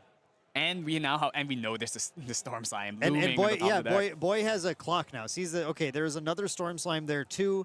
I have to figure out how to not die to the King Slime, not die to the Storm Slime, also kill through the King Slime. That's right. The only thing I can see him being able to do is, if he has Fracture Eyes, he can try and go for a Smoke Bomb into Ravishing. But look, my guy is at 2 damage, so he would take 6. There's no sword in rotation, so he'll take 6 damage, mill 12. That's not That's not going to get you That's there. not going to get you there. And then the King Slime is still on field, goes to Verdant next turn, then storms you there. If Boy had pushed Guy a little bit deeper, Yeah, that's the thing. Is And it had an he healed opportunity off the to. Lustrous, he healed off the Gather. Yep. So, of course, naturally, his life just went down. Oh, wow. He's been on Tideholder Claymore. That, well, Claymore into Ravishing is an awful lot of damage. but there's still a taunt, so how are we getting through him? And he's choosing to banish instead of using floating memory for this. So his plan is completely Ravishing right now. He has to gamble a bit on these Frackle of Rains. Yep, he needs the fractals to hit more floating memory so that he can pay the additional cost for Ravishing to be able to crack in with it. Yeah, that's right. But can you do that all while holding enough cards to play Fracture Eyes? But how does he get through the Oh Slime my god, King? he Frackle of Rained? He Frackle of Rained the Storm Slime on the top of the deck. That's not usually what you see people. Cheeky. That's cheeky, but Cheeky. I mean, the King Slime still has another Storm under it, so how much is it really going to do in the end? If he doesn't kill him, I'm just expecting instant Verdant Scepter, kill my King, Storm Slime you for 13. You cannot negate this because it's not played from the stack. Boy did not see another float, but has the Fracture Eyes in hand right now. Yeah, okay, so, I mean, my guy really just has to go Verdant here. Unless he didn't throw it. Yeah, he did not play Ethereal. You just go Verdant here. I mean, I don't think you really care about any of these things that you're going to lose. Oh, no, he has a Limitless Slime that he milled. or that he discarded. Yeah, so he can use the limits to pay for that's Scepter. right. That's Scepter, right. Banish Slime King. I think he forgot. Oh, Okay. no, okay. He's rechecking. He's like, There okay, he yeah. is, Limit there he list. is, there he So, is. okay, 13. He's here. 13. And then we're going to Banish King Slime, so 14. And there's a Lustrous, and there's a Verdant. That's pretty crazy. So, boom. So, we're going to kill our King here. He also now can give buff counters to everything, which is also really nice. And draws a card off of that, too. Exactly. So, King is gone. That's 14. Count them 14, you know? I mean, that's pretty crazy. 3 on-enter triggers to stack here. In seeming to do Verdant first, targeting nothing. None of these are 0 cost. So, Verdant, you know, thankfully only can target Z. Imagine if it could hit any the card. Maybe people would actually play it more often if it could hit anything. It would get played more then, for sure. Okay, so he's going to get the 2, and then we're Buff going to go counters Storm. on that. Revealing 2 for Luminous. For Lustrous Lustrous. Slimes. So now I this always is call a it Luminous for some reason. Luminous Lustrous. Slime. I don't know why. And then, okay, 14 damage. Do you have anything? And Ooh, 2 down. put 2 down. Storm of Thorns is not going to Will be prevent- enough, but Prevent 1. that's preventing 1. And then 1 from Tideholder. Oh my god. 2 from Diffusive Block. And then, yeah, so he has 1, 2, Preventing 4. 4, so down to 10 damage. A little deeper. Oh. Second, Diffusive Block down to 8. We are preventing enough to not die to the Storm Slime trigger now. So that's 14 minus 8, so that's... He still has to Serene, though. That's another thing. He still has to Serene. Still has to commit it. And that's an Ethereal Slime on the top. So, okay, we're definitely not going to be able to kill him through Storm... through a Storm of Thorns this turn, probably. Storm of Thorns and the shield are And- preventing yes. 2 damage from everything. So- but that said, that still is... You can still attack with Storm Slime for 1. You could can still also- attack with Ethereal for 1. He could also just kill this Frost one. I think he's still got lethal here. The heal 6 should put him right out of it, shouldn't it? The heal 6 with the He was at intercept 20. from the store or from the Frostworn. Yeah, so he has to go through Frostworn. He has to have a way through Wait, that. why is it going to... Oh, because... Storm of Thorns killed Storm him. of Thorns, yeah. Storm of Thorns actually killed Yeah, it. so actually that means he can extend the turret yeah. even further. Well, we're still in Wait, Recollect. Oh, yeah, that's We're still in right. Recollect. And then, him is also Him. very good at this point in time. Interesting. Yeah, him is a pretty good card against Nico. Gonna also. pop the Verdant here so we can maybe see another card on top of our deck. Yep. Yeah, he knows what he needs to see. Another Storm Slime. I mean, at this point, you've gone through 2, and if you see a bird, you can obviously find another one. Boy also had to commit so many cards just to survive that you don't need to worry about negates anymore. And if he can't find another Storm Slime, he puts in another Lustrous, then great. If he finds Slime King, great. That does the trick too. Yeah, so, I mean, there's a lot of float here, but how are you getting past double taunt, 1 ally on field, everyone's huge. Oh, I wonder if maybe they ran out of time, actually. Or, okay, no, so we're still going. Cause, they are getting an extension. I just don't know how long. Oh, he's seeming kind of stressed out here. Baby Red actually can do damage, potentially. It's preventing 2.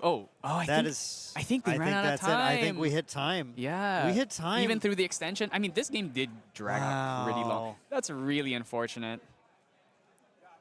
Oh, man. You hate to see that. That was just game 2, though, and Guy needed to win that and still win out. Just to get a draw. Just to hit a draw. So draw obviously would be better than of course. taking the loss. Of course, but draw would be better.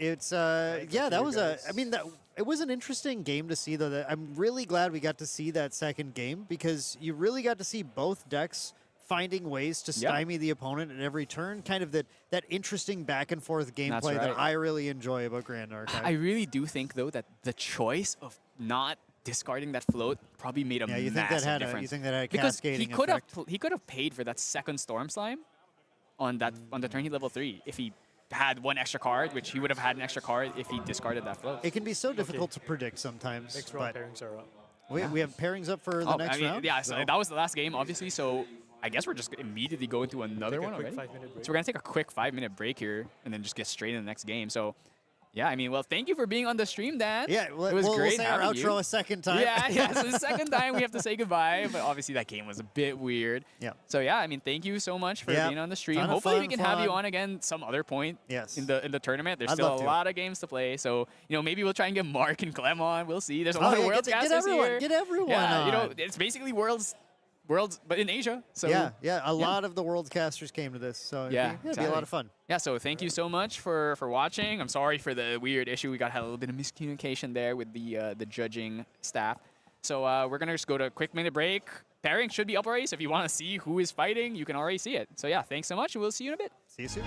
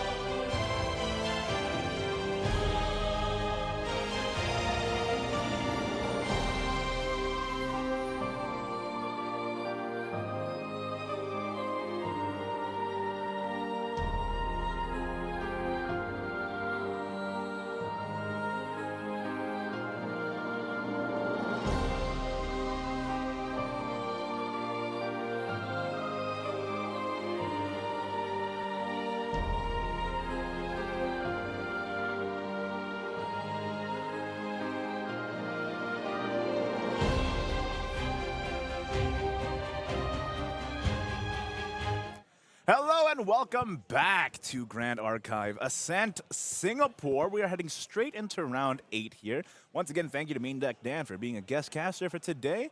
Very much appreciated. And yeah, we're all coming to almost the closing tail end of the day here, and it's just been a fantastic event all the way around, and just excited to close it out in a good way. And already seeing the players on the table getting ready here. Shuffling it up. We're at the penultimate. You guys can't quite see this yet, but some great sleeves here on the stream for the next round. A little bit of foreshadowing for you, people at home. Definitely going to be some spice. Oh, Yeah. there's a delay.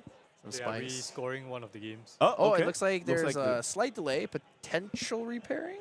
No repair. No repairing. Okay. Yeah. My They apologies. just said Misheard rescore. that. No worries. No Rescoring. worries. So just needs to make sure for the tiebreaker purposes that everything's correct, because yeah, that's winning fair. 2-1 versus winning 2-0 actually does make a difference for That's people's true. tiebreakers That's and true. such. Absolutely. And it's a really we can close just talk race, to the especially game with this first. many people as well, right? So.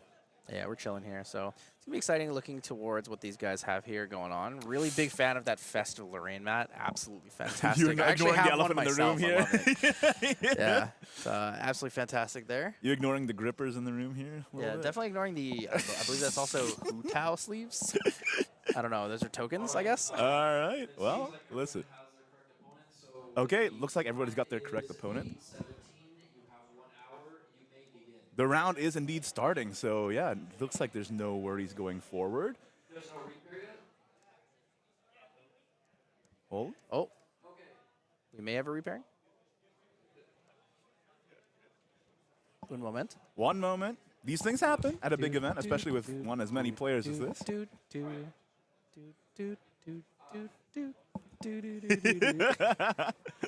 Thank you for the background music.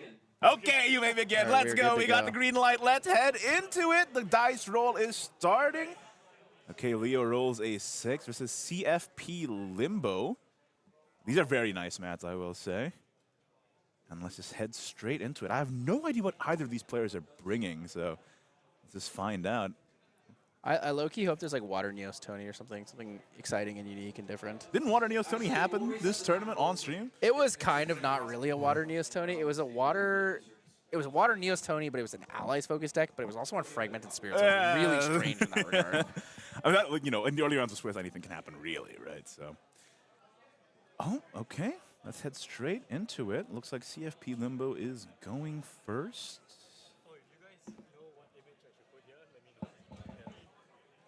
We got a Spirit of Water here. Looking like Allies, Dungeon Guide, maybe not quite. I see a Dungeon Guide, yeah. Korazi Trapper. Korazi Trapper's a fantastic opener. It's very, very good in Allies, very good in... it's honestly one of the better prep gens when it comes to if you're playing like Tristan or you're playing like Water Xander in that regard as well. So we're going to see the Serene Fire here for Leo. Do we see Luxem? What do you think? That would be fantastic. You know, I was a little jealous watching. I wasn't casting that game, but I was watching the stream while I was drinking my coffee when that Luxem game happened. And I was like, this is so gas. I wish I was at the table right now. So if it is Luxem, I would certainly be pleased. He's going to pass turn here. Backup charger for Mr. CFP Limbo is going to put that down. Backup charger. Bring in the Power Cell token. Draw a card into memory. Fantastic opener. Very good way to increase that influence, especially when you're going first here. Mm-hmm. Absolutely. Sea Sprite Diver. Looking like it's looking like Water Allies. It's probably Allies, yeah. It's I would Water venture to Allies. guess. Not quite sure if it's a Tristan though. I want to say it's a Tristan because I think I see a Slice and Dice, but I can't quite tell. I see a Gildas on the right there. Yeah. There's a lot of flexibility here. It could be anything. Could even go to like Merlin and such. If the camera was on us right now, you'd see both of us leaning into the screen in so very deep trying to figure it out. closely. So 3 down It is for a Gildas. Gildas. Yep. So the problem here with the Gildas is I believe this Gildas is unbalanced. It's not balanced, actually just right? coming Yeah. in for 1. Well, So Gildas comes in for 1, reprogram targeting the Korhazi Trapper, so that's going to be reduction of 1 damage. Just a fast floating here for Leo. Yeah. Being able to kind of fog the 1 damage is pretty relevant, though, in the matchup. So we are going to see it's Lux Xander. Xander Yeah, on it the is left. Luxem. Okay. This is very, very exciting. If I get to see a Light Weaver and I get to pop off, I'll be a Vanish happy from man. sight drawn there for turn. Pretty useful. So Slice and Dice in hand as well. Has a couple different ways to go very aggressive here. Most likely going to see Vanish from sight and Recollection to put cards down for the level 2, and then he has Dungeon Guide to go into 3 immediately. So Scepter of Lumina, Great SGCR. Sage. I couldn't see what champion he had. It was at the bottom of the stack, and he didn't quite get there. It's a bit of a tease, you know. It's a surprise for later. A bit of surprise. I see a Sea Sprite Diver, some Frostbinds, reprograms. It's looking more allies focused than it is like a Yeah. level 3 focused deck. It's actually, I think, water allies Lorraine or Merlin because I see a Cruxite in hand. So just not quite sure if we see Merlin or Lorraine there. Have to kind of figure that one out, but soon, soon, soon. I mean, it is a little heartening that here already all the way in round 8 that we're seeing like such, you know, off-meta decks still doing well at the top table, so.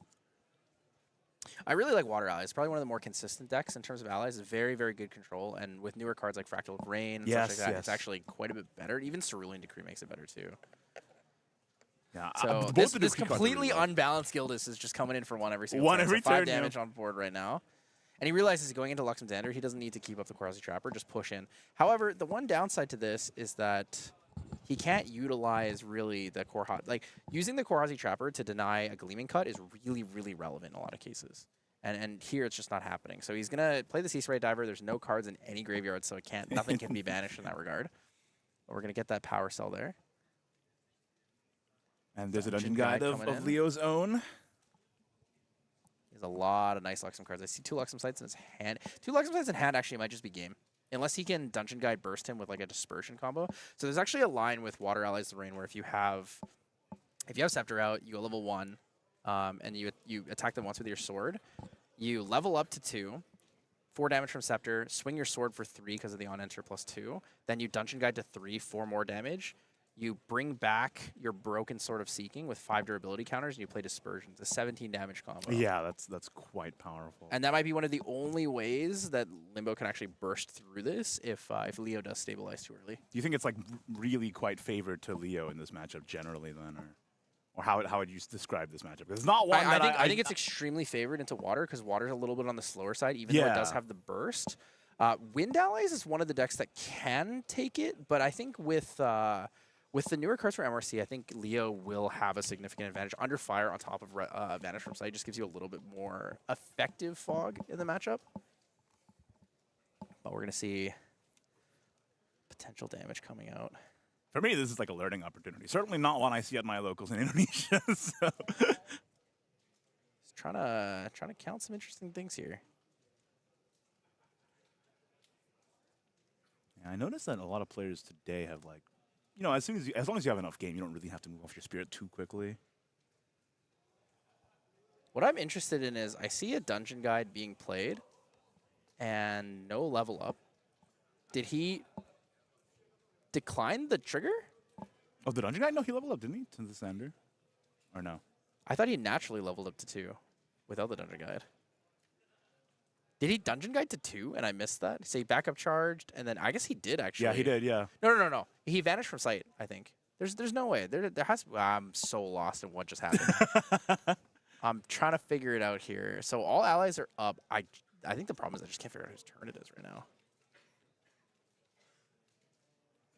Because the Dungeon Guide's played and attacked with, so we moved to end step at some point, and I'm just lost what happened there. I think The Sea Sprite Diver's banished for the Scepter of Lumina. Do you think the Really Lumina, good. like, you just wait till you level up until the Lumina's already out? The burst might just be really important.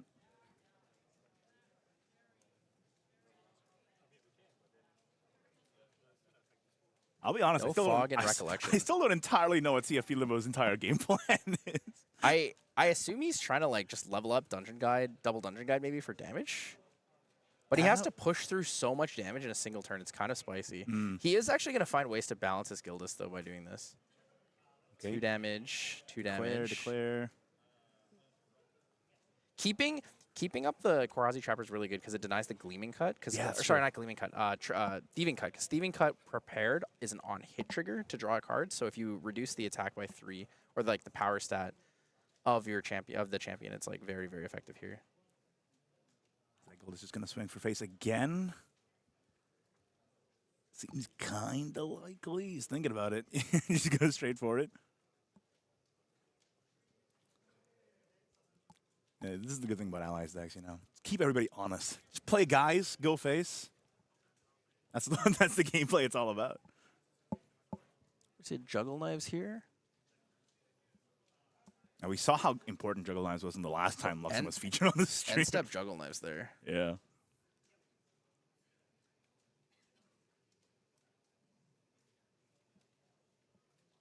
Safeguard Amulet coming out. Safeguard Amulet very good against the Scepter of Lumina. Stops a lot of that like really strong burst damage. Can be fracturized ahead of time if he has it, just to force it being used on a certain turn. It's interesting that he brought it up. I think he's like just wary of the Lumina damage over time, knowing that that's like an important source for Limbo to take the game. It was surprisingly low already, but So he actually did Dungeon Guide to 2. I guess he Dungeon Guided to 2 to stay out of Dungeon Guide lethal range. yeah, that's what I thought happened. So Scepter of Lumina double Dungeon Guide would have been enough to kill him in that situation. He wanted to like play a little bit on the safer side. He's most likely going to use Vanish from Sight on his opponent's Recollection to put 3 cards down so he can level up naturally to level 3.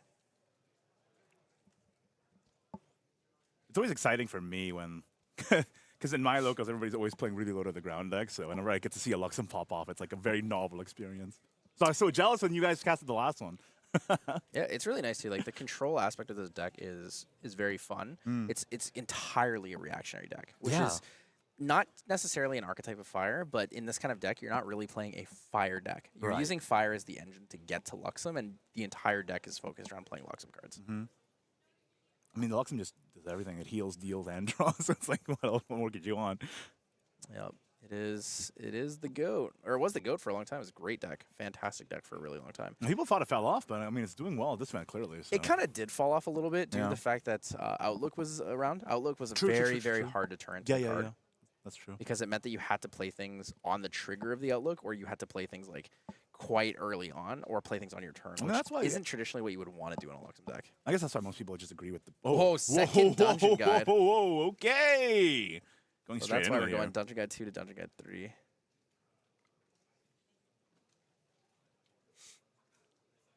We're just going to go straight to it. Xander 3. Cards in hand. Is he thinking about a Frostbind potentially here? Frostbind could be okay. It's not that relevant, though, unless you want to force him to do something worse.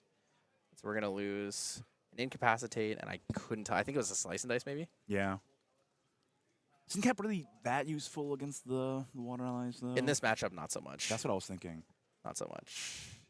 So it's Reprogram to remove one of the damage there. So he's going to reprogram. Kind of shortcutting. He wants to swing with both the Dungeon Guides immediately. So he'll take the first one, and then in response to the second one, it'll be reprogrammed. 1 less damage, get the fast floating. So we're going to get into Lorraine level 1 here. So we can definitely bring up Lorraine as a representation. Yeah, we were waiting on who was I'm still coming up. interested in going into Merlin, but he's playing allies, so I'm fairly certain he's playing Spirit Ruler. Spirit Ruler is the more common allies deck because when you go level 3, you can bring back a sword with the durability counters. It is the more traditional burst deck. This is actually a DOA, like FTC meta deck that a bunch of people are playing, more in the DOA side, less in the FTC when Merlin came out. But it's a pretty effective card overall. So we're going to see the Safeguard Amulet banished in response, so no damage here from the Scepter of Lumina trigger, which means he cannot go super hard this turn. It'll be nice, though, he has an Ornamental Greatsword, which is interesting to me. So he's trying to like push a lot of damage.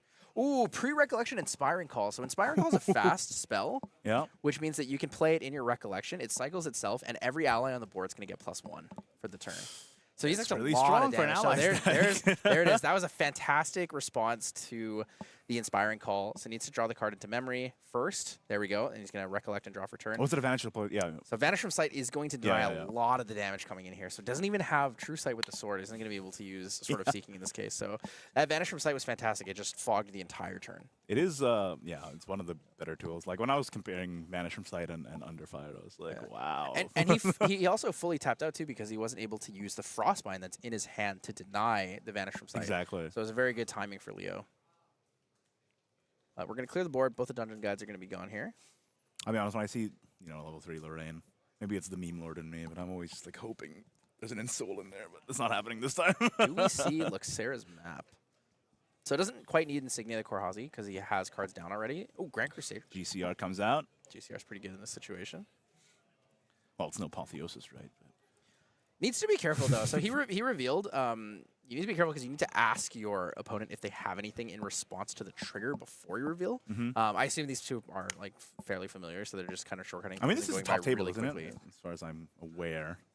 It should be. It should be. But that was triple. Was that triple Luxem Sight? I think that was a triple Luxem Sight. Yeah. So triple Luxem Sight's gonna be really hard to get over. So he's essentially a lot has of cycle. Yeah. so -4 plus the 2, so he's 27 health available still, which is kind of pretty nuts in this matchup. Bursting for that much is going to be crazy. So Lorraine level 2 is going to be banishing for Lorraine level 2. Sea Sprite Diver and something else. We're going to see the trigger from the Scepter of Lumina. Leo's going to take 4 damage there. On enter, we'll gain +2 and on kill draw a card. Pre-recollection power cell onto the Sea Sprite Diver. So Sea Sprite Diver will have a +2 this turn. It's pretty absurd. Recollect and draw. How much Leo was able to recover that last turn.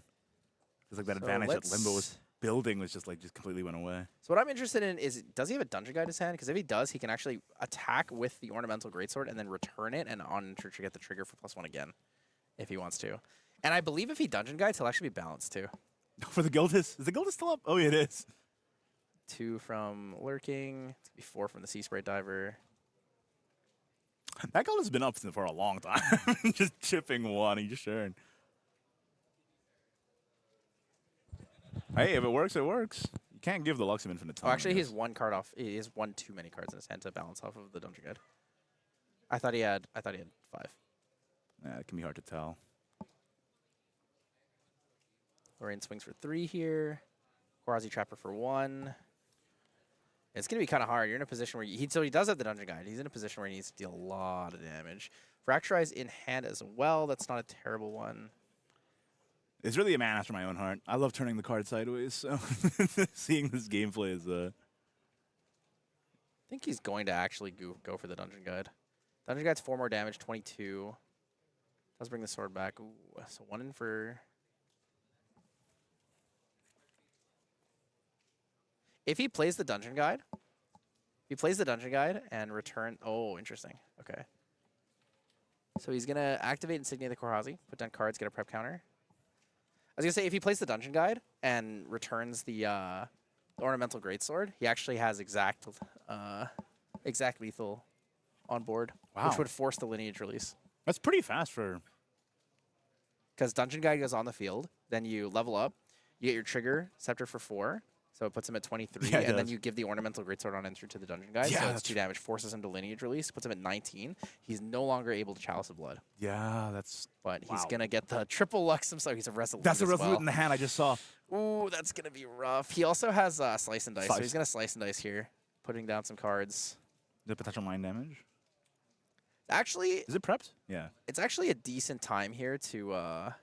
Oh, he's going for the ally removal here. He's not going for damage. He doesn't need damage because he has the 9 damage, the 9 heal stabilization every single turn. So it's going to be kind of rough.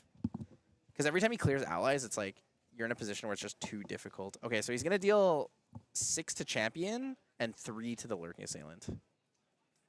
Yeah, that makes some amount of sense to me. I feel like it's tough because no matter how much healing you have, they're not... Oh, he already pointed at both and declared the target, so he can't take it back and change that. Stream Judge is not allowing him to do that. See Sword of Seeking come out here. These are things you got to be careful about. It's one of the table. difficult parts about like shortcutting, right? Yeah, if you're gonna shortcut, you have to be certain of your decisions. You have to be very confident in every action that you make.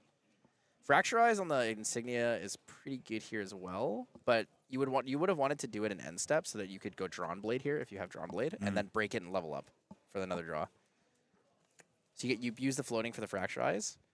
Grab the Drawn Blade, then you break the Drawn Blade and attack Dungeon Guide and return the Drawn Blade with 4 counters, and you draw it again for it. Yeah, it's like one of the more efficient Lorraine lines that you can play in this game.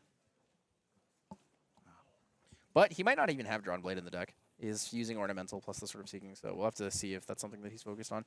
Could also potentially have an Erendite, but I don't think it's that likely. Erendite in an Allies deck would be a little bit on the strange side. We've seen some pretty interesting techs throughout the day, though, so I wouldn't count it out entirely. But. Another thing in this kind of like focus is that you need to realize when you're like unable to push enough damage, because his stabilization is really strong, right? He has 9 recover every single turn. You might need to just scoop and move on to the next game. Just get your sideboard ready, get a good like mental in for the next game, because you might just go all the way to time. Yeah. And you might draw, and drawing might not be what you want if you feel confident that you can win on post sideboard. Especially if you you got to really take into account also the fact that it might affect your TVs negatively if you end up drawing instead of winning. Yeah, he's thinking of Chalice of Blood. Honestly, Chalice of Blood is like really good here. If he's not going to go Luxera's map, just go Chalice of Blood. Hold the Chalice of Blood on the board because it forces the opponent to like really think about the decisions they make when they're trying to push damage. Because you can Chalice of Blood and then Lineage Release afterwards. It's just an absurd amount of healing for Luxem, which is... Yeah. Well, he's thinking he might not even need Chalice of Blood. Like if he goes Terrafring here, he's also in a very safe position. Yeah. I do find it quite amusing that Xander is either win on turn 2 or go forever and then go super late game. Yeah. There's a really fun late game Luxem Wind Luxem deck list. Oh, really? A couple of my friends brought it to the NorCal regional, and it performed pretty well. It's like a value deck. You just draw a million cards, and then you can overkill people with multiple Lightweavers and Gleaming Cuts and such. Well, I've always said this in many tournaments over the years, where it's like, you know, the best decks are the best decks, but they also have the biggest targets. And if you can find like a crack in the armor of the meta. So we're gonna see a Smoke Bombs materialize. It's gonna come out of the memory there. So we're gonna be losing Reprogram. Not super useful against Leo, so better that it's taken out. Yeah. And we're just gonna be swinging all into face, pumping the damage here. I mean, Leo can heal all he wants, but if he doesn't not answer the board, it's like it's just stacking up over the course of many turns here. So the thing is, Leo doesn't necessarily have to. He can kind of just wait till he can just lethal. And yeah. he has 3 Lightweavers or 3 Luxem sites, so he's able to just really stabilize every single turn. That's true. And then from there, he can move forward by just Lightweaver continuing on until face. he gets Lightweavers or even like, you know, anything like a Luxem or like the Luxeris map to dig for anything. So Smoke Bomb is going to come out. He's going to target whatever, doesn't really matter in this situation, just to draw the card. Wanted to Smoke Bombs to cycle, so most likely no Drawn Blade, otherwise that would have been a better choice here. He's going to play a Trained Sharpshooter, and I don't know what the other one is, Lunette? It is Lunette. It is, yep. Ooh, okay. Yeah, so he paid 3 for the Resolute, so he's a banish 2 for the Gleaming Cut. I believe he has, is that 1 Lightweavers? I think so, yeah, in his hand. Lightweavers is slowly coming in now. Yeah. I believe he has an Uncover too and another Lightweaver, so he can double Lightweavers with the Uncover and start kind of like pushing towards getting that damage towards Limbo. 2 damage on the Frostborn Paladin there. Ooh, a Scry. Scry's really big here. What are you digging for? He just digging for another. Oh, he has a Turbocharge. He might keep the Turbocharge. I think really what he should do is bottom all 3 of these cards. Move on and draw the next one, and like move on with the game. Because he needs to find kill cards. He doesn't really need it. So he's keeping the Excalibur and the Turbocharge, I believe. We're going to see and uncover the plot, putting down, I believe, 2 Lightweavers Assaults or 1 and 1. If he puts down 1 and 1, he's still able to take out the Frostborn Paladin. If he put both of them down, he can get a little bit more damage in as well. Yeah, so 2 Lightweavers and a Luxem Sight, so he heals. He's just going to scoop, I think. He's going to scoop, realizes there's no way to kind of overcome the amount of healing and damage. Leo heavily stabilized. His first, With 3 Luxem sites in his hand, first it's like, reveal was 3 Luxem Sights. it's really hard to come back from. And then he went Safeguard Amulet. If Limbo wasn't able to kill him in the next turn after that, he should have. Low-key, I think he should have scooped maybe like 8 minutes ago. Earlier, yeah. I think 8 minutes ago is the perfect time. But if he's confident in his ability to play like a very bursty Water Allies deck, he can make it happen in 40 minutes in 2 games. But I don't really know. it's kind of tough. I don't know if CFP Limo's full list, but I just don't know like if there was like an OTK line in the deck that he's running. I mean, the OTK line is 17 damage. Yeah. Right. Plus, Leo doesn't really have a lot of ally removal until he gets the Lightweaver's Assault, so he was kind of hoping maybe I can push damage every single turn, maintain him on the 9 damage. But then, you know, things started passing out. He played the Slice and Dice, cleared 1 ally when he should have cleared 2. But he got punished a little bit for that. But overall, he did manage to get towards the Lightweaver's Assault, which, on top of the stabilization of the recovery from triple Luxem Sight, he also has a way to clear the board now and present lethal. Right? Once you have 2 Luxem Sights, 10 cards is 16 damage. Yeah. And that's pretty much game for you. That is a legitimate strategy against these decks to try to go fast. It's just like heal forever and let it go to time if it need be. But yeah. Going into game 2 here, so Leo's going to take the first game of the set. Yeah, Luxem showing it's pretty decent. Especially today, Still yeah. very consistent. Especially That's the today. thing. It's like there are cards that make it really, really good, and there are just right now it just feels good. Feels good. It really depends on what you're bringing it into, like in the overall field. I think that looking at things like what's played in the meta isn't always the best way to approach it. Understanding like how to read the room is really important, right? Like when I came here as a North American player, my first thought is, well, most C players play very aggressively. Right, we talked about this That's earlier. true. It's a lot of best of That's one actually format stuff. true over multiple different card games as well. Yeah, it's like very, very It's very stereotypical ingrained, yeah. archetype. Yeah, is yeah. Southeast Asia players, Oceanic players play very aggressive decks, play very aggressive like formats. I saw a lot of Merlin decks today that have no Resolute stands on them, which means they auto lose to like they basically auto lose to like Fire Aggro Xander, Fire Aggro Lorraine because they have no way to deal with it. Is that why you brought Fire Xander? Yes, I brought Fire Xander because I expected to play against a lot of Merlins here, and then now I'm here hanging out with you. Hey. But no, but that's actually true. Like I've casted multiple events both in SEA and in NA, and it's very funny to see the difference where in NA they take the entire length of the turn to think through their actions, and in SEA they just go. It's like always very humorous to see the back-to-back, especially when it's like on back-to-back days. That's kind of the beauty of like continental events, like just getting the clash, the confluence of different playstyles. It's part of the fun. Okay, we're going straight into it. Yeah, one of the beautiful things I think with these events is we have so many people that travel internationally for these events. Like we talked about it earlier, we have 12 of 16 Worlds competitors. We have 4, we're supposed to have 5 of 6 Worlds casters. Most of us do not live in Southeast Asia. Yeah. Actually, I think more than half of the players are from North America or somewhere else. Like It makes sense. It's crazy. Ooh, balance. Is that balanced already? It is. Gildas. Big. Balance Gildas, big. Damage, huge. 6 damage to face, big. I think Limbo is trying to go as aggressive as possible, hoping that you don't reveal 3 Luxem sites this time. I mean, Leo, that was very fortunate for Leo, to be honest, but hey, it happens. Okay, he's going for a backup charger already. Let's go for the draw. Early backup charger is like kind of scary when the guys are representing so much damage on board. You think it's a little greedy? Well, he's representing 6 damage on board, goes to 12. You can't lineage release if you're just a spirit. Oh, yeah, that's the thing. So if he doesn't have a Resolute stand or like... okay, it's nice that he got the turbocharge. Turbocharge into the backup charge is like a pretty good opener. All I saw was a shock in the Hopefully hand. he has a Resolute or something. This backup charger is going to be good. Limbo's This backup really charger trying to is go like for it. kind of risky though because you put yourself in a position where you aren't going to be able to balance your Gildas very easily. Maybe. Maybe I'm wrong. Unless. Maybe I'm wrong. Fracturize your power cell is pretty good value too in this situation. Can you do it if you pop his GCR there? Mayhaps. Damage comes in, thinking. Probably Creative Shock in response to the attack declaration. Look for a Resolute stand. That's Pay 3 probably for the Resolute. case, yeah. It's kind of hard. He's trying to figure out if he can take the damage or not. With that many cards in hand, even if it was just raw allies, you can see 4 damage on board, right? So 4 damage from just the allies. Yep. In hand, potentially, just based on number of limbs. So we are going to see the Resolute stand here. I'm not sure in the entirety of Limbo's list. I assume they're running stuff like Banner Knight and all them. Probably not. Water allies usually focuses on 3-cost 2/3s. Gildas is like the main focus for extra damage, and then it's Dungeon Guides for the burst with the Scepter of Lumion. I see, okay. Plays a little bit more like control in a sense. Ah, like control yeah, allies. yeah. So the Stillwater Patrol in his hand is for like fairies.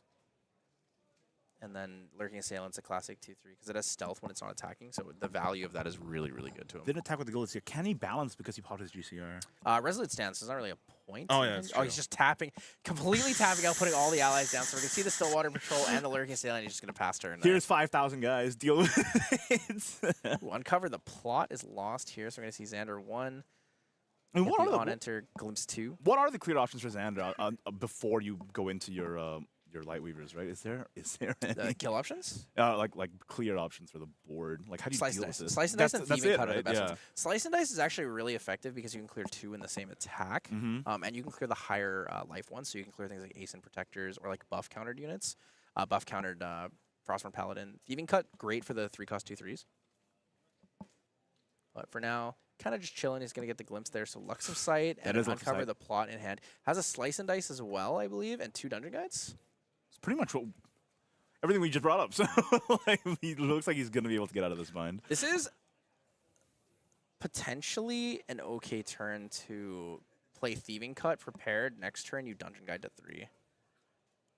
Yeah, so Thieving Cut prepared needs to turn his champion sideways. Go after the Frostborn Paladin because it's the Frostborn Paladin or the Gildas. Yeah. If you're willing to take the 1 Retaliate, but the Intercept from Frostborn Paladin can be annoying in some cases. It's probably just 3 into Gildas. Gildas Retaliates for 1, which is fine. Go to 7. Really not a big deal. Yeah. Ooh, okay. Let's go That into is low-key really I think that's a little bit greedy. What's in his mem? Did he vanish? I believe I saw Slice and Dice for sure. Ooh, yeah. Slice and Dice and a Thieving Cut. I think he had 2 Thieving Cuts. It's a little risky. Okay. Zeb, uncover the plot, yeah. Xander 2, he's going to return the Thieving Cut back using one of his prep counters. And then probably natural level to 3 with everything that's down. 1 damage to face. Seems likely.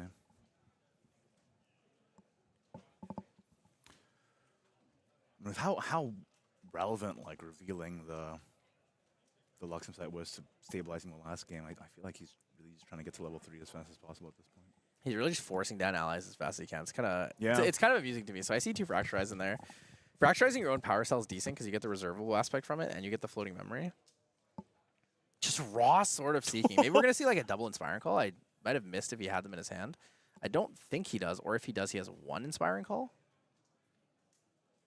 So definitely not Inspiring Call here. Yeah, yeah. He would not do this if he had it. Yeah, so that's 2, 4, 6 coming in, just chilling. Can he out aggro before the Luxem site becomes a factor here? I don't think so. It depends on if you think your opponent has it and how you want to play around that concept.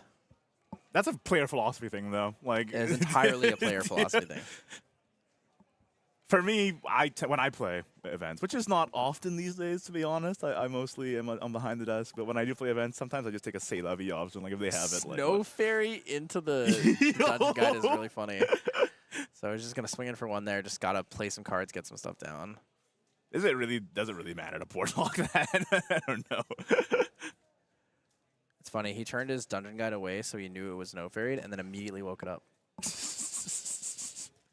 It's getting late in the day. It's all right. Brother's playing a little bit too fast. A little bit on the quick side here. It is the penultimate round. Okay, it's all right. It's all If he right. goes GCR, he has another dungeon guide. Okay, so he's going to Terrafring. Yeah, it is indeed. I mean, Terrafring is usually a pretty good counter option for an allies next. I kind of get it. It's like, especially you can't get into, Luxem site recovery. Okay, Oh, there's never mind. There it is. Slice and Dice on port is kind of nice, too. Frostbind. Force him to pay 2 more. Ooh, Yeah, force him to pay 2 more. that is tough. He doesn't want to banish these. So when you're going into Luxem, you generally don't want to put all of these cards down because there's a couple cards that you don't want to put out. Yeah, right. He's forcing him to put extra cards down, maybe on the off chance of hitting something relevant.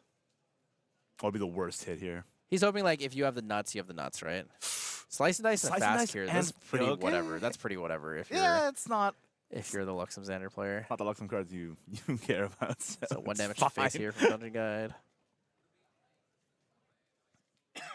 I assume he Terrafring activates this turn. Most likely. The Stall for the game and then stalling for a turn is really go nice. for super amounts of recovery the turn after. So he does have 1 Inspiring Call. I did see that correctly. I'm so impressed by you and Flan. You can see 2 pixels on the screen and you're like, I know that card. I'm just used to doing this because I cast all the Yeti Online regionals and all True, that true, Yeti true. Online weeklies, so I'm so used to looking at webcams, which Yeah. is basically like a worse version of, like a significantly worse significantly version of this. worse So if version, I can yeah. read that, It's like surely I can get most of the this weight, going. the weighted clothing has been taken off. Yeah, it's Goku wears the weighted shoes and takes them off eventually. yeah. Now you get a good That's- camera and that's you're like, us I for can sure. 10 nautical miles away. I can tell what card that is. For me, you can't see it on the stream right now, but on camera, I'm like leaning incredibly close to the screen to make the cards out. My brother looks like an FPS player 2 inches from the screen. Yeah. Ooh. The Terrafring was played in the recollection here. And Yep. Lugo's just going to pass with everything up. That makes sense. You don't want to. It does buy Leo a turn, so if he can find the Luxem reveals he needs, the stabilization could begin here. He did sack a Slice and Dice though, right? With the He did lose a Slice and Dice. I That think he does lost hurt. 2 Slice and Dices. that does hurt. That does hurt. This should be Alexera's map here. Should be going for Alexera's map.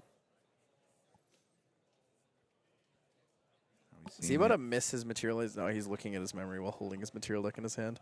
I thought he was about to skip his materialization phase. Like, there's no way you skip your materialization phase on Luxem Xander. Like, reveal Luxem Xander would be crazy to do that on. Chalice Blood. Chalice of Blood's pretty good. He's at 15, so he can Chalice of Blood and then Serene Spirit release after. Let's just draw some cards, brother. Yeah, because there's no way for Limbo to do enough damage in a single attack to overtake Chalice of Blood's value. Because I don't think he has anything that will deal 6. So the value of Chalice of Blood's going to be really good here. Trying to look at... Fracturized Chalice of Blood is kind of okay. Because giving them reservables is not as good. Because when you reveal from memory for like Lightweavers and stuff, you need cards in memory. Yeah, not just that's being true, able to actually. pay with the reservable. And prevent them from drawing the 2. Yeah, so he might actually go for it. I think he is going to Fracturize the Chalice of Blood. That is indeed, right? Yeah. Yeah, so Fracturized Chalice of Blood. Here we go. Fracturizing goes on Power Cell. Okay, that is also pretty good. So he's doing this. He's doing this before the Luxem Xander trigger, so that because he knows he's gonna have to put cards down. That's fair enough. I think either option was actually fine, but I don't know. I kind of like doing it on the Chalice of Blood more. But you know, Actually, wait a minute. Maybe he declined his Xander trigger reveal and then passed turn, because this might be an end phase of Leo's turn that Limbo's playing the Fracturize so that he can get Scepter or level up here. Yeah, so he's paying the frac. Yeah, so that actually is what happened. So you can decline your reveal trigger. You don't have to reveal on Luxem Xander. So he chose not to. Recollected everything, drew for turn, and then passed turn. In Leo's end step, Limbo said, "Fracturize my Power Cell. I would like the floating." So we're gonna see Scepter of Lumina coming out here. Still in recollection for Limbo. Fracturize is an option here that we could use to target Chalice of Blood. yeah, the other one, yeah. Oh, so we're gonna Recollect, draw for turn. Is the Dungeon Guide available? Dungeon Guide to 2 next turn's kind of big. Sword of Seeking swings in for 1 damage. We're going to see an Inspiring Call. Oh, it's hard to tell. Yep. It is indeed. Call, Yep. Inspiring Call. Draw a card into memory. Stillwater for and everything goes big to damage. the dome, Stillwater right? for 3. Frostborn Palace is going to banish to draw 2 before the Frostborn's attack. Mm-hmm. Draws the 2. The 3 damage is coming in. Still on the stack. The attack is there. He's still alive, right? Because he can still still lineage release. Yeah, he yeah, can still lineage release. release. So he has to lineage release here. So he's Kinda, going to recover yeah. 6, go down to 16. Then he's going to take 3 from the Frostborn Paladin. So up to It goes to 19. Yep, that's correct. He's going to take 2 from the Snow Fairy. And Dungeon Guide would kill him here. Oh yeah, can he just? Yeah, he can just play it, right? There's no way he put it down. Just Dungeon Guide It's him. in hand. It's in hand. I see it. Dungeon Guide him I for swear 4. I saw it. I saw 1 pixel move past the screen, but I swear I Dungeon saw Guide it. him for 4? Question mark? There's no way he passed turn. There's no way he passed turn. Okay, I guess Fast Cure is it's in okay hand, too. yeah. Yeah, so Fast Cure. He's going to recover 4 Oh from that. yeah, true. And then he's going to materialize Orb of Choking Fumes, paying with the Fast Cure. So he should go down to 17, right? Oh, actually, they might have equal influence. They do. I think they do have equal influence. Yeah. So he didn't heal from the Fast Cure, but he's going to see the double Luxem sight. So he's going to recover down to 15. That's clutch. The best he's got is a Thieving Cut. Thieving Cut to clear the Frostborn Paladin or the Lurking Assailant's probably decent here. Spurn to Ash on the Scepter. I would assume, yeah. He can Fracturize it in response if he wants to keep the Fractal. It's probably worth it. I think you Fracturize it because you can't pay 5 for it, and you might as well not let it die. You get the floating, you can level up for free with that. Double checking. Yeah. Yeah, you know what? I don't hate it. Fracturize just means that you save whatever banishment, like whatever's in your memory. So when you level up to Lorraine here, you're going to get your Ornamental Greatsword, and you're also going to do it using the floating memory. Mm-hmm. It's not a whole lot of other targets for it anyway. So You might as well. There's like no reason. Oh, Yeah. It's just going to take the loss on it for no reason. It does go to banishment, not the graveyard, but irrelevant, I guess. I'm a little worried here. Is this going to go the same way as game 1 where Leo just stabilizes Being forever? cut. He has 2 cards in hand. He's checking for Fracturize. Or he's checking for Frostbind, sorry.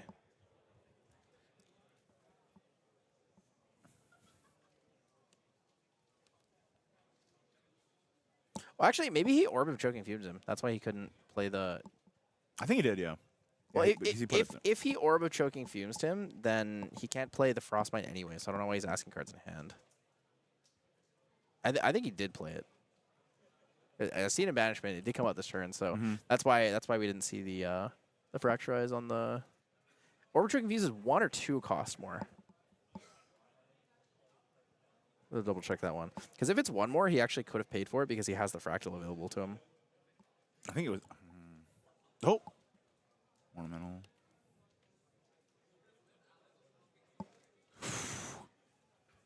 That is a lot. Oh, so Orbitrary Confuse is actually cost 1 more. So he actually could have paid for his Fracturize, which would have been fun. I think it would have been worth it.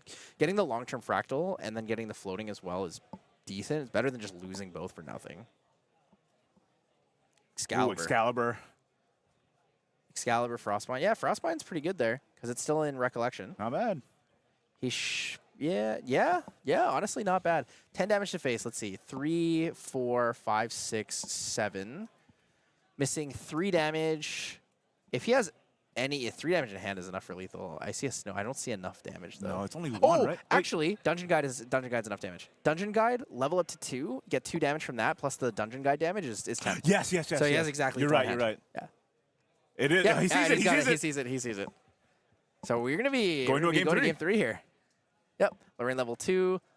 Lorraine swings for 3, 4, 5, 6, 7, 8, 9, 10. Yeah, I think Limbo did not adjust his game plan that drastically from game 1 either. He knew that if Leo did not have constant revealing triple Lux inside, it was he's counting it out. He gives him thumbs up, and it's going to be game 3. So both players on the 1-1. It's kind of crazy that that Frostbind was good. Yeah, it was really good. So the crazy thing is, when I said he should have played the Fracturize, actually would have not had lethal there if he did that. He's seeing 5 steps ahead, brother.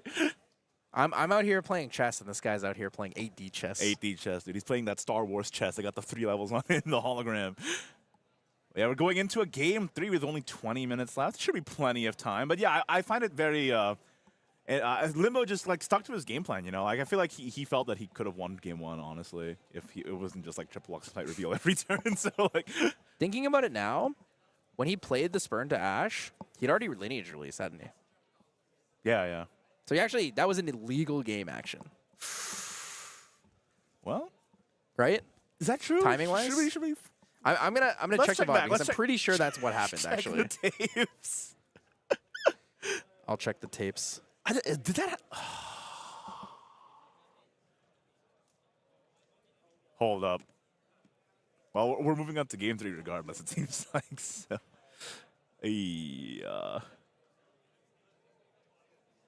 Yeah, that actually did happen. I'm gonna quickly go let the stream stream judge know that. You should let them know. It's been a long day, but that's go run for it. So, hello, chat. How are you doing today? Yeah, we are coming to the tail end of the day here, and it's quite a blessing to see 2 relatively niche decks, I would say, all the way in round 8 doing so well. But with that comes, a few perhaps lesser known interactions as well that you gotta keep in mind. So things like this can happen.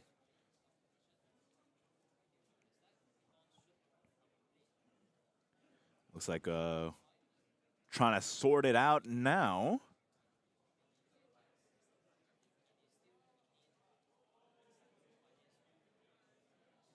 Hold.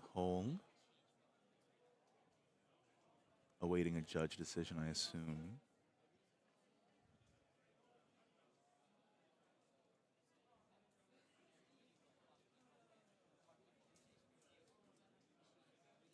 Are we just playing on?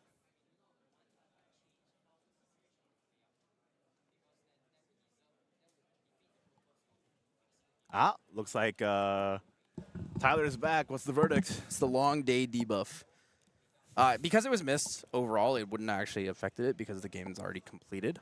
But it's just important that all the players and the judge at the table know. It's been a long day, so it's a little bit understandable, but everyone missed it together. Yeah. It is what it is.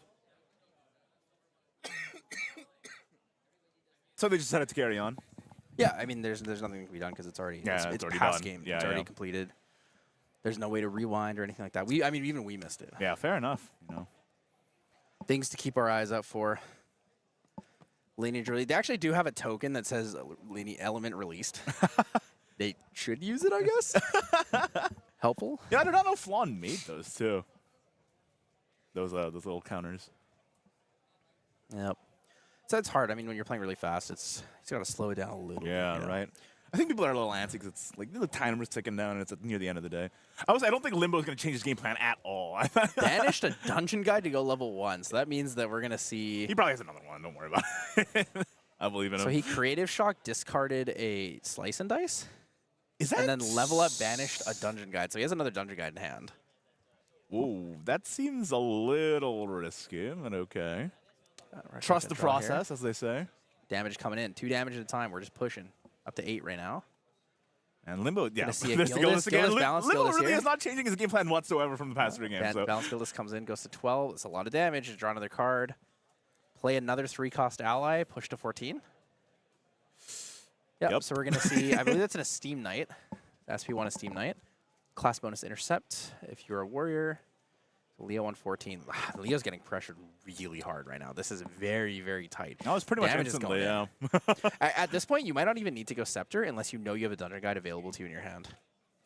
If you do, you Scepter, and then you might straight up Dungeon Guide for the Leo. I was just going to say. Okay, Draw shock. floating here.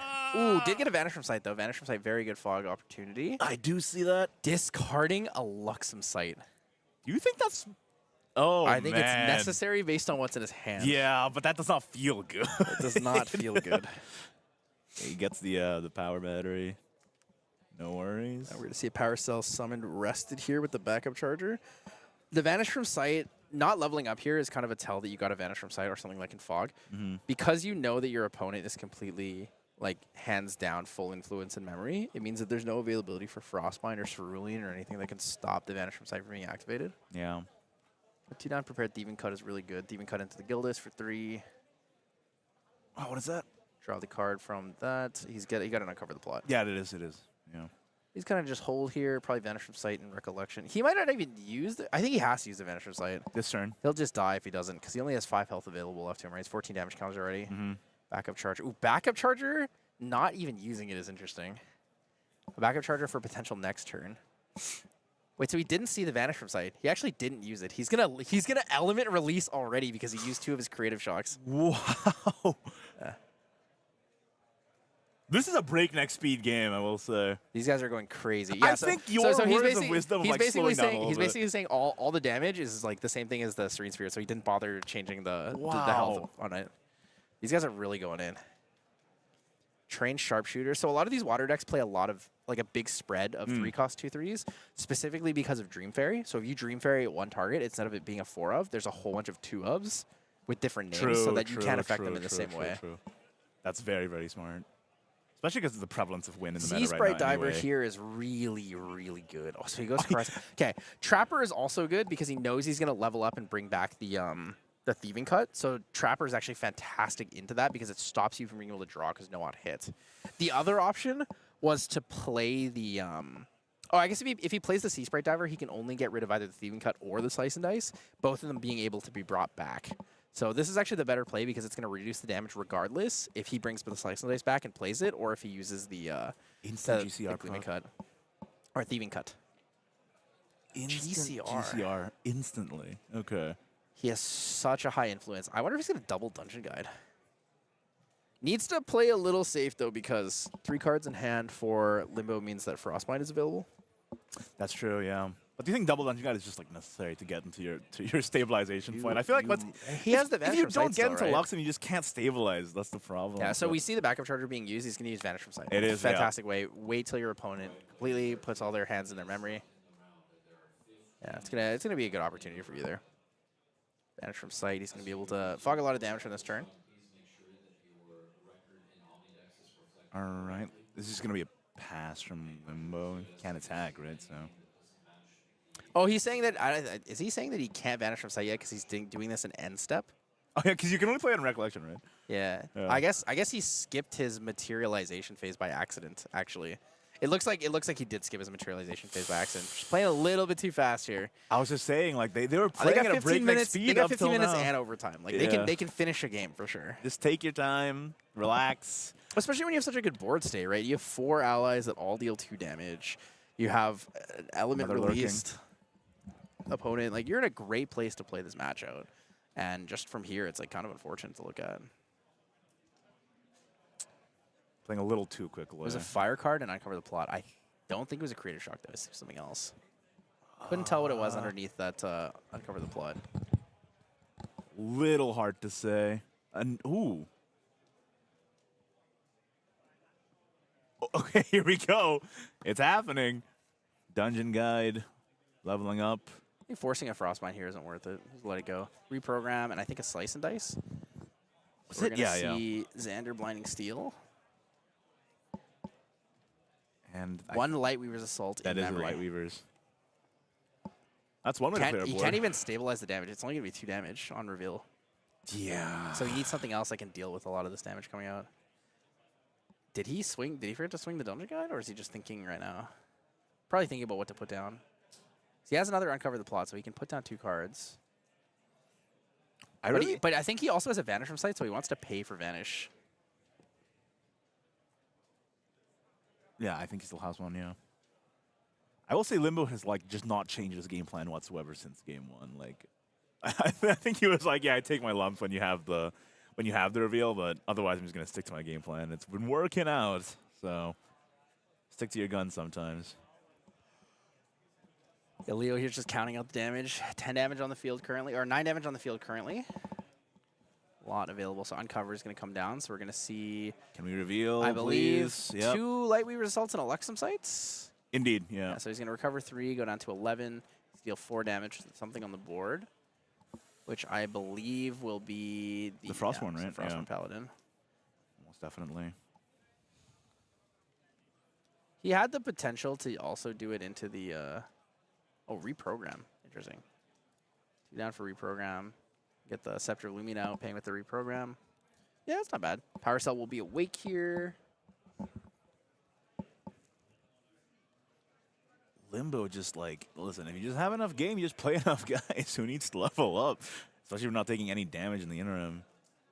Too bad there's no Gildas in hand here. So 2, 4, 6, 7 damage on the board. Well, you can't kill us every game. He's just going to swing all the damage into the board. Yep, so 7.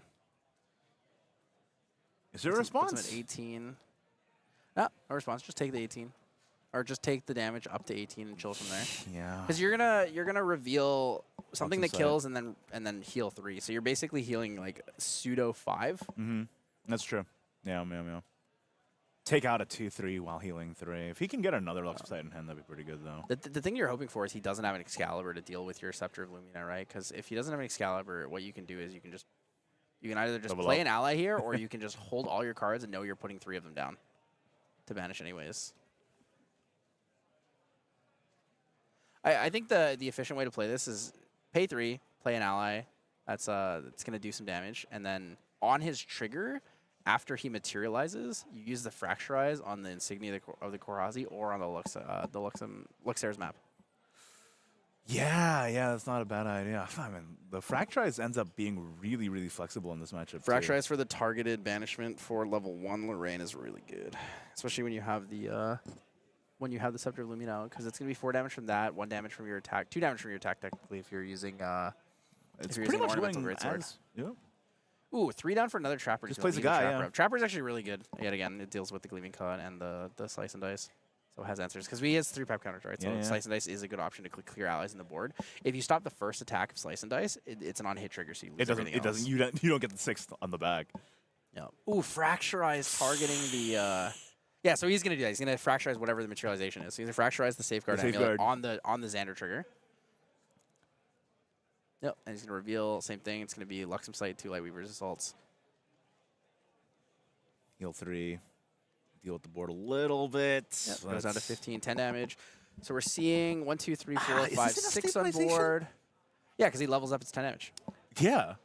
He has to reveal his Luxem Sight somehow. Or he just loses. That's So what I'm thinking, like, he's digging as hard as he can. I don't He think draws he 2 can- and he prays for it. I don't think he can answer Limbo's board, is what I was just thinking. Like, Reducing the damage here with the... He might have drawn an Excalibur, but otherwise, I mean, he's just going to die. he sacked Slice and Dice early in the game, right? I wonder if that was Yep, the right so 4 choice. damage on the trigger here. He's going to grab an Ornamental Greatsword. Oh, Sword of Seeking, okay. He's going to take 4. Go to 9, unless he has an Excalibur to deal with the... Actually, he can play a Lightweaver's Assault from his hand to reveal 4 healing. Yeah. Oh, he has a Vanish from sight as well. He still has another Vanish available to him. Does that buy him a turn? I think it does, right? It does, it does. Yeah, yeah, yeah. So he's going to take the 4 from the Scepter. Wow.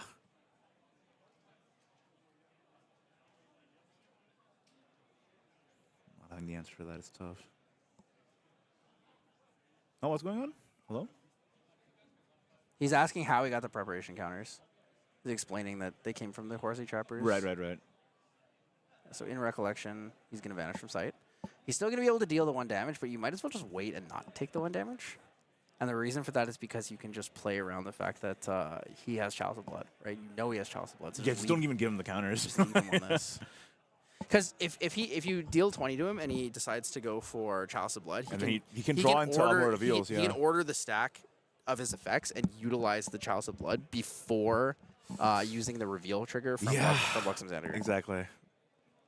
And especially if he gets the other Luxem cards. I don't understand why he doesn't just kill the Dungeon Guide on the board. Like, there's no reason to just leave it there. It deals 1 damage every turn. It's like, what's the point?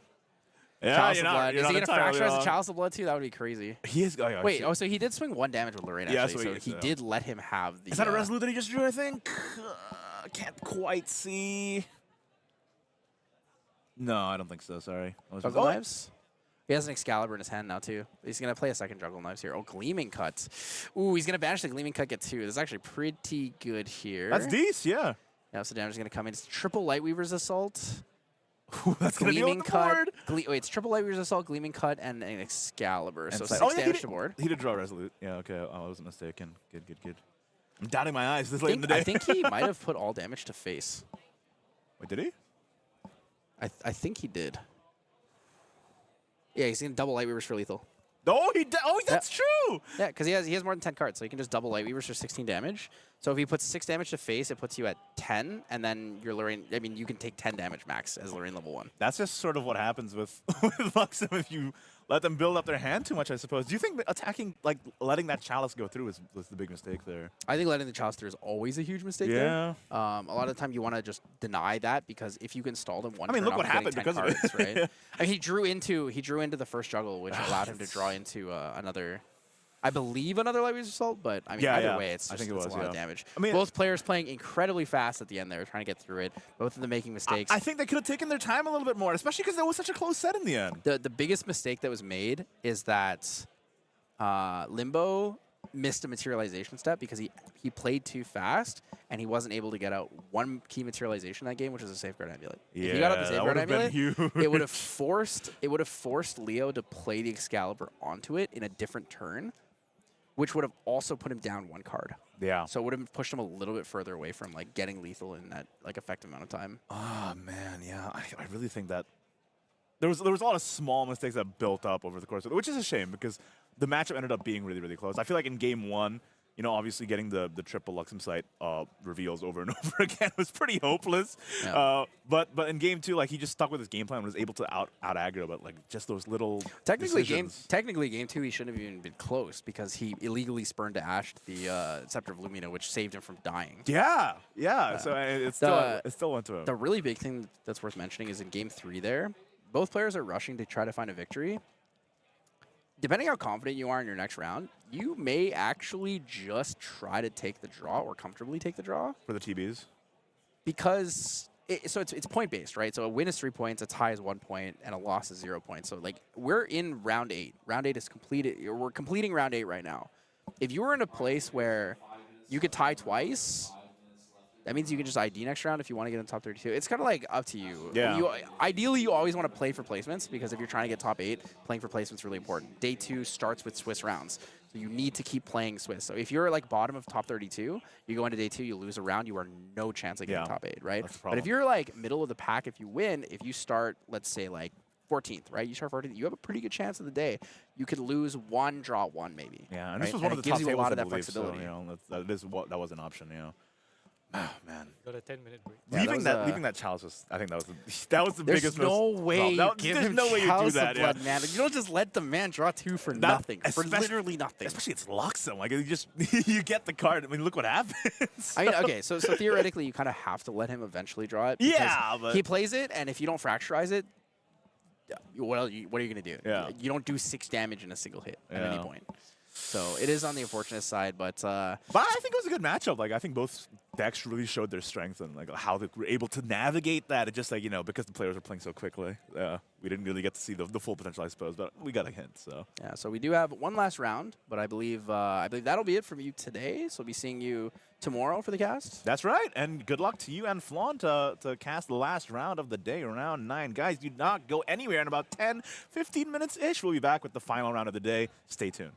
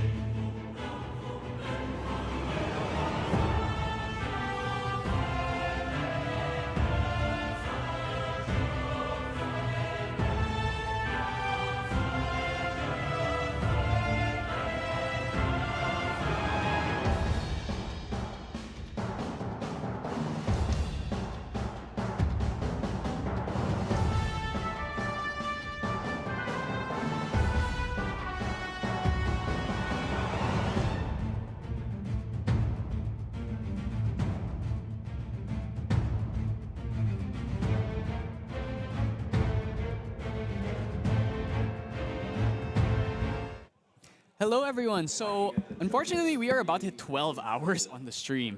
And because of that, YouTube has a little quirk. You can't have a stream VOD that goes over 12 hours. It'll cut the rest off. So, unfortunately, we won't be able to feature the last game. So, instead, what we're going to do, we're going to restart the stream. We're going to post a pin in the comments, in the chat, to the new link. Or you can also just go to the YouTube channel and find it there. So, unfortunately, we're going to have to restart the stream and have one just for the last round. So, yeah, so no cause for alarm. We're still going to have the last game. You just need to go to a new stream for it. So, yeah, thanks. And we'll get you the link to that soon.